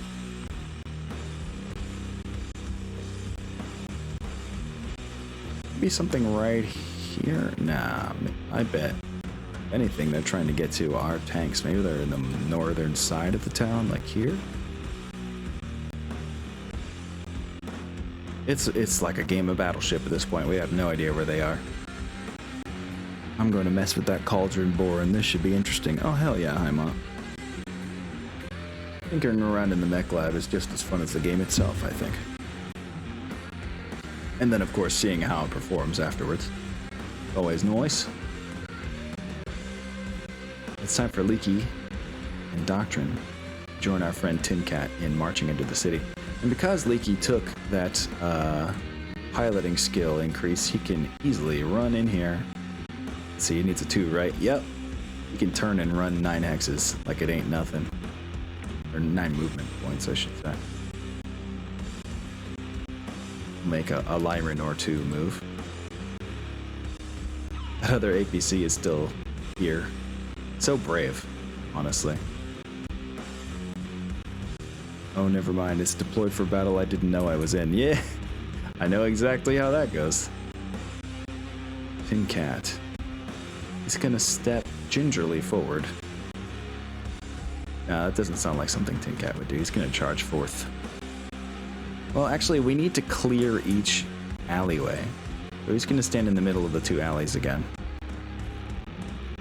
And see if he can get visual on any other units. Does not look like it. I need to shoot something, I'm getting antsy. Yeah, that's what I'm saying, Tin Cat. If this MHI APC decides to stick around, that's definitely gonna be your shot.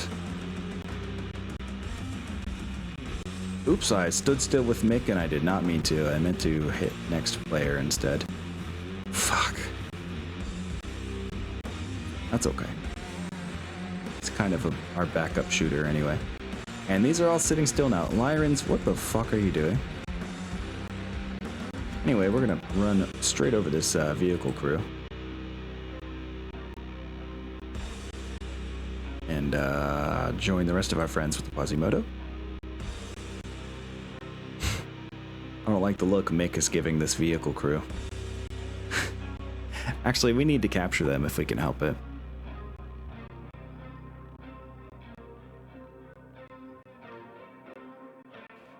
This building does not have much left to it. I think Jovian might hang out inside this building one more time. We'll start, actually, we'll start positioning to get out of here. A rifleman's gonna look down this line right here and see if he finds anyone else. Longbow. It's gonna sit still one more time so that she can kick this building down. There's the Huey. We did see something after all. Where'd the APC go? We were just about to play a little game. Alright, Bolt also gets ready to step out. Just actually does go ahead and step out, I would think. Let's see what she can see. There's the APC. Oh, you clever girl. Really thought you had something there, didn't you? Well, I'm not averse to taking a single step out of this building, setting this thing on fire, and then kicking the shit out of this APC. Like this. And what was that? Where'd that go? Watched another vehicle back into somewhere. Trying to figure out where that was. There's so many parts to this battle. Oh, there's a Hasek behind our allied fortune. That's not good. Maybe that can be the Mick task force. He can just start going that direction. He can fly, after all, with those partial wings. He should be able to get there pretty quickly. Yep, we're all going to start stepping out. Everybody leave your hiding places. It's time.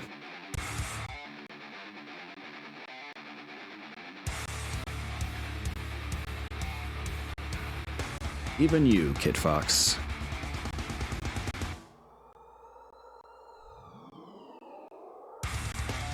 Yeah. Trying not to step in anything incredibly dangerous. Yeah. Kid Fox and the Oscout need to stay like this. One person, a crew, sadly. In the open, making 2 die can backfire. Yeah, exactly, Hashin. I don't think it would be easy for us to reduce it to the size that you could pick up. Especially because if this is the ejected long-time crew, it's like 7 people. Yeah, 7 people.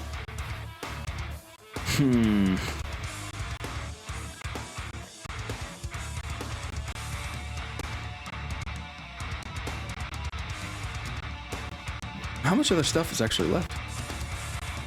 Wow. Pretty good. We've gotten it down to 60% on both the garrison and the OPFOR. Oh no, what round is it? We have 6 rounds until the reinforcements arrive. Which are coming from the northeast. Our Lyran friends need to fucking move. And so does Mick. We're just gonna have to let that long-time crew get away, because holy hell.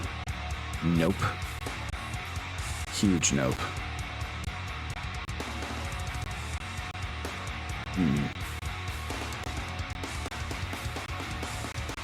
Sadly can't tag anything yet with the Oss Scout.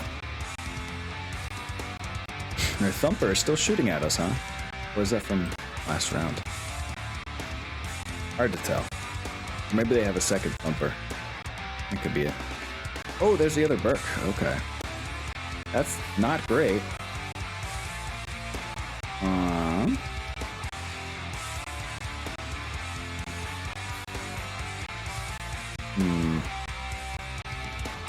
Any turrets you can see, Leaky?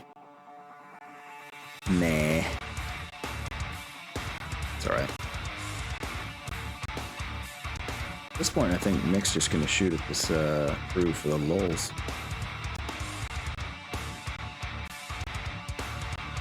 And have a cooldown turn.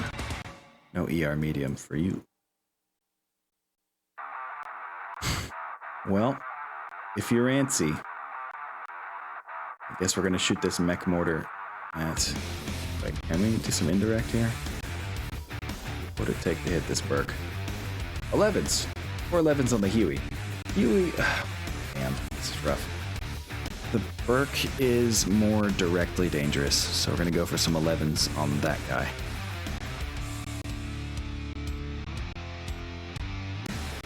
At least you know what you need to fight when you get into town, Tin Cat.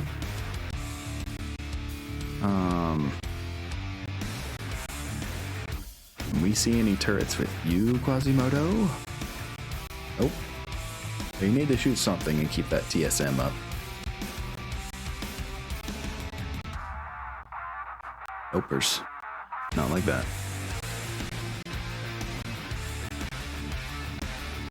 Dude, he keeps ending at 10 heat, and I'm infuriated by this horrible design of heat management.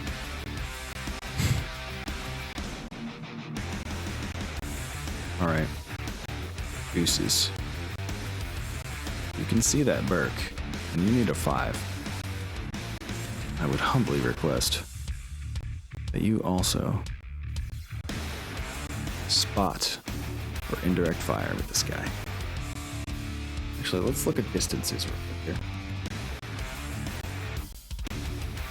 Okay, that's still in medium range for either target. So we are going to spot that Burke, so our longbow can do some work on it. Spot, then shoot.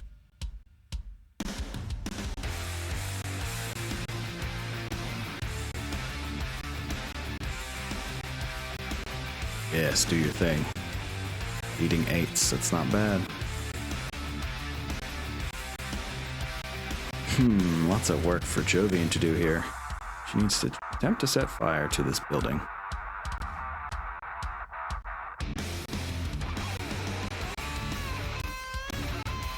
Then put a medium and small pulse laser into this MHI.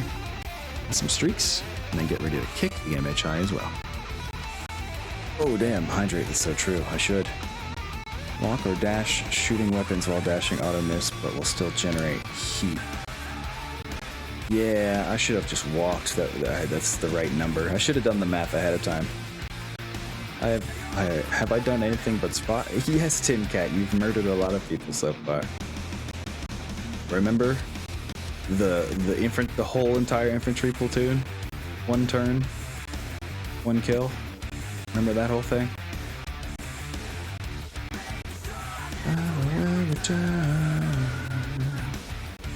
Well, I've heard this song a good bit. Alright. Primary fire, heavy large laser at the distant Burke. And we're going to put some SRMs into this MHI in case it's not dead yet. And try to start a fire with this heavy machine gun of yours. Oh no, that would change things. It's not. I want to change the two hit numbers on anything else. What else can we shoot at? Try to start fires on turrets. That's probably the move.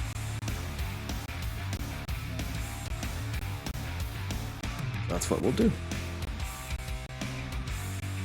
Now that we're out in the open and starting to battle properly. Yeah, that's fine.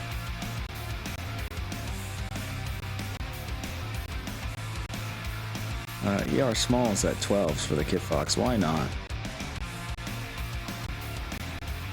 Scout, of course, can't shoot anything, but we'll have something for you to do next turn, Scout. I guarantee it. Yep. The Rack 5 hit and apparently does a lot more damage when you use Rack against infantry. Utterly decimating the crew. That's one way to stop them from leaving the city. Let's see. Lineholder. Lineholder Barbecue puts a ton of damage into the turret of the Burke, leaving only 5 armor left. That ERPPC did work. And the longbow lets loose with a whole bunch of LRMs at the Burke as well, leaving 3 armor left on the turret. And 3 on the front. Alright. Won't take much now. The awesome Jovian successfully starts a fire with their ERPPCs, and then turns and puts a medium and small pulse laser into the MHI, and Streak SRM 2 or 2 into the MHI. Utterly, a little stunning and having its speed. It's actually not down. The thing I saw get destroyed was Stalking Spider, our unclaimed pilot bolt. Puts that heavy large laser straight through the turret of the Burke, blowing that turret right off, destroying the Burke. Rifleman successfully starts a distant fire on one of the turrets. That's good. Something distant is indirectly firing at our Stalking Spider and does a little bit of damage. Huey puts some damage into the Awesome as well. Not amazing. She stands strong.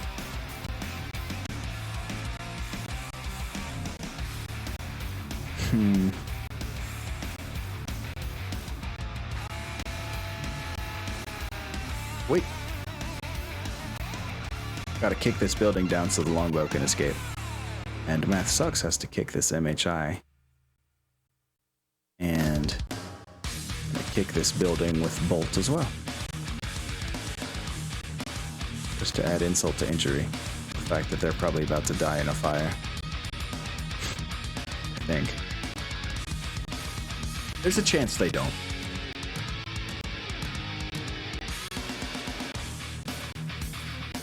The longbow downs the building, and as expected, Jovian swings her gigantic awesome foot straight through the rear end of the APC, sending it flying and destroying the engine in the process.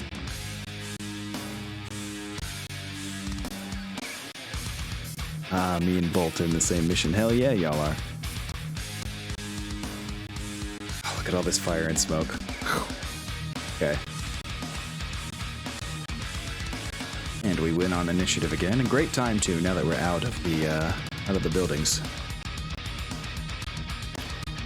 We can do a fire-adjusted shot with the Arrow 4 homing rounds. That's great. We'll put it right here. And try to get to a spot where we can shoot it with the tag. Now, don't do anything too unpredictable there, Huey. We got murdering to do. Leaky's gonna attempt to step forward into this, I know it's a little scary to do after last time, but he's gonna get a view on things. He's gonna scout it out. There's the other Hasek. Good. Come at us, bro. And then see the King Crab waiting behind him. Nick is gonna ignore this vehicle crew. In fact, Maybe he will be the special task bro to go after this Hosik over here. Whew. You cannot roll a 4 and then a 5 though. That would be asking a lot. I think he's gonna head this way and stand on the dead Burke. Why not? I'm trying to save a lot of these units for last, if possible. Our scout needs to go very last so that he makes sure that he has a shot on something that can bring in the homing artillery. On something. But probably this Huey. That would be... I think that would be the most poetic. Put an arrow 4 on the double arrow 4 launching guy. Rifleman's gonna carefully pick his way up there, like that. Kid Fox is gonna, I guess, walk kinda like that. Bit of flavor, the APC crashes through the building windows, walking slowly away as the fuel tank ignites behind the skull mask. Hell yeah. I like it. I like the vibe. So Ursa is gonna march forth to town. See what he can see. The Huey has moved into a cowardly position.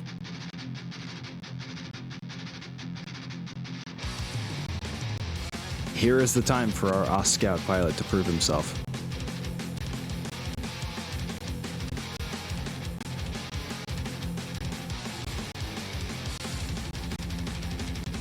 Nothing personnel, kid. Whee! And we discovered another unit while we were jumping. This lightning attack hovercraft is hiding inside a building? Alright. Clever. Not clever enough. Or am I thinking Atlas? Yeah, it is the Atlas that has a skull mask, but you know, still cool. I wouldn't be averse to putting a skull mask on an awesome as well.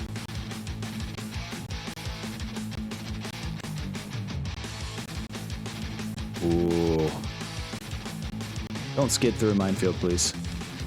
Good, she didn't skid through a minefield. That would have been really embarrassing and possibly deadly. Who else can we go ahead and account for here? Doctrine. Of course. This time he's just gonna walk so that he can keep the right numbers.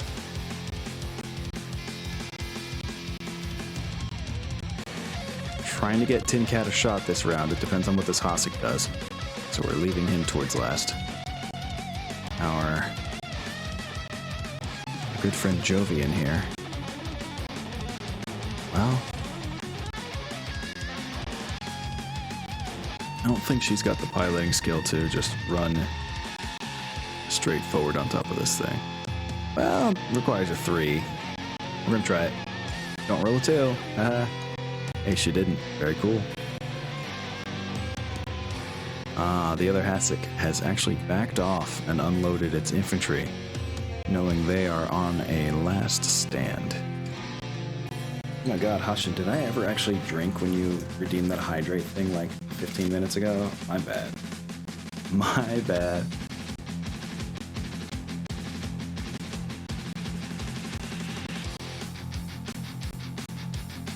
Drink a bunch just to make up lost time.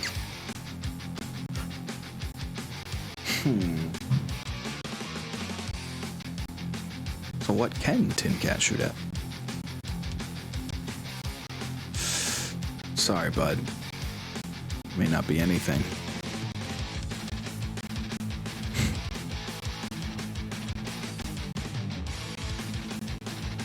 Meanwhile, we're gonna have Bolt move up here. Actually, wait. Not yet. First Deuces is gonna step up. Get shots on all these fucks.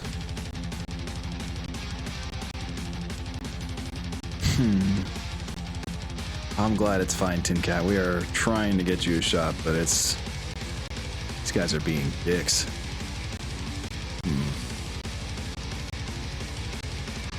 And looks like the only safe way to go from here is up through this part of town. I'll move you up there. Yes, okay, now that this lightning attack hovercraft has decided to sit still, I think we're gonna set it on fire. Actually, what's the health on this building? 118, yep, trying to set it on fire. Yes, go. The Hasek failed its role, stunned its crew, and injured its commander for trying to do some crazy shit. Yeah, blew out some of its internals for daring to move faster than it's designed for at these low Gs.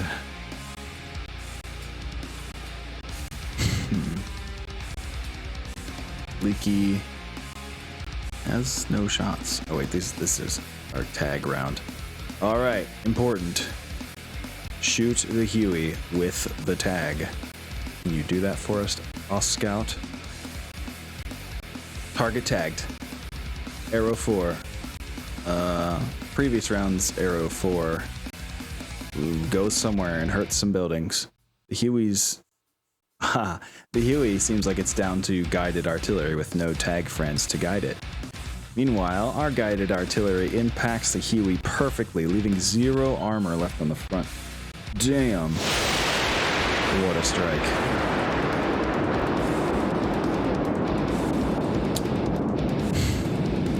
Now, if we could be gentle with this Huey, we might be able to recover it. That would be ideal.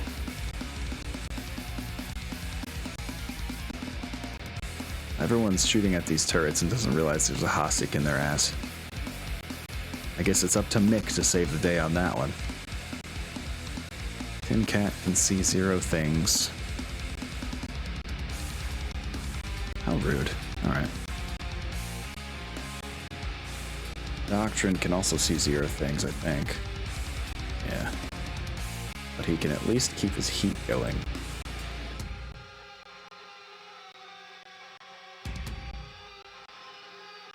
There it is. 9 heat. The perfect number for triple strength Myanmar. We did it. We done did it. I like this song. Got some crunchy bits.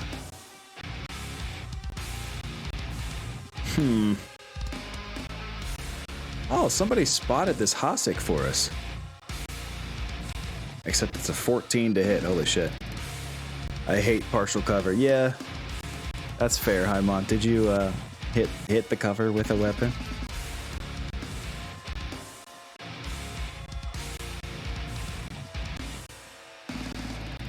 Let's spam that Huey with some low chance LRMs indirectly. Fortunately, that's about all we can do this round. We can set fire to more turrets. I guess that's what we're doing. Point blank shot. Happened to aim at its legs when I'm rolling for 3s with large pulse. Like clan large pulses. There's, oh my god, that is rather heartbreaking. Gotta rotate our turret back forward with our stalking spider and then ignite this building. Everything we got. Smoke that lightning attack hovercraft out. Deuces is gonna show some mercy to the Huey if it's not dead already from the incoming LRMs. I want to scream at Ms. Mitchon. Oh yeah, that's right. The pilot doing the shooting. Yeah. Whoops. Didn't you say that was a blood spirit blood name? Wild.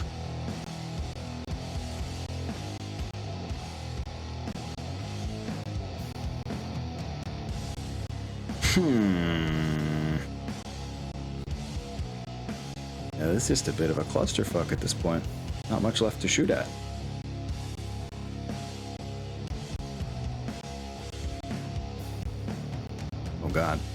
that enemy turret with SRM-6s is... Oh, it's just a singular SRM-6 and it still managed to have the speed and stun our allied Ontos to the north. Ooh, the type of fortune they brought is the standard one, which is apparently LB20Xs. Oh my god.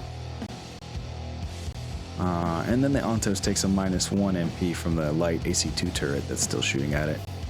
Well, that clan motorized point with SRMs is tearing into Jovian and the Awesome a good bit.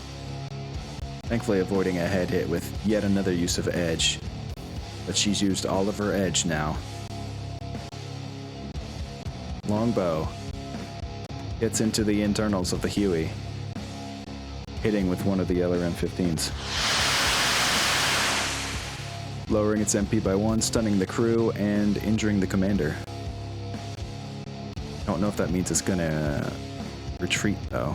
We might need to apply melee to a undamaged arc to try to crit it out.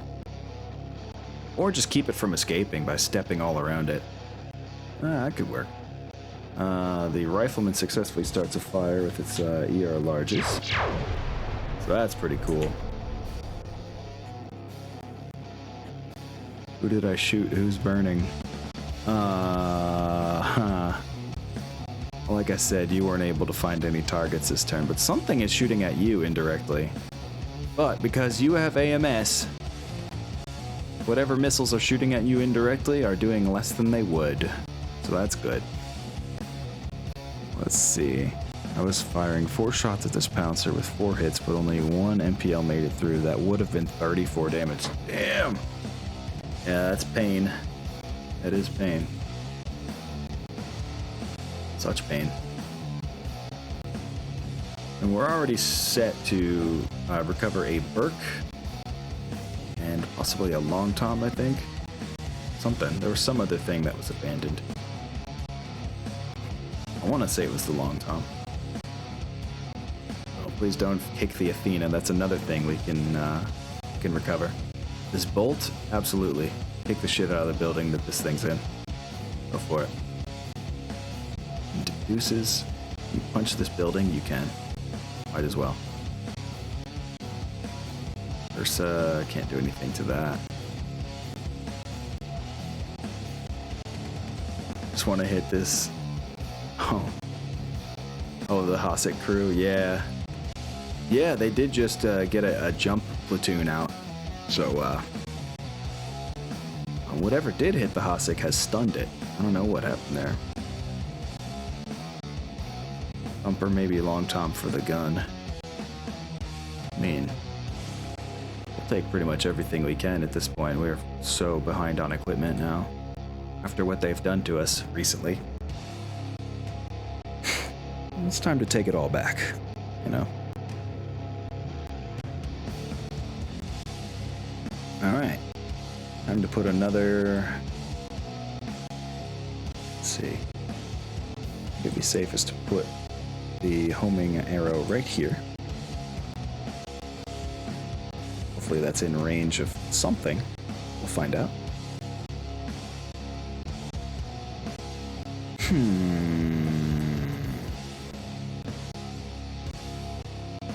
Does that Huey have speed left? Bro. Show me. Show me that gray shit. Show me the colors. It's a 1-2. Oh no. It can still move. We're gonna have to kick it literally in the ass in order to just try to crit it out. And hopefully not explode a fuel tank in the process.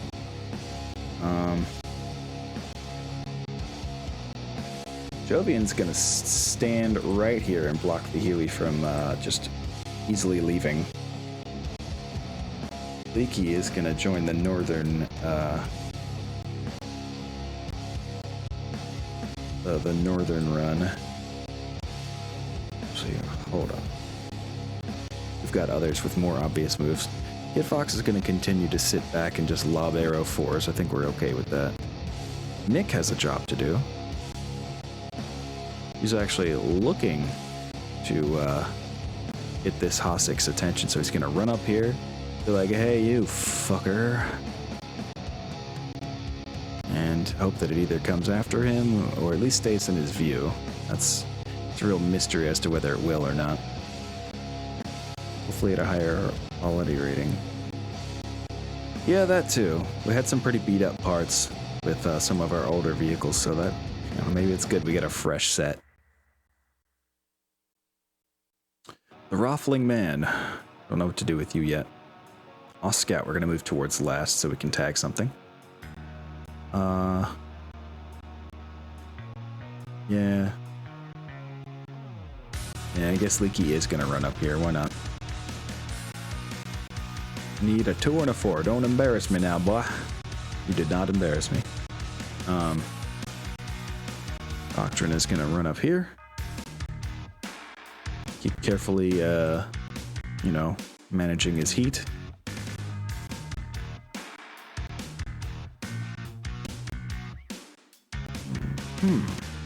Yeah. Longbow. Can you make this roll? Can you roll a 3 for me? Yeah, you can. Sweet ass. This is just gonna go up here. Start fucking up this building that the lightning attack hovercraft is still in. Although it might be leaving, it still has to move. Raffling Man, not sure yet. The Ursa though, it's gonna go to the southern end of this building and also heck it up. We're gonna convince that lightning attack hovercraft either to leave under one of our feet, which would be bad for it, or to stay in the building and either get crit by fire or incoming damage. So either way, not a good time for the lightning. And almost everything's on fire now. Except for these turrets up here, which are being damaged by our friendlies. Sadly, this Ontos is stunned and immobilized, so they're probably about to eject. Let me see. Yep, there they go. We'll hit next player a couple more times, force the Lyrans to do something. Imagine that. Lyrans doing things. Let's see. Damn, the Hossack moved out of the way of Mick. It knows its end is near with Mick on the prowl. It's okay, they won't escape us next time. The Fortune, I don't know what the Fortune's trying to do. Run through fire? Great job, dude. I'm sure that'll really help. Bolt is just gonna turn in place, but otherwise stay right here. And try to smoke out this lightning attack hovercraft. Raffle Man finally sees his opportunity to move north. Scout continues to need to move last. The Hossack has run away. I don't know where to. Alright, let's think about this logically. Where can no one currently see?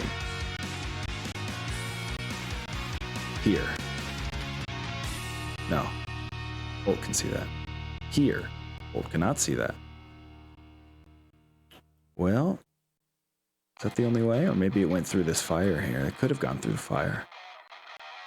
Hard to say where the Hossack went. Just when we were looking to heck that thing up. Well, here's what we're gonna do. We're gonna send King Crab more to the north. See if he sees it. He does not. Which means we have to do a little exploratory surgery here with the Scout. Going right here should give him a good view of almost everything. In fact, right here, because it can also be hiding right here, I think. I don't think anything else could see it until we moved in there. Yeah, so right here is a good chance of finding something.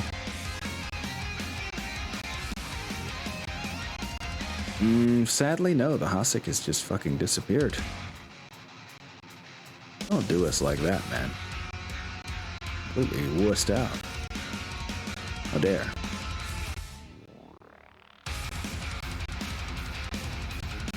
So instead we're going to put an Arrow 4 into this medium laser turret building with our tag. That's clearly the move. Sadly no crit on the building, and it does not ignite. But that's okay. We're doing damage. That's one way to aim for crits, is lower its health and then get lucky crits from high damage weapons.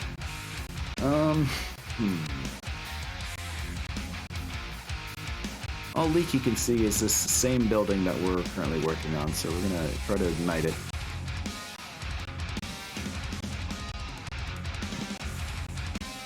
Mick, in his frustration, flashes out at this SRM-6 turret, attempting to set it aflame. Only with a one-shot rack, because he's trying to reset his heat for next round.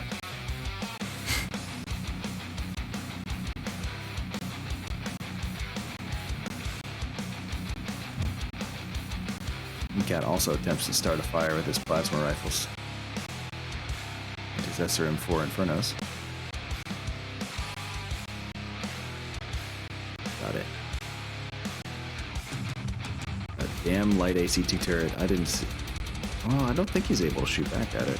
Huh? How rude. And continue to try to set this thing on fire until it is on fire.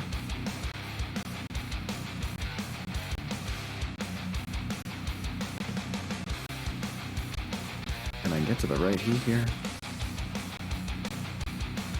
What am I doing wrong? That's 12 heat. What the fuck?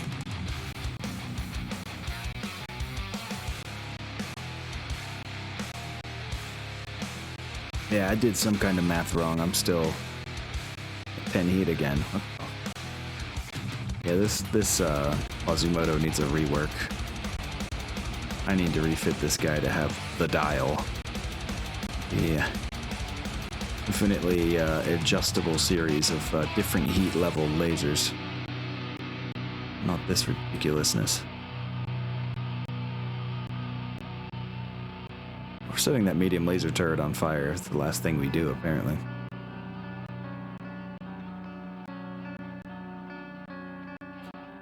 Not much else for us to do here. Sadly.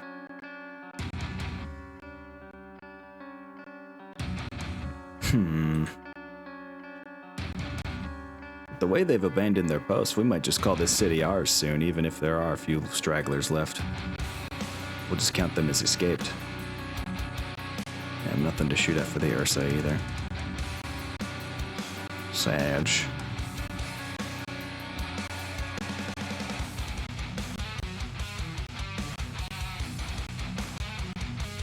I hear the SRM-4 only has fire.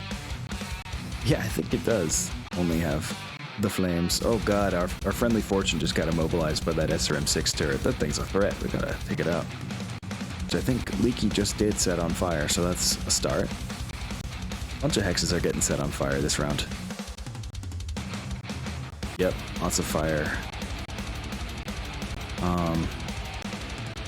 That one enemy Hasek, PPC with the Fortune, which they're going to be evacuating that thing anyway. Medium laser turret is daring to dream, shooting at our awesome. The Fortune, with its final shot, kills the crew of whatever turret it was shooting, so that's pretty cool. Ooh, the longbow took some indirect fire from somewhere. Now is deep into the internals on both the left and right torso. Once again, our commander might have to eject. So at this point, I just treat it like our commander follows the actual force withdrawal rules, you know? She acts like it.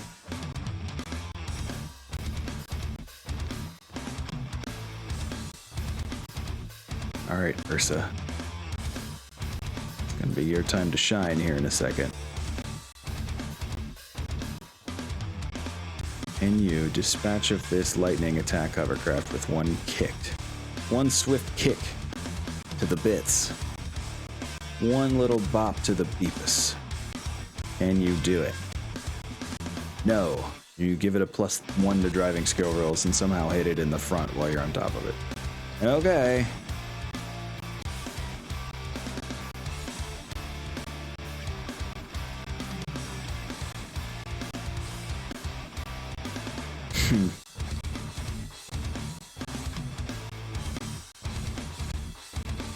We'll put an arrow 4 into the air over here again.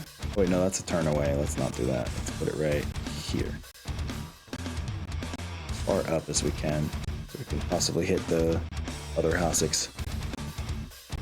Well, it's not realistic for the Oscout to get to. I guess we'll control our own house here, putting it closer. There we go.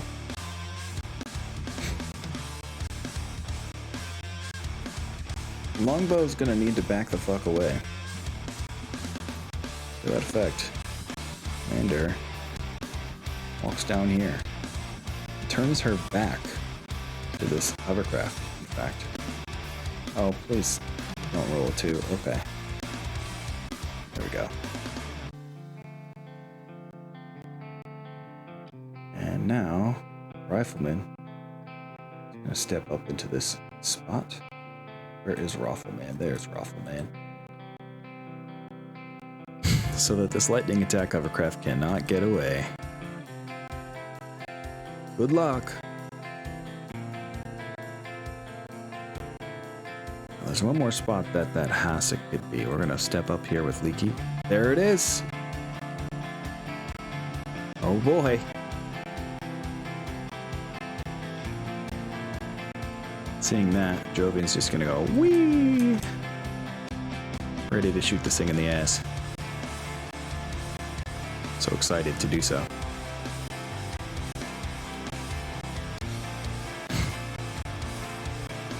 I think Bolt is going to stand right here, also attempting to keep that Hossick from leaving. Nick is still dueling the northern Hossick. Oh, I didn't see the second part of that message. Hi, my God, I love Alpha strikes that land well. Blew off a right torso and got 2 head hits. Damn! That was well worth it, especially, I mean, if there was any heat generated, it's well worth that. We're going to spam next player a little bit. Oh, there was only one next player to spam. We'll move up with the Kit Fox a little. Trying to keep mostly behind buildings still.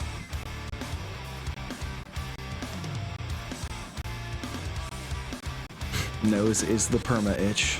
Nothing new there. Deuces. Deuces is going to do a little exploring. He's going to head for the outskirts of the city. Seeing if there's anything left. Seeing what the hell is doing that indirect fire at us as well. Intent on finding that shit. He is. Using the grammar of Yoda, I am. And I don't know why, actually. Make it stop. Yeah, Oscout needs to go last. Ursa can actually get out of this little predicament and be ready to shoot the lightning wherever it goes. What if you go here? Can you see both? Yeah. That's the ticket. Quasimodo. Stepping up into town. At a, no, cruising speed, a walking speed. Ah, this Hossick has decided to go this way and actually ran into a friendly vehicle crew that's about to shoot them a bunch, so that's kind of cool. Nick is going to help also shoot it a bunch.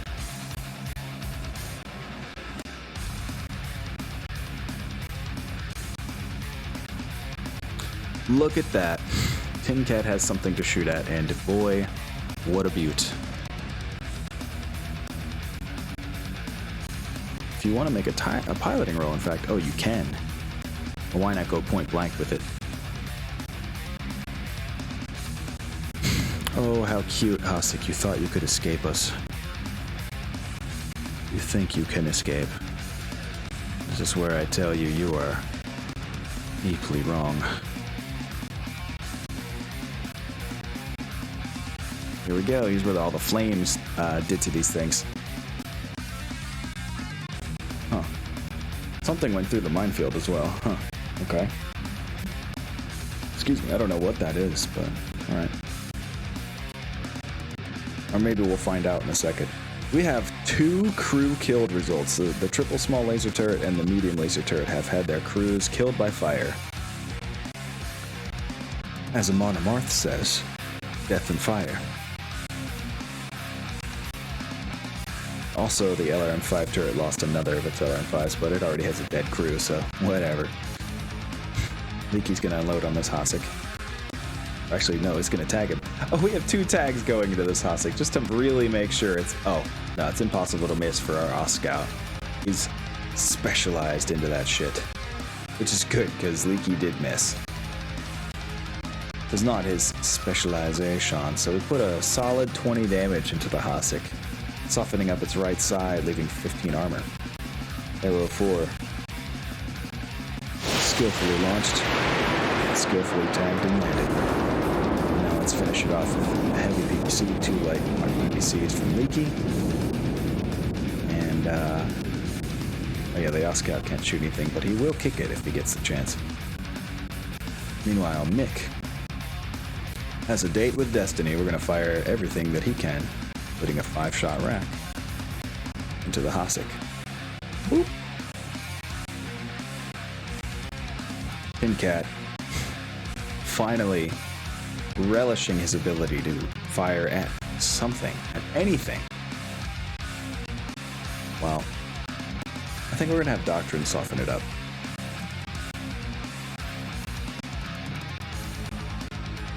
Ooh. One does not simply go to, like, whatever the fuck that was, 16 heat. One does simply go to 9 heat, though. That's pretty cool. Where the cool kids go. Now, though, Pincat. Here he goes. Time to Alpha Strike. Normally a highly inadvisable thing in this mech. You know what? 6 heat is not bad, actually. Now that the mortars are gone. Out of ammo, that is.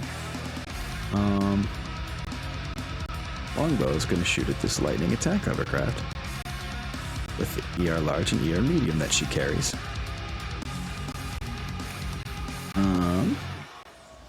Jovian was a little too eager to get into the fight and ended up running past where she'd need to go to see that Hasek. That's okay, though. What can she do? She can just kind of keep her target practice up by shooting at this small laser turret. Bolt's gonna chill. Bolt's just vibing. Gooses also can't see anything right now. Raffling Man has a lightning attack hovercraft under his feet, quite frustratingly. So he also cannot do anything for now. The Ursa, though, he sees that lightning attack hovercraft and lets loose with... Jeez. Well, we'll do the crit seeking route. We'll do 3 medium X pulses. No, 4 medium X pulses. Heck you. And 5-shot rack 2. Whew. Such crit, so seek. Wow.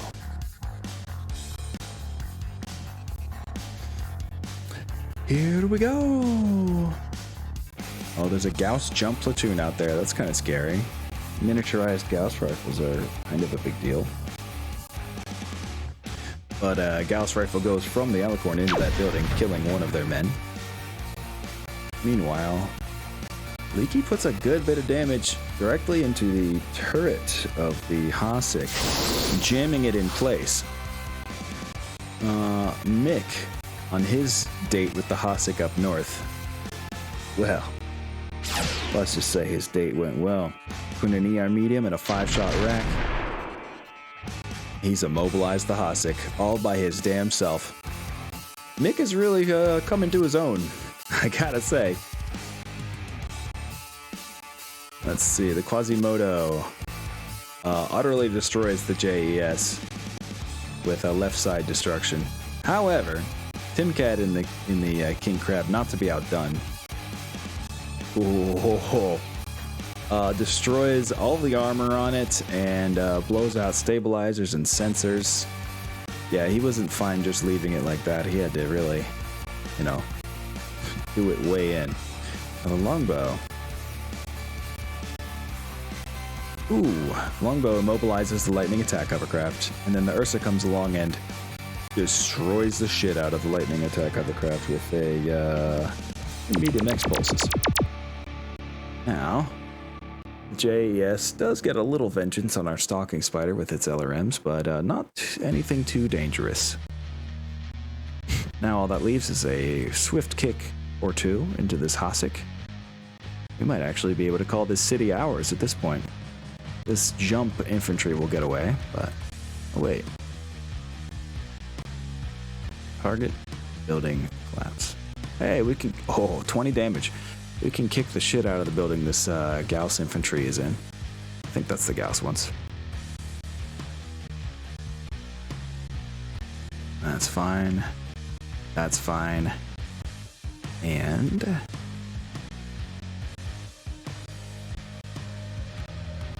think this will do it. Scout gets a final kick in on that Hasek. Holy cow, I passed out and got sleep and you're still going. Yep, that's right, Cole. We're doing the long haul this time. Swift kick from the king crab into the building next to him. Manages to catch one of those jump platoon soldiers, killing yet another dude. Griffin and the Oscout's combined kick lower the Hasek's speed significantly. Now you got us up, Cole. Hey, no pressure, no pressure. Not all of us have the monies. Look at this man put in work. Yeah, I mean, I'm trying. Still, it's... You know, I was just talking about barely being able to feed myself from how poor I am, so, you know, it's, I get it. Trust. Now that we're a little more north, the Kit Fox, we're gonna put this right here. Got options for the Arrow 4.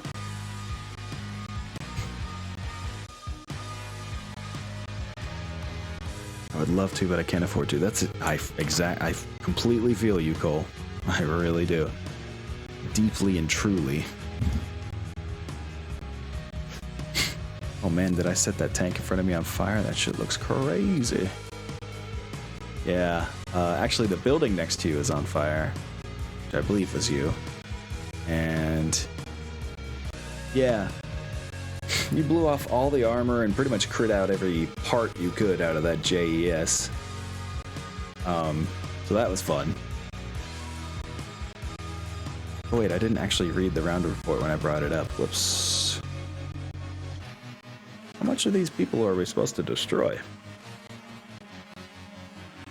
What's the objective on this one? Why won't you show me? Wait, the fuck? Here we go.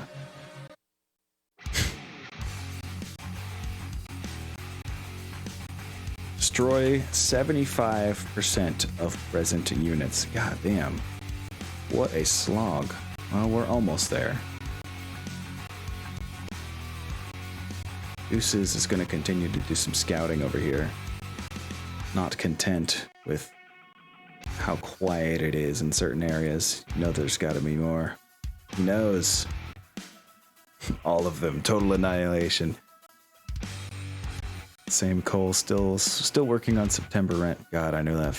Oh well, I don't know the rent feeling as much currently because I am in an extremely fortunate situation after an extremely unfortunate situation. Maybe someday I'll tell the tale, but I'll have to make a YouTube video about it or something because it is a rough subject. I'll just put it that way. Anyway. Where should we send our people? Doctrine is gonna be nutsoid and run through a fire. Let's see, at 9 heat he has to run. Although, no, I think it would make more sense if he walked. I think the math adds up. I think I'm starting to get the hang of this heat curve. We'll find out if I was wrong or not. And I'll curse about it and we'll all have a good time. Rifleman's gonna step right here to stop the Huey from any of that funny business. Like that.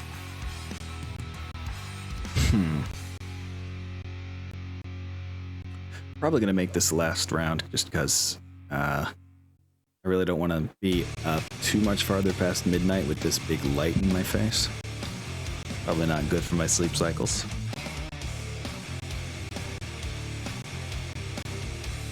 Nick, satisfied with his work, continues to scan the rest of the city, intent on finding every last bit of resistance he can find.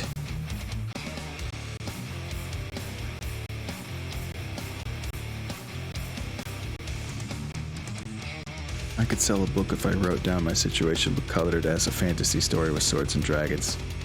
That is a lot of... That's what a lot of fantasy authors do, I hear.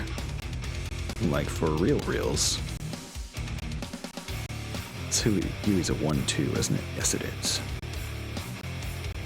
We go backwards towards the edge of the city with Bolt. And we're also going to run around the edge of the city with Jovian. Vroom vroom. Sleep cycles will be fine. Do overnights for 6 years and then you'll never sleep past midnight, just like me. I guess? Why would it be possible to sleep past midnight? I don't like the sound of that in the first place. We don't run over flaming buildings if we can. Oh, wait. But we can't help it. Because this damn Huey's still in the way, so we'll wait on that one. We'll walk up to right here with the Kit Fox.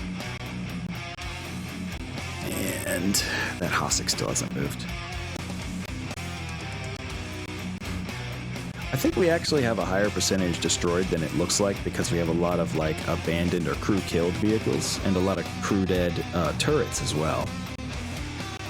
This jump platoon is going to give us a couple problems on Tin Cat, but honestly, I bet he can't wait to melt them. He's just waiting for them to move and catching them in the act.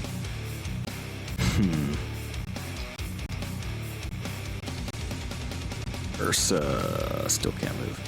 Longbow gonna continue to escape. Armor.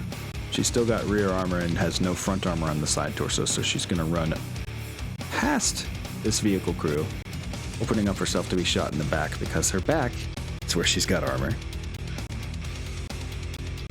What was it? That animated cyberpunk movie, A Scanner Darkly? Is a biopic, which is what they call using your life as direct inspiration. Oh! I never knew that's what biopic meant directly like that. That's cool. But yeah, I like A Scanner Darkly, actually. It has a lot of good things to say. It's got some statements, sure, and I love a movie that makes a statement. Makes you think. Oh. Tin Cat just smiles in his cockpit knowing this jump platoon is about to spend their last little bit of time on this earth together, on this Hellenfold together. Huey still refuses to move, Hossick still refuses to move, and yet, well, we're gonna have to force the Lyrans to move because something's gotta give, you know? Hossick refuses to give. So does the Huey. So I'm gonna move around it with this Ursa. Run over a building like it ain't even a thing, because it ain't. Back on Kellenfold? We've been on Kellenfold. There's no escaping Kellenfold for a very long time. For another almost 2 months in game. Like I said, it's a wolves on the border situation. We are stuck in a contract, overpaying for parts from our own employers, and just being ground to dust, perhaps on purpose, by the Lyrans. And just like a wolves on the border situation, we're eventually going to turn on those fuckers. And it's going to be oh so satisfying. Oh so satisfying. You should have a notepad or something out when we do these super long battles so you can mark who kills what. Oh my god, Tin Cat, you're right. It's gonna be so hard to... I'm gonna have to go by how it feels like everyone did. Just assign kills randomly across the board with this one. Because you're right, this shit is long as a hail. Boy, I think we lost initiative here because the Hossick's still... Alright, well, we're gonna sit still with Leaky. He's gonna guard this exit. Oh, perfect. Our scout's gonna stand still too. Oh wait, I see what you're doing here. Oh, we killed another crew. Cool. Oh wait, I think it's the same crew kill crit as we already got. Sag. Well, this might hurt a little bit, Leaky, but nowhere near as much as you were hurt in our first attempt. Our simulation of the mission.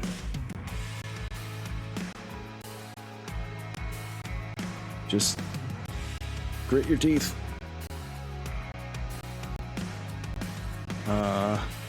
Leaky takes 5 damage to the right torso from the arrow 4's impact. Hasek heads up much worse though, losing a movement point from its motive system.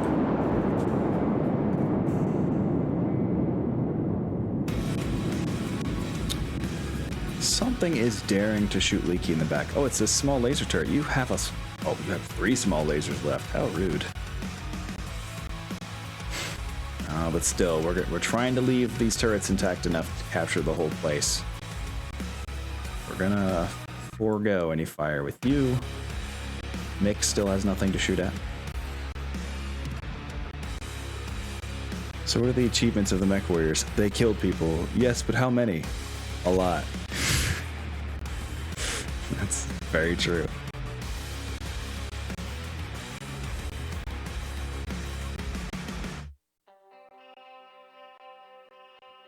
A lot. Don't ask any more questions. It was horrific. Oh, okay. Tin Cat's got work to do.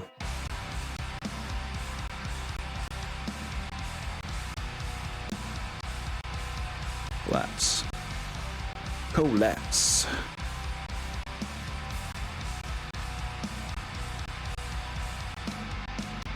And we're gonna set this building on fire. How could you not? 2 chances, just in case we roll like a 2 on the ignition chance the first time. Just full 1,000-yard stare. Fortunate Son playing in the background. Yeah, exactly.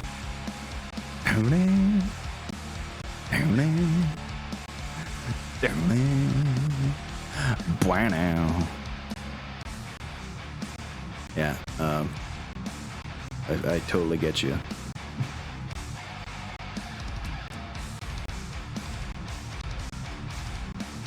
And there's a lot of fire and indiscriminate murder. There are some parallels to be drawn there. Hot dig it if we almost ain't done here, I gotta say. So it's going pretty well. Things went so much better than they could have. Let's be totally square about that.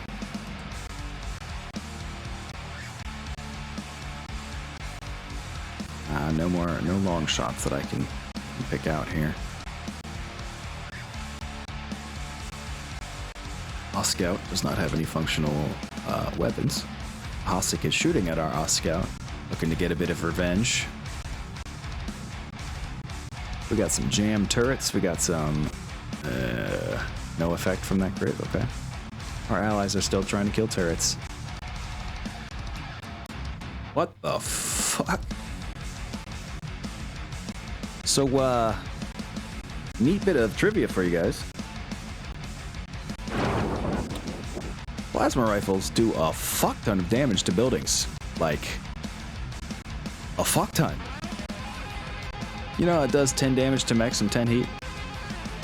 Meanwhile, we got this plasma rifle, shot as an automatic hit. Roll, oh wait, let's see, heavy building, absorbs 34 points of damage.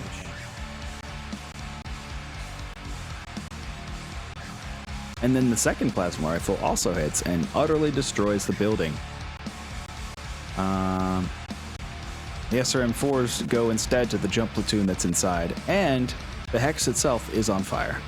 Although it might be put out by the building, the poof of the building collapsing. We'll see. Hasek gets a little hit in on our Oscout, giving, it takes 1 damage to the left arm. Oh, yippee. Bandersnatch destroys Or no, just does some damage to a building. Thanks, house officer. You're better than most of our house officers, I'll tell you that. But yeah, the collapsing building completely destroys that Gauss jump platoon. Look at that, Tin Cat got to murder another entire platoon. I think he really does have the highest body count at this point.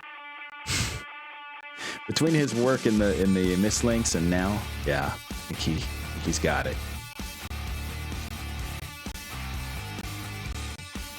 Let me refer you to our Bakerlands video, bringing heat to the cold and paving the way for updated construction methods. With the backdrop of the king crab flamers in action, yeah, that'd be awesome. 34 points is a lot for superheated foam. Yeah, must interact with stone and, steel in some kind of weird way. Hell yeah, says Tin Cat. Body count has been earned.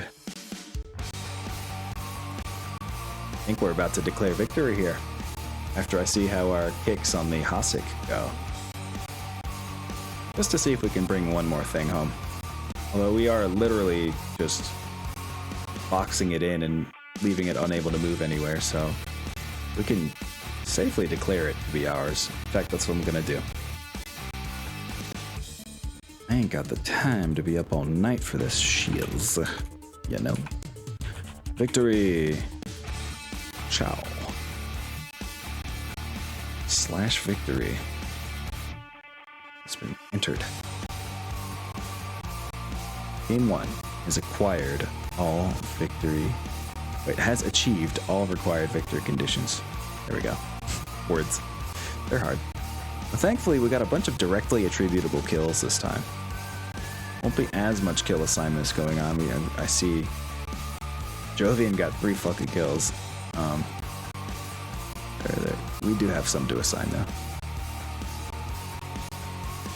New lie ring conspiracy theory, plasma can't melt steel. Well, that's just a straight up lie, we just watched it do so. Still specifying mech kills, friend. We're about to be. We are about to be. Let's go to the chat view. Zoom in on our kill box here.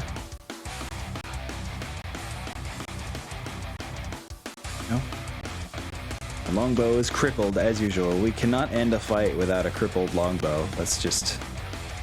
If the longbow hits the field hits her. That's, they see the highest rank unit with a huge potential for damage and they're like, you need to not. And she's like, I don't know. And they're like, no, you really need to not. And she's like, okay, I guess. I'll see y'all later. How it goes every time. Huey did not escape.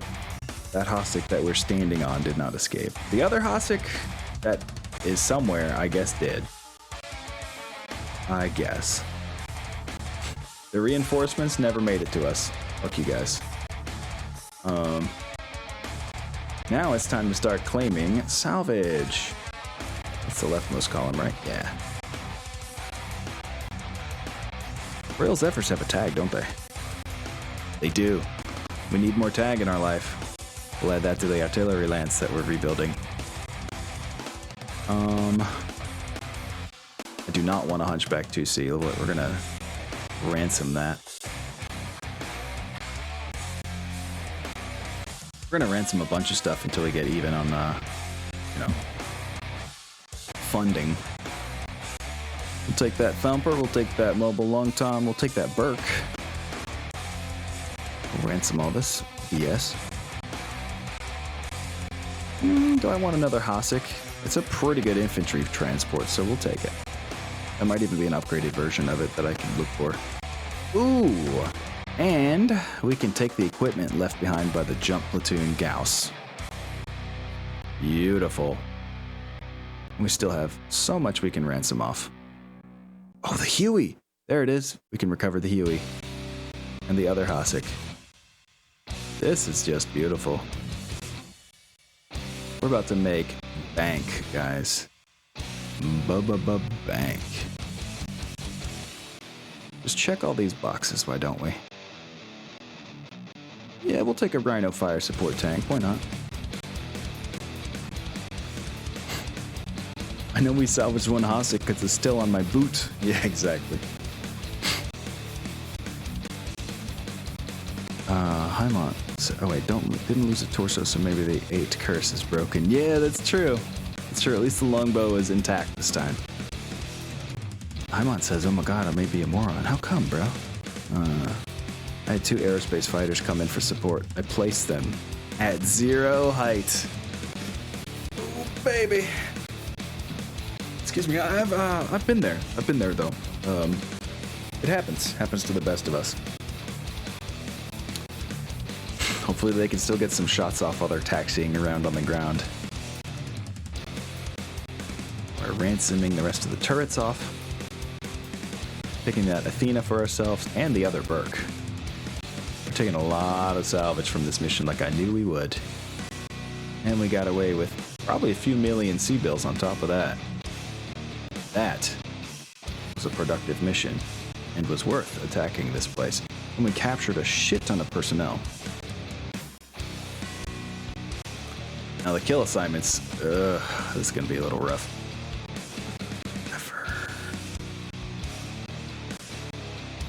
That was pretty early on. That was somebody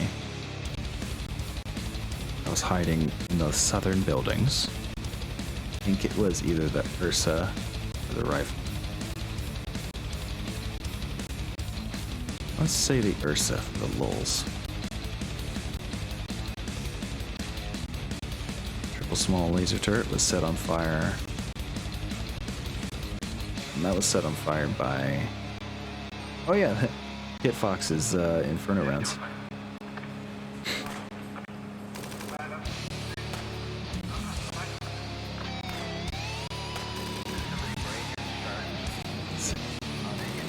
don't know about the light AC turret. The Vedette, I don't know who got the Vedette. Yeah, this is rough. You were so right, Tin Cat. I needed to write this down.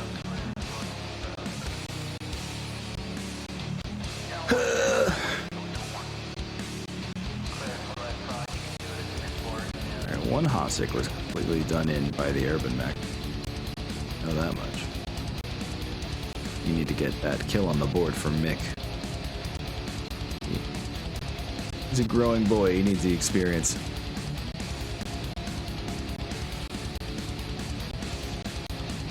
Athena, oh yeah, Jovian got that one. It's assigned already. Jump Platoon Gauss. Oh, I know who killed that. Tin Cat. There we go.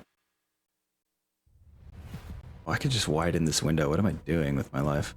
Don't mind me.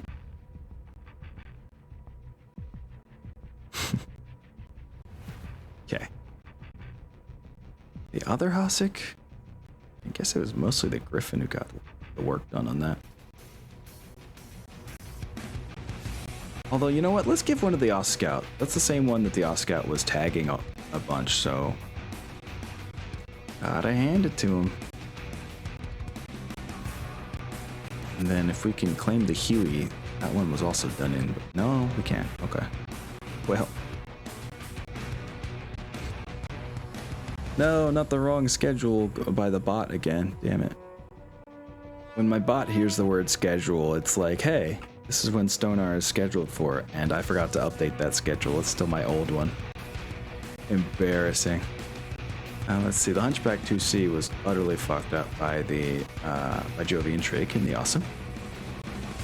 I know we did some indirect fire insanity with somebody. Oh yeah, it was well, the only one that really does a lot of indirect fire. That's our longbow. There it is. On the Thumper, and then on. Did we do the long tom with that too? Yeah, I really forget what took out. Oh no, this was the northern long tom, so that was actually done in by. One of them was done in by Lakey. Oh, yeah, Mick killed the Rhino,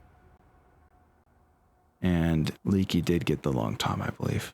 Could be in reverse, but you know, one kill is one kill either way. The other Hadur was done in by. I think that was just some laser fire from the longbow. So there we go. The rest was Well, we did set fire to this one with the riflemen, so we'll give that credit. That's it. I don't feel like assigning anymore. Yeah, we never saw the Elemental 2s. We never saw a Demon Tank. We can technically count all the turrets as withdrawn, so that probably pushes us over. Hopefully. And one of the Hossics. The other one did escape. And... does that do it? Oh my god, it doesn't? What? The GM says it does there, bud. So... why don't you stick that in your pipe and heck it. Plus the stranded infantry, come on. There we go. The stranded infantry are fucked. You and I both know it. Half the city's on fire, and we got all the people that start fire still roaming it, so... good luck! We did get the preservation of our allies and ourselves objectives. We did absolutely engage with these units for the specified number of turns, and way longer. I know I had at least 5, so... something like that. Mass 1 XP just for any missing. What? So I was able to get my Shilone to move. Yeah, you can taxi it around on the ground if that's what you're saying. Hey, and we preserved a bunch of these turrets, so let's see. The only one that was actually destroyed was a heavy machine gun turret. The rest were all critted out. So yep, this facility is ours.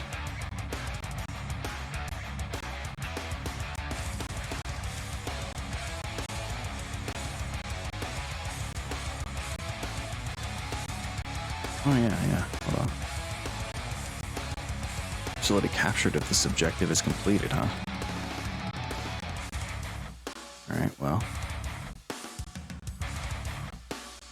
Good enough? How many buttons do you need me to click here, dude? Come on now.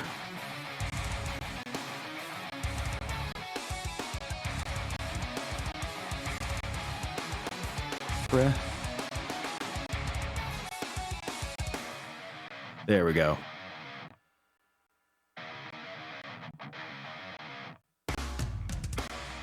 Allied forces will control this facility.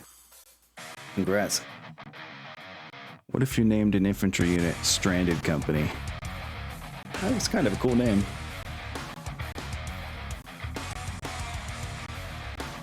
My Corsair will only go straight up?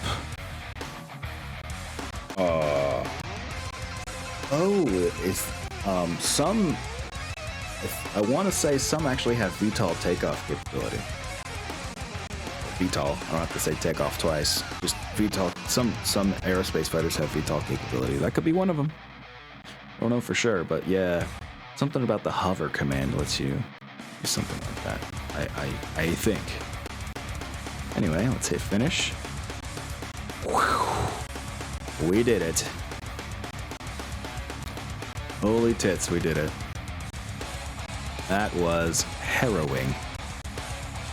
But it is stalling out, yeah. I don't know, maybe try hitting hover and then doing it? I don't know for sure. Stalling out sounds kind of dangerous though. Hey, we made just over 4 million C-bills from the ransom on that, and we still had so much percentage left to salvage a ransom after that. Oh, I forgot to assign technicians to our mechs. Our new mechs.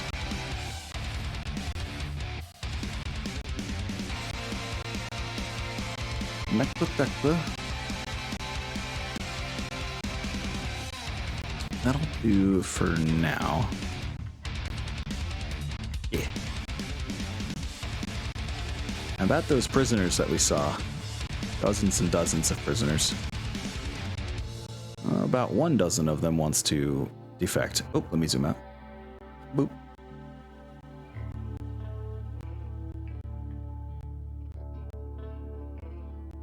Why is this off? Hold on. There we go.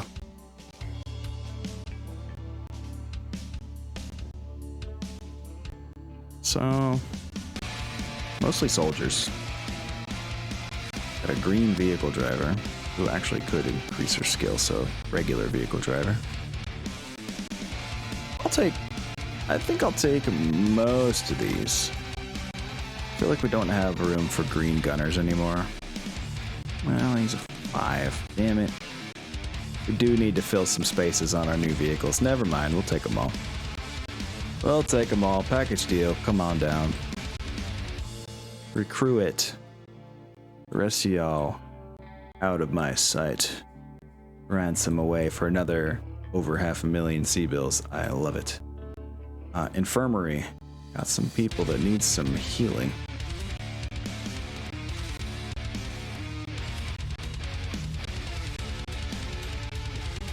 There we go. Whew. All right. Hover takes 1 to 2 acceleration. Oh, okay. I will definitely take your word on that, Hashin. I have no idea about how to use hover correctly. Nah, I don't need people. They scored marksman. Oh, fine. Yeah, pretty much. That is how it went. Like, alright. Jeez. Fine, jeez. An ultra green vehicle gunner. I don't like that. Sure don't like that. Now he's a little better at it. And give them all the basic training, see what else we can train up, and then I gotta go, guys. It is late as shit.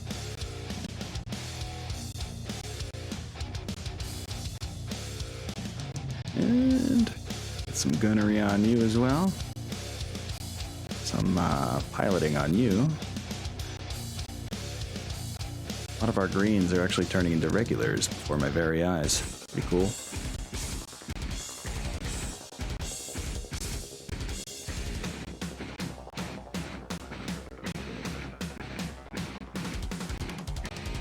Another driver that we can turn to a regular, I believe. Pretty cool. Okay, so it was actually a better haul than it looked like at first. Let's see. We got some elite soldiers out of it, actually. Elites and veterans. That's pretty neat. You know, a couple green and regular soldiers as well, but mostly veterans and elites. Damn. Actually, just 1 green. Wow. Okay, we really did come out on top of the prisoner. The prisoners. Not a prisoner. I'm a free man. Just to bring it back to Iron Maiden, of course. There we go. 3 green gunners. You are privates. Veteran, you are a sergeant. Woo! There we go. You realize you've been playing since 1 hour into my 12-hour shift. That's over in 20 minutes. My God, this is about to be an 11-hour stream, isn't it?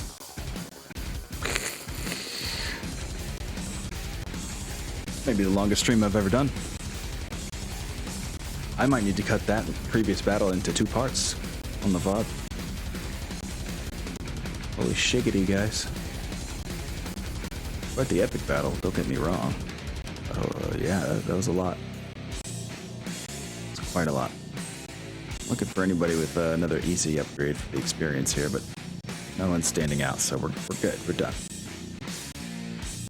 Everything is in its proper place. Just a little mech teching to do. Somehow our longbow is already back in the mech bay. We're just gonna hit instant mass repair, to be honest.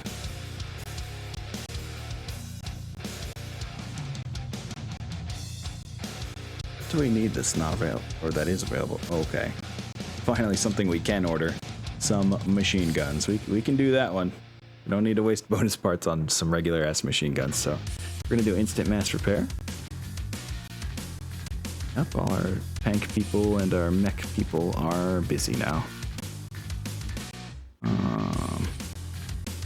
How's that dropship coming? Hey, got some free time on the on this tech, huh? Actually, that might be not a glitch, but like sort of a display glitch. in a way. Yeah, that's that. One more battle, JK. Yeah, I'm glad you said JK. It's only almost 1 a.m. Co-op one fight after I get back? Oh god, I can't. I'm so dead, Hoshin. I have nothing left today, and I'm sorry. Got nothing. I'm literally almost 1 a.m. here. I'm literally about to turn off this bright ass light over here, shut down my computer, and try to sleep. That's the order of events. Oh, I'm gonna refrigerate what's left of this soup. This waterless soup. This stew. This casserole I accidentally made. And yeah. That's that. Hate to say. All good. Oh, I'm glad. Because my body is saying it's not all good. It's time to get horizontal. Yep. We've got everything set up that we need to. And we gotta attack another convoy next time around. Which, since the next stream is Thursday, it used to be my shooter day. I might do a little shooting on that day too. I'm not sure. We'll maybe I'll do a poll or something. We'll find out. You know what? Yeah.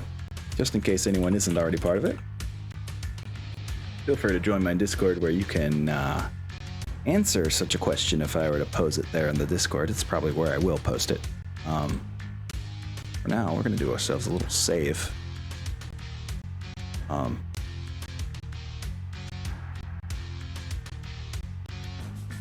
So I'll name this one Victory. There we go. Whew. Tell you what, folks. That was harrowing. Truly a ridiculously difficult battle.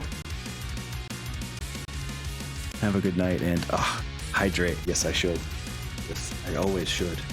Thank you. Stay hydrated.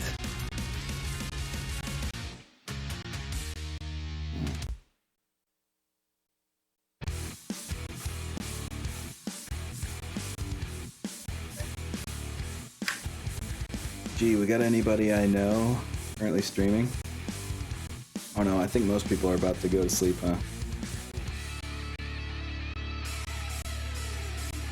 I didn't say raid time, but